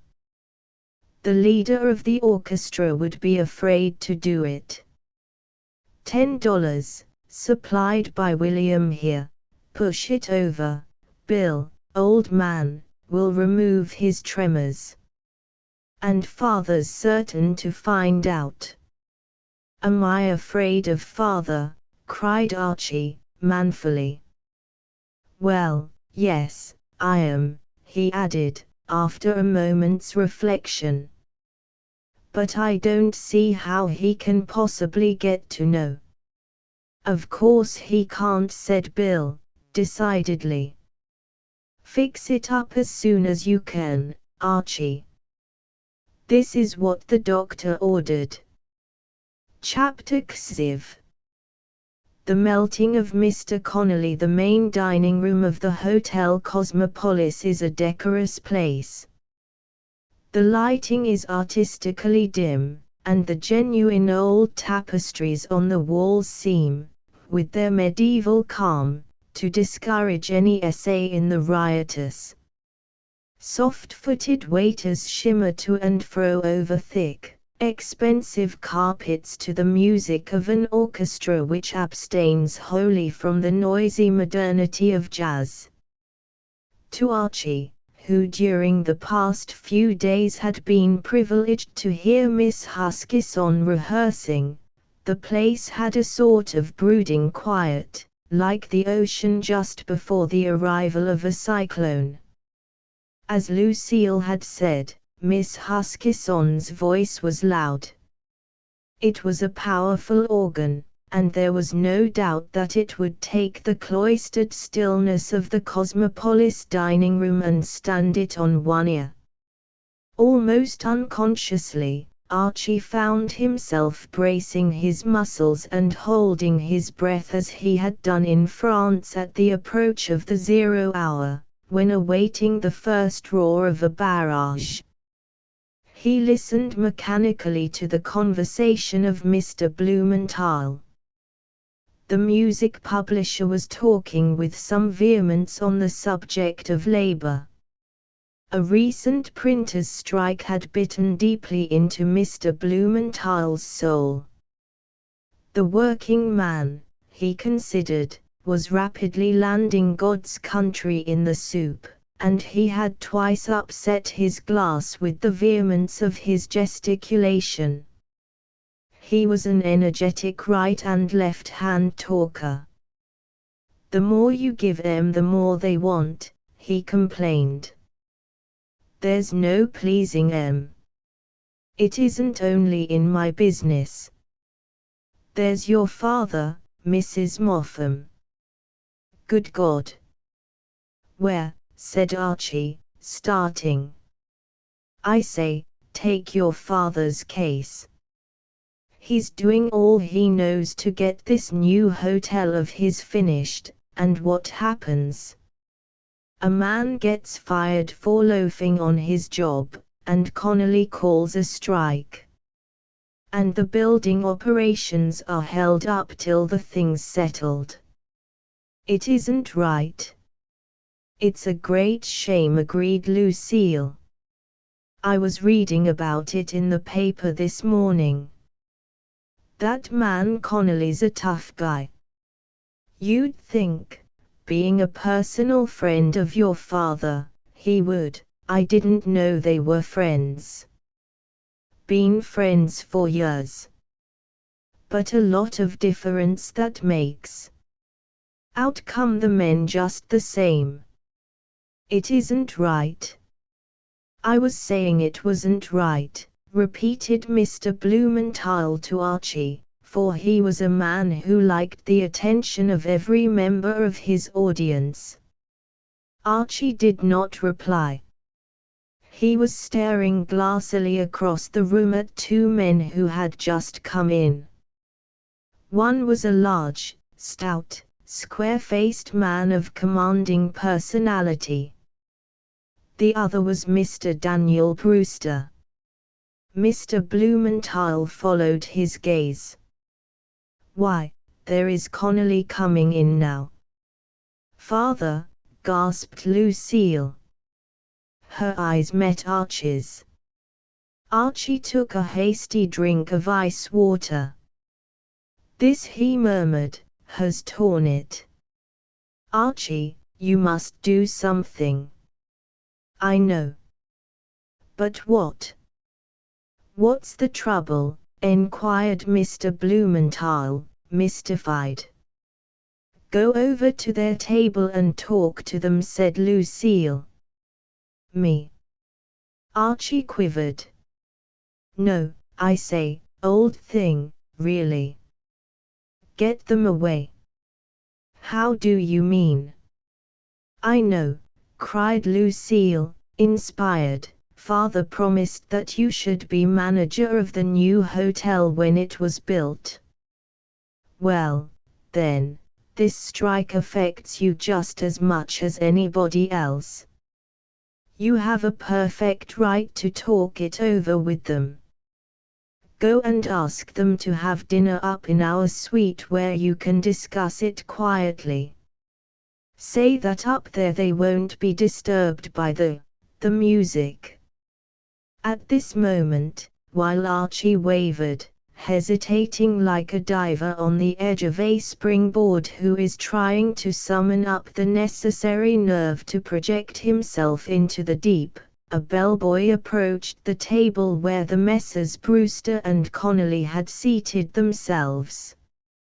He murmured something in Mr. Brewster's ear, and the proprietor of the Cosmopolis rose and followed him out of the room. Quick!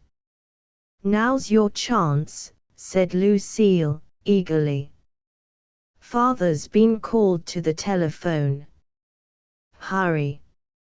Archie took another drink of ice water to steady his shaking nerve centers, pulled down his waistcoat, straightened his tie, and then, with something of the air of a Roman gladiator entering the arena, tottered across the room. Lucille turned to entertain the perplexed music publisher. The nearer Archie got to Mr. Aloysius Connolly, the less did he like the looks of him. Even at a distance the Labour leader had a formidable aspect. Seen close to, he looked even more uninviting. His face had the appearance of having been carved out of granite, and the eye which collided with Archie's as the latter, with an attempt at an ingratiating smile, pulled up a chair and sat down at the table was hard and frosty. Mr. Connolly gave the impression that he would be a good man to have on your side during a rough-and-tumble fight down on the waterfront or in some lumber camp, but he did not look chummy. Hello, hello, hello, said Archie. Who the devil, inquired Mr. Connolly, are you? My name's Archibald Moffam. That's not my fault. I'm jolly old Brewster's son-in-law. Glad to meet you. Glad to meet you, said Archie, handsomely. Well, "Goodbye," said Mr. Connolly. Run along and sell your papers. Your father-in-law and I have business to discuss." "Yes, I know." "Private," added Mr. Connolly. "Oh, but I'm in on this binge, you know. I'm going to be the manager of the new hotel."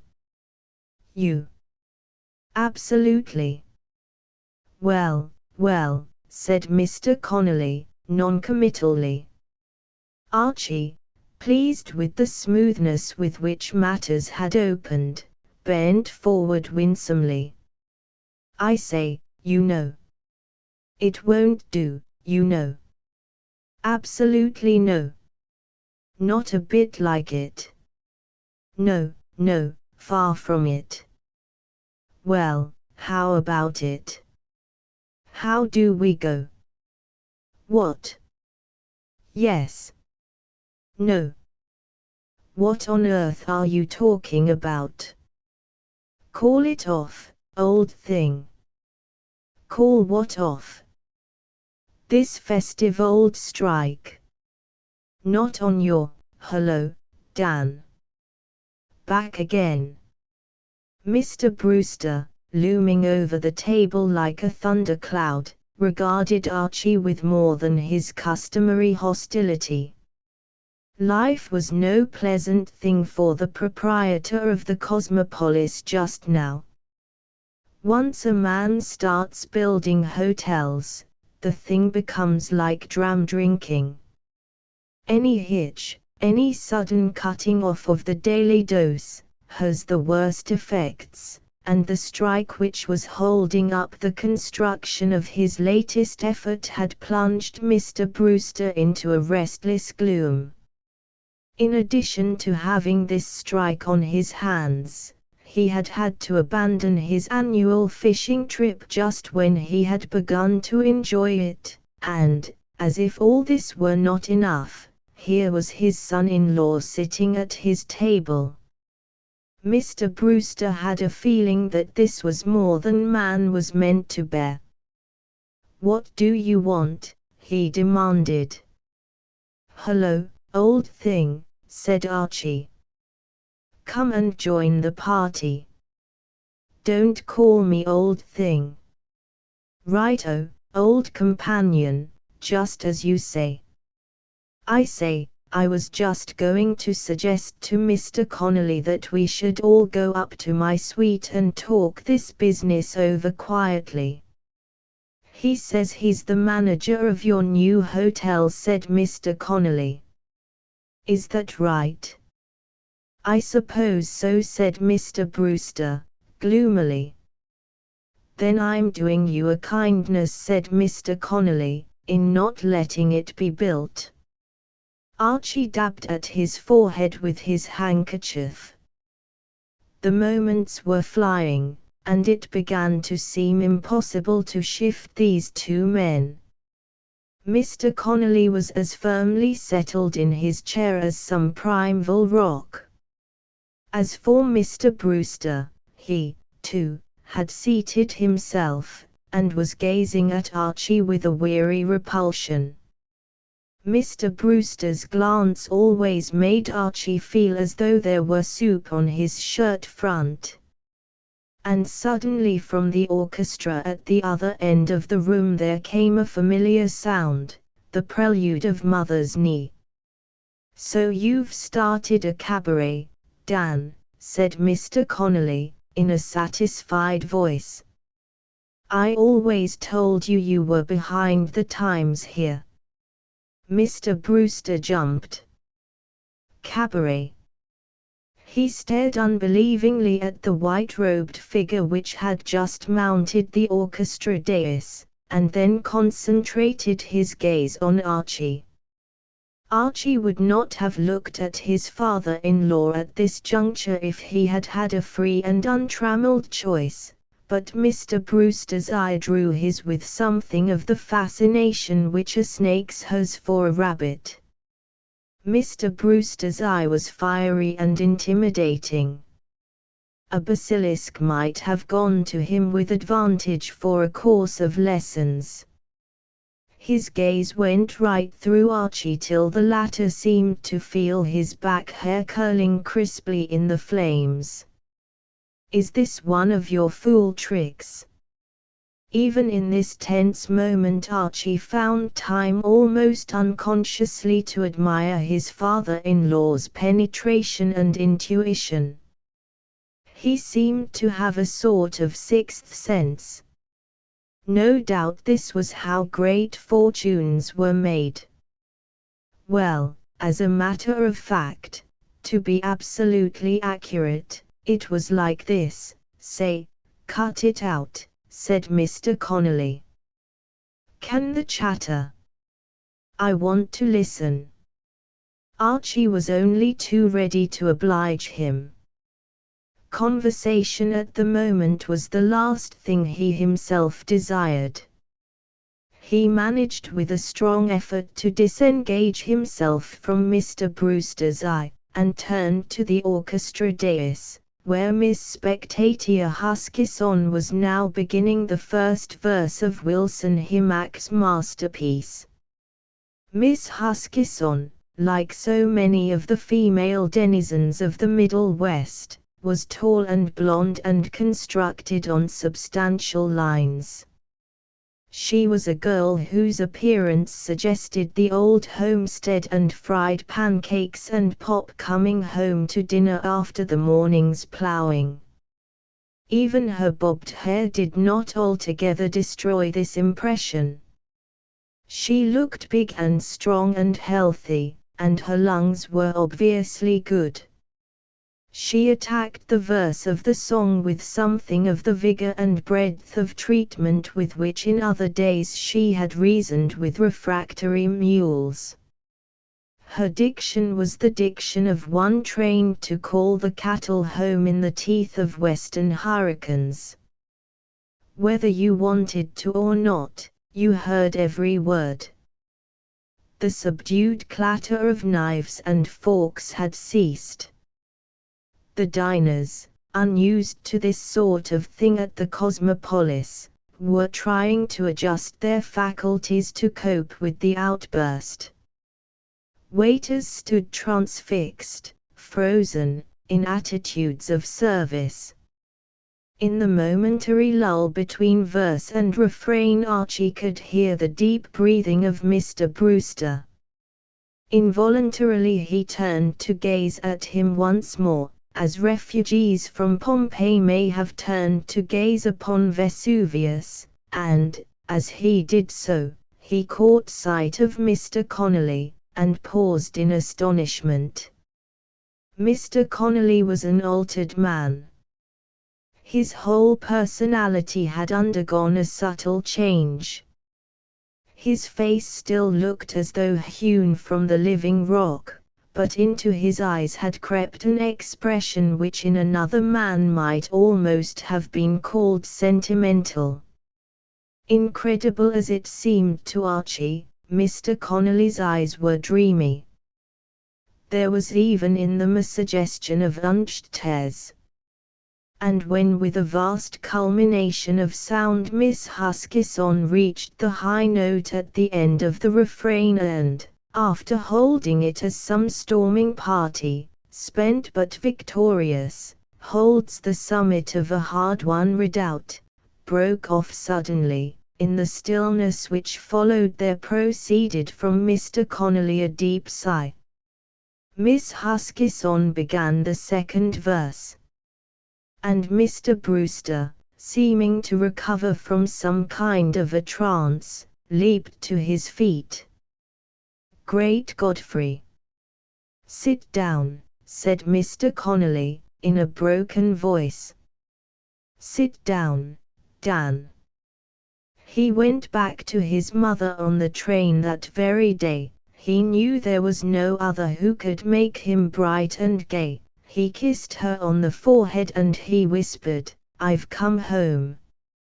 He told her he was never going any more to Rome. And onward through the happy years, till he grew old and grey, he never once regretted those brave words he once did say, "It's a long way back to mother's knee." The last high note screeched across the room like a shell, and the applause that followed was like a shell's bursting.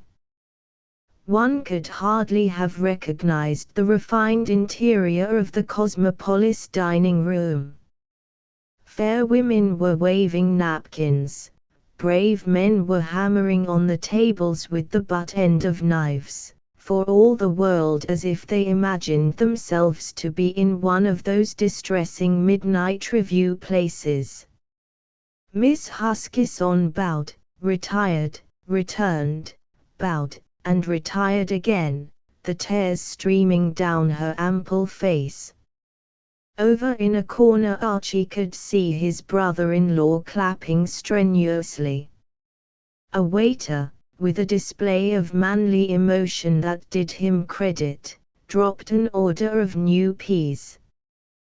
30 years ago last October, said Mr. Connolly, in a shaking voice. Mr. Brewster interrupted him violently. "I'll fire that orchestra leader. He goes tomorrow." "I'll fire," he turned on Archie. "What the devil do you mean by it, you?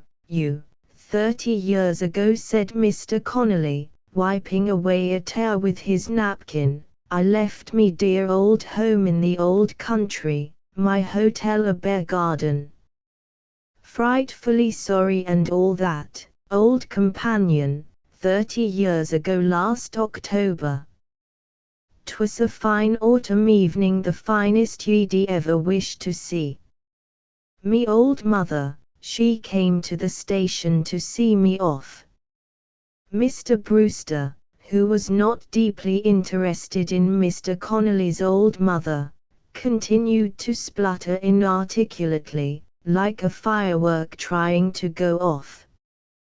"You'll always be a good boy, Aloysius, she said to me," said Mr. Connolly, proceeding with his autobiography.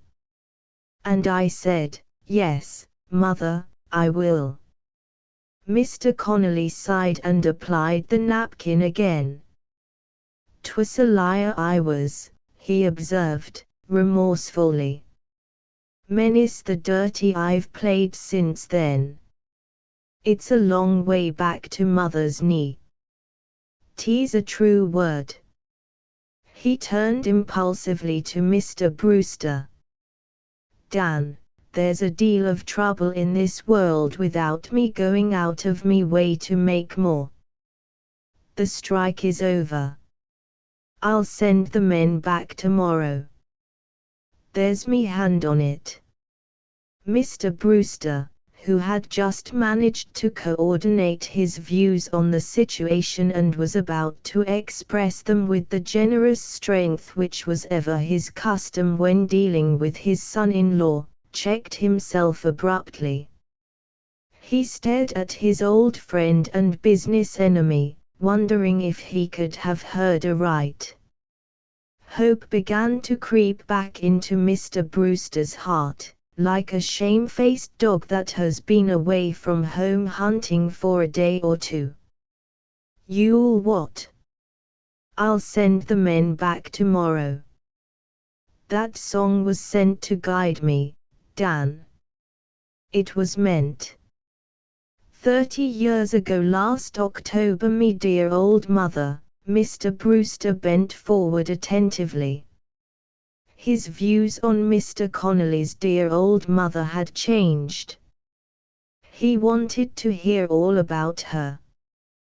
"'Twas that last note that girl sang brought it all back to me as if 'twas yesterday. As we waited on the platform, me old mother and I, out comes the train from the tunnel, and the engine lets off a screech the way ye'd hear it 10 miles away. 'Twas 30 years ago." Archie stole softly from the table. He felt that his presence, if it had ever been required, was required no longer. Looking back, he could see his father-in-law patting Mr. Connolly affectionately on the shoulder. Archie and Lucille lingered over their coffee. Mr. Blumenthal was out in the telephone box settling the business end with Wilson Himack. The music publisher had been unstinted in his praise of Mother's Knee. It was surefire, he said. The words, stated Mr. Blumenthal, were gooey enough to hurt, and the tune reminded him of every other song hit he had ever heard. There was, in Mr. Blumenthal's opinion, nothing to stop this thing selling 1 million copies. Archie smoked contentedly. Not a bad evening's work, old thing, he said. Talk about birds with one stone. He looked at Lucille reproachfully. You don't seem bubbling over with joy.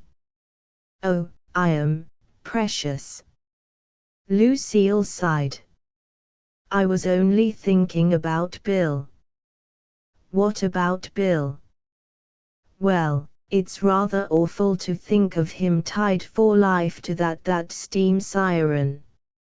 Oh, we mustn't look on the jolly old dark side. Perhaps, hello, Bill, old top. We were just talking about you.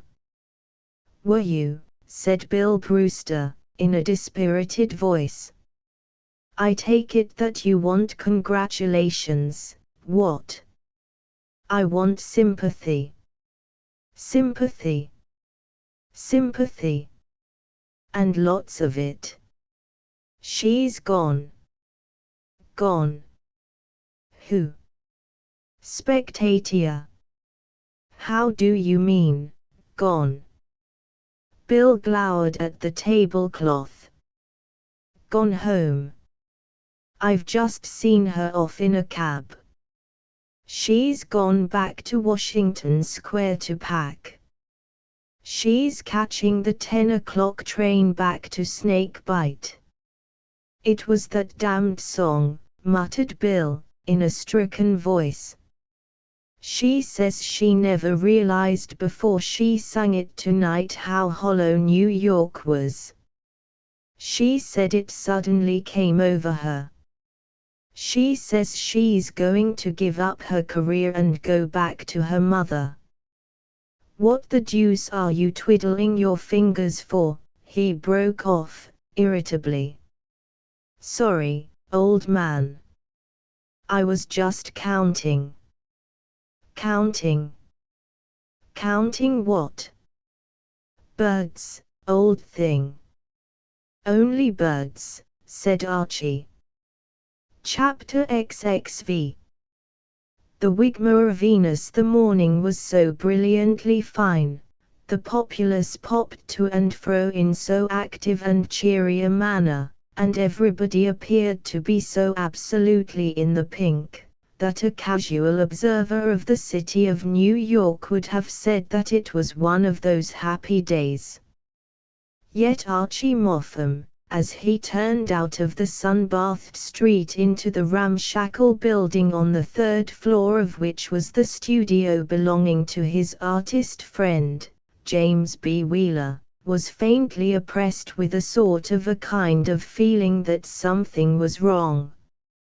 He would not have gone so far as to say that he had the pip, it was more a vague sense of discomfort. And, searching for first causes as he made his way upstairs, he came to the conclusion that the person responsible for this nebulous depression was his wife, Lucille. It seemed to Archie that at breakfast that morning Lucille's manner had been subtly rummy. Nothing you could put your finger on, still, rummy. Musing thus, he reached the studio, and found the door open and the room empty. It had the air of a room whose owner has dashed in to fetch his golf clubs and biffed off, after the casual fashion of the artist temperament, without bothering to close up behind him. And such, indeed, was the case. The studio had seen the last of J.B. Wheeler for that day, but Archie, not realizing this and feeling that a chat with Mr. Wheeler, who was a light-hearted bird, was what he needed this morning, sat down to wait. After a few moments, his gaze, straying over the room, encountered a handsomely framed picture, and he went across to take a look at it. J.B. Wheeler was an artist who made a large annual income as an illustrator for the magazines, and it was a surprise to Archie to find that he also went in for this kind of thing. For the picture, dashingly painted in oils, represented a comfortably plump young woman who, from her rather weak-minded simper and the fact that she wore absolutely nothing except a small dove on her left shoulder, was plainly intended to be the goddess Venus. Archie was not much of a lad around the picture galleries, but he knew enough about art to recognize Venus when he saw her, though once or twice, it is true, artists had double-crossed him by ringing in some such title as Daydreams or When the Heart is Young. He inspected this picture for a while, then, returning to his seat, lit a cigarette and began to meditate on Lucille once more. Yes, the dear girl had been rummy at breakfast. She had not exactly said anything or done anything out of the ordinary, but, well, you know how it is. We husbands, we lads of the for better or for worse brigade, we learn to pierce the mask. There had been in Lucille's manner that curious, strained sweetness which comes to women whose husbands have failed to match the piece of silk or forgotten to post an important letter. If his conscience had not been as clear as crystal, Archie would have said that that was what must have been the matter. But, when Lucille wrote letters, she just stepped out of the suite and dropped them in the mail chute attached to the elevator. It couldn't be that.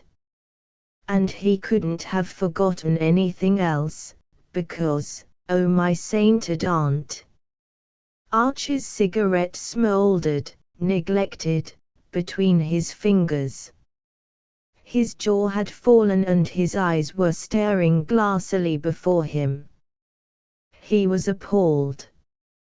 His memory was weak, he knew, but never before had it let him down so scurvily as this. This was a record. It stood in a class by itself, printed in red ink and marked with a star, as the bloomer of a lifetime.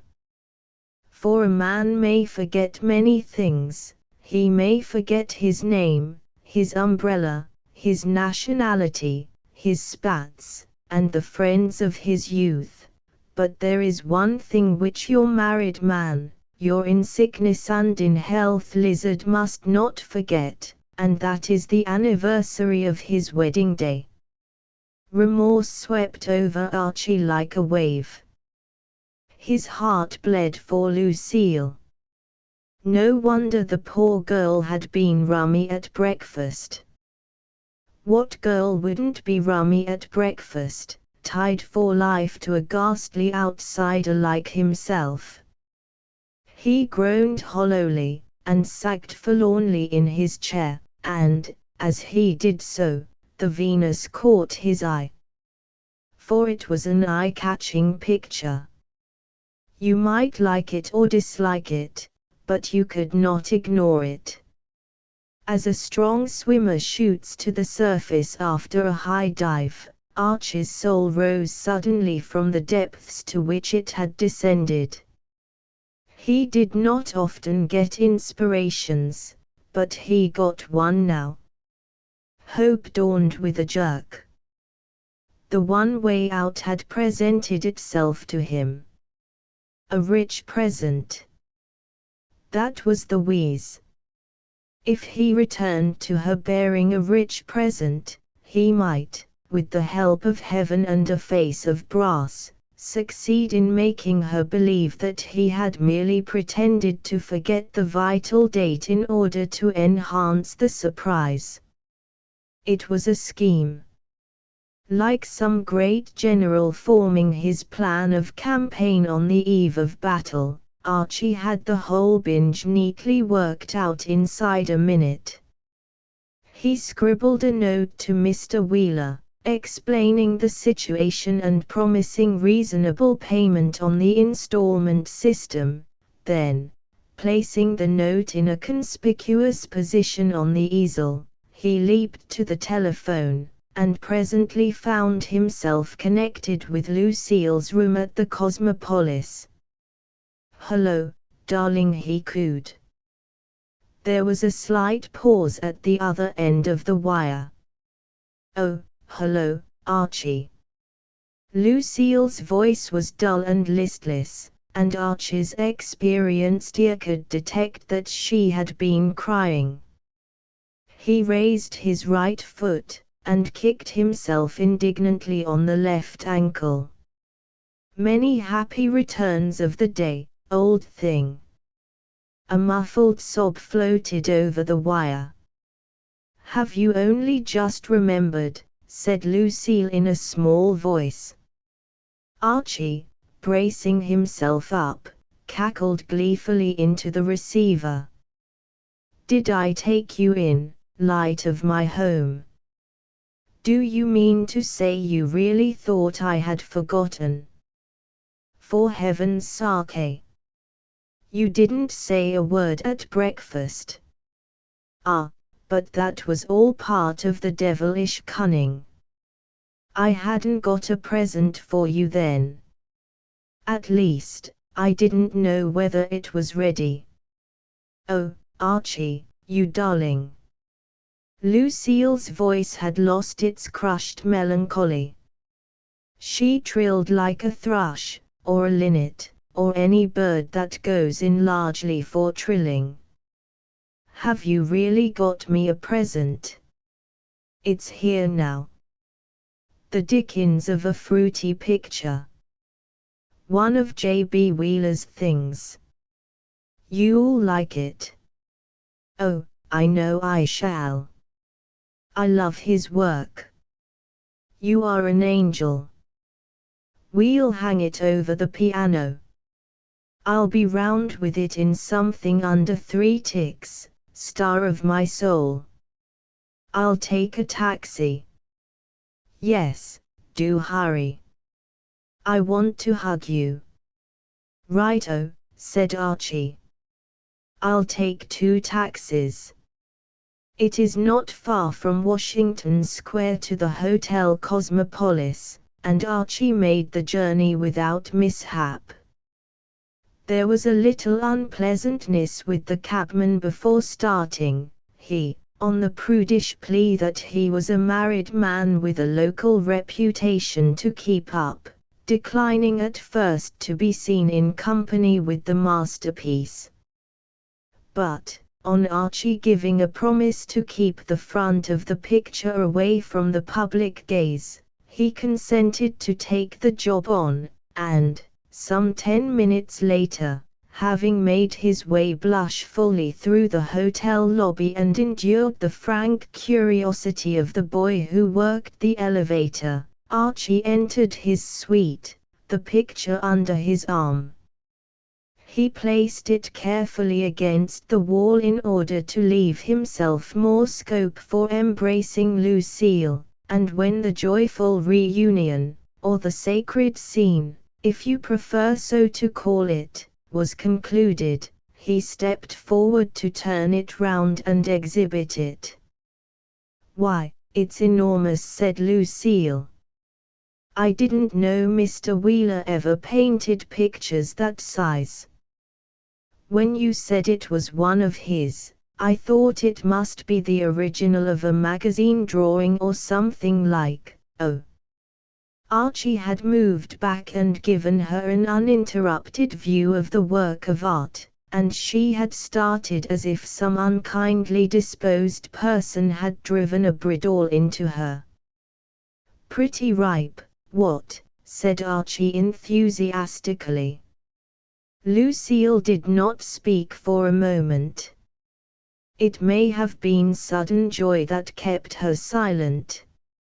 Or, on the other hand, it may not. She stood looking at the picture with wide eyes and parted lips.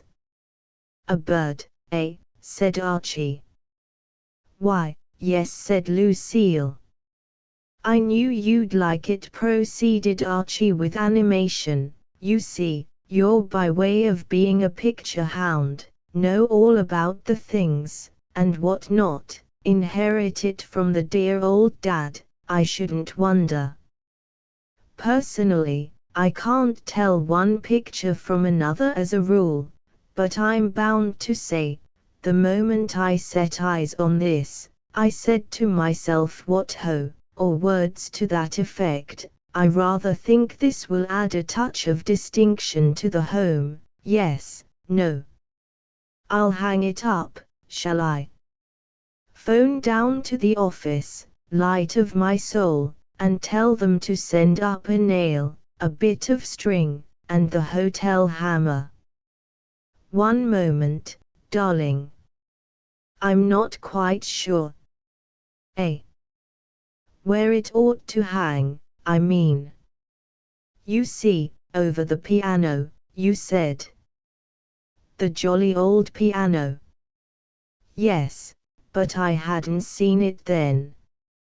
A monstrous suspicion flitted for an instant into Archie's mind.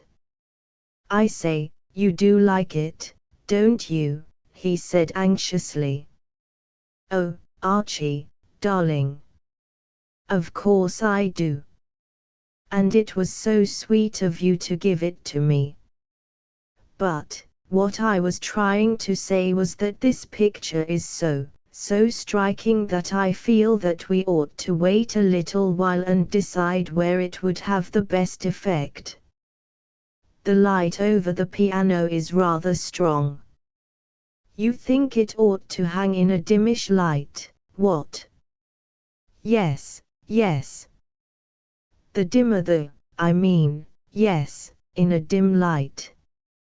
Suppose we leave it in the corner for the moment, over there, behind the sofa, and I'll think it over. It wants a lot of thought, you know." "Righto. Here. Yes, that will do splendidly. Oh, and, Archie. Hello. I think perhaps. Just turn its face to the wall, will you?" Lucille gave a little gulp. "It will prevent it getting dusty." It perplexed Archie a little during the next few days to notice in Lucille, whom he had always looked on as preeminently a girl who knew her own mind, a curious streak of vacillation. Quite half a dozen times he suggested various spots on the wall as suitable for the Venus, but Lucille seemed unable to decide. Archie wished that she would settle on something definite, for he wanted to invite J.B. Wheeler to the suite to see the thing. He had heard nothing from the artist since the day he had removed the picture, and one morning, encountering him on Broadway, he expressed his appreciation of the very decent manner in which the other had taken the whole affair. "Oh, that," said J.B. Wheeler. "My dear fellow, you're welcome." He paused for a moment. "More than welcome," he added. "You aren't much of an expert on pictures, are you?" "Well," said Archie, "I don't know that you'd call me an absolute nib, don't you know, but of course I know enough to see that this particular exhibit is not a little fruity. Absolutely one of the best things you've ever done, laddie. A slight purple tinge manifested itself in Mr. Wheeler's round and rosy face. His eyes bulged. What are you talking about, you Tishbite? You misguided son of Belial, are you under the impression that I painted that thing? Didn't you? Mr. Wheeler swallowed a little convulsively. My fiancé painted it, he said shortly. Your fiancé? My dear old lad, I didn't know you were engaged. Who is she? Do I know her? Her name is Alice Wigmore.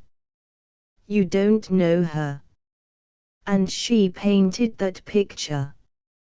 Archie was perturbed. But, I say, won't she be apt to wonder where the thing has got to? I told her it had been stolen.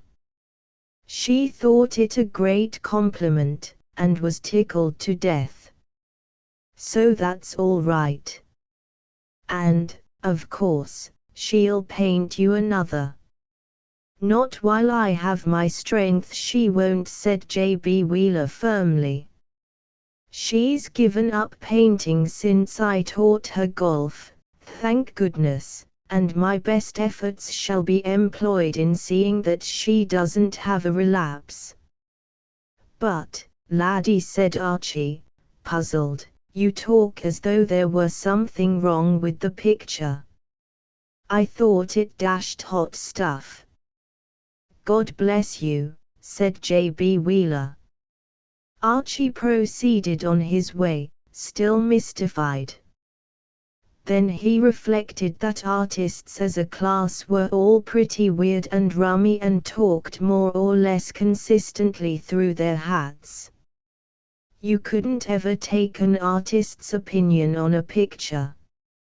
9 out of 10 of them had views on art which would have admitted them to any lunar bin, and no questions asked.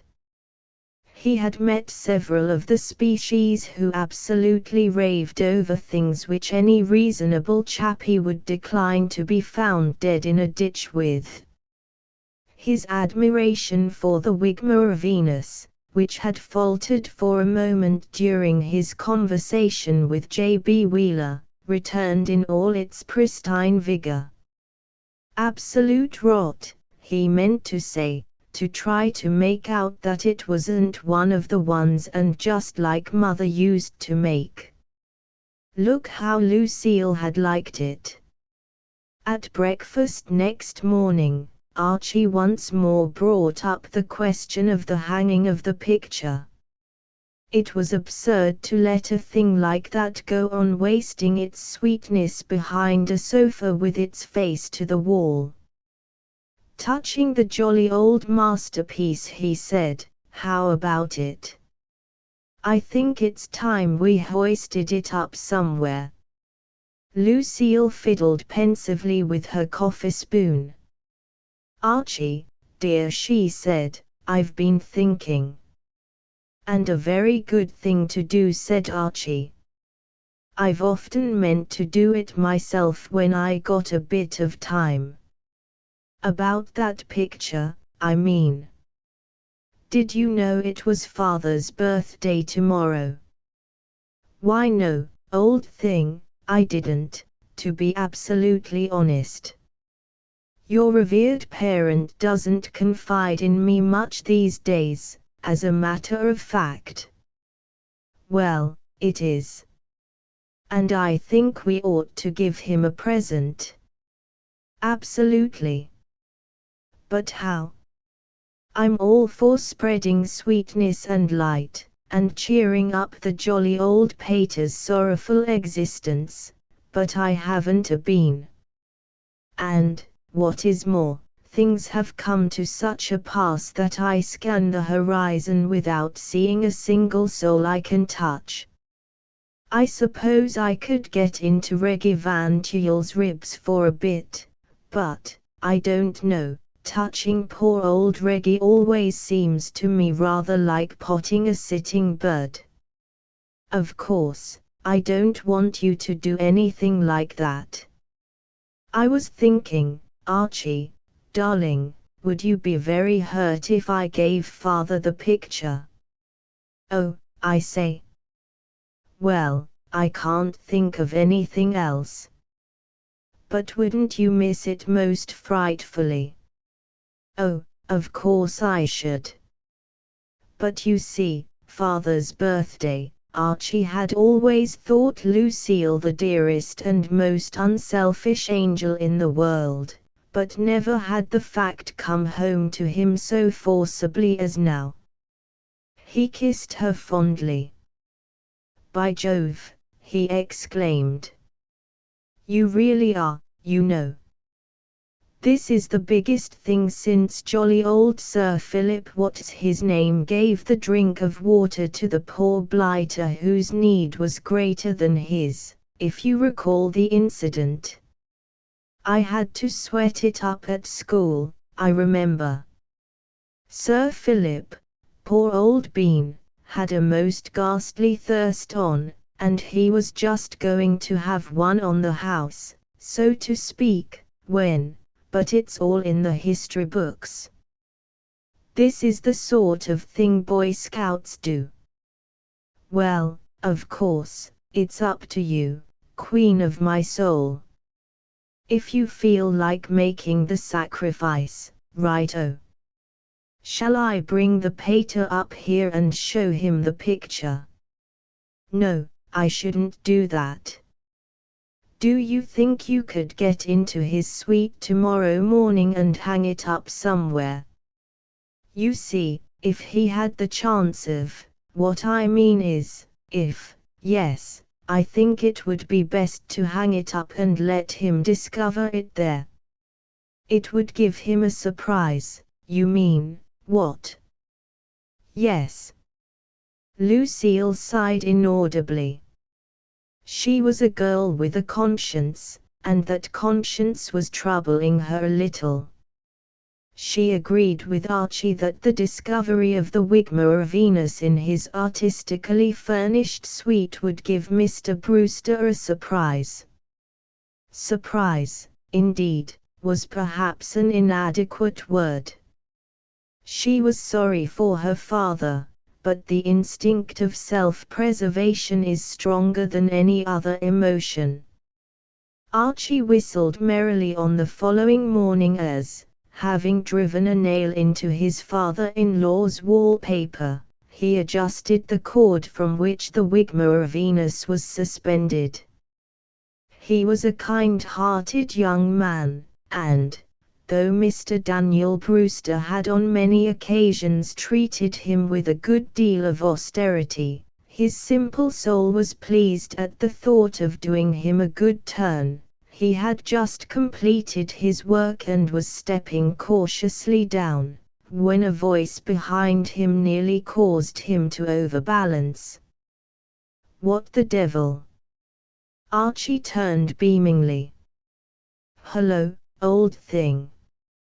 Many happy returns of the day. Mr. Brewster was standing in a frozen attitude. His strong face was slightly flushed. What, he gurgled. Mr. Brewster was not in one of his sunniest moods that morning. The proprietor of a large hotel has many things to disturb him, and today things had been going wrong. He had come up to his suite with the idea of restoring his shaken nerve system with a quiet cigar, and the sight of his son-in-law had, as so frequently happened, made him feel worse than ever. But, when Archie had descended from the chair and moved aside to allow him an uninterrupted view of the picture, Mr. Brewster realized that a worse thing had befallen him than a mere visit from one who always made him feel that the world was a bleak place. He stared at the Venus dumbly. Unlike most hotel proprietors, Daniel Brewster was a connoisseur of art. Connoisseuring was, in fact, his hobby. Even the public rooms of the Cosmopolis were decorated with taste, and his own private suite was a shrine of all that was best and most artistic. His tastes were quiet and restrained, and it is not too much to say that the wigmore of Venus hit him behind the ear like a stuffed eelskin. So great was the shock that for some moments it kept him silent, and before he could recover speech Archie had explained. "It's a birthday present from Lucille, don't you know?" Mr. Brewster crushed down the breezy speech he had intended to utter. "Lucille gave me that," he muttered. He swallowed pathetically. He was suffering, but the iron courage of the Brewsters stood him in good stead. This man was no weakling. Presently the rigidity of his face relaxed. He was himself again. Of all things in the world he loved his daughter most, and if, in whatever mood of temporary insanity, she had brought herself to suppose that this beastly daub was the sort of thing he would like for a birthday present, he must accept the situation like a man. He would on the whole have preferred death to a life lived in the society of the wigmore of Venus, but even that torment must be endured if the alternative was the hurting of Lucille's feelings. "I think I've chosen a pretty likely spot to hang the thing, what?" said Archie cheerfully. "It looks well alongside those Japanese prints, don't you think? Sort of stands out." Mr. Brewster licked his dry lips and grinned a ghastly grin. "It does stand out," he agreed. Chapter XXVI. A Tale of a Grandfather. Archie was not a man who readily allowed himself to become worried, especially about people who were not in his own immediate circle of friends, but in the course of the next week he was bound to admit that he was not altogether easy in his mind about his father-in-law's mental condition. He had read all sorts of things in the Sunday papers and elsewhere about the constant strain to which captains of industry are subjected, a strain which sooner or later is only too apt to make the victim go all bluey, and it seemed to him that Mr. Brewster was beginning to find the going a trifle too tough for his stamina.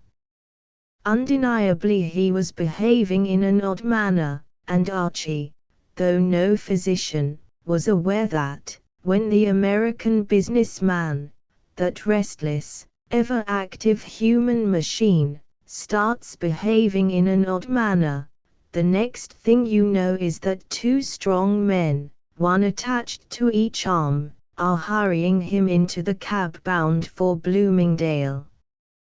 He did not confide his misgivings to Lucille, not wishing to cause her anxiety. He hunted up Reggie Van Tuyl at the club, and sought advice from him. "I say, Reggie, old thing, present company excepted, have there been any loonies in your family?" Reggie stirred in the slumber which always gripped him in the early afternoon.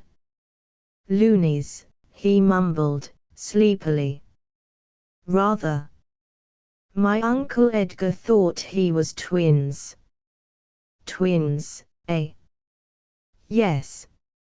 Silly idea. I mean, you'd have thought one of my Uncle Edgar would have been enough for any man." "How did the thing start?" asked Archie. "Start? Well, the first thing we noticed was when he began wanting two of everything. Had to set two places for him at dinner and so on. Always wanted 2 seats at the theater. Ran into money, I can tell you. He didn't behave rummily up till then. I mean to say, wasn't sort of jumpy and all that. Not that I remember. Why? Archie's tone became grave. Well, I'll tell you, old man, though I don't want it to go any farther, that I'm a bit worried about my jolly old father-in-law. I believe he's about to go in off the deep end. I think he's cracking under the strain. Dashed weird his behavior has been the last few days. Such as, murmured Mr. Van Tuyl. Well, the other morning I happened to be in his suite. Incidentally, he wouldn't go above $10, and I wanted 25, and he suddenly picked up a whacking big paperweight and bunged it for all he was worth. At you. Not at me. That was the rummy part of it. At a mosquito on the wall, he said. Well, I mean to say, do chappies bung paperweights at mosquitoes? I mean, is it done? Smash anything? Curiously enough, no. But he only just missed a rather decent picture which Lucille had given him for his birthday. Another foot to the left and it would have been a goner. Sounds queer. And, talking of that picture, I looked in on him about a couple of afternoons later, and he'd taken it down from the wall and laid it on the floor and was staring at it in a dashed marked sort of manner. That was peculiar. What?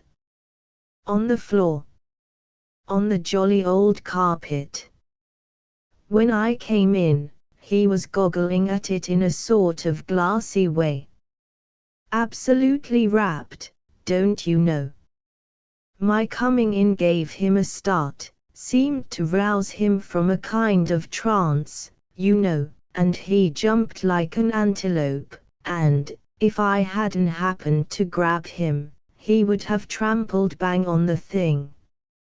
It was deuced unpleasant, you know. His manner was rummy. He seemed to be brooding on something. What ought I to do about it, do you think? It's not my affair, of course, but it seems to me that, if he goes on like this, one of these days he'll be stabbing someone with a pickle fork. To Archie's relief, his father-in-law's symptoms showed no signs of development. In fact, his manner reverted to the normal once more, and a few days later, meeting Archie in the lobby of the hotel, he seemed quite cheerful.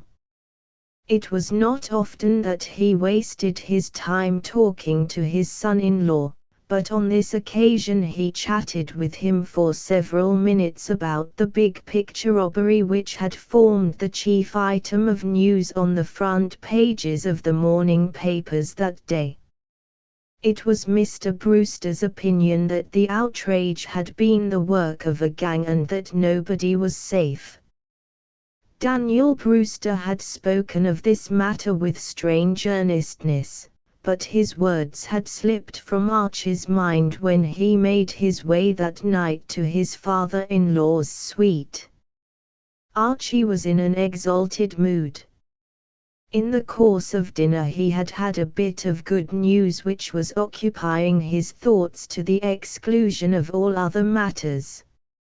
It had left him in a comfortable, if rather dizzy, condition of benevolence to all created things. He had smiled at the room clerk as he crossed the lobby, and if he had had $1, he would have given it to the boy who took him up in the elevator. He found the door of the Brewster suite unlocked, which at any other time would have struck him as unusual, but tonight he was in no frame of mind to notice these trivialities. He went in, and, finding the room dark and no one at home, sat down, too absorbed in his thoughts to switch on the lights, and gave himself up to dreamy meditation. There are certain moods in which one loses count of time, and Archie could not have said how long he had been sitting in the deep armchair near the window when he first became aware that he was not alone in the room. He had closed his eyes, the better to meditate, so had not seen anyone enter. Nor had he heard the door open. The first intimation he had that somebody had come in was when some hard substance knocked against some other hard object, producing a sharp sound which brought him back to earth with a jerk. He sat up silently. The fact that the room was still in darkness made it obvious that something nefarious was afoot. Plainly there was dirty work in preparation at the crossroads. He stared into the blackness, and, as his eyes grew accustomed to it, was presently able to see an indistinct form bending over something on the floor.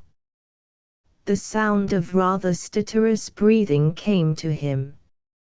Archie had many defects which prevented him being the perfect man, but lack of courage was not one of them. His somewhat rudimentary intelligence had occasionally led his superior officers during the war to thank God that Great Britain had a navy, but even these stern critics had found nothing to complain of in the manner in which he bounded over the top. Some of us are thinkers, others men of action. Archie was a man of action, and he was out of his chair and sailing in the direction of the back of the intruder's neck before a wiser man would have completed his plan of campaign. The miscreant collapsed under him with a squashy sound, like the wind going out of a pair of bellows, and Archie, taking a firm seat on his spine, rubbed the other's face in the carpet and awaited the progress of events. At the end of half a minute it became apparent that there was going to be no counter-attack. The dashing swiftness of the assault had apparently had the effect of depriving the marauder of his entire stock of breath. He was gurgling to himself in a pained sort of way and making no effort to rise. Archie, feeling that it would be safe to get up and switch on the light, did so, and, turning after completing this maneuver, was greeted by the spectacle of his father-in-law, seated on the floor in a breathless and disheveled condition, blinking at the sudden illumination. On the carpet beside Mr. Brewster lay a long knife, and beside the knife lay the handsomely framed masterpiece of J.B. Wheeler's fiancée, Miss Alice Wigmore. Archie stared at this collection dumbly. "Oh, what ho!" he observed at length, feebly. A distinct chill manifested itself in the region of Archie's spine. This could mean only one thing. His fears had been realized. The strain of modern life, with all its hustle and excitement, had at last proved too much for Mr. Brewster. Crushed by the 1,001 anxieties and worries of a millionaire's existence, Daniel Brewster had gone off his onion. Archie was nonplussed. This was his first experience of this kind of thing.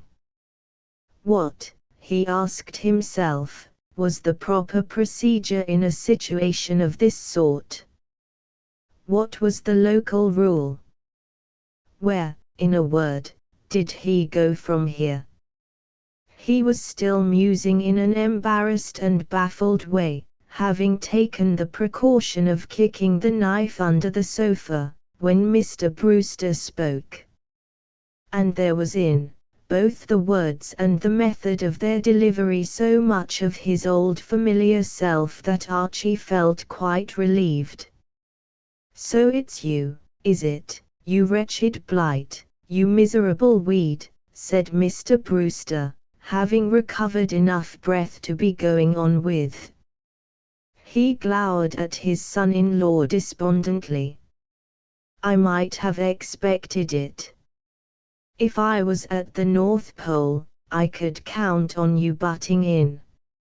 "Shall I get you a drink of water?" said Archie. "What the devil?" demanded Mr. Brewster. "Do you imagine I want with a drink of water?" "Well," Archie hesitated delicately, "I had a sort of idea that you had been feeling the strain a bit. I mean to say, rush of modern life and all that sort of thing." "What are you doing in my room?" said Mr. Brewster, changing the subject. "Well, I came to tell you something, and I came in here and was waiting for you, and I saw some chappie biffing about in the dark, and I thought it was a burglar or something after some of your things, so, thinking it over, I got the idea that it would be a fairly juicy scheme to land on him with both feet." "No idea it was you, old thing. Frightfully sorry and all that. Meant well." Mr. Brewster sighed deeply. He was a just man, and he could not but realize that, in the circumstances, Archie had behaved not unnaturally. "Oh, well," he said. "I might have known something would go wrong. Awfully sorry. It can't be helped. What was it you wanted to tell me?"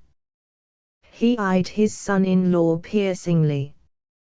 "Not a cent over $20, he said coldly.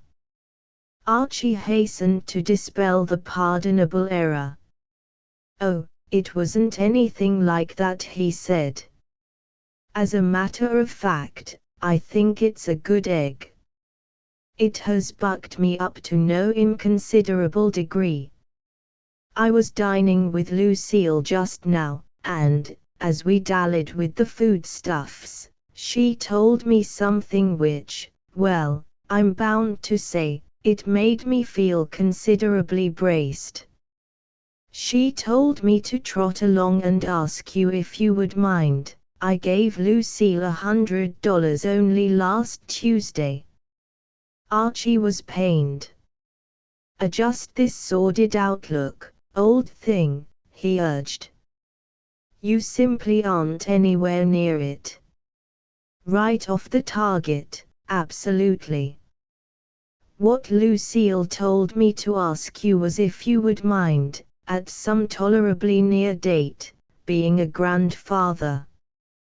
"Rotten thing to be, of course," proceeded Archie commiseratingly, "for a chappie of your age, but there it is." Mr. Brewster gulped.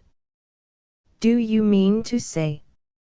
"I mean, apt to make a fellow feel a bit of a patriarch. Snowy hair and what not. And, of course, for a chappie in the prime of life like you, do you mean to tell me? Is this true?" "Absolutely. Of course, speaking for myself, I'm all for it. I don't know when I've felt more bucked. I sang as I came up here, absolutely warbled in the elevator." But a curious change had come over Mr. Brewster. He was one of those men who have the appearance of having been hewn out of the solid rock, but now in some indescribable way he seemed to have melted. For a moment he gazed at Archie, then, moving quickly forward, he grasped his hand in an iron grip. "This is the best news I've ever had," he mumbled. "Awfully good of you to take it like this," said Archie cordially. "I mean, being a grandfather," Mr. Brewster smiled. Of a man of his appearance one could hardly say that he smiled playfully, but there was something in his expression that remotely suggested playfulness. "My dear old bean," he said. Archie started. "My dear old bean," repeated Mr. Brewster firmly, "I'm the happiest man in America." His eye fell on the picture which lay on the floor. He gave a slight shudder, but recovered himself immediately. "After this," he said, "I can reconcile myself to living with that thing for the rest of my life. I feel it doesn't matter." "I say," said Archie, "how about that?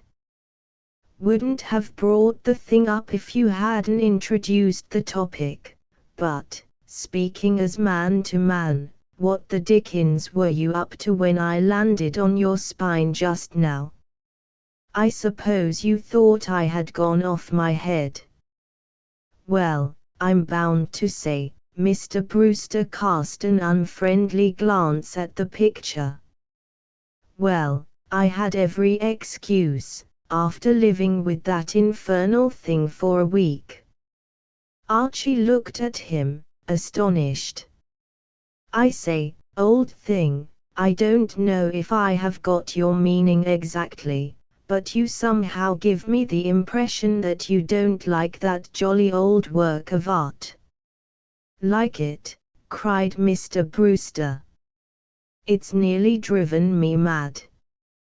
Every time it caught my eye, it gave me a pain in the neck. Tonight I felt as if I couldn't stand it any longer. I didn't want to hurt Lucille's feelings by telling her, so I made up my mind I would cut the damned thing out of its frame and tell her it had been stolen." "What an extraordinary thing."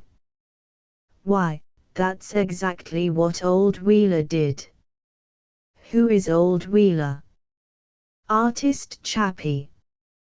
Pal of mine. His fiancée painted the thing, and, when I lifted it off him, he told her it had been stolen. He didn't seem frightfully keen on it, either.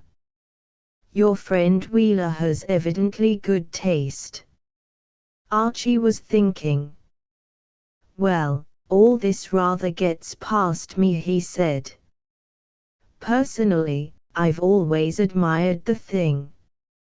Dashed ripe bit of work, I've always considered. Still, of course, if you feel that way, you may take it from me that I do." "Well, then, in that case, you know what a clumsy devil I am. You can tell Lucille it was all my fault." The Wigmore Venus smiled up at Archie, it seemed to Archie with a pathetic, pleading smile. For a moment he was conscious of a feeling of guilt, then, closing his eyes and hardening his heart, he sprang lightly in the air and descended with both feet on the picture. There was a sound of rending canvas, and the Venus ceased to smile. "Golly," said Archie, regarding the wreckage remorsefully. Mr. Brewster did not share his remorse. For the second time that night he gripped him by the hand. "My boy," he quavered. He stared at Archie as if he were seeing him with new eyes. "My dear boy, you were through the war, were you not?" "Eh? Oh yes. Right through the jolly old war." "What was your rank?" "Oh, second lieutenant." "You ought to have been a general." Mr. Brewster clasped his hand once more in a vigorous embrace. I only hope," he added, "that your son will be like you. There are certain compliments, or compliments coming from certain sources, before which modesty reels, stunned. Archie's did. He swallowed convulsively. He had never thought to hear these words from Daniel Brewster. "How would it be, old thing," he said almost brokenly, "if you and I trickled down to the bar and had a spot of sherbet?" The end. End of the Project Gutenberg ebook Indiscretions of Archie ******** Updated editions will replace the previous one, the old editions will be renamed. Creating the works from print editions not protected by U.S. copyright law means that no one owns a United States copyright in these works, so the Foundation, and you, can copy and distribute it in the United States without permission and without paying copyright royalties.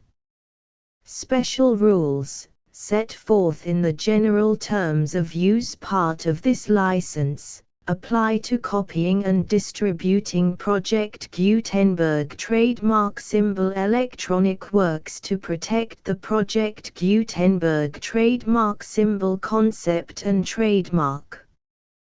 Project Gutenberg is a registered trademark, and may not be used if you charge for an ebook, except by following the terms of the trademark license, including paying royalties for use of the Project Gutenberg trademark. If you do not charge anything for copies of this ebook, complying with the trademark license is very easy. You may use this ebook for nearly any purpose, such as creation of derivative works, reports, performances and research. Project Gutenberg ebooks may be modified and printed and given away. You may do practically anything in the United States with ebooks not protected by U.S. copyright law. Redistribution is subject to the trademark license, especially commercial redistribution. Start. Full license. The full Project Gutenberg license. Please read this before you distribute or use this work to protect the Project Gutenberg trademark symbol mission of promoting the free distribution of electronic works. By using or distributing this work, or any other work associated in any way with the phrase Project Gutenberg, you agree to comply with all the terms of the full Project Gutenberg trademark symbol license available with this file or online at www.gutenberg.org/license. Section 1. General Terms of Use and Redistributing Project Gutenberg Trademark Symbol Electronic Works 1.0. By reading or using any part of this Project Gutenberg trademark symbol electronic work, you indicate that you have read, understand, agree to and accept all the terms of this license and intellectual property, trademark/copyright, agreement.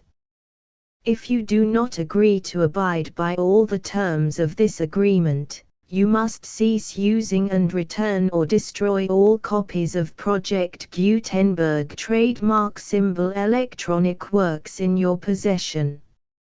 If you paid a fee for obtaining a copy of or access to a Project Gutenberg trademark symbol electronic work and you do not agree to be bound by the terms of this agreement, you may obtain a refund from the person or entity to whom you paid the fee as set forth in paragraph 1.e.8. 1.b Project Gutenberg is a registered trademark. It may only be used on or associated in any way with an electronic work by people who agree to be bound by the terms of this agreement. There are a few things that you can do with most Project Gutenberg trademark symbol electronic works even without complying with the full terms of this agreement. See paragraph 1.c below. There are a lot of things you can do with Project Gutenberg trademark symbol electronic works if you follow the terms of this agreement and help preserve free future access to Project Gutenberg trademark symbol electronic works. See paragraph 1.e below. 1.c. The Project Gutenberg Literary Archive Foundation, the Foundation or PGLAF, owns a compilation copyright in the collection of Project Gutenberg trademark symbol electronic works. Nearly all the individual works in the collection are in the public domain in the United States. If an individual work is unprotected by copyright law in the United States and you are located in the United States, we do not claim a right to prevent you from copying, distributing, performing, displaying or creating derivative works based on the work as long as all references to Project Gutenberg are removed. Of course, we hope that you will support the Project Gutenberg trademark symbol mission of promoting free access to electronic works by freely sharing Project Gutenberg trademark symbol works in compliance with the terms of this agreement for keeping the Project Gutenberg trademark symbol name associated with the work. You can easily comply with the terms of this agreement by keeping this work in the same format with its attached full Project Gutenberg trademark symbol license when you share it without charge with others. 1.d. The copyright laws of the place where you are located also govern what you can do with this work. Copyright laws in most countries are in a constant state of change. If you are outside the United States, check the laws of your country in addition to the terms of this agreement before downloading, copying, displaying, performing, distributing or creating derivative works based on this work or any other Project Gutenberg trademark symbol work.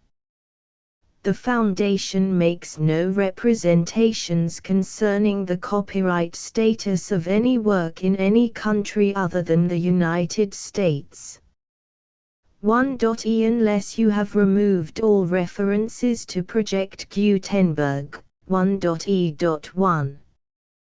The following sentence, with active links to, or other immediate access to, the full Project Gutenberg trademark symbol license must appear prominently whenever any copy of a Project Gutenberg trademark symbol work, any work on which the phrase Project Gutenberg appears, or with which the phrase Project Gutenberg is associated, is accessed, displayed, performed, viewed, copied or distributed.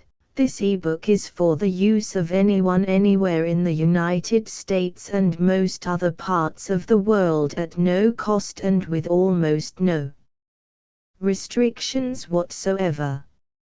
You may copy it, give it away or reuse it under the terms of the Project Gutenberg license included with this ebook or online at www.gutenberg.org. If you are not located in the United States, you will have to check the laws of the country where you are located before using this ebook. 1.e.2.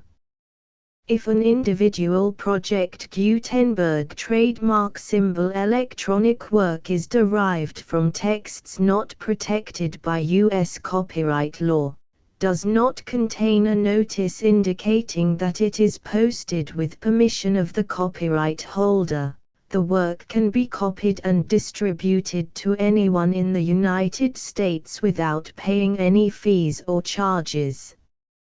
If you are redistributing or providing access to a work with the phrase Project Gutenberg associated with or appearing on the work, you must comply either with the requirements of paragraphs 1.e.1 through 1.e.7 or obtain permission for the use of the work and the Project Gutenberg trademark symbol trademark as set forth in paragraphs 1.e.8 or 1.e.9. 1.e.3. If an individual Project Gutenberg trademark symbol electronic work is posted with the permission of the copyright holder, your use and distribution must comply with both paragraphs 1.e.1 through 1.e.7 and any additional terms imposed by the copyright holder. Additional terms will be linked to the Project Gutenberg trademark symbol license for all works posted with the permission of the copyright holder found at the beginning of this work. 1.e.4. Do not unlink or detach or remove the full Project Gutenberg trademark symbol license terms from this work, or any files containing a part of this work or any other work associated with Project Gutenberg trademark symbol. 1.e.5. Do not copy, display, perform, distribute or redistribute this electronic work, or any part of this electronic work, without prominently displaying the sentence set forth in paragraph 1.e.1 with active links or immediate access to the full terms of the Project Gutenberg trademark symbol license. 1.e.6. You may convert to and distribute this work in any binary, compressed, marked up, non-proprietary or proprietary form, including any word processing or hypertext form. However, if you provide access to or distribute copies of a Project Gutenberg trademark symbol work in a format other than plain vanilla ASCII or other format used in the official version posted on the official Project Gutenberg trademark symbol website, www.gutenberg.org, you must, at no additional cost, fee or expense to the user, provide a copy, a means of exporting a copy, or a means of obtaining a copy upon request, of the work in its original plain vanilla ASCII or other form. Any alternate format must include the full Project Gutenberg trademark symbol license as specified in paragraph 1.e.1. 1.e.7. Do not charge a fee for access to, viewing, displaying, performing, copying or distributing any Project Gutenberg trademark symbol works unless you comply with paragraph 1.e.8 or 1.e.9. 1.e.8. You may charge a reasonable fee for copies of or providing access to or distributing Project Gutenberg trademark symbol electronic works provided that you pay a royalty fee of 20% of the gross profits you derive from the use of Project Gutenberg trademark symbol works calculated using the method you already use to calculate your applicable taxes. The fee is owed to the owner of the Project Gutenberg trademark symbol trademark, but he has agreed to donate royalties under this paragraph to the Project Gutenberg Literary Archive Foundation. Royalty payments must be paid within 60 days following each date on which you prepare, or are legally required to prepare, your periodic tax returns. Royalty payments should be clearly marked as such and sent to the Project Gutenberg Literary Archive Foundation at the address specified in Section 4. Information about donations to the Project Gutenberg Literary Archive Foundation. You provide a full refund of any money paid by a user who notifies you in writing, or by email, within 30 days of receipt that he does not agree to the terms of the full Project Gutenberg trademark symbol license. You must require such a user to return or destroy all copies of the works possessed in a physical medium and discontinue all use of and all access to other copies of Project Gutenberg trademark symbol works. You provide, in accordance with paragraph 1.f.3, a full refund of any money paid for a work or a replacement copy, if a defect in the electronic work is discovered and reported to you within 90 days of receipt of the work. You comply with all other terms of this agreement for free distribution of Project Gutenberg trademark symbol works. 1.e.9.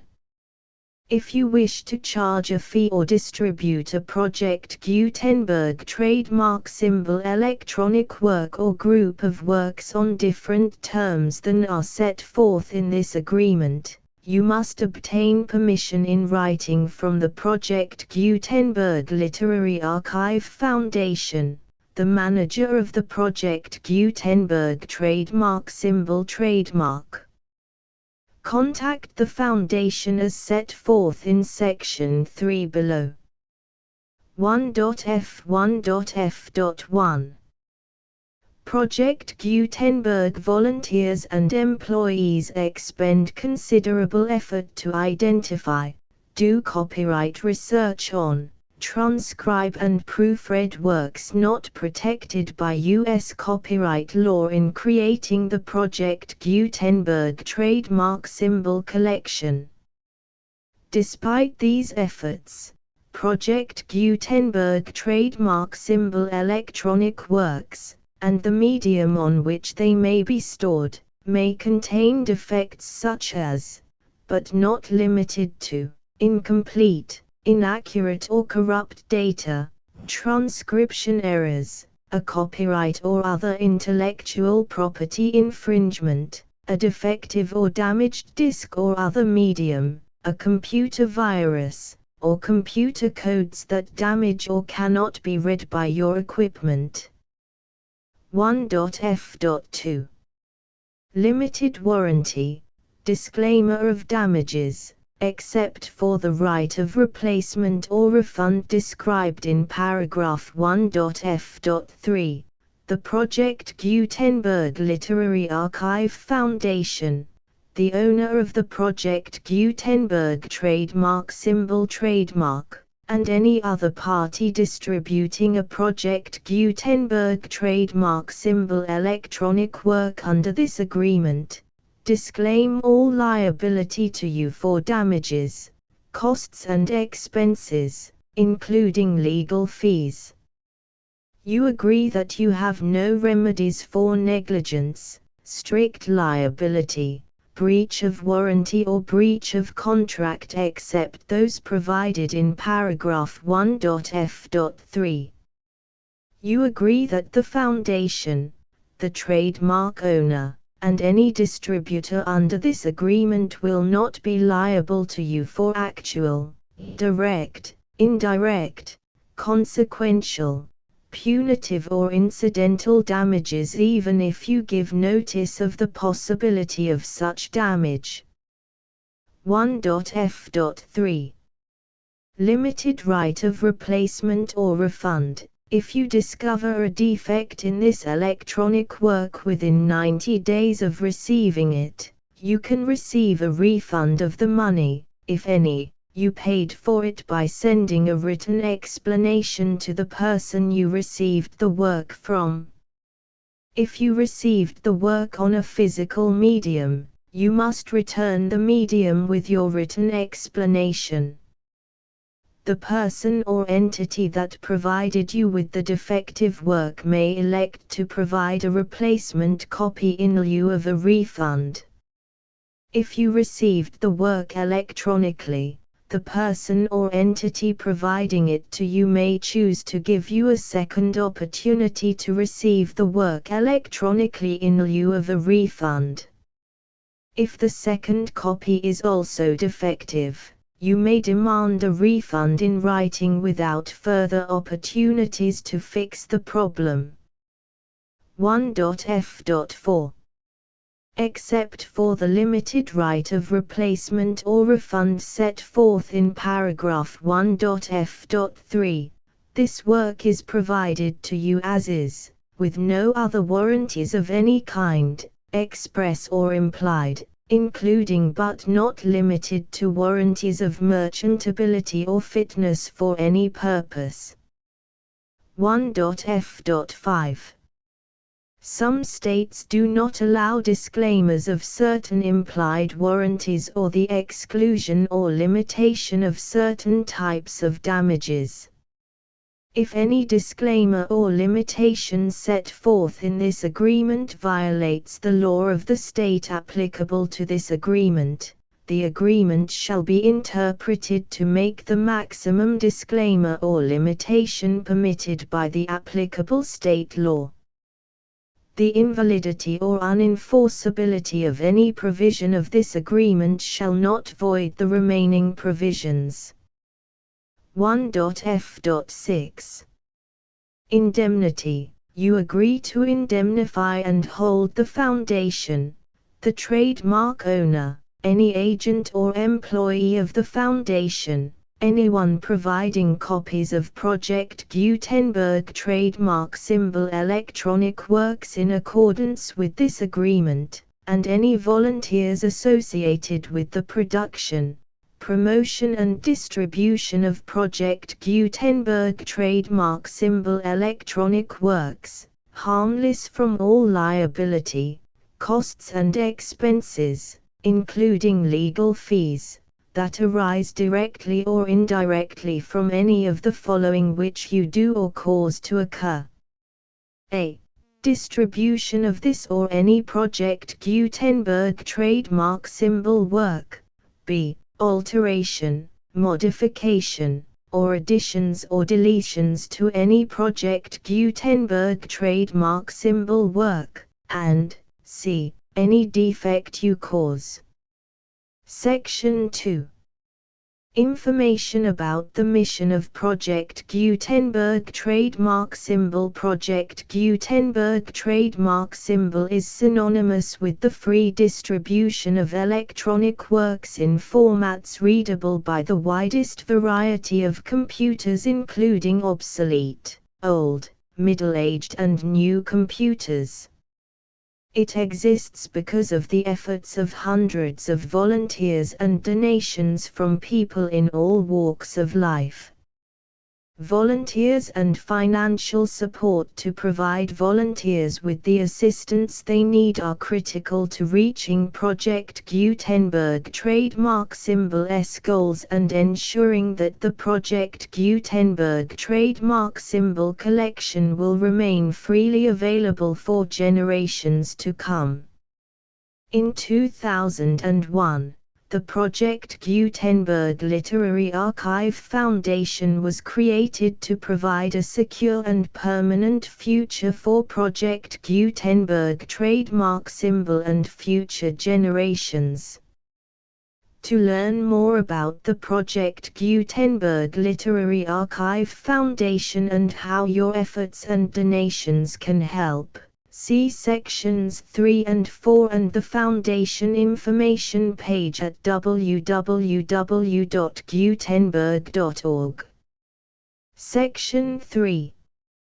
Information about the Project Gutenberg Literary Archive Foundation. The Project Gutenberg Literary Archive Foundation is a non-profit 501(c)(3) educational corporation organized under the laws of the state of Mississippi and granted tax-exempt status by the Internal Revenue Service.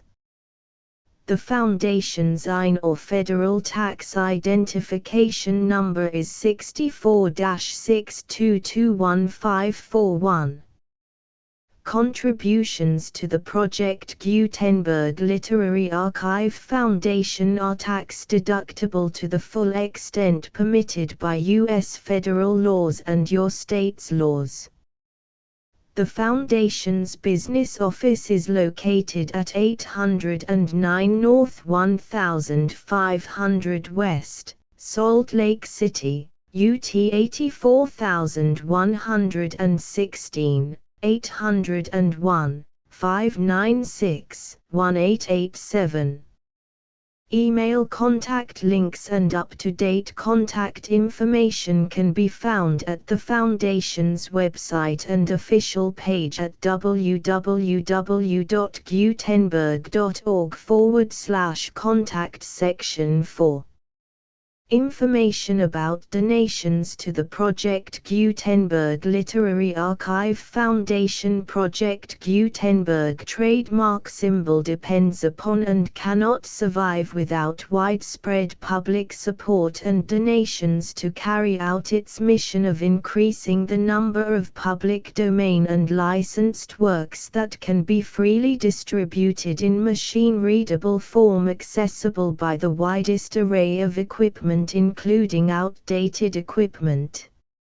Many small donations, $1 to $5,000, are particularly important to maintaining tax-exempt status with the IRS.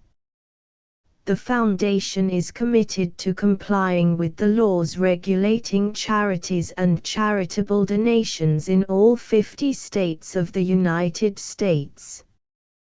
Compliance requirements are not uniform and it takes a considerable effort, much paperwork and many fees to meet and keep up with these requirements.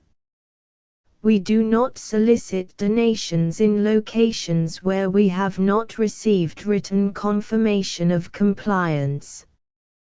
To send donations or determine the status of compliance for any particular state, visit www.gutenberg.org/donate.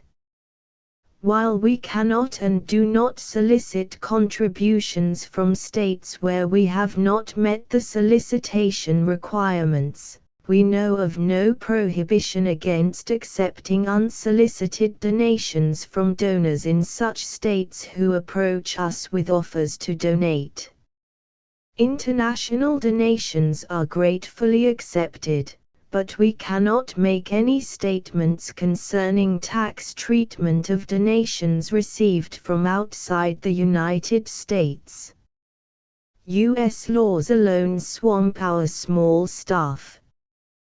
Please check the Project Gutenberg web pages for current donation methods and addresses. Donations are accepted in a number of other ways including checks, online payments and credit card donations. To donate, please visit www.gutenberg.org/donate. Section 5.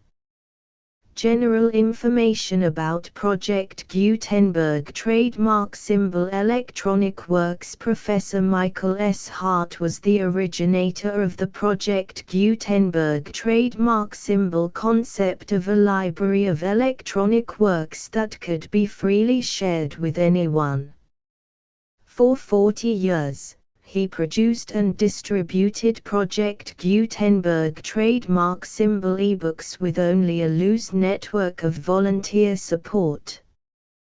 Project Gutenberg trademark symbol ebooks are often created from several printed editions, all of which are confirmed as not protected by copyright in the US unless a copyright notice is included. Thus, we do not necessarily keep ebooks in compliance with any particular paper edition. Most people start at our website, which has the main PG search facility, www.gutenberg.org. This website includes information about Project Gutenberg trademark symbol, including how to make donations to the Project Gutenberg Literary Archive Foundation, how to help produce our new ebooks, and how to subscribe to our email newsletter to hear about new ebooks.